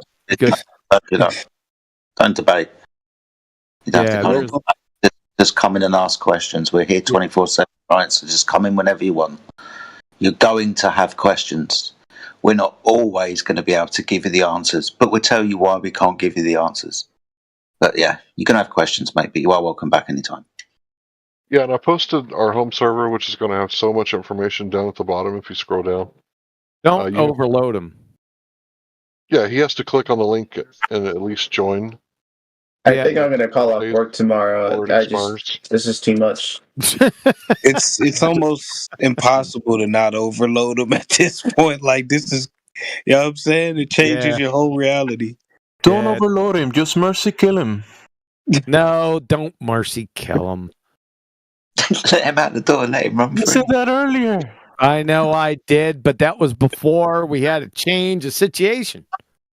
Okay, Also, leave room for him to not be honest, because you should at least leave a little room so you don't argue with him from butt hurt.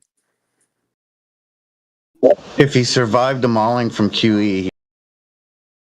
That wasn't a mauling. That was just, I was trying to be real with him, give him actual substance to the argument. That wasn't a mauling. The mauling was the hypothesis fiasco.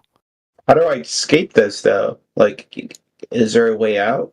Just take your time, man. You can't escape reality. All you have to realize is it's this simple. You were presented a model. Alcohol. Hold on, guys. You were presented a globe Earth model, right? And you think that is the Earth. But the Earth is the dirt outside that the earthworms live in. You're only losing belief in a model. That's it. That was profound. In fact, he wasn't presented a model because a model of the globe Earth doesn't exist. What he was presented was headline parroting from Wiki and other ignorant globetards. That's all he was presented. Bitches from space. That's it. So don't worry about it. Just take your time. Just hang out. Be cool with everyone. You're especially at work and your friends. Don't do it. Just relax. Because you're not ready to debate yet, bro. No, it's not a debate anyway, Hank. There's no debate with this. So just gather as much information as you can. Get a firm foundation of you. Now, if you have somebody that you can confide in, right? That What is my church pastor going to say about this? Don't bring it up in church right now. He's messing around. You're gonna get kicked out of church. He's messing around. No, I actually am religious, but like this, how am I going to... So read Job 38, bro. Do me a favor and just read it. Like Job 38? Before you go to bed tonight, and you're going to realize there's a lot of things that we just can't answer, bro. Do not bring it up to the church community just yet. Wait for about 8 years after you get a firm foundation and then evaluate who you're talking to at church. Don't do it. All right? There's going to be serious repercussions on you because everyone around you is essentially a moron. Okay? That lady in the red dress at your church is going to turn into Agent Smith and start defending her programming vehemently. Exactly. Yep. Yeah. Let's go to a confession. I don't know. It's a lot to ask of somebody to have self-awareness, let alone awareness of their surroundings. Yeah. What I would do is get like a large caliber weapon, right? And just target. Don't shoot anybody.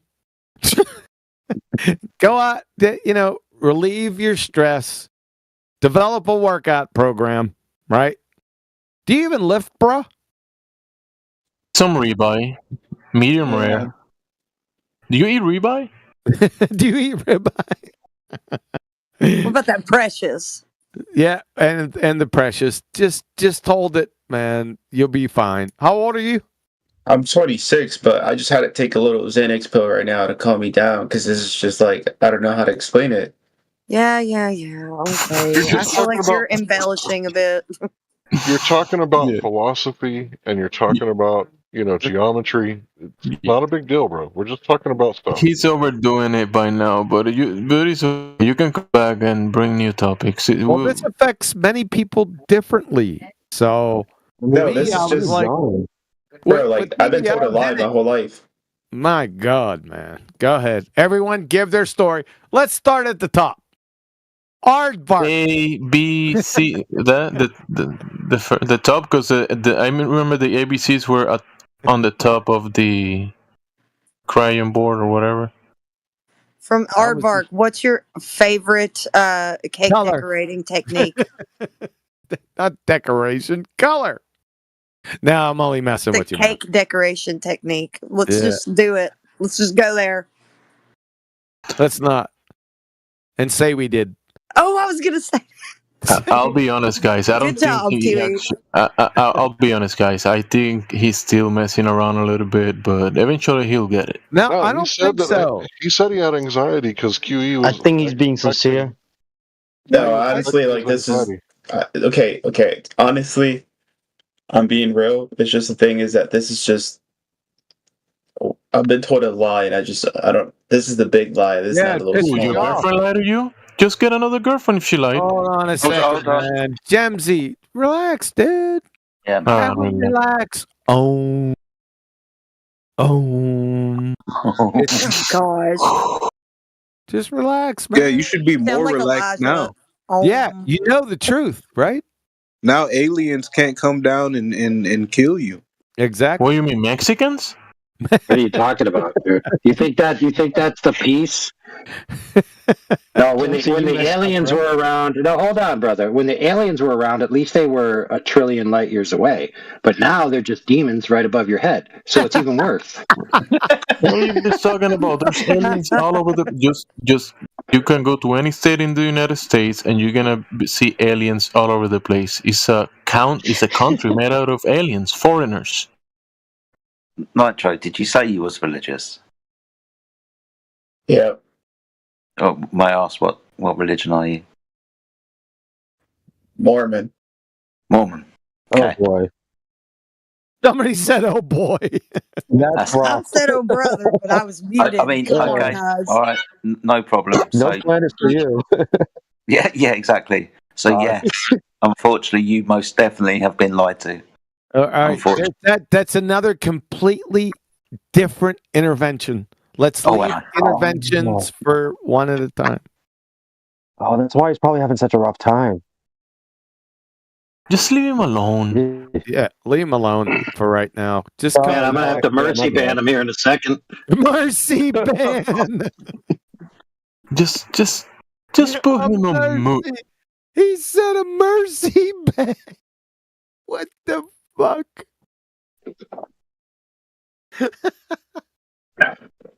Wow, there's too many people giving him left and right. Kid's gonna split in two pieces. He'll be all right.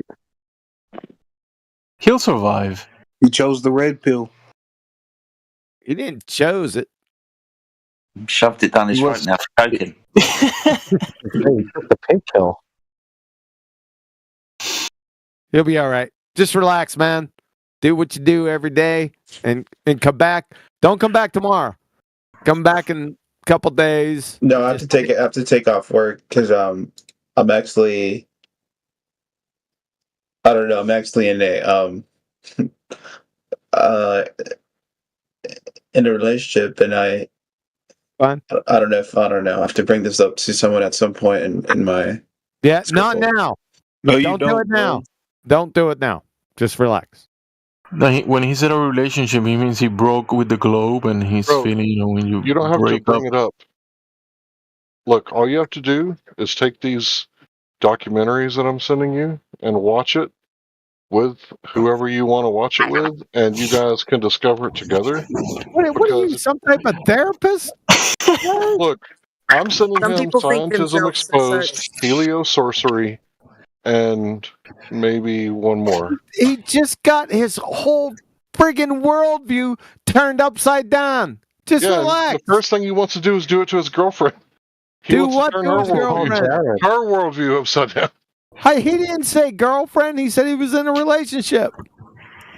Okay, No, well, he's assume Gary. Mormons were heterosexual. No, you used the wrong term. His worldview wasn't turned upside down. It was turned horizontal. Ah, very well. It was straight up. Nicely or straight done. down.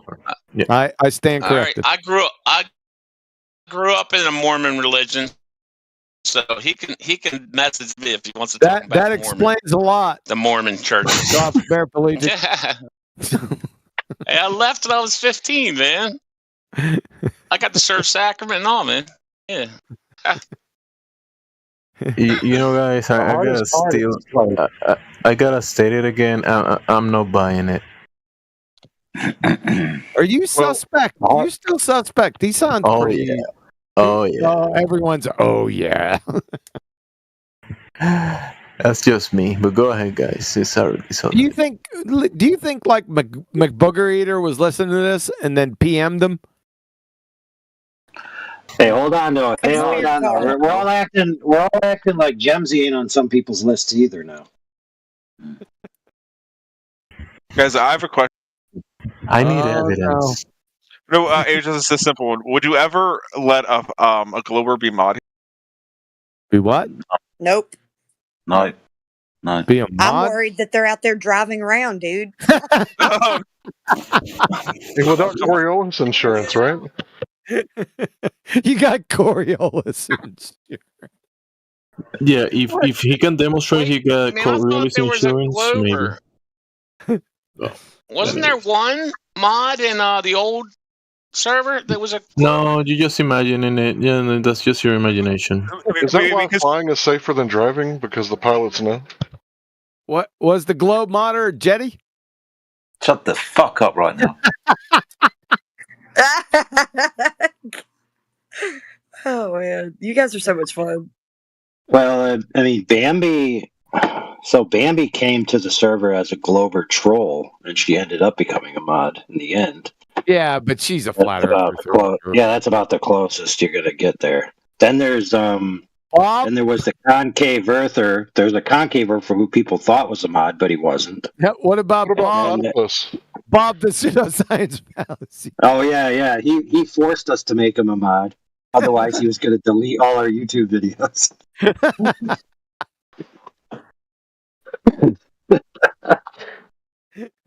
So yeah, like if someone hasn't figured, if someone is denying their senses, haven't figured water, right, or horizontals, how are you gonna trust them with driver's licenses, gun licenses, or mod rights? You shouldn't. Or being a bone doctor.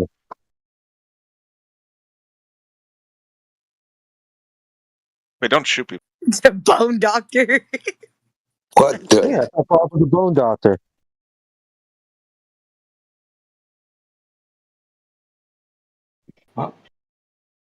That guy gives Hold people still. medication. Hold still, I'm going to draw the curve level line.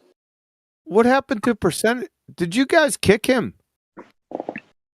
I hope he did it to himself. It wasn't me. I can't stand him. Yeah, he got muted, and then I guess he boot scooted. Well, the guy started agreeing with the Rayleigh criterion, and then Percentage started doing this. Well, they're wrong, disagreeing with the Rayleigh criterion. Like all of a sudden, Percentage doesn't believe in perspective, and I don't engage with percentage. Every single time I do, it just doesn't ever become. It's not edifying. So He contradicts himself with every other breath, but I don't think he doesn't accept critique either. Yeah, I'm not a mod, so was he banned? Yeah, No, somebody, he got. Heretic said that somebody. Yeah, okay, fair enough. Well, there was a long talk with that Nitro guy, and then after Nitro came and pretended to, I'm sorry, say that he actually got it, and he's kind of like realizing, making this realization. Percentage opened his mic, and oh, but they're wrong. Don't believe it. Just turn back. Yeah. First of all, I caught that underhanded slight. Second of all, yeah, I got it, old dude. I heard him say right before they were muted, or he was muted, that angular resolution limit doesn't matter. Something to that. I'm paraphrasing. The angular resolution limit is more or less non sequitur to the argument, so I can understand why somebody banned him. Okay, fair enough. He'll be back in 2 days. Computer generated dream world, guys. Fair enough. Yeah, I appreciate your skepticism, Jimsy.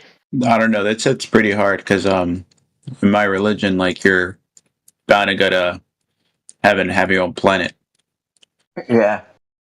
Yeah, I'm not sure if anybody else knows about that when it comes to Mormon. You want to hear a joke, brother? I got a joke for you that'll solve all this. It's a very simple joke. Is it about holy underwear? No, it's about wives, about many wives. Just check it out. Check it out. So, how do you know that classical Christianity is the one true religion? What's classical Christianity? You only get well. So, for example, some people think Mormonism is Christianity. So, I'm excluding such things. All right, fair enough. I won't grill you. Go ahead. They love Jesus. Because it tells you to test all things. Because in the Mormon Dude, it's a joke, dude. So don't give serious answers. For Jesus is an astronaut. We don't. I mean, it's a true joke. It was a joke. Go. So the punchline, all right, is because it's the only conception of heaven with no women. That joke was terrible. I almost like it. Hey, what are you talking about? It wasn't. You never heard all. It's hilarious, dude. Think about it. All the other religions promise that you're going to have a relationship with a woman, or that there's going to be women, and that there's going to be women and men getting it on, and all this other stuff. In Mormon. Yeah. Pretty much. It's a funny one if you want to be single. You don't make it into. You don't make it to the top heaven. There's 3 heavens, and now you can have. Hold on a second. That's something. Paraplegic. Go drink some coffee.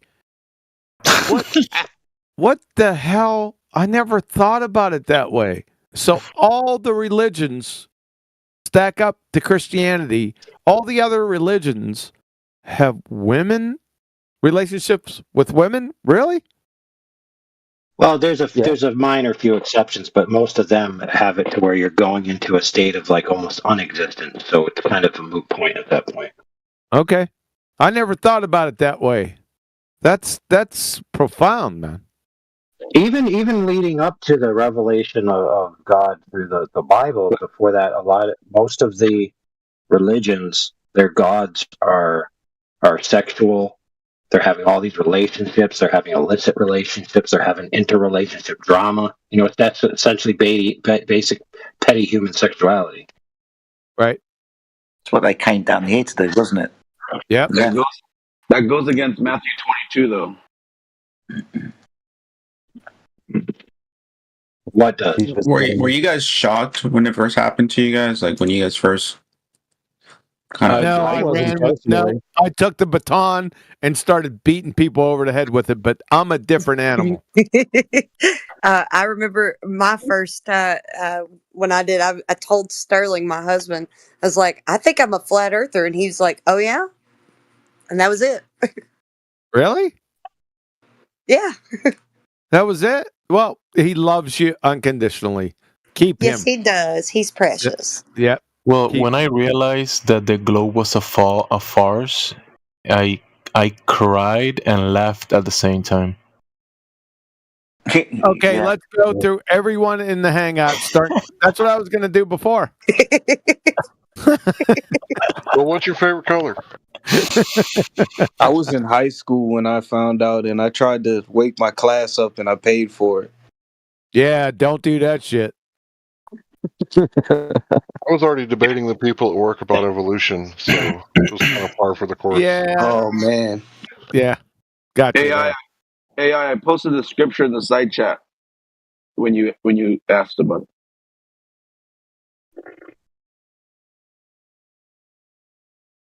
That's why it says. That follows what he's saying. Yeah. Yep. Yeah, that's why I'm saying. Like all those religions say you're going to be married. Like, okay, well then you're just going against your own Bible that you think you're following. So there you go. Yeah, he asked. That was in response to I can't remember if it was in that passage or another where the dudes were asking Jesus. They said, "Okay, Jesus, check this out. All right, follow me now, bro." So I married this chick, and then I died. Then my brother marries her, and then he gets killed by Johnson, who marries her, and then she divorces him and marries Bob. So when we're all rose again in heaven, whose wife is she gonna be? And he's like, "Dude, you guys are retarded." All right, we get it. No bipolar females. You don't have to deal with them anymore. It's good. It's great. Yeah. Yeah. That's not the only issue. Bipolarism. It's not the only one. Manipulative. Remember that verse in heaven? There's no women in heaven. There was silence in heaven for 30 minutes.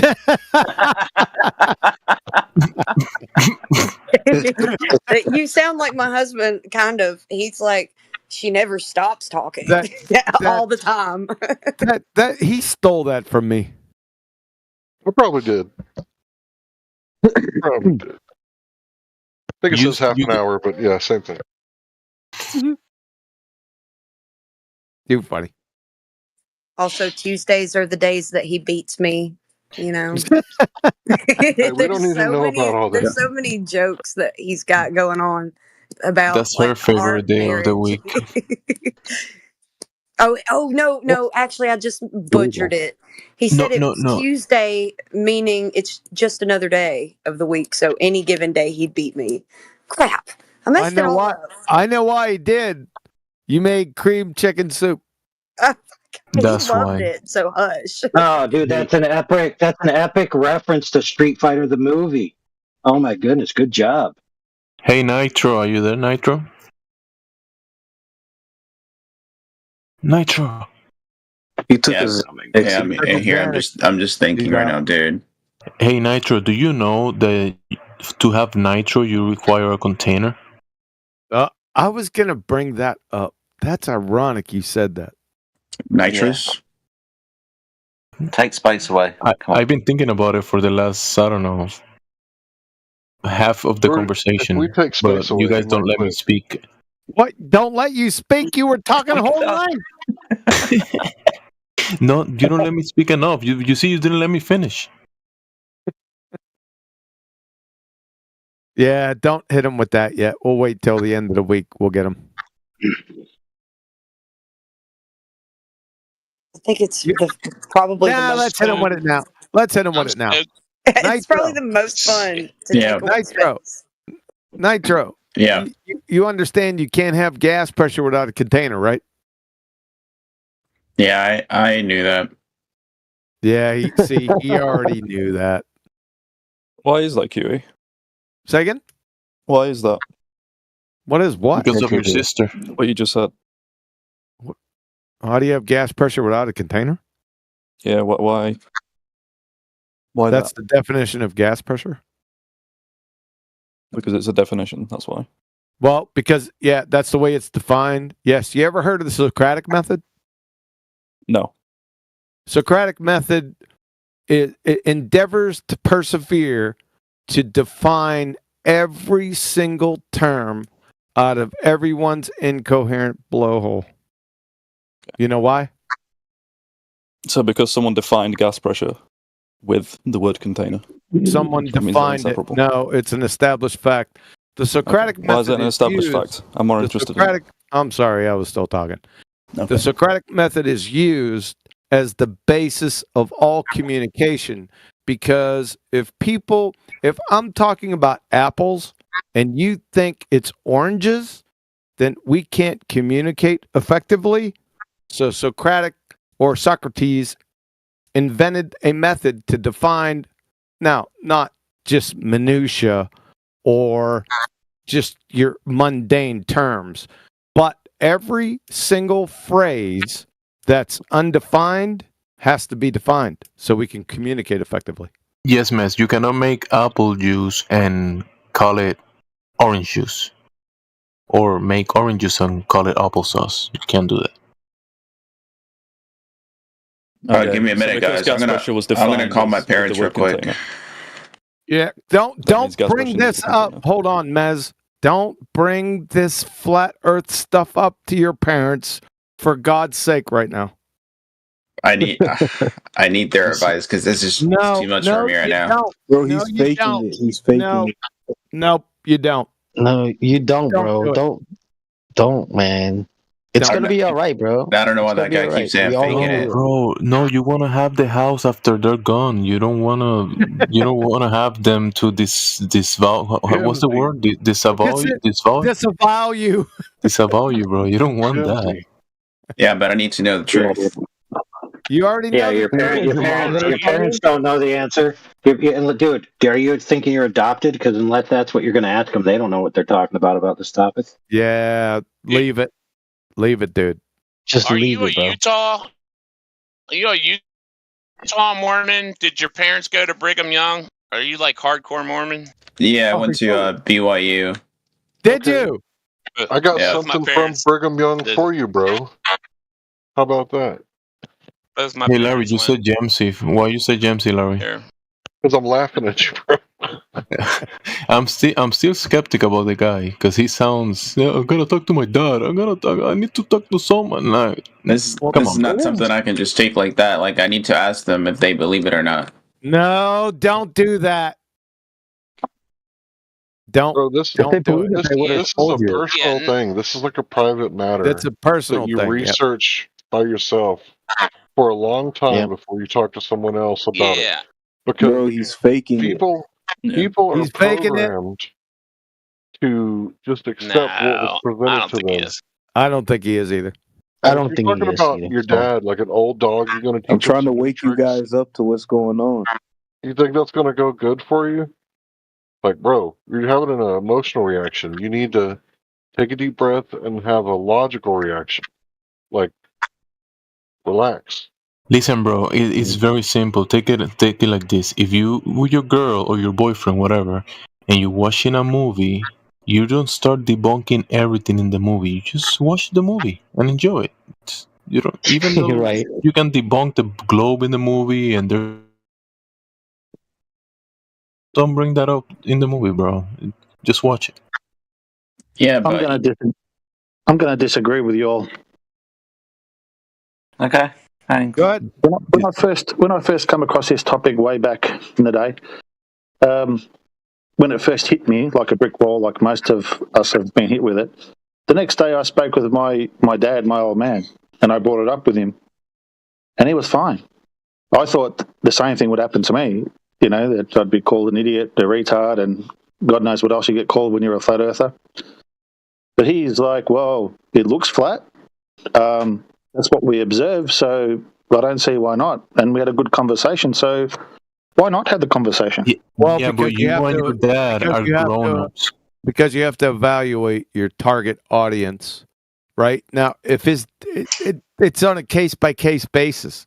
I mean, how's your mom and dad? Are they Rockhead from the Rockhead generation? You know what I mean?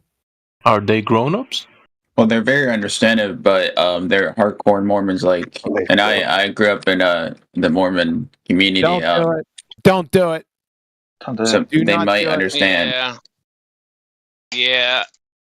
Well, hey, tell me this: did they take the jibby jab when it came around? What's that? Oh God. My goodness, dude. Well, it's a good question. Oh my goodness. That's a great question. You made an example out of good grief, dude. The best question you can ask them if they Hold drink on a coffee. second. Hold on a second. Hold on, bro. Let's just settle this, dude. Okay, can we stop bringing up that thing that he just brought up? Thanks. Yeah, I think that's If you're on the not a good fence with your question. girlfriend, talk to her about it. And if you're not too concerned if the relationship ends or not, mention it to her and see what she says. If you want to marry her, don't say anything yet. Yeah, I woke a few girls up, bro. And if she's receptive to it, then that means she's a keeper. I woke a few girls up too, but that doesn't have anything to do with this conversation. Yeah. Family show, QE. That's a Were they just as pretty when you woke her up? Oh. Got him. Well, You have to ask one day. You have to ask your sister first, man. Dang it. Touche.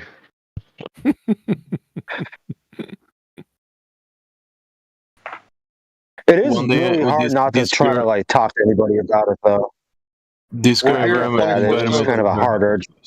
Bro, you're tripping over nothing. We're here 24/7. You get that right? Yeah, Look but where this you're is like realizing that like your life is a lie. No, I don't know why you guys are giving him advice. look, you live, you you learn. identify. All right, I'll give you the best advice. I'll give you the best advice, and I'm going to kick you off the channel. Go pray about it. There you go. That's my final say, and I'm correct. I rest my case. That's a very good answer there. So do nothing until you pray about it and spend the night sleeping on it. If you do anything otherwise, you're an idiot. I rest my I case. told him to go to the Bible. I told him to read Job 38. That doesn't count. You're trying to overlap with Overlord. I think both are good. Pray to the Christian Jesus. Everybody Okay. just keep fighting over credit for something. That's really rich. Yeah, but the guy just Oh said that his life is a lie. That's ridiculous. It's just stupid. No, in fact, stop with the negative waves. You have just been free. If he wasn't faking it, make you free. Yeah, but if that's a lie, what else is a lie? everything. No, Your not sister. everything is a lie. Not everything. Exactly my point. Look, what you just did is you regained your agency. You have the ability to think for yourself and question authority now. I thought I had full agency, but I got proven wrong today. Well, you do now.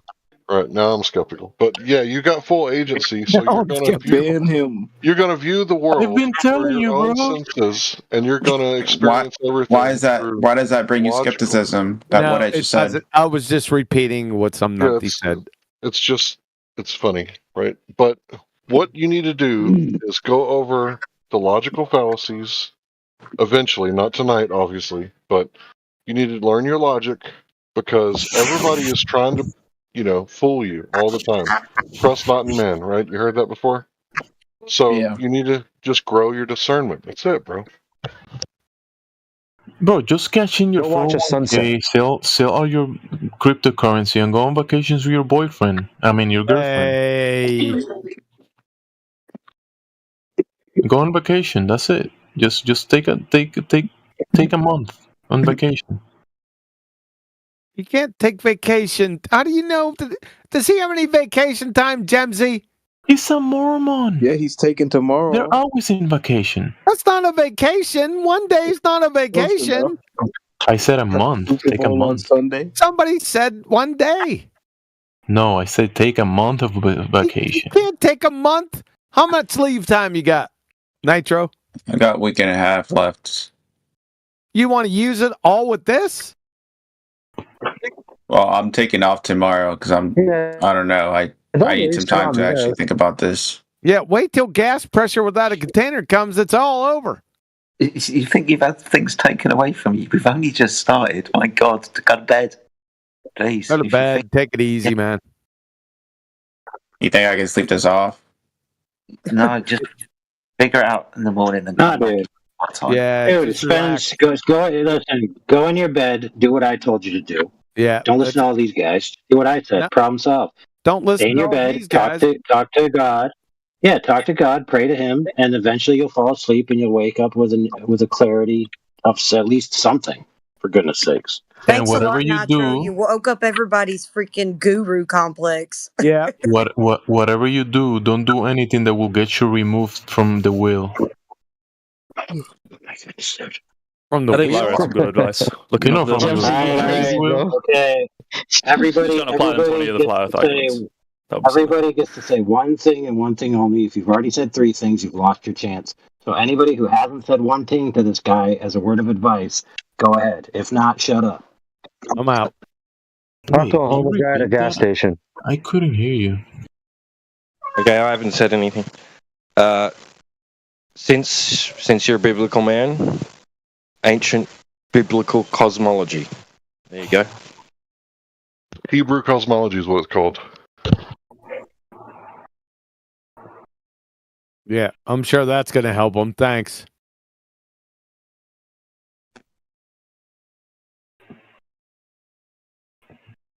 There's a conflict, but anyway, yeah. Just relax, man. Follow what AI said. Pray about it. Sleep on it. Wake up tomorrow. Move on.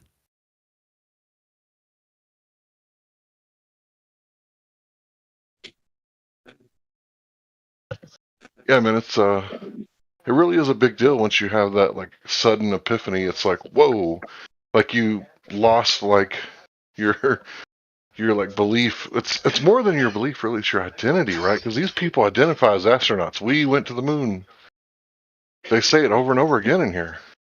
Like they're like transmooners or some shit.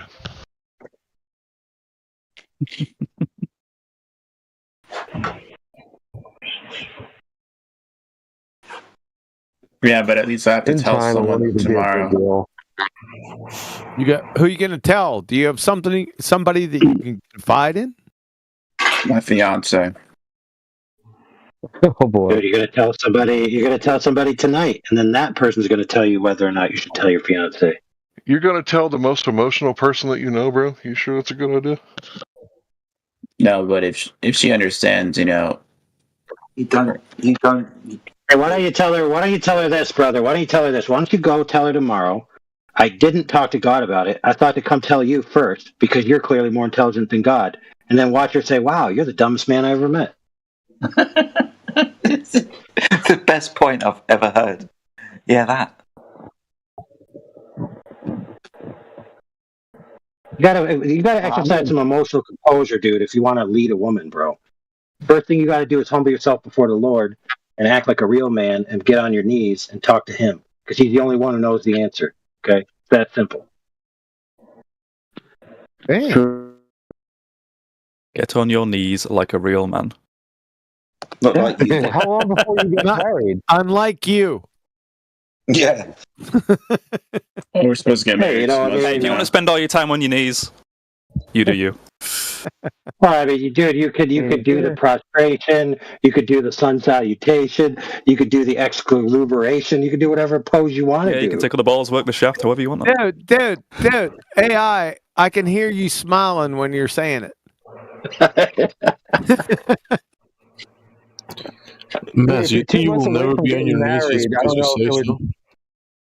If you're 2 months away from getting married, I don't. You think that's really the best idea to kind of spring that on her 2 months before you get married?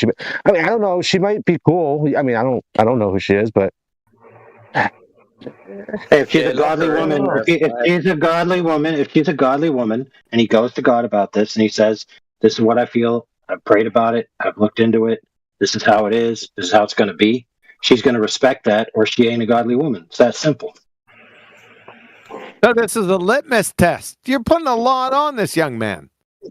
No, I just told him to go to bed and pray about it. He could have left already and started doing that. I can't get to bed now. It's just... No, I didn't say go to sleep, dummy.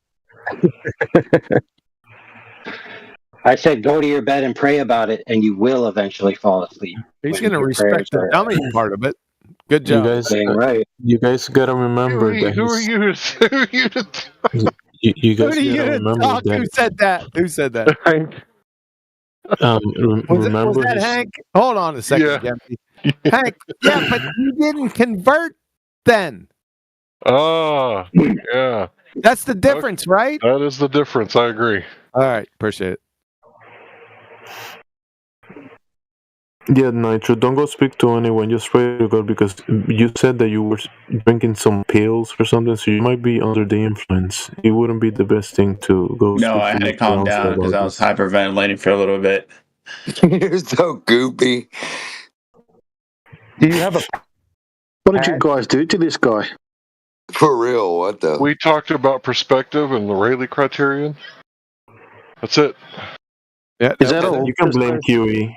You can blame QE for it. It's not my fault, man. It's just a simple argument.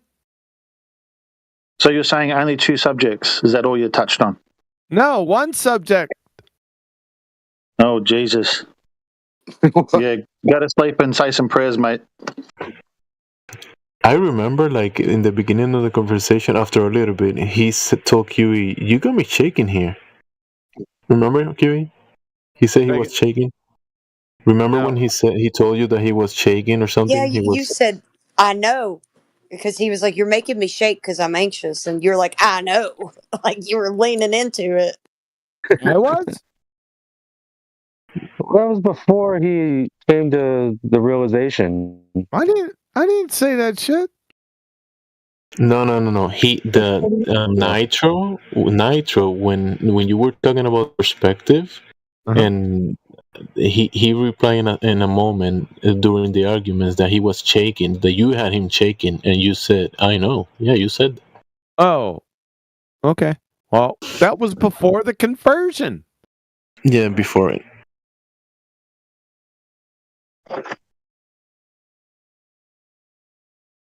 I'm still skeptical, but go ahead.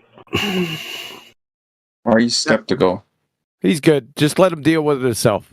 He's got. No, he said septical. He's septical. He's been eating too much shellfish. That's fine. Listen, let him deal with it on his own. He'll work it out. No, but I promise from the bottom of my heart, I'm not here to troll or like lie. I actually like just what you said earlier today about the perspective, and I actually looked it up. It just doesn't make sense now, like the curve. Sure. Yeah, you seem legit. Don't worry about it. No, it's easy to reconcile. You just look up angular resolution limit of the human eye, and it's all over. Q, you gotta admit that it was a tag team between you and I against him. That's fine. And then the other guy jumped in. Listen, AI. I'm just providing a cogent argument. That's all. Just kidding. It is. Yeah. AI, I understand why you want to do a simp ban on him now. He really needs to hear no more tonight. No, don't ban me. I let's still move have on. questions, but I'll ask them later. We can move on. I'm sorry. Just look into it in your own time, man. Oh my God, Mark G, you friggin' numpty dipshit. There are no hypotheses, Mr. Karl Popper. He was correct in many things that he said. However, he's a dumbass on many fronts. There are no hypotheses for natural laws, you glue sniffer. All right, Karl Popper forms the basis of modern scientific theory, you fucking moron. No, he does not. He's a philosopher. You're a fucking dipshit. You have no idea what the fuck you're talking about. He's a philosopher of science. Yes, and what do you think science is based on? It's based on philosophy of science. It is based on philosophy, but he screwed some things up. Natural laws do not have hypotheses. Let's provide an example. That Karl Popper's been, Karl Popper is no longer relevant. He's a diary of the mob. Idiot. Yep. Dumb. You don't know what you're fucking talking about. Yes, I do. Dude. I forgot more about natural science yesterday than you'll ever know. Thanks. Good night. You should get it right now. You clown tell me dumb right now. Tell me natural laws. You cannot back it up. Okay, give us the cause of entropy, dumb fuck. Dumb fuck. Give us the cause of entropy right now. I'm waiting for you to explain how Popper is no longer relevant to natural science. Give us the cause of the second law of thermodynamics. I'm waiting for you to back up your claim. You're a dumbass. You don't know what you're talking about. I'm waiting for you to back up your claim about Popper and science. That's not what your sister said. Running away. Run away. Yeah, I'm running. I'm scared. You AI. Yep. Back I'm up your gonna claim get on Popper. banned here if you don't. Back it up. If you don't fuck. It almost came out again. Hey, whoever the Glober was. I'm training you. You're not training me. You're pushing me to the limit. Yeah, that's where we really discover ourselves. Hey, who's the Glober that was talking about angular resolution? He's finally getting it. Nitro. Hey, I posted a link for you. If you'd like, you could probably check out that YouTube. They do a lot of good videos of trying to explain to the numpties of how angular resolution is a huge factor in the way we see things in distance. Just check it out. It's a really good YouTube. Correlational studies are not natural science. They have no independent variables. They're based on inductive logic, you glue sniffer. It's not cause and effect. Correlation is not causation. Natural science is based on cause and effect relationships. Go to your Karl Popper reference and look up induction, you glue sniffing numpty. He said induction is never used in science, clown. And induction is in fact a myth.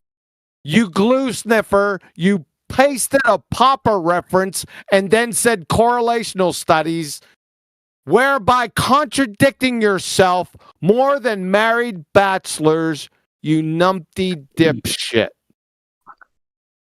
What was Karl Popper's shining example of induction being a train wreck?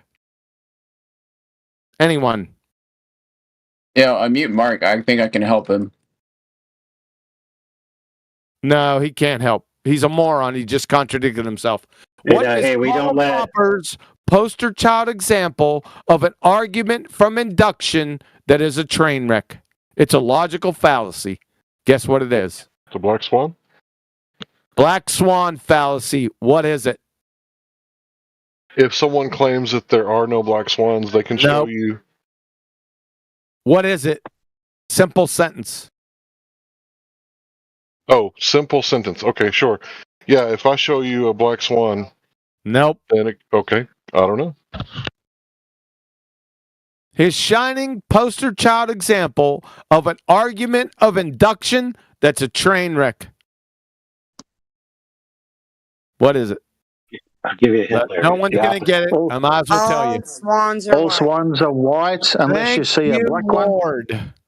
All swans are white. That's his poster child example of the train wreck induction. It is never used in science. Correlation has nothing to do with natural science. Correlation doesn't have anything to do with causation, and natural science is all about causation. Cause and effect, independent variables and dependent variables. Thank you very much. Go continue your glue sniffing with your ball-tard boyfriends, you abject moron. We good, Nitro? Yeah.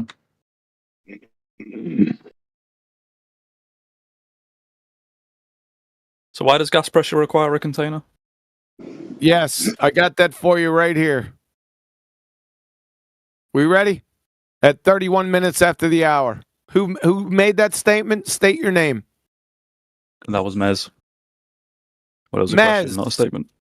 At 31 minutes after the hour from Elmhurst University, the pressure of a gas is the force that the gas exerts on the walls of its container. From NASA, gas pressure. The molecules are in constant random motion and frequently collide with each other and with the walls of a container. Because the molecules are in motion, a gas will expand to fill the container. Since density is defined by the mass divided by the volume, density depends directly on what?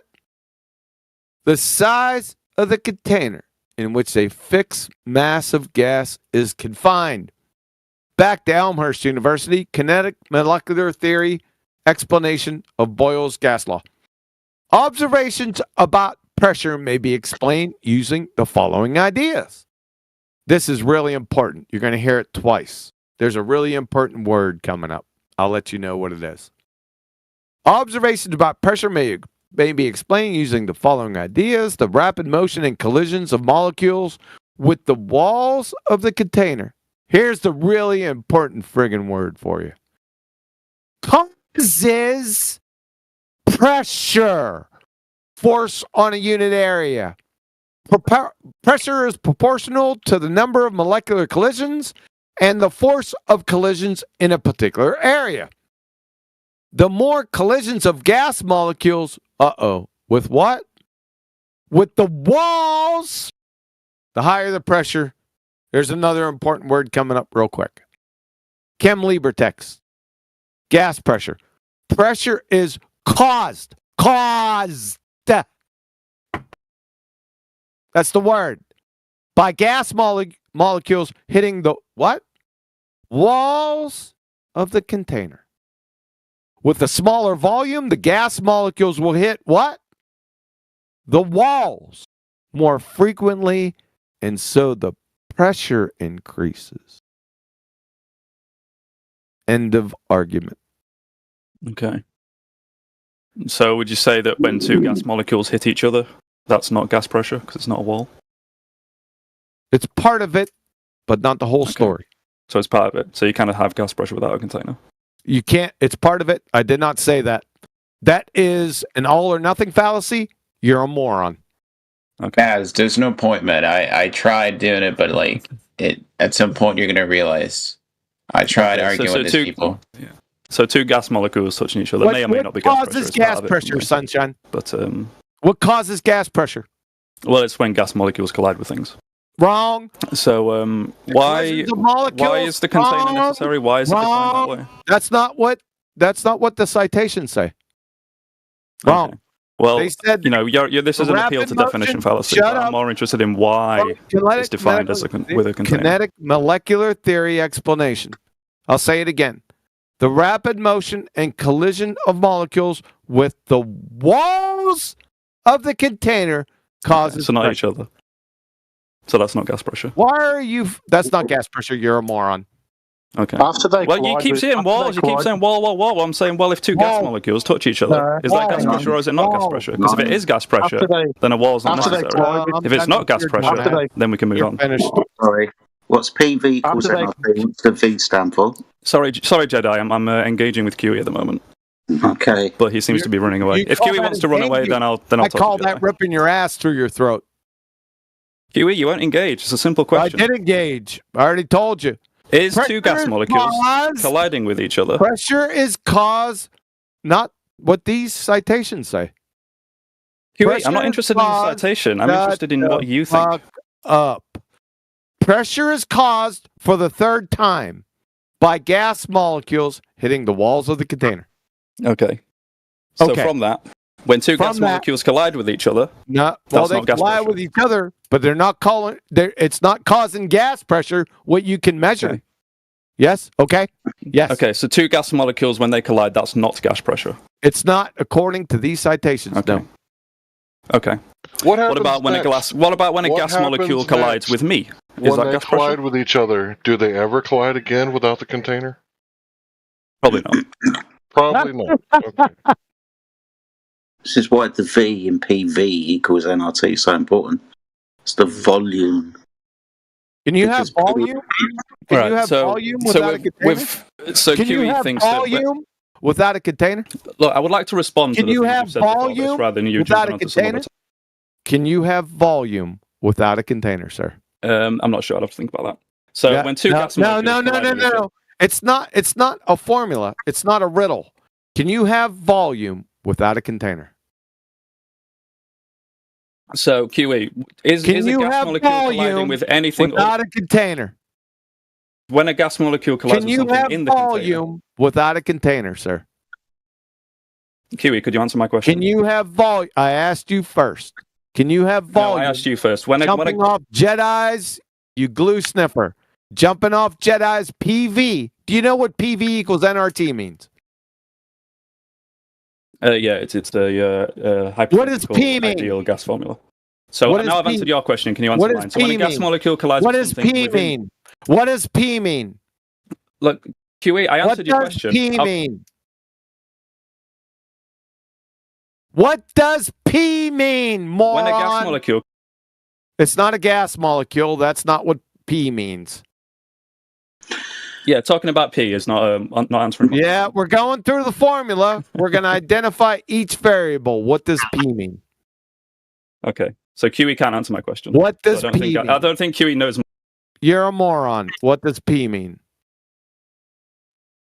All right, you know what, QE. All right, I'll play. What your game. does P mean? The P is pressure. What does V mean? That is the volume of the gas. What can you have volume without a container? Yes. No, you can't. I'd like to direct everyone's attention to 38 minutes after the hour from his alma mater wiki. I'm going to define volume. Volume is the quantity of a three-dimensional space enclosed by a closed surface. Does a water droplet in free fall have a volume? Shut the fuck up. I'll start over. From your alma mater wiki, you said you can have volume without a container. Let's see. Volume is the quantity of a three-dimensional space enclosed. Oh, shit. Okay. By a closed I think QE knows he's wrong, so he's... What the fuck, man? Are you not scared, douchebag? Huh? Shut the fuck up. I'll start over. He said you can have volume without a container. Let's see. From his alma mater wiki, volume is the quantity of a three-dimensional space enclosed by a closed surface. You're done. For example, you're done right there, but we'll continue. For example, the space that a substance, solid, liquid, gas, or plasma, or shape occupies or contains. Volume is often quantified numerically using the SI-derived unit, the cubic meter. The volume of a container, that's 3 so far in 2 sentences, is generally understood to be the capacity of the container 4 times in 2 sentences, i.e. the amount of fluid or gas or liquid that the container 5 times in 3 sentences could hold, rather than the amount of space the container itself displaces 6 times in 3 fucking sentences. Maz, there's no point of arguing, Maz. You're going to come around at some point, like I did. Citation. He won't. He won't. So something that you should realise for people who are in this community, let's say, like this gentleman here, Mez, who've been told this thing over 100 times for over a year. These people are called anti-flat earthers. They have a disdain for us because of the reaction to the information that they're being told. They don't like it. They want to make it stop. He's just been used as a useful tool, primarily for your benefit, because this argument right here takes away the vacuum of space. You cannot have gas pressure without a container. If you don't have a physical boundary and the Earth is an open system, you've got nothing to cause the pressure. Entropy will increase and the gas will fill the available volume that gas always will fill. It's a law of nature. It's what gas does. Mez is upset about it. Oh, Mez is a regular? Yes. When you're done, Jedi.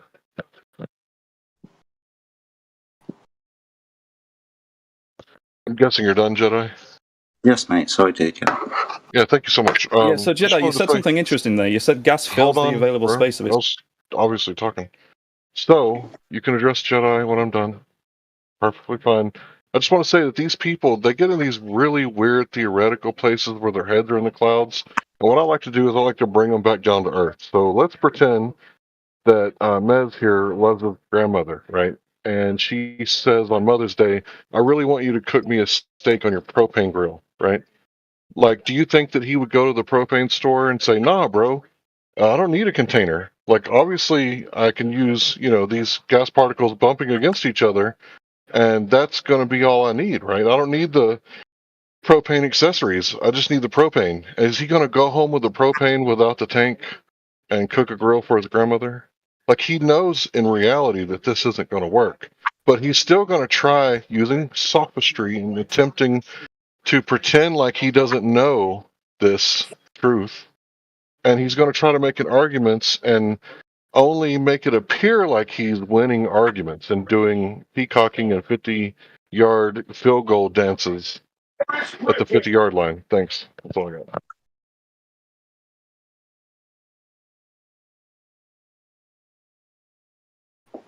Oh, yeah, I said I'd unmute him. Oh, please go ahead. Yes. Yeah, so it's not sophistry. But Jed, you said something interesting. You said, like, gas will fill the available space of its container. Without any kind of, like, a downward bias or, like, any bias in any kind of particular direction, shouldn't it fill the space of the container equally? No. No. Oh. Why is that? Where does that come into PV and R2? T. Temperature. Temperature. For example, if I have a container and I heat one end of it and it's quite long, where one end is hotter than the other, it will cause the gas to move faster and have more collisions with its environment, causing more pressure, more collisions. More pressure, more collisions than the colder gas with the less energy. That's true. I agree. That's interesting. Now, what about entropy? Because, like, when I was in school, I was taught, like, entropy increases. Like, if you have like when you put ice cubes in, like, a glass of water, the temperature of the ice will increase. And what is the second law of thermodynamics? Okay. So that means the heat. What is the one second end law of of this tube thermodynamics? will move to the other end of the tube. What so is over time, the second law of thermodynamics? The pressure of this hypothetical tube. What is the second law of thermodynamics, sir? I want it in equation form and a brief So sorry, Kiwi. I was addressing what I want the second law of thermodynamics in equation form and a brief description in the next 10 seconds, or you're a pretender clown. So, Jedi, why does the high pressure not move to the top? Mute him. He's done. Pretender clown. He couldn't do it. He mentioned it and couldn't define it. Pretender clown. Piss off. Return to your true vocation, picking up cans along the side of the road. Supervised. This is also quite good for Nitro, Ryan. So, he's still with us, Nitro? Yeah, I'm still here. Cool. So what's happening is Mez is trying to blur the lines somewhere and try to make us forget about something.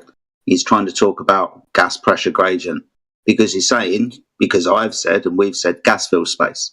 So he's saying, well, why is the gas pressure not equal throughout the system? And he's pointing to the gas pressure gradient because somewhere down the line he wants to say that all the gas runs out and it becomes a vacuum. And that's what he wants us to believe by pointing at the gradient. What we're pointing out is to have the gradient, which is the pressure gradient, you're going to need to achieve pressure in the first instance. Pressure, the thing that you need to press upon. So you're going to need the container first, and then we can talk about why we have graduated pressure environments inside containers. It's pointing to the... Go on. Outstanding performance. Outstanding performance, Jetty. Thank you, boss. That's exactly right. So, why should we answer his question? So, it's for the audience. Because he was appealing to... I had to feed the cat. He was appealing to gas pressure gradients, which is delta X, which is a red herring fallacy, to our argument. How do you have gas pressure first? Which comes first, X or delta X? That's a change in gas pressure. Yes? Which comes first, X or delta X? Anyone? Oh, I thought you were asking Nitro. Oh, I don't know. X comes first before you can have delta X, a change in X. So delta X is the argument. for the audience. The reason why you have differential gas pressure gradients is because we live in a closed dynamic system. That is, you have many cycles, including the oxygen cycle, sometimes referred to the CO2 cycle, the nitrogen cycle, the water cycle. There's many cycles on the earth. It's not like a can of compressed air. Follow? That's for the audience, but I actually didn't need to explain that. Because he red herring fallacy and is a relevant diversion from the argument, and the argument was, how do you have gas pressure without a container? Not gas pressure gradients. Good? Thank you. I'll be in the area all week. Especially if some pretender clown wants to state the second law of thermodynamics and actually not define it.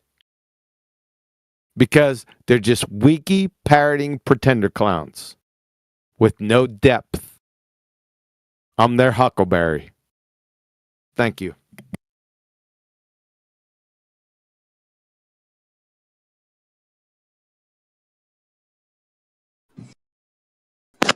So dramatic, Kiwi.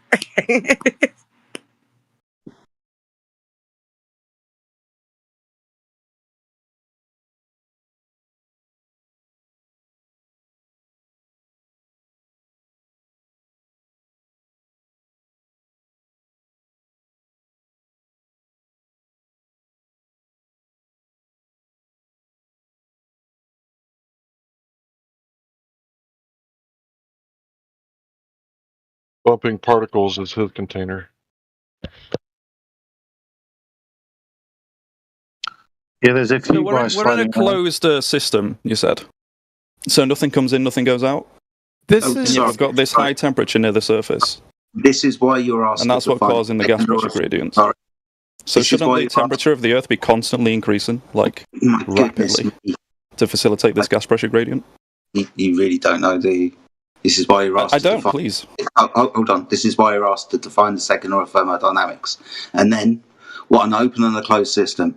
You say everything is allowed to leave, and then no, it's the definition or the separation of the two systems. Closed system, right? Yeah. Closed. Nothing goes in, nothing goes out. That's when you say no. Energy, heat. Okay, so energy can come in and out. Yes. Okay, but particles can't. No, it's closed. Okay. So where does the energy go? Just shut the fuck up! You just exposed yourself. Nothing goes in or out in a closed system? Really? Dumb fuck. Put him on mute. Kick his ass out. So where does the energy Kick his ass out. Fuck off. You don't know what a closed system is. You don't know what a closed system is. I just rubbed your face in it a few minutes ago, and you want to come back? What, like you've respawned, you dumbass? So Jedi, where does the energy go? Why is the pressure near the top lower than near the bottom? Fuck off! Kiwi, stop spurting. Piss off, clown. Nothing goes in or out. You don't know what a closed system is. My word. And he's in this discussion? Really? Dude, wait a minute. You want to tell him, Jetty, what a closed system is? Too hard for him. Hold on. First, I want to find out. I want to find out what grade he got in geometry in high school. F. Oh my goodness! Please, Jenny, would you tell him? Hold on a second. Would you? He said, in a closed system, nothing goes in or out. Jetty, would you like to educate him on what a closed system is from junior high school? Yeah, I do so with an example as well. So an example of a closed system is, say, something like a can of soda. Now, the soda inside can't leave because it's closed, because of the can. But if you leave it in the car and it's a hot day, it's going to get hotter. Also, notice it might get tighter. The pressure might increase because the energy that's now passed from one system into another. Understand? You open the system, open your can of soda, and you can pour everything out. Also, there's pressure. Let's just be straight with everyone in the audience. An open system is a system that freely exchanges energy and matter with its surroundings. A closed system is a system that exchanges only energy with its surroundings, not matter. So he's a moron because he said nothing is in or out. An isolated system does not exchange energy or matter with its surroundings. So this guy is a moron. He's a pretender clown retard that doesn't know his ass from a pipe wrench, ladies and gentlemen. And I just demonstrated it again. Thank you. I think the funniest part is when he said that wouldn't the heat just keep rising in the container? And literally, no. It's so silly. We're actually, it would be more like going towards a lack of heat, a heat death. Yeah.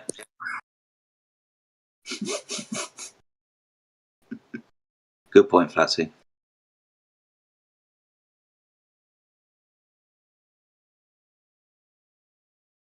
I thought I heard Indio pop up. Yeah, I said F- in geometry. Oh, yeah. Well, that was probably better. You know, because Kiwi said F. The only way to top him is say F-. But it was funnier if you were here earlier because a guy was touting his A+ he got in high school in geometry. An A+. No kidding. Yep. But it was in regards to a question about angular resolution and optics. And he's like, oh, well, I got an A+ in geometry. That's funny. Yeah, but he didn't know what a triangle was. That was Nacho. Yeah, that's right. He converted. Hey, what's up, bugger? He converted, so we're taking it easy on him. He's had a hard night.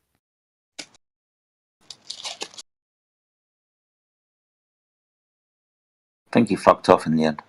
Good. No, he left. He's all right. Gemsy thinks he was pretending. Oh, he started off the conversation with me like about 3 hours ago now, and he was, he didn't come in as like some sort of troll. He was asking questions, and then you joined, and that all happened. Yeah, I have a argument, Indio. It's kind of nuanced. I don't know if you heard it before. It's the perspective argument. No. Yeah, I haven't heard it. Yeah, the perspective argument. And I want to give a shout out. Like I said, it was Brian's logic, but I made it my own. He provided it on my channel, even though that I knew what they did. I just didn't explain it in detail where he did, and he catches them right by their short hairs. Well, you're gonna give it to me, or you're gonna be hanging, man? Like, what the fuck? I needed to leave you hanging. Are you doing an episode? You doing an episode of it? I already did one. You didn't watch it. Well, when was it? Today? No, it was some months ago. Okay, here's the argument, real quick. Does perspective absolutely exist on a globe chart? That's a good question. They have I guess to say it couldn't, yes. really? No, they have Well, I mean, to say it yes. exists, but I'm going to get rumpus by Indio the whole way through, it looks like. I'm thinking out loud, man. Come on. I'll think quieter. Go ahead. Yeah. Why don't you talk about Schrodinger's turkey?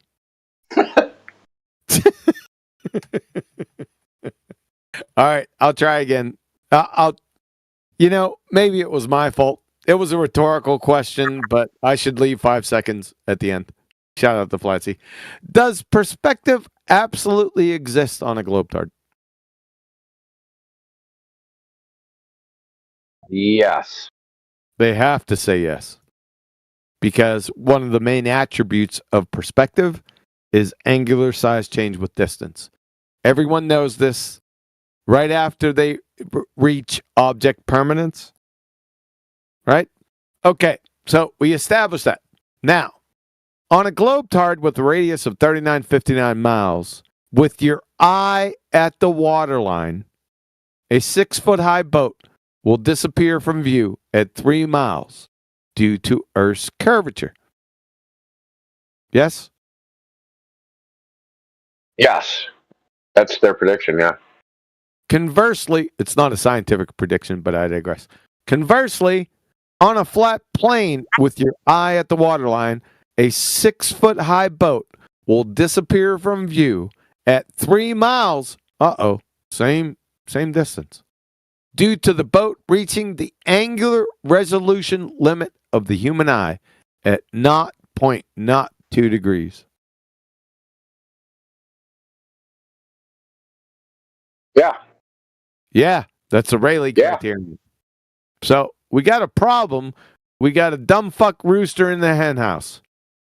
So which one is causing the boat to disappear from view at 3 miles? Well, that's not rhetorical. We have 3 choices. Number 1, the combination of perspective and Earth curvature. Number 2, Earth curvature alone. And number 3, perspective alone. Yes?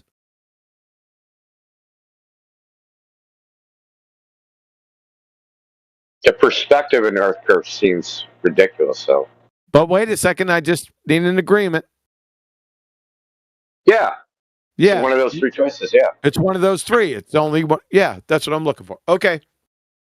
Using simple logic, we can rule out number 1, the combination of perspective and Earth curvature, whilst knowing with absolute certainty that perspective exists. We all know that it exists. Everyone beyond first grade or everyone beyond object permanence. Now, if we all know with absolute certainty that perspective exists, we can rule out number 2, Earth curvature. Here we go.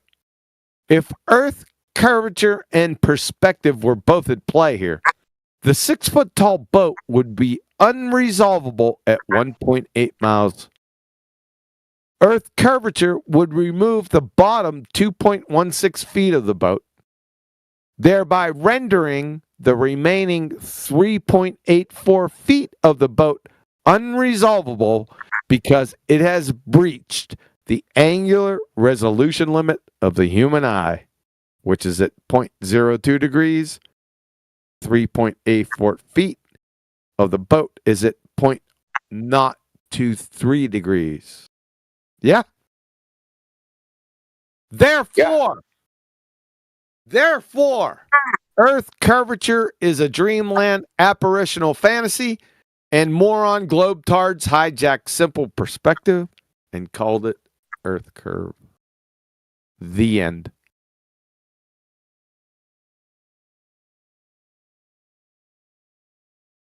Okay, it's the same Muppet vision. It's over. It's all over.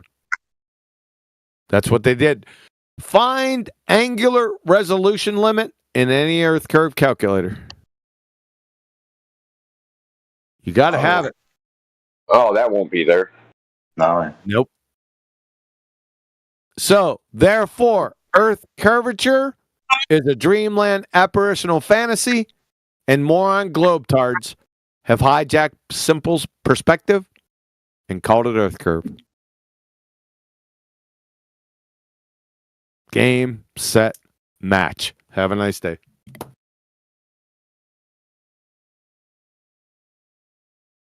Yeah, but have you seen the pictures from space? I mean, that's what they're going to do. They're just going to deflect to someone else. I mean, I'm not saying so that it's definitely a valid. Valid proof. It's insurmountable, and yes, many occasions over the past 8 years, I have said all globetards and anti-flat earthers have are pictures from space. Everything else, everything, it's just mind-numbing, fruitless, idiot, retard, red herring fallacies. Thank you very much. Have a nice day. I'll be in the area all week. Thank you very much for your service. And you've heard it yourself, right? Now that we've established that it's flat and we all clearly know, can we move on to step 2, Mr. Kiwi? Can you give us a map? Can you help the community come up with the map? The math for what? The horizon? map. Yeah, The I can do that. He said map. He said MAP map. Map. A map? Yep. All maps are flat. Okay, Dora. We've got some FE maps that There's a place you want to go. I'm the one that you should know. I'm the map. I'm the map.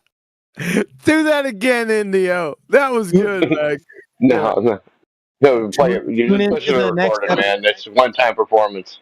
Tune into the next episode of QE saying exactly what he just said today. Really? Why should I change anything? Good question. Bro. Hey, you guys have fun with QE.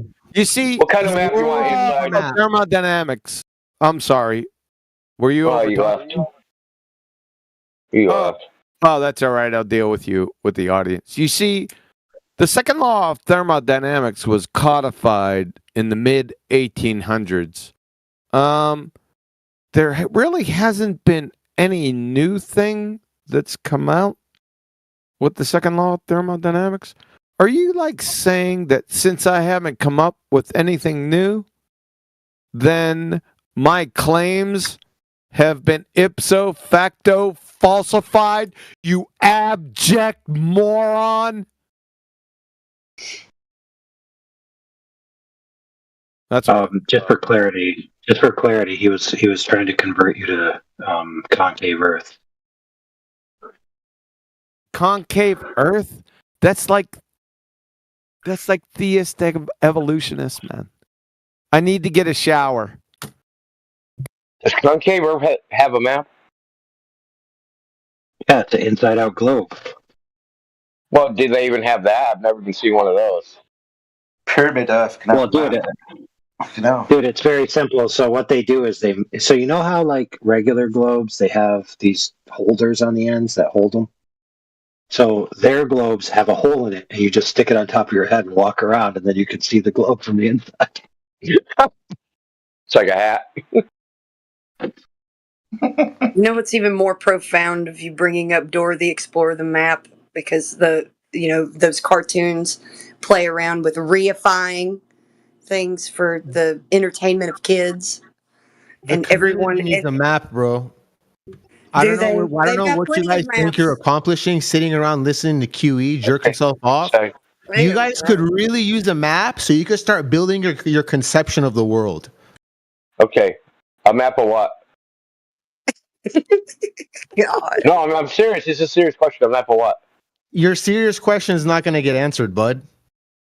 So I'm asking. You said make it. Like, where's the map? What are we making a map of? I'm not talking. I'm talking to QE. Inside. The community. I'll ban you, bitch. Go ahead, bud. The community badly needs you, QE. Help us come up with a map of our. Dude, take it to DMs if you just want to suck his cock, dude. Chill. Slobbering his knob, dude. Stalker in the bushes. And Kiwi probably loves it, so just so oh boy. I'm not going there. Inside. So what kind of map? What kind of map are we looking for? Are we looking for a topographical map? Or do we want a road atlas? Like, what kind of map are we looking for here? What kind of map inside? What kind of map are we looking for? Navigational map? You're thinking hard? Indio, do you think the TFE experiment was faked? No. It was real. Care either way. You don't care either way. Of course not. Yeah, it don't mean anything. Would care. Oh, give me the syllogism then. Okay, so here's the challenge. Here's the challenge inside. Inside, here's the challenge. Do you take any observation? No, don't interrupt me. Don't interrupt me. Don't interrupt me. Bud. You've got nothing of interest for me. learn how.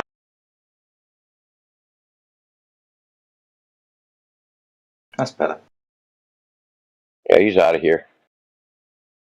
Count down the seconds, dude. Oh, he can't hear me because I'm muted.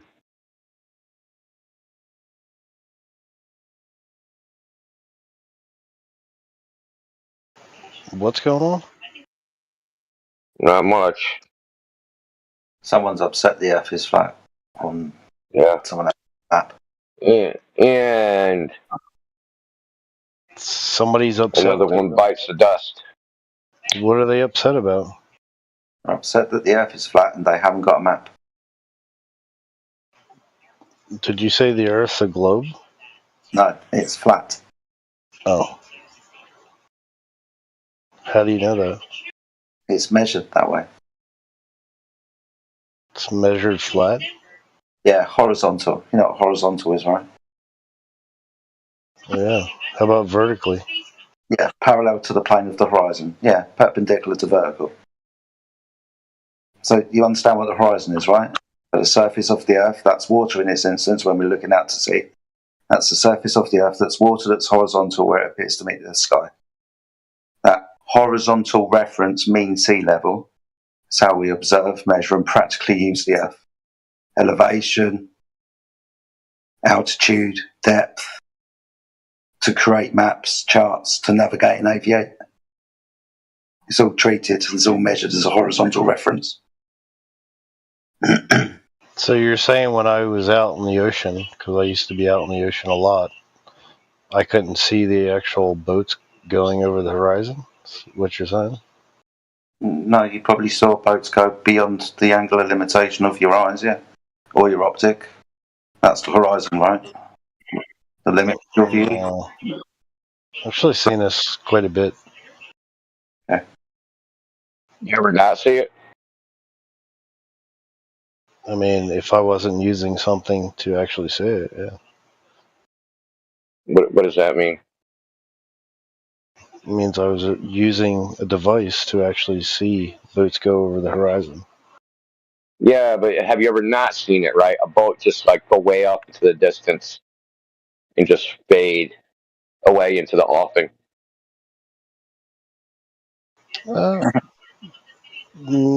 Yeah, I mean, you can only see so far, but if you use some kind of device, like you can see them go over the horizon. Well, how come I'd never seen that? I don't know. I live by the ocean. Maybe you weren't using like something. Well, I was using marinetraffic.com and I could look and I could see the boat was 30 miles away and I could still see it. Why didn't it go over the horizon? Depends on how far. I said 30 miles. How far? Horizon? How can you have a horizon on a globetard? Yeah, that's a good question. Yeah, I said 30 miles. Hold on, Indio. How can you have a horizon on a globe? According to the slope-intercept formula, y equals mx plus b, all horizontal lines, which are derived from horizons, have a rate of change of slope of 0. Baltard's IQ.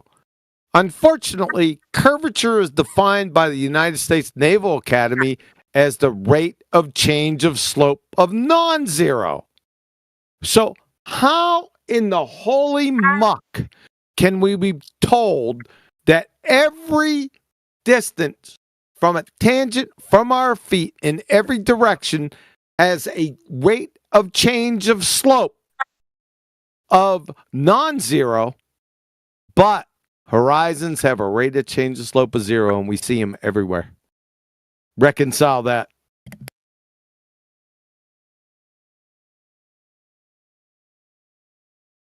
Yeah, you'd have better chances of reconciling married bachelors and distilling Alexander the Great's tears out of the Euphrates. Really? Yep. Out of the Euphrates? Euphrates, yep. Gotcha. All the pregnant virgins are. You can't do it. It's unreconcilable. Again, I have about 45 of them. You can't have a horizon on a Globetard. I'm sorry. Sorry to take over, Helio. Helio. I'm sorry. Helio. Helio. Oh my God. I seen Helio down at the bottom. I'm sorry. I just got back, had to feed my darn cat again. Helio's in here? No. He's at the bottom. He has a little Helio symbol at the bottom of the live stream in the right-hand corner. What do you guys do if like you're proved wrong, like definitively? Like, what do you mean? We just debunked your horizon. You just keep going on. Yeah.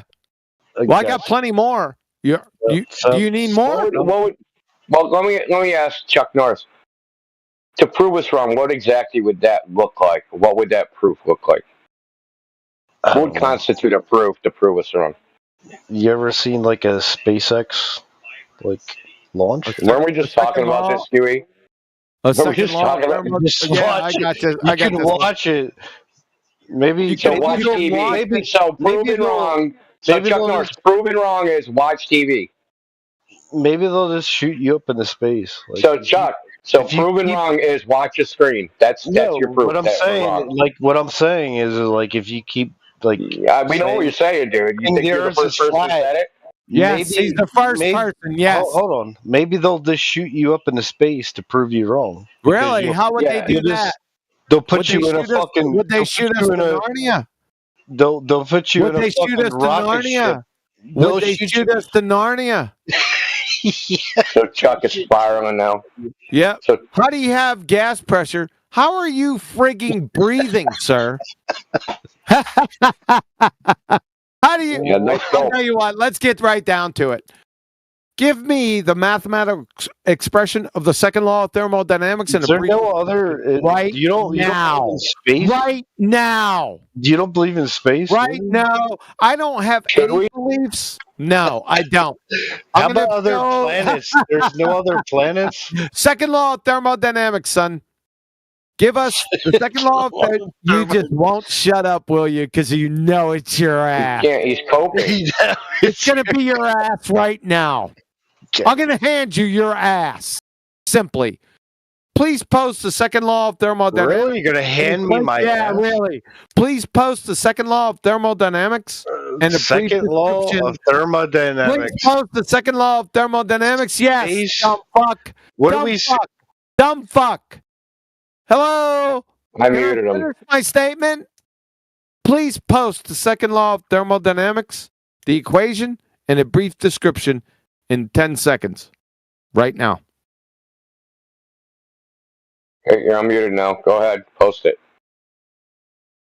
I'll start over. 1, 2, 3, 4, 5.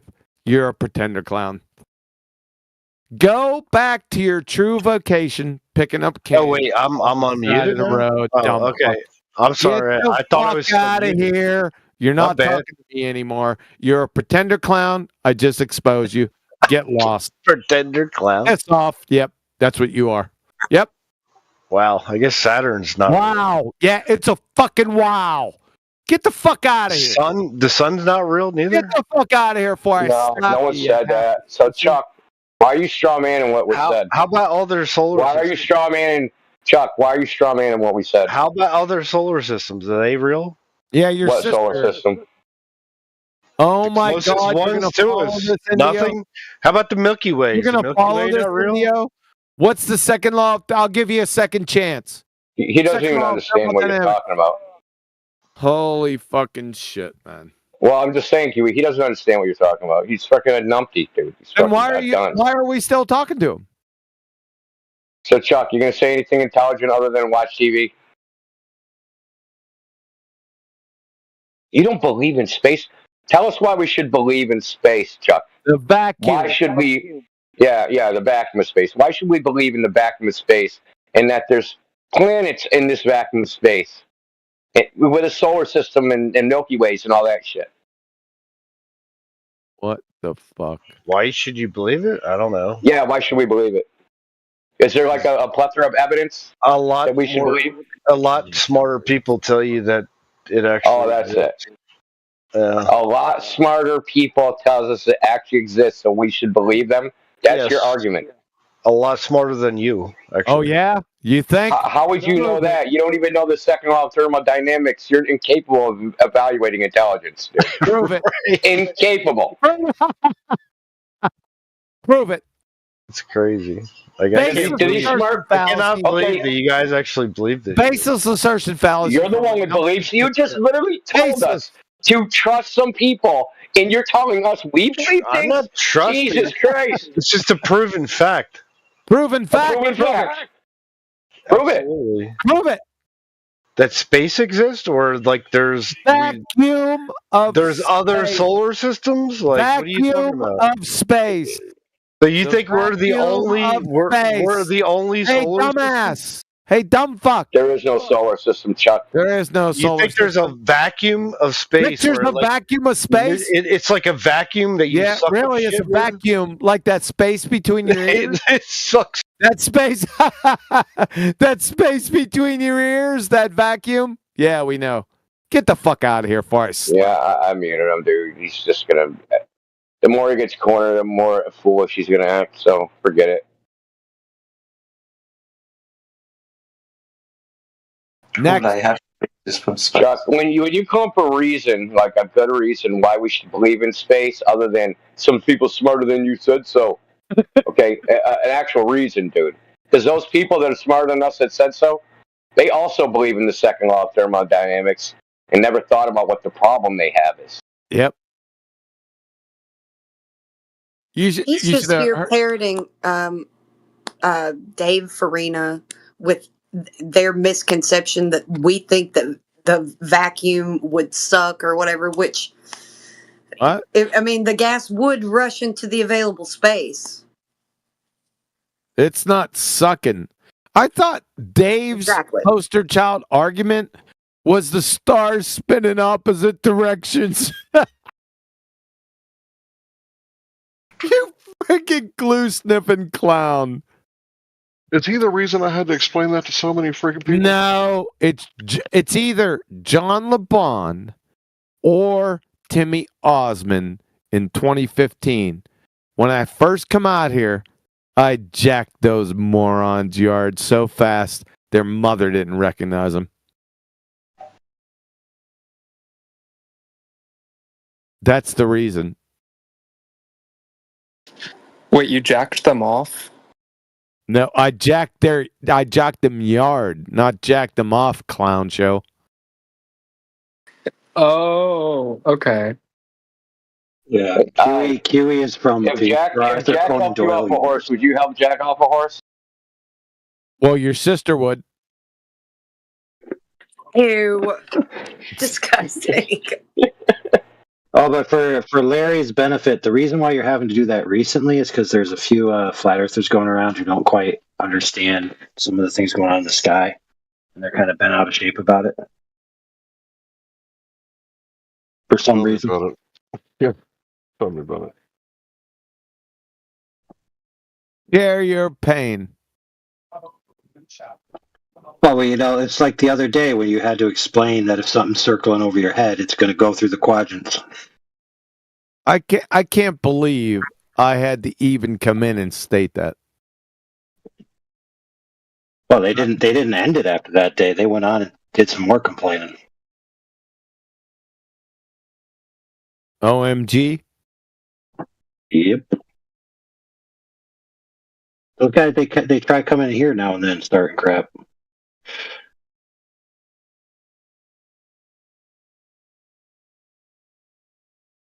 Sorry to jump all over you, Indio. I had left for a few minutes. Yeah, Damn, it's like cat. waiting for a piece of meat, man.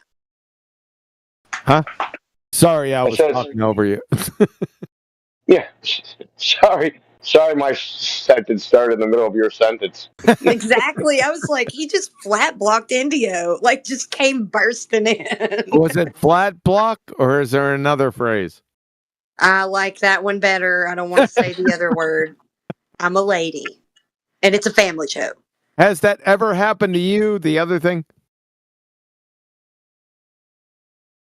What, cock block? Lots of times.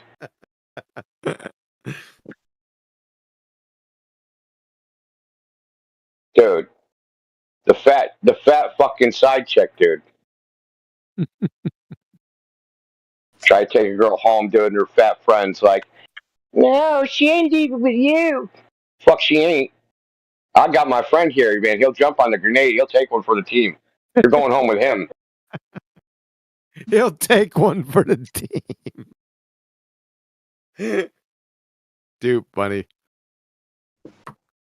It's called jumping on the grenade for your homie, dude. There's not too many people that's going to jump on that grenade, Holmes. Yeah, when there's alcohol involved. And my friends are degenerates, so. No, I'm talking about literally jumping on the grenade. Oh yeah, that's a 1 in a million. Yep. They might push you onto the grenade more like. Yeah. They'll not only push you onto a grenade, they're going to take your chow before they push you on there. They got enough time to do that, isn't it? Like, Dude, they're gonna take your squeezy cheese packet from the MRE. Listen to AI. I knew that would bring him out of hiding. Well, people know that a lot of dudes keep their squeezy cheese in that one upper breast pocket. Yeah. Listen to him, Mr. Pixel.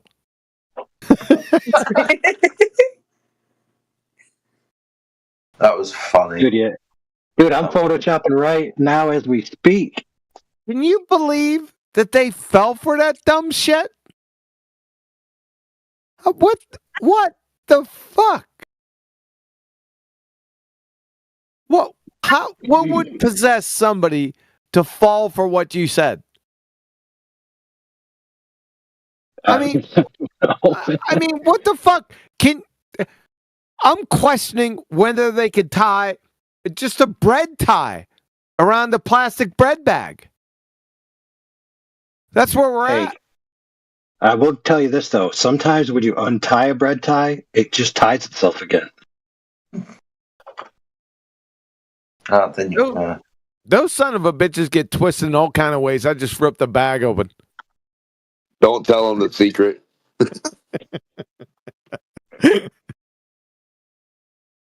I bought some cauliflower yesterday. They had packing tape on the son of a bitch wrapped inside, so it was on the outside. But then the end of it wrapped inside their little curl. I mean, what? Who the fuck does this? Why would you do that? What would possess somebody to do that shit? Aren't they usually like wrapped in a rubber band or something? No, it wasn't a rubber band. It was packing tape. I got it from Walmart. The cauliflower looked good. It was nice big bush, right? And I can identify great vegetables. Just ask my son. But I'm trying to open this. That's the Globers that just came in here. Do you know who wrapped that son of a bitch? Globetards. 100%. The equation said. The equation said. Holy shit. That's pretty funny. You know what it reminds me of? Fight the Tice shirt. I'm going to do a treatment on this dumbass. Oh my God, dude. You almost caught me, AI. I know I've done some. But for whatever reason, McBooger Eater and Red's Pretenderic did, and I just did a treatment on those morons. They were like, it was a gravitational attraction to Witset's appearance on Nathan's show, asking Nathan to let's work together after TFE. So I'm looking, it was a totally different topic. I'm looking today. I'm looking for a T-Jump. T-Jump is the dumbest sumbitch ever to walk the earth. Anyway, I'm looking for one of his videos, and Fight the Tight Shirt video pops into view. I said, what the hell? This son of a bitch, and what I call a guy pops in with him. I call him Skeezer. So you'll know who he is when you see him. Just remember Skeezer. He's from Modern Matters Now. I don't know where he's from. He's just a Skeezer from Uruguay. I don't know where the fuck that is. But anyway, they're doing the same review that McBooger Eater and Reds Pretenderick did about Witsit coming into Nathan's show and groveling with Nathan. Wait till you see this. Wait till you see this treatment. It's coming. Keep a weathered eye out.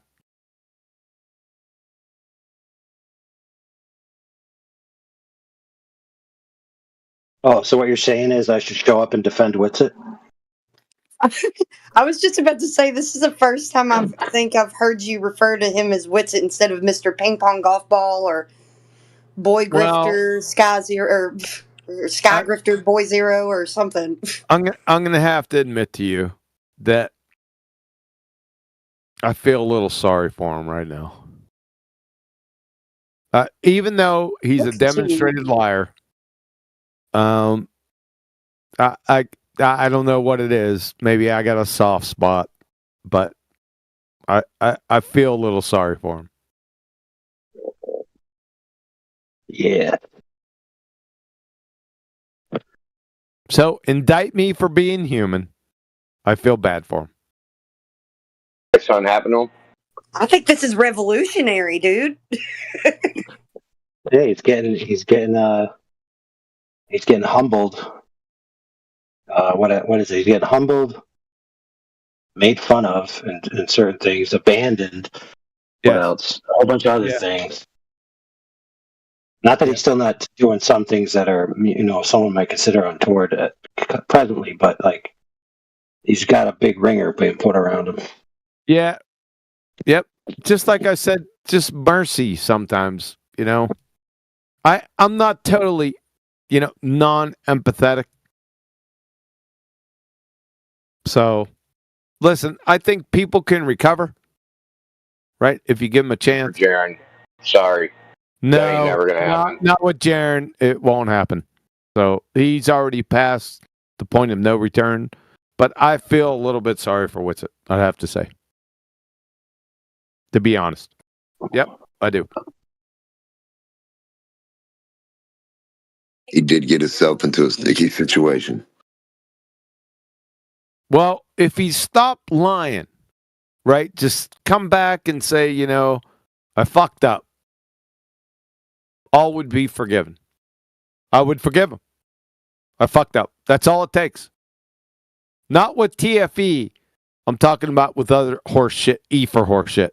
Listen, I fucked up. I made a mistake. Not a problem. There would be no issue. I'd join forces with him. No problem. No issue. But his ego is not going to allow him to do that. That's it. His major problem is not enough cowbell in the shit he says, dude. That's the real problem. Yeah, it throws me off when people say TFE because that acronym could stand for the Flat Earth. Well, I would say that my main problem with Witsit is that he doesn't accept any critique whatsoever. He'll come back at you acting like you don't know what you're talking about. Yep. And that is the biggest problem because you can say whatever you want to. You can speculate. We deal with a lot of speculations just about every day. It's people who don't want to be critiqued. Now, it's the lies and the contradictions. If he would just slow down, right, he'd be okay. And just say, hey, I fucked up. Yeah, but those stem from him saying something he doesn't have evidence for, which is just rampant speculation, and then trying to shore it up when challenged, right? So he ends up embellishing, lying, making shit up, He's trying to cover for like the lack of rigorous, evidence. Rigorous. No, don't use rigorous. That doesn't apply to him. Well, that's what I'm trying to say. Yeah. I mean, I like personally. I like what's it. Don't get me wrong. It's not even like that. I think but when you start entertaining the esoteric flat Earth side, you should not be surprised when they stay the way they are, right? And believe in things with zero evidence, and start looking at your hand signs have special fucking meanings, and that you're fucking doing Freemason symbols, and you freaking blink the wrong way, and that's because you're in on it with the freaking the Illuminati or something, dude. Like that's his, but like a section of that was his like target audience. Yeah, it should not have surprised him that they turned on him. That's the least surprising thing. Yeah. Yep, you're right. All those things you said were correct. But if he came and said, "Listen, I fucked up. Let me shore up these things," I'd forgive him. Huh. I would.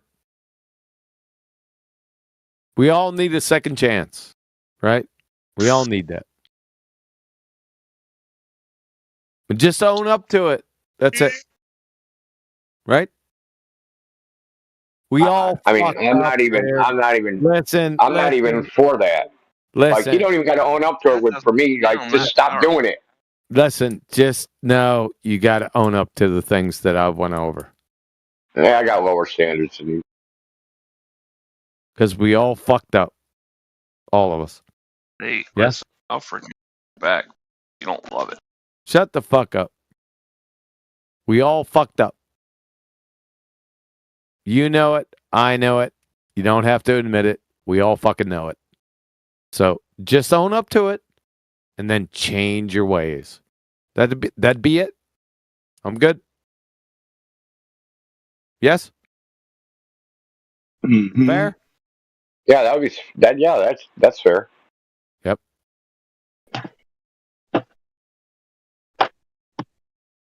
That's it. It's all he's got to do. But it's a pride and an ego thing. And that's hard to overcome for most people. Yeah? That's what I thought. Oh, obviously. Yep. Pride cometh before the fall. Surely does. I'm fucking doomed. Yep. You're not a Lone Ranger. Yeah.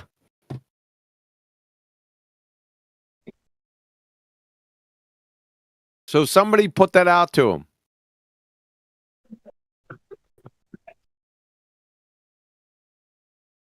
Put it out. I have contacted him on Twitter, but he DM'd me when he was leaving. Well, he might have been back. No, I think they were getting ready to leave. He DM'd me and said, "This shit sucked." Basically, in a nutshell, said it sucked being down here. It's fucking boring. Like I regret ever fucking doing this because they're basically sitting on a fucking ice glacier for fucking 3 days. Like, what kind of fun is that? Now, what I'm talking about is long before TFE. Well, yeah, I'm just saying the last time I talked to him was then. He hasn't talked to me since then. So, I mean, do you want me to shoot him a DM, say, hey, you want to talk to him? Or, I mean, want me to fucking link this recording? You could. That's fine. I don't have a problem. Like I said, man, we all need a second chance. Maybe a third chance and a fourth chance, right? But if you own up, what the fuck am I going to do? You got to forgive the person if they sincerely, I know if you're being sincere or not within the first 5 seconds. So what do you want me to do? I got to do it. Right? Yep. Yes. I have to. I have no choice. Yeah. You're dang right. Yep. So yeah, go ahead and tape this, send it to him. Yes. Yeah. I got to do it. I have no other choice because I know me. Yeah. That's it. Sorry, I had to drop out for a bit. Are we talking about Witsit or? Yeah, we're talking about Witsit. Yep. Okay, thanks.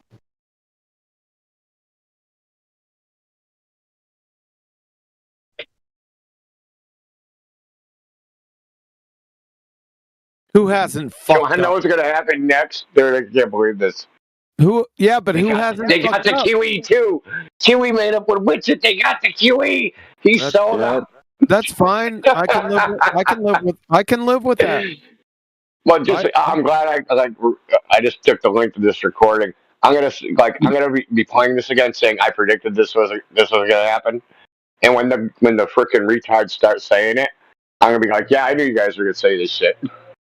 Yeah, that's fine. I can take it.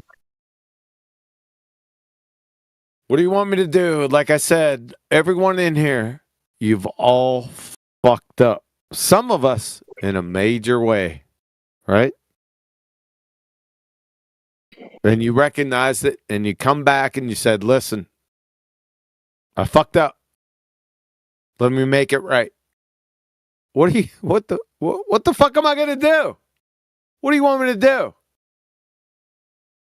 Well, it takes a big man or woman to be able to come and say that they messed up, because a lot of people will not do that. Exactly. Yeah.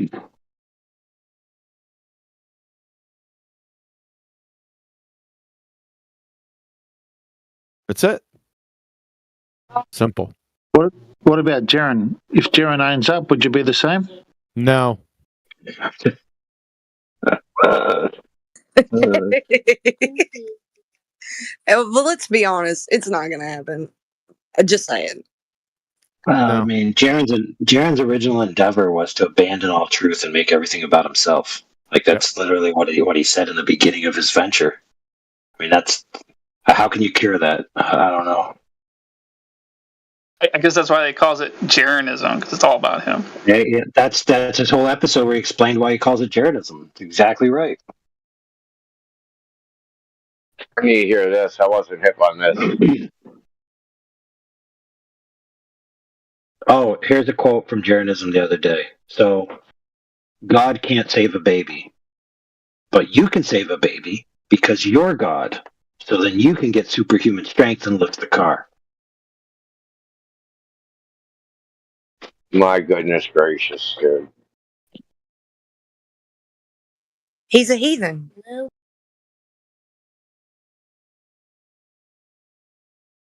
Dude. Jesuit. No. Jesuit. He's a dunce, dude.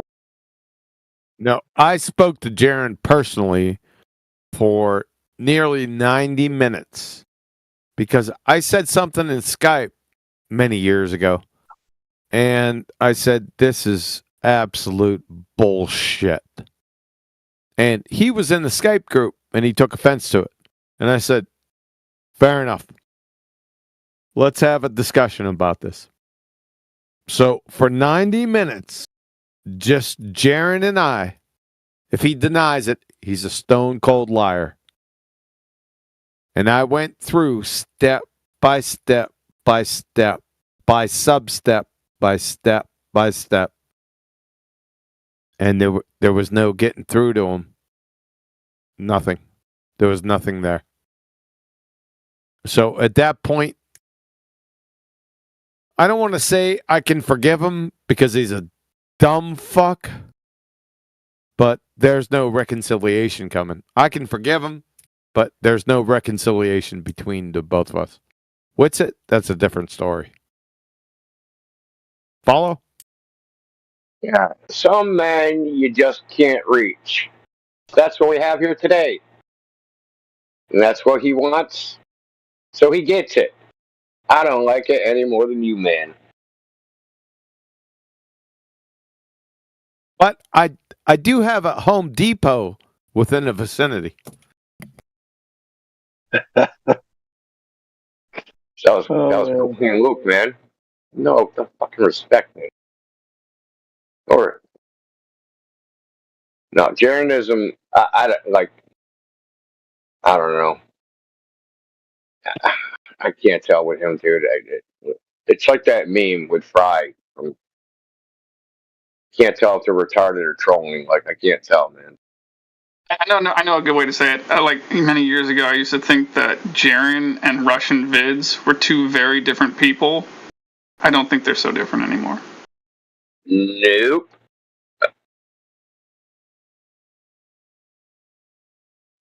Dude, that blood over intent shit was crazy though. The Spear of Destiny and all that shit that those guys are doing.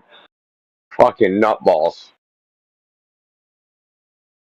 I'm going to the North Pole to get the Spear of Destiny, dude. There's motherfuckers in Flat Earth saying that shit. Now that's like Jaren's like target audience. Like I said, dude, like how do you expect people like that not to come up with crazy shit about you? Like it's inevitable.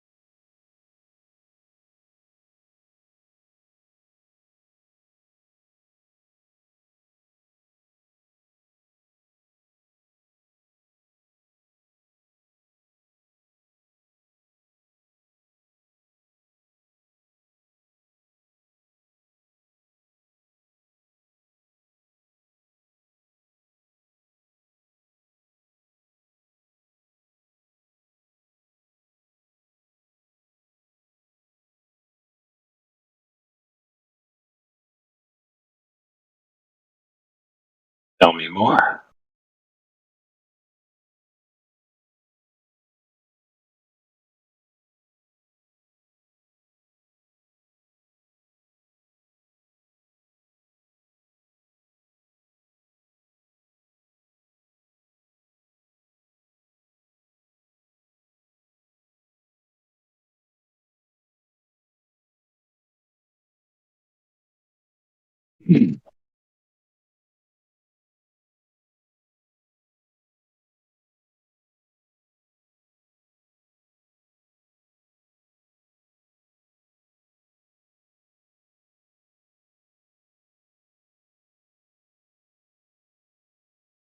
Oh yeah.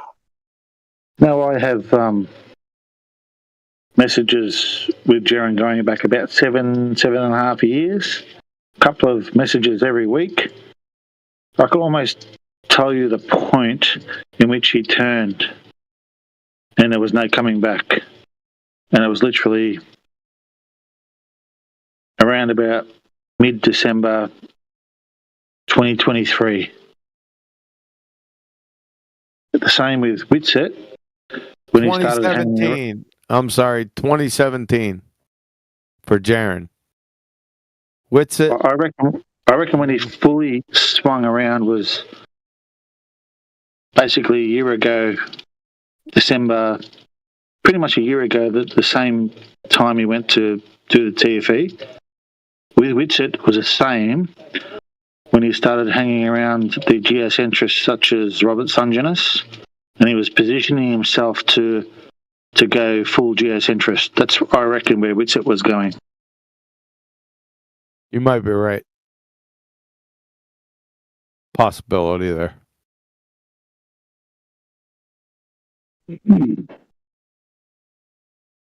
This Globe Dumpsters crew from the beginning was piping the flat earth from behind. The whole crew. Now, Witsit wasn't part of that in the beginning. I recognized it in 2017, but he wasn't there yet. Witsit came around 2018-ish, 2019. It was more or less sucked into Globe Dumpsters by Bob. So I'm not holding him to the sins of Bob and Jaren. You follow? Yeah. The funny thing is, someone in the chat here not too long ago actually posted a video. Just let me quickly try and find it. Yep. Which was a series of dolphins jumping in the behind the horizon. I'm not sure who that was that sent it or who posted it, but that exactly about 3-4 months ago, I thought Jaren was coming back because he sent me this video, which was sent to him from one of his subs. You could see the person had entered the water. He was chest height. He zoomed out across the horizon, and you could see dolphins jumping in the background. And the conversations I had with Jaren over Messenger were like, this would be impossible on a globe, blah blah blah. The normal chat. So sometimes I just don't understand if there's two people there or if he's bipolar, or I'm not sure what's going on. No, he's bipolar. He's more than that. He's Hanoi Jaren. I identified Jaren in 2017 as being a pretender clown fraud. That early.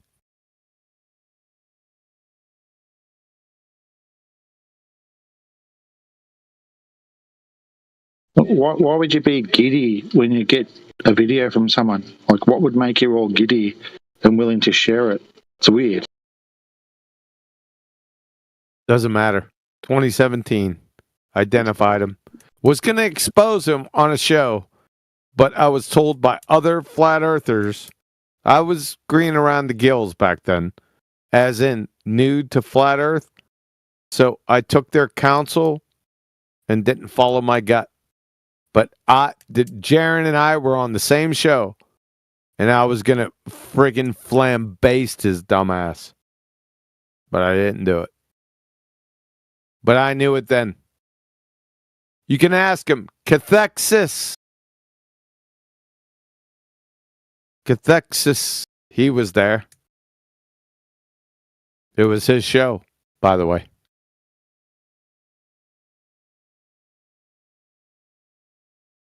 Yeah. There's no recovering for Jaren. I don't know what he is. I just knew that he was gone in 2017. But that doesn't that same disdain doesn't apply to Witsit. Two different situations, two different scenarios. No, Witsit did some really hard groundwork in the early days, traveling around, street talking. He did a lot of hard work back in the day. Yeah. Before he was compromised, I don't know what led to that. Probably Bob. Bob probably led to that a little bit. I think he then developed a plan. Listen, I'm just speculating. I don't give a shit about that. Like I said, come back, own up to it. All is forgiven.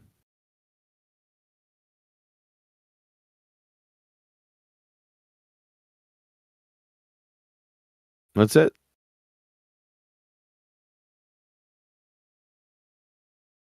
Pretty sure about a month ago about 3 weeks ago he come on Nathan's show in the pre-show and was asking to work together, but everyone told him to piss off.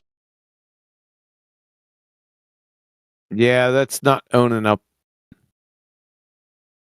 I heard it.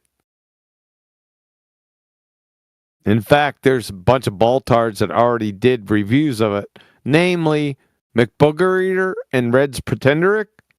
Number one, I'll finish the treatment on Tuesday of those two numpty dipshits, and then fight the tight shirt, this moron, and this no-name nobody skeezer, I call him.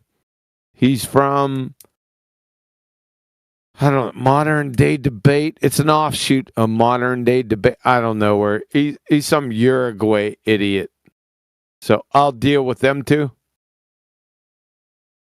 which is not hard. But that has nothing to do with what's it. So I already said what I had to say concerning what's it.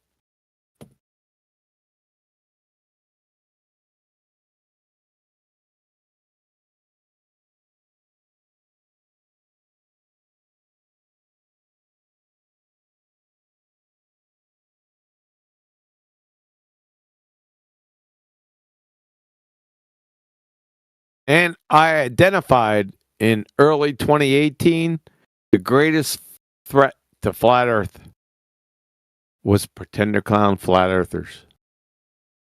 Identified it back then. We're always surrounded by them too, Yep. no matter where we are. Yep. Go back and listen to it. It was before it came mainstream. It's not a scientific prediction, but it was like a duh. Right? So I identified it. Go on Iron Realm Media. They interviewed me, and I told them the greatest threat to flat Earth back then.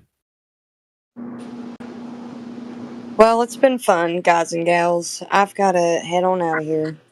Yeah, thanks. Don't deal with the topic, but all right. Good night, bugger.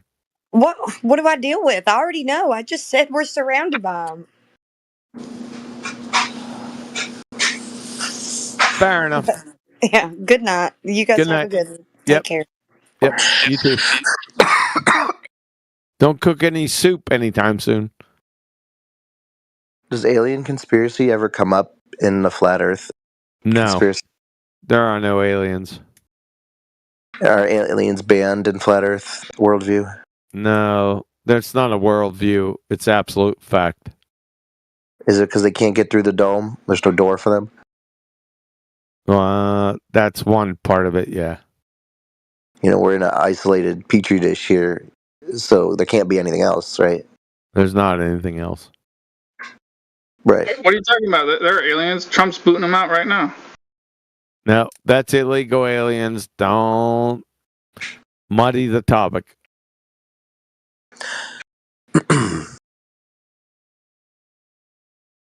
Aliens from other planets in the solar system and the galaxy? Yeah, you're an evotard.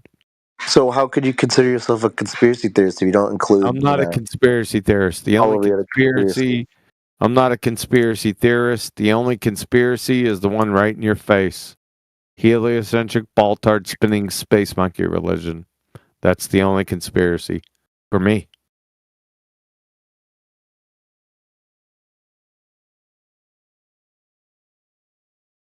What's a conspiracy? It's when two men commit to conceal a crime. Two or more people with a nefarious plan. That's happened ever since the beginning of fucking time and man. Yeah? Yeah. Yeah, and in one case it was aliens conspiring to cover up aliens, the Nephilim. They were aliens conspiring. They're not aliens. What are the Nephilim then? Nephilim are not aliens. What are they then? You tell me. Well, they came from the sky. They fell. The sky? Where at in the sky? Oh, from their ship. From their ship? Ship from where? From space. You know, where the stars and the planets are. No, there's no planets in space. There's no vacuum of space. Nope.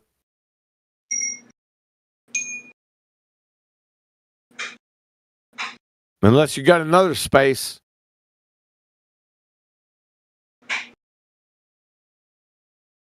This conversation made me think of the movie Coneheads from the 90s. That was a good movie. From him.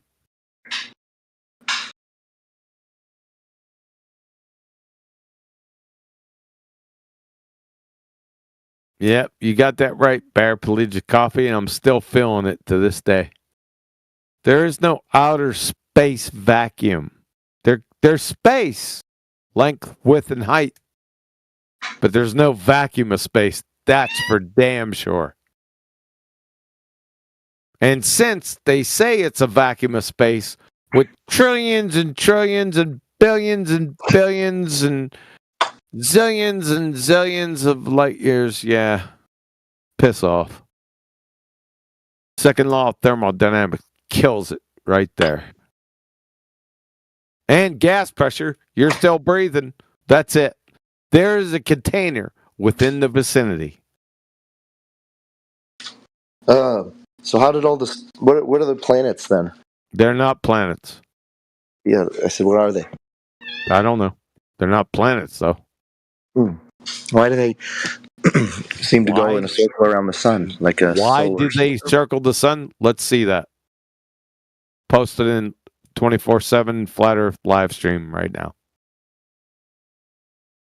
I want to see that shit. Anybody can observe them. Anybody can observe them. I love your attention to excruciating detail. OCD like. Post it. Let me see it. Oh my gosh. Oh your gosh. Feigned exasperations are not arguments. Yeah, well, denying space exists is a really difficult. No, I didn't deny space exists. You can't fucking hear. I said length, width, and height. That's space. The vacuum of space violates the second law of thermodynamics. That means everything that you appeal to in your space is heretofore fucking Narnia.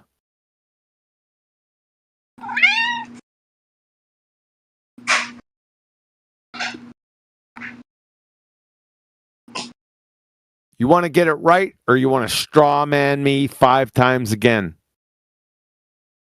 I don't know why you've prescribed yourself to believe this false theory. I don't believe in shit. Obviously, man. Well, let me give it to you straight. Yeah, please. The deepest progenitors of flat Earth theory come from. There is no flat Earth theory. Stop. There is no flat Earth theory. There is no globe theory.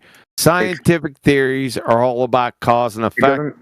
It doesn't come from actual intellect. Is no theory. It just comes from Freemasons. Don't overtalk me. When you make a claim, don't fucking overtalk me. All right? Dumb fuck. Who am I speaking to? What's your name? Flo. Flo. What are you, in some diner or some shit? No. No. Don't fucking straw man me again. You understand? All right. Hey, you ready to let the real conspiracy theorists talk? Oh my God. I'm done talking to you. Get the fuck out of here. You're not talking to me. Well, it's 1 a.m. I'm out of here, folks. You deal with this crayon munching numpty. I'm not. It's just a bunch of muted bots in here, man. Nobody believes in flat Earth theory. Have a nice day. What you calling a bot, bro? And look at all the muted people in here that don't talk. Yeah, because we know that there can't be audio chaos talking over people like you just did, sir. We were just being quiet. Yo, brother, I got a serious question. Why are you so preoccupied with numbers? Did your girlfriend ask you to measure it or something?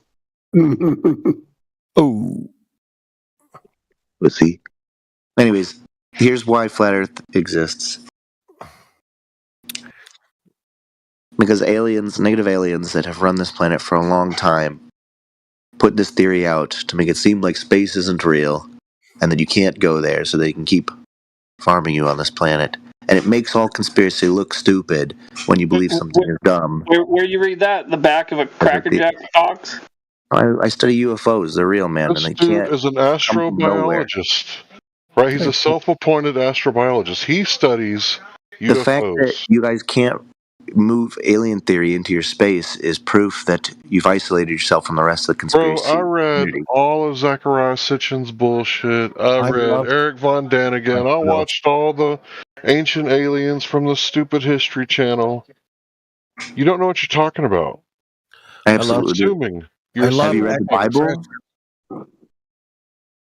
Yeah, why would aliens want to go to this shitty planet? To harvest minerals. Like there's can't not do that minerals elsewhere. anywhere else? Isn't everything made Aliens go to many from the planets same to harvest minerals? minerals. There are empires. So has Mars been all mineraled and minded up? Yes. Oh. Oh, it has. Have you How'd seen the remote verify that? viewing? Have you seen the remote viewing documents? Remote They were asked to viewing. remote Are you view talking about Mars. CIA stuff? Yes. You believe the CIA? The leader of the CIA said in 1983, you know the CIA's disinformation campaign is complete and everything the American people believe is false. And you're going to trust those guys, known liars. Are you They eat our retarded, bro? children. You know, they do horrible things. And then they push these flat earth theories out to make all conspiracy look stupid so that when I go and talk about aliens, I'm like, oh, do you believe the earth is flat too? Dude, you're talking No, I don't about believe the earth is flat. extraterrestrial beings from quintillions of miles away that come here to probe your anus for what? For minerals. Dude. Oh, hold on, bro. We got to set something record straight here. If you're saying I believe in aliens, and then they say, "Oh, well, do you think the Earth is flat too?" That wouldn't even follow, dude. I know it Nobody doesn't would follow, but do it criticize you. anyway. Not why would they, dude? You guys make conspiracy. No, seriously. If the Earth is flat, dude, then the idea of aliens isn't necessarily the same way it is in mainstream. So that makes zero sense, dude. I have a childhood friend who went into the military. Decades later, I met up with him, and he told me two things. He said, "All right, one, the Earth is flat. They told me my senior officer told me, and two, I saw aliens in an underground base. He personally saw them. One of those things he saw with his eyes, and one of them he was told by a senior officer. He sounds crazy, and now nobody believes him that he saw aliens because he also thinks the Earth is flat. You see how this works?" Well, I think he's crazy because he thought he saw aliens. Information to the people that saw real things. I don't know, man. That's a good point, Red Criterion. Yeah, fair enough. So let me ask this question: how in the heck would he know what he saw? He has no idea where whatever he saw, where they came from whatsoever. So for all he knows, he just saw some mutants, or for all he knows, he saw some interdimensional entities. He saw a reptilian and a mantis being, a bug Who being, cares? and a lizard. I don't care, dude. Where'd they come from?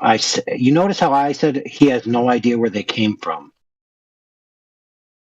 You seem to have a problem paying mix this in with your theory, guys. You have to mix this in. No, I don't, dude.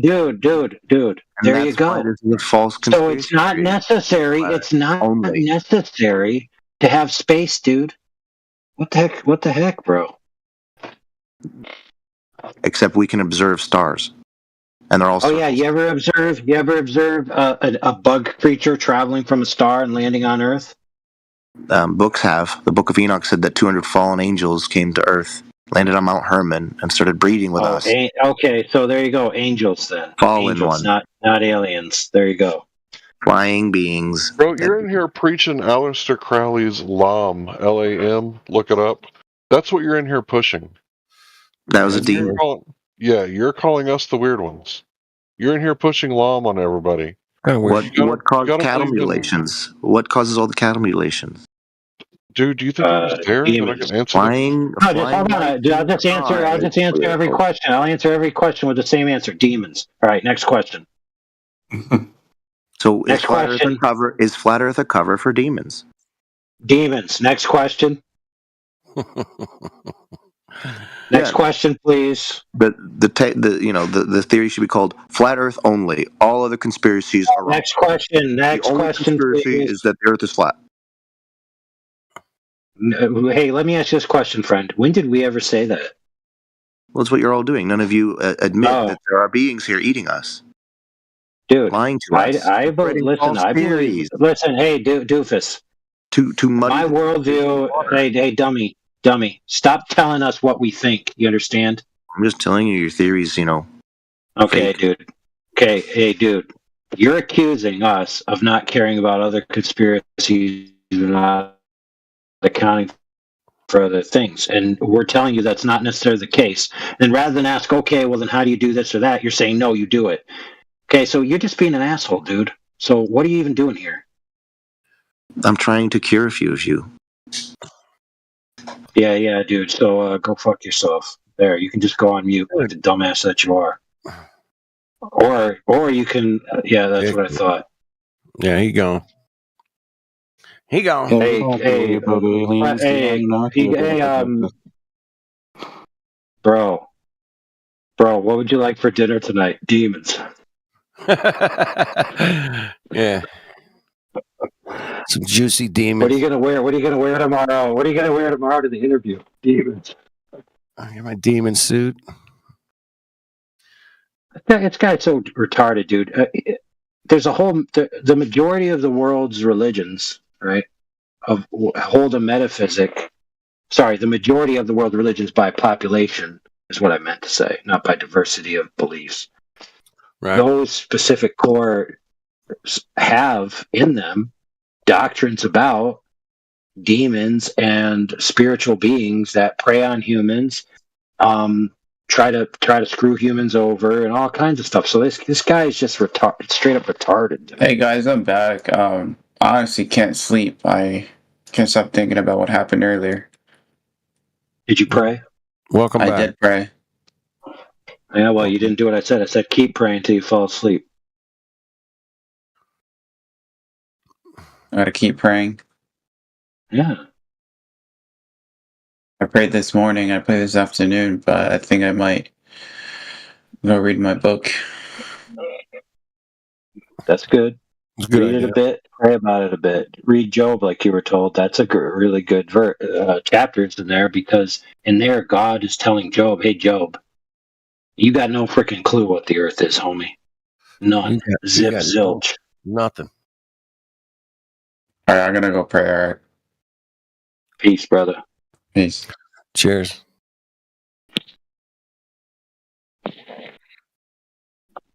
Was that alien guy conspiracy theory? Was he a Scientologist? Doesn't he know we're all infected by dead aliens? Yeah, the whole Scientology thing, man. That's some weird stuff, man. Yeah, you gotta go up and meet the mothership or some crazy thing or whatever. I don't know. What happened to L. Ron Hubbard? Oh, he never came back. He's supposed to come back, wasn't he? Supposed to come back? I don't know. His book is still selling well. Yeah, I still see the buildings, man, all over the place. They got a place out here, man. A couple of them, they're like compounds. Yeah, crazy. They got a lot of money. Anyway. But yeah, they're all into that alien crap. Dude came in here like shaming us, claiming to be like a self-appointed astrobiologist, asking us why we don't accept Aleister Crowley, the Beast 666, wickedest man. We don't accept his bullshit. Yeah, we don't accept that shit. No.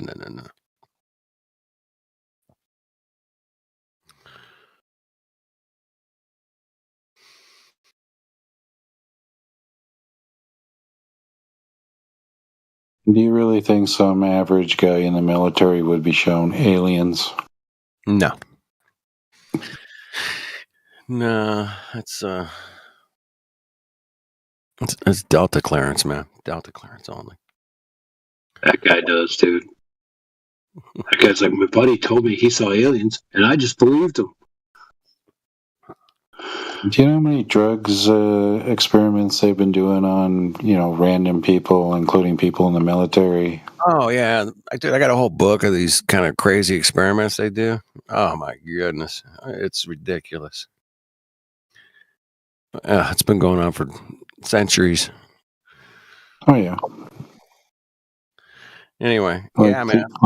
Like the Salem witch trials, that's all blamed on people being poisoned by rust on the rye wheat there, the Sakali.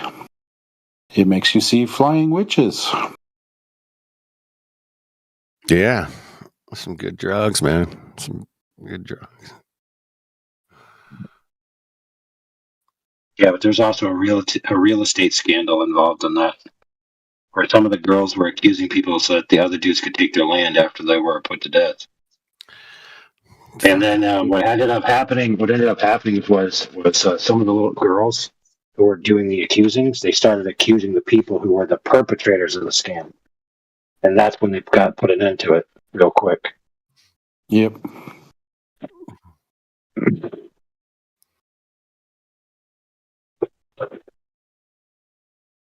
That's wicked, bro. It's just fucking wicked. Hashtag believe all women. Especially young children. Young lady, would your father have any interest in the property of Miss Weathers that you are accusing of being a witch? No, my dad could care less about property. Well, then why has he applied for the deed? She's a witch. Burn her. Same shit happened during the Japanese internment. Not only did they intern the Japanese, but they stole all their businesses and land. Ooh, that's not. Yeah. Yeah, there's just stories just go on and on and on and on and on, man. Yeah, yikes. I think I just heard recently. I can't remember who it was, but yeah, I just heard about that recently, that they stole the Japanese people's property.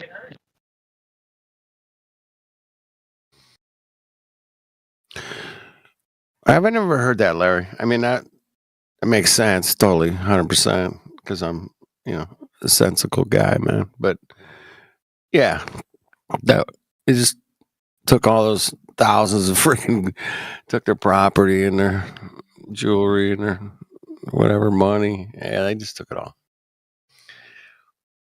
That's our enemy.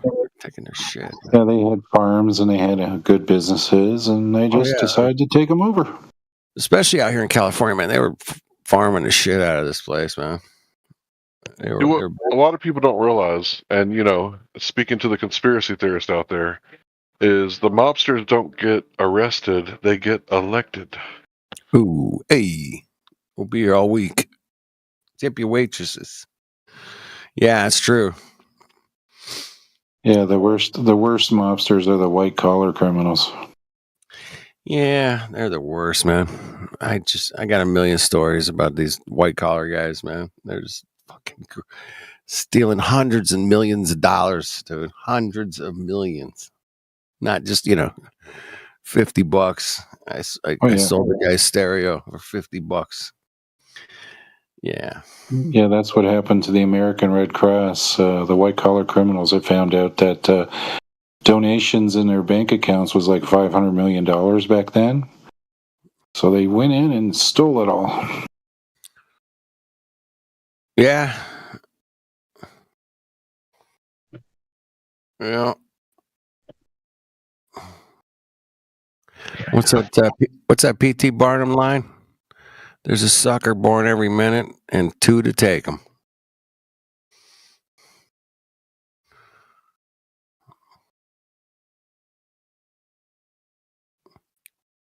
And the communists did the same thing to the Tsar had bank accounts in multiple banks, and strangely enough, somehow the Bolsheviks managed to get their hands on all that money. It's just amazing. It's so amazing how they can just... Pure coincidence. So successful. They're so successful. I guess the Tsar needed more gun control to keep their family from getting ratty-tat-tatted.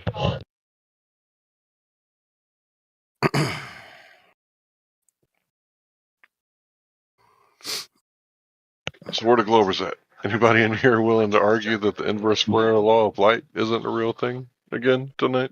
Inverse square law of light. That was last night, man, with the laser. Yeah. And the laser beam starts out really fat. And then it gets smaller. It gets smaller. And it gets smaller. That was hilarious.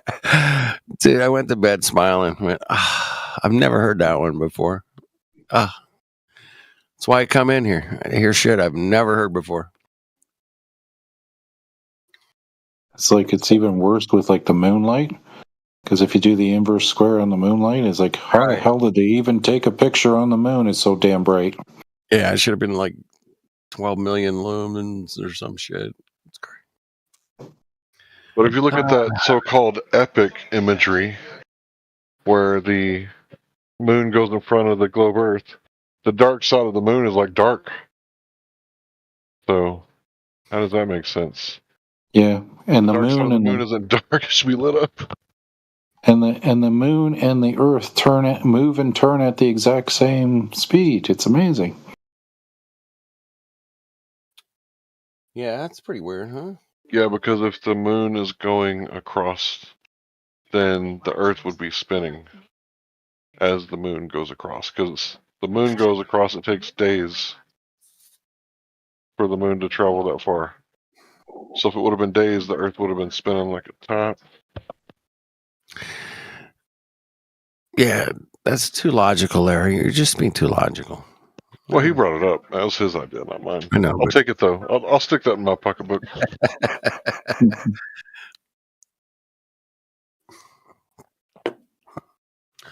Well, welcome to late night, 24/7 Flat Earth. You guys want to take on some Globers, man? I'm sure they'll roll in here at some point. But meanwhile, laughing at the globe is fun, man. It is so fucking fun, bro. I just love it. The globe is so crazy, man.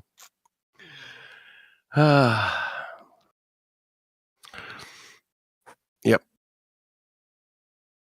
NASA's crazy too, man. NASA's got a bit of a crazy thing going. So they've had this story going on for 8 months now, Larry. There's some astronauts stuck up there on the ISS, bro. Well, they're so stuck up there that I guess one of them got to do a spacewalk today, man. Wow. I'm sure they had it all prepped up, ready to go. So they're supposed to be conserving everything, and they decided to go outside? Yeah, got to go outside, out in space. What was the reason for the spacewalk? I don't know, man. I just caught like a little glimpse. I was walking by a television, and they mentioned it. It was one of those kind of. I didn't really look into it. You probably got to keep it, in the mind at all times. Oh, they got to keep it in the mind at all times, man. In movies and TV and. Like, what's his name? The Obama administration, the Fast and Furious guy. What was his name? Eric something? He said we constantly have to put it in their faces every day.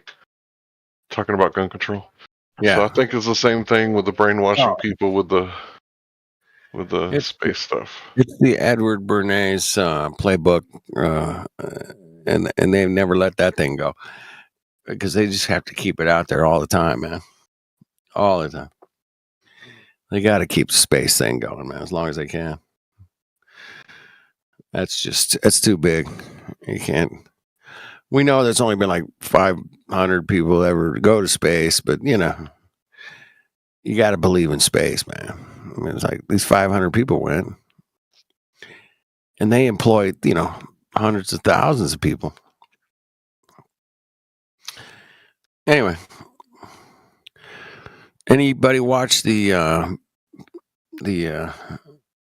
concert tonight for the it's called Fire Aid?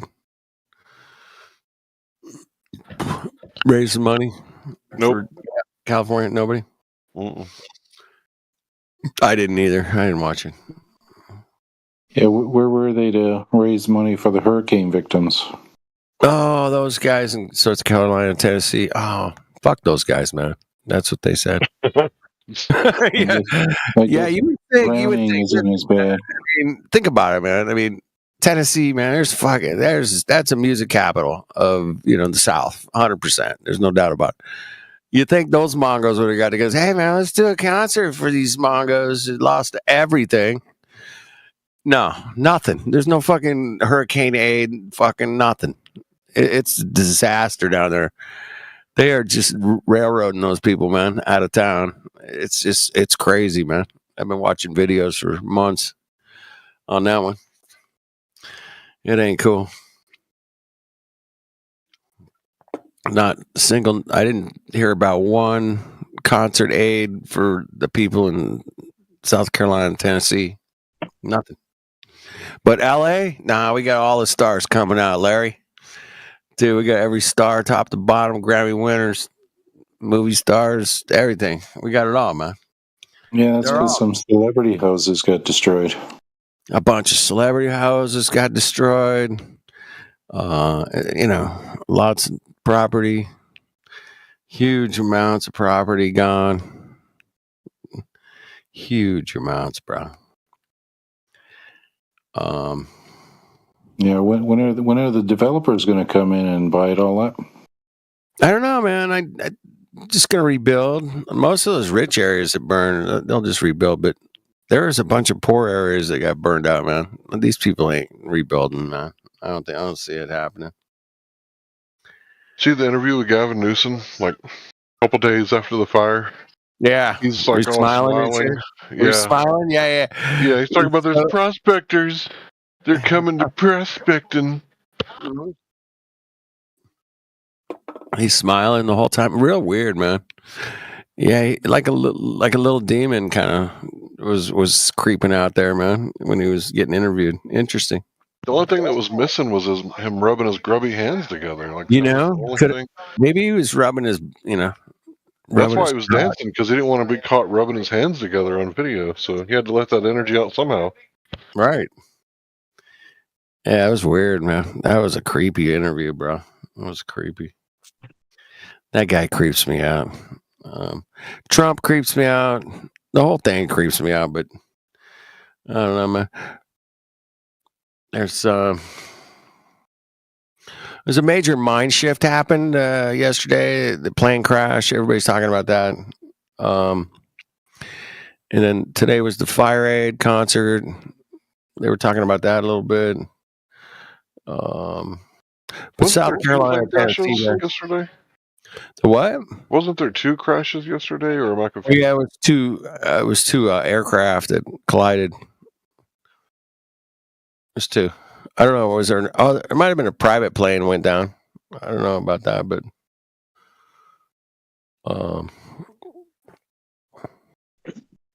anyway. Yeah, tell me how that happens. How do aircraft using ADS-B, which tells you where all the local traffic is, collide? You're not gonna like my answer, but it was a training exercise with the helicopter, and they were wearing night vision.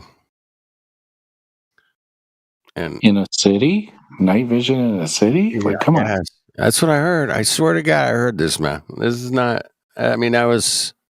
Because the landing lights on the aircraft are super bright. They're super bright, dude. They're super fucking bright, dude.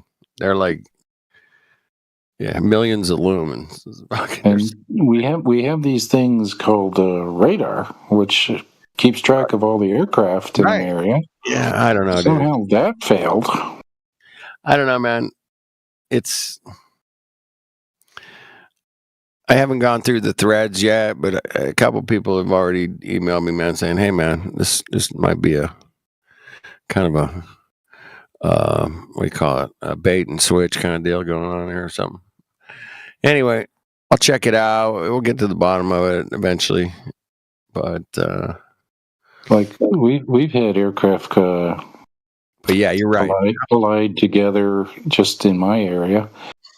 That's why they instituted a rule. You had to stay at 3,000 feet and you had to fly a specific pattern. Yeah, they changed some rules over the years, trying to keep, depending on which way you're flying, you're going to be at a certain altitude and stuff. But anyway, the whole thing looks a little suspicious to me, man. I don't know. I haven't dug in. We'll give it a few more days. We'll see what we come up with. Maybe by Monday, we'll see what happens. But it looks pretty. It's worth looking into. Is my opinion. Anyway, space, man. The Final Frontier. It's filmed in a Hollywood basement. Oh boy. I'm surprised they didn't play that concert tonight, actually. Maybe they did. I don't know. There's a lot of people. There's a lot of people there. A lot of music artists, man.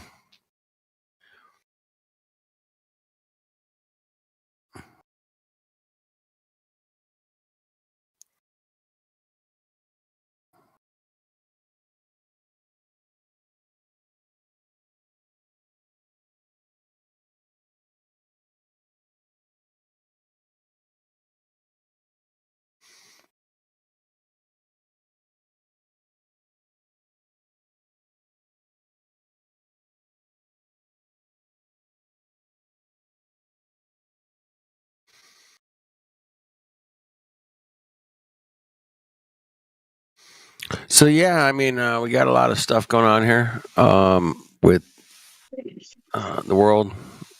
Seems pretty busy out there right now. Pretty interesting. Try not to pay too much attention to it, but you got to look into what your enemies are up to occasionally, right? Let's check it out.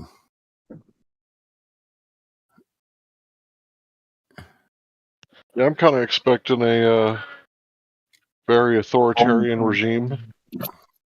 Kind of looking that way, right? Yeah. Yeah. I got orders, man. I'm closing this down. I'm shutting that off. You guys fuck off. The FDA is going to be enforcing immigration. Yeah. Weird. Crazy. Weird. Right? Hopefully they'll stop, and swatting the Amish. Hopefully, right? Right? Yeah, their raw milk's so dangerous. So dangerous. You guys got to get rid of the bad milk. It's so bad. We've been drinking raw milk for thousands of years, but it's dangerous. Now it's dangerous. Well, it's, Yeah. Isn't that weird? Kid, I drink milk that was filtered with a towel. Like raw, filtered with a towel. That's it. Yeah, my grandparents had dairy cows, still warm from the cow. Yeah, we made ice cream out of it. We did all kinds of stuff with it. Yeah, we had chickens, cows. And then the bank increased the mortgage on my grandparents' place because they didn't read the contract or understand the contract. So right. We moved to the city once the rent went up 3 times.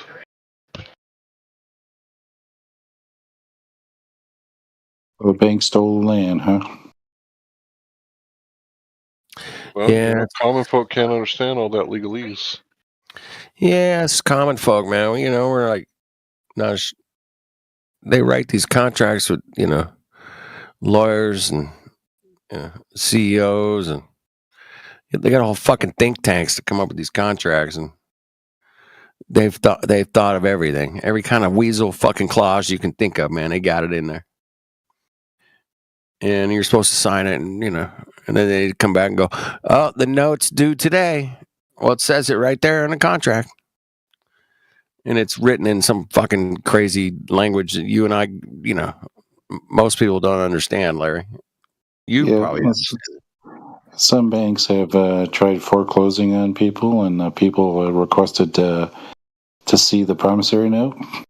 Yeah. And the bank didn't have it. Yeah, they sell it. Yeah, they trade it on the market. They sell it, they get rid of it.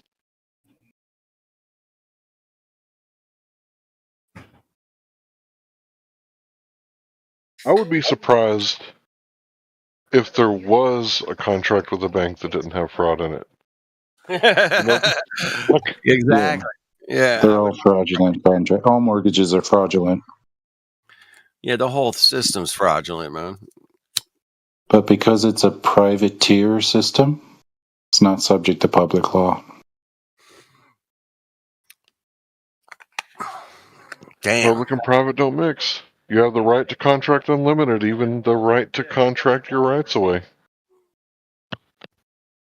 Yep, I think that's the trick there, Larry. We've contracted our rights away, and that comes in many forms, as you know, man.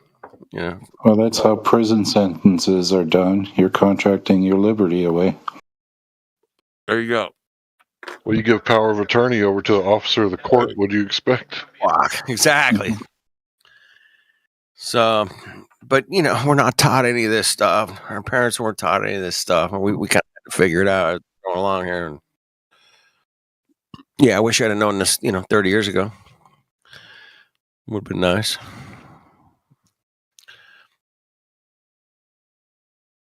I knew the system was corrupt, but I didn't know, the ins and outs of it are just so minute and deceitful. And it's crazy, man. Sign a mortgage. Remember in government school when they taught us about promissory notes and financial instruments and how money works and made us read modern money mechanics? Yeah. Bills of exchange and all that stuff. Yeah, I remember all that. Oh yeah, it was like it was my senior class. Economics. No.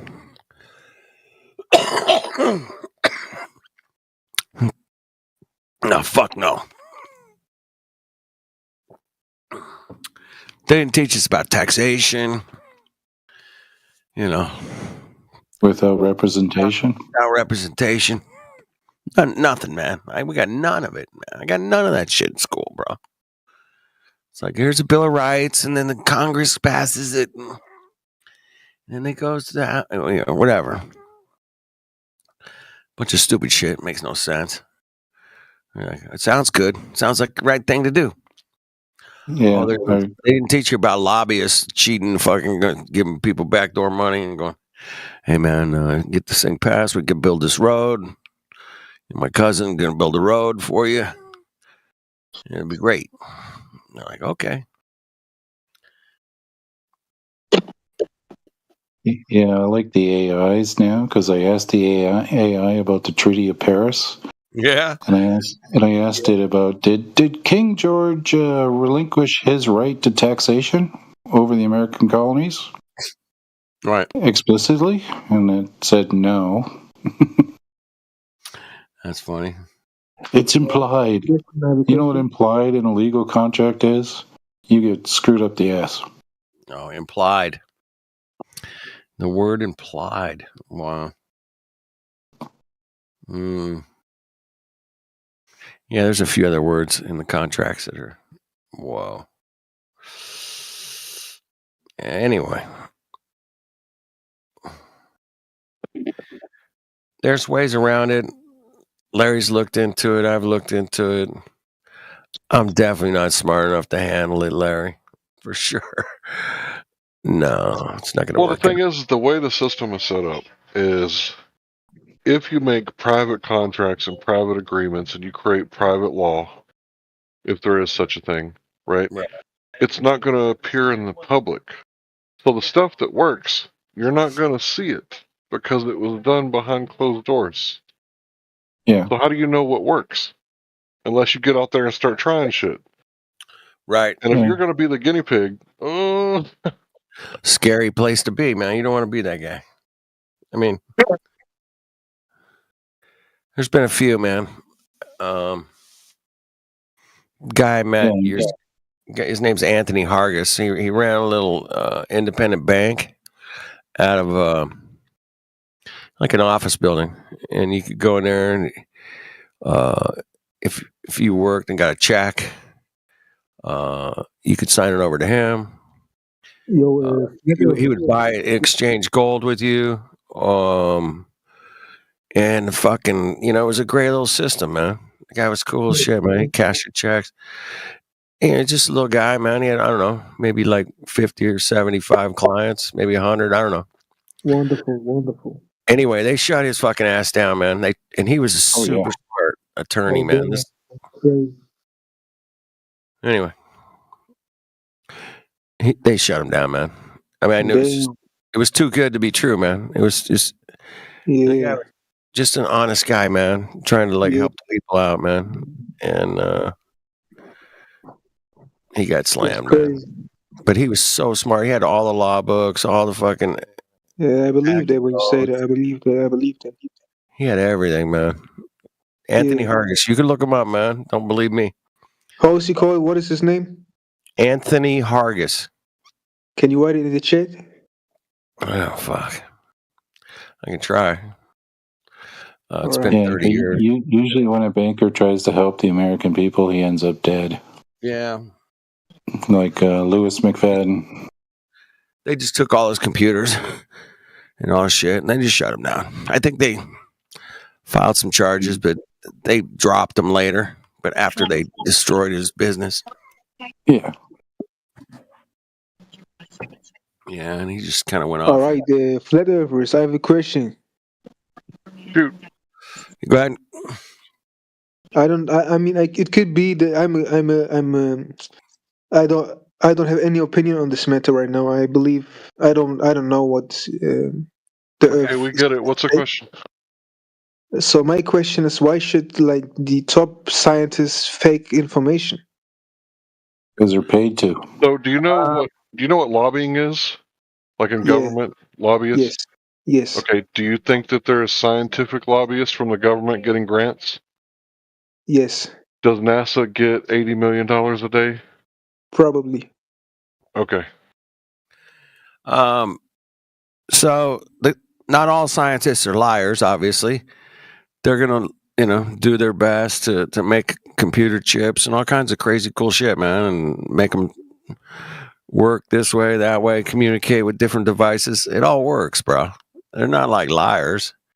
Okay. Not all of them. So yeah, there could be the possibility that like the top elite NASA guys are lying.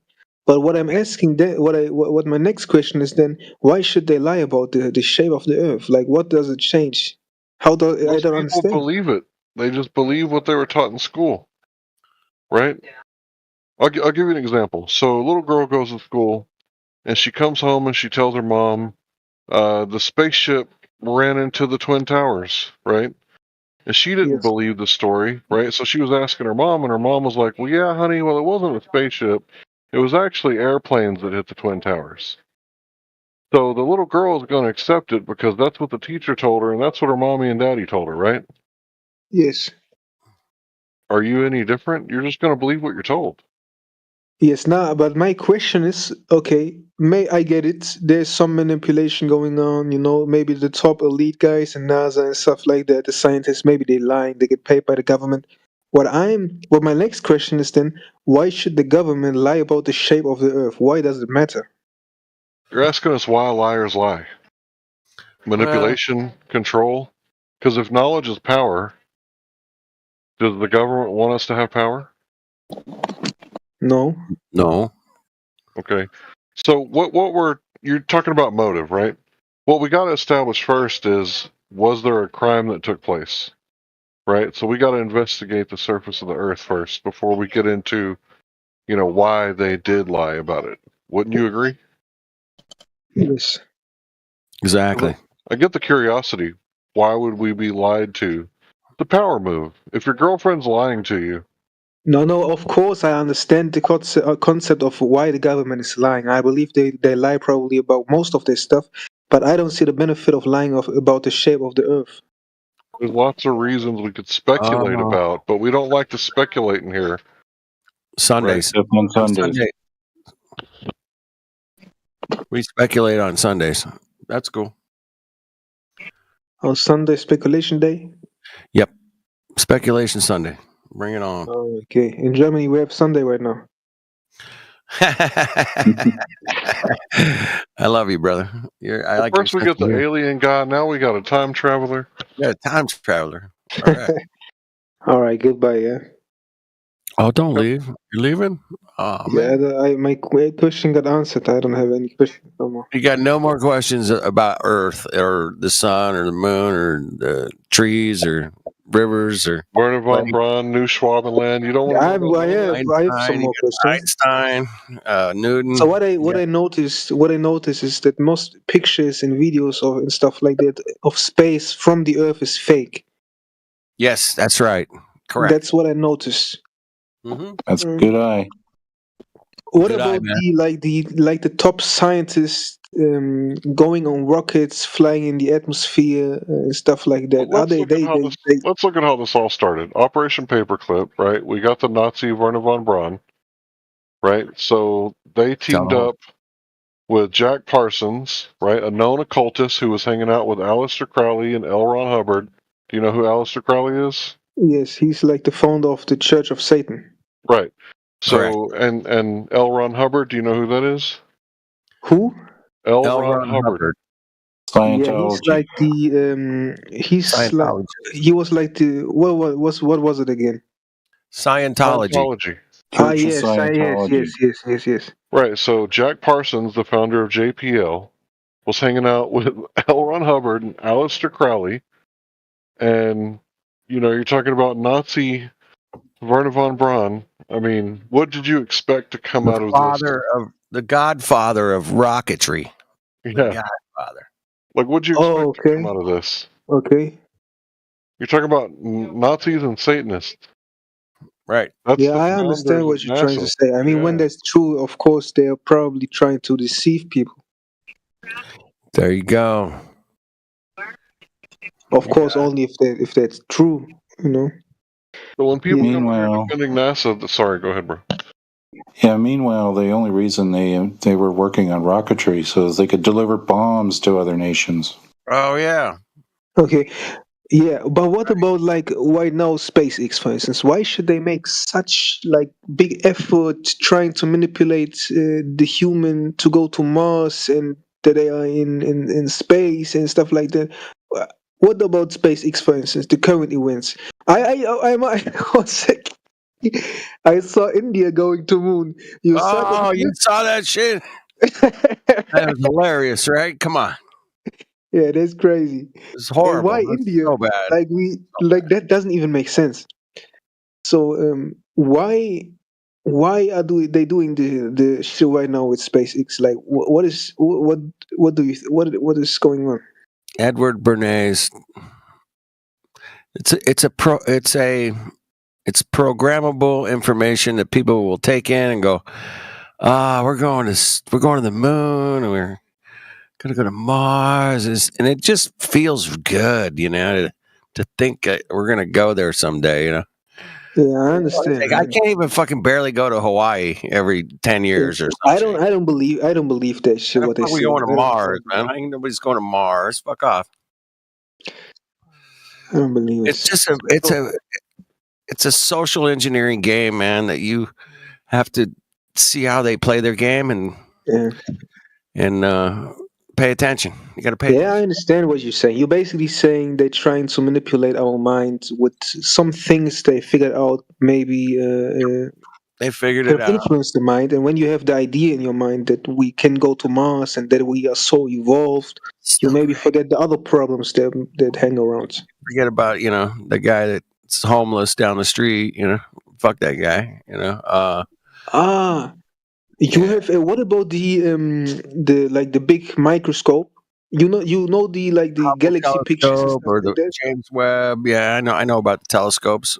You think they fake? Yes.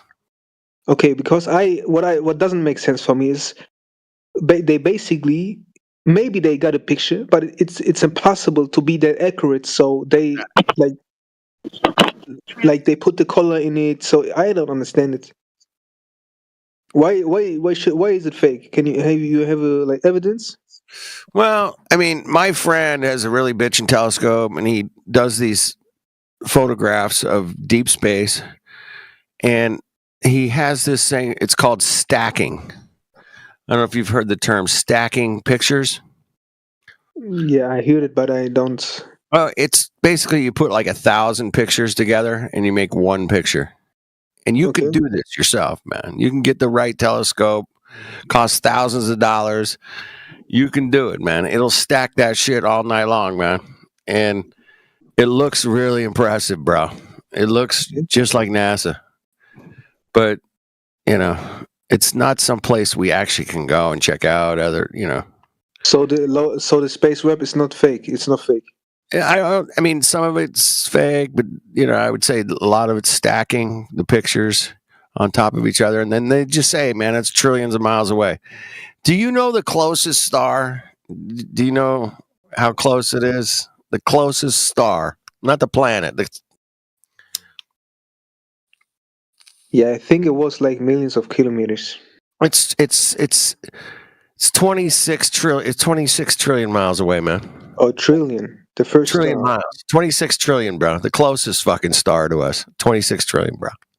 Yeah, that's that's really, crazy. I mean, get your head around that for a minute. Yeah, Man. I understand. And can we see it with our microscope? You can see with your naked eye. Oh yeah, I can see it. I can see so far with my naked eye. Yeah, you can see that far with your naked eye, bro. Because there's a light source coming basically to Earth. Yep, that's what they say. So what are you saying? Dude, are you 26 trillion miles, man? That thing would have to be the size of, Oh, you saying it's closer? Oh, it's absolutely closer in my. But they are saying they are huge. I think all the lights are in the same level. All the lights in the sky. But they are saying these stars are huge, like it's 100 times bigger than our sun, for instance. They're so big, Larry. They're huge. How would they measure that? How would they measure? That's my question. Yeah, that's kind of weird. But they have probably an answer to that, you know? Oh yeah, they have answers. They have answers. You But betcha. explanation is not experimentation. Oh. Yeah, that's for sure. But I could never come up with a solution how to measure a star which is trillion miles away. How is that possible? Imagination.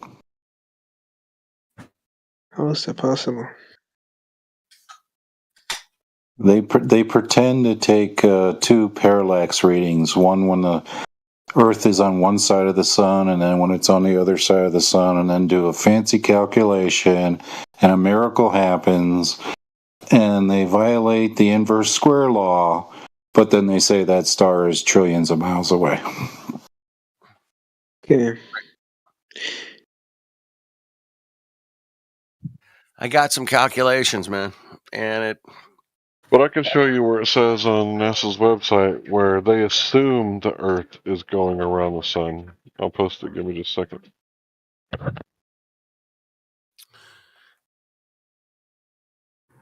You have something like mind blowing for me, which is like clear evidence which contradicts like modern science or something? Well, Crisis in cosmology. That's a good one. You start with there. Crisis in cosmology. What does that mean? Which crisis? So Einstein came up with this theory, right? And it's not a scientific theory, but the constant was built into his theory. And he was wrong about it.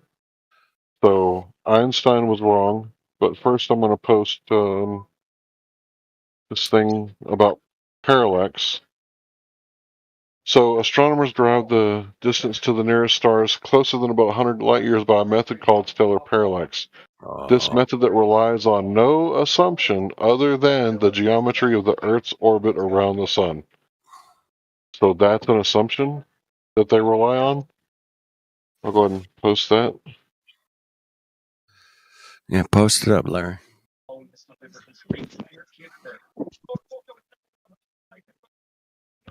Yeah.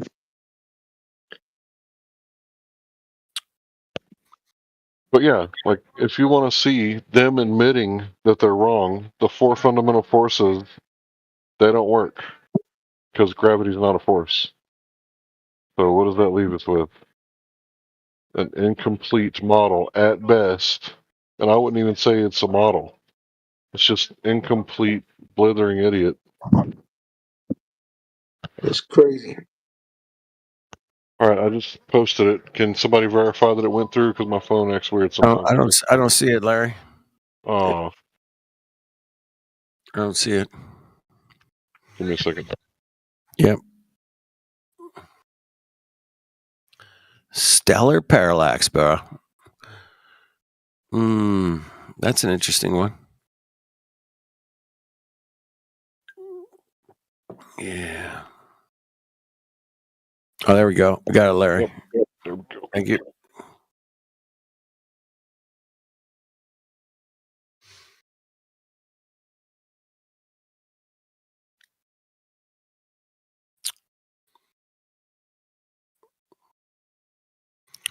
Oh, there you go, sir. Did he leave? Is he still here? No, I'm still here. I'm reading right now. How do I say your name, bro? It's Zeitzeuge. Zeitzeuge? Yes. Zeitzeuge, yeah. It's cool. Say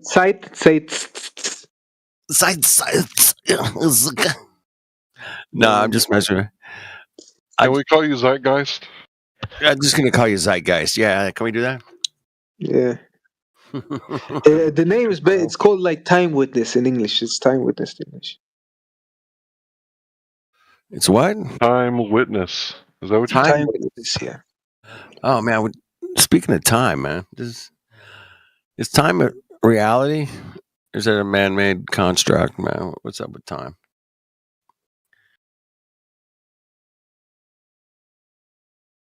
All right. Yeah. Don't you know time flies? Time flies by, man. You get old. Yeah, I get it. You die. I got it. I got the program. I'm down.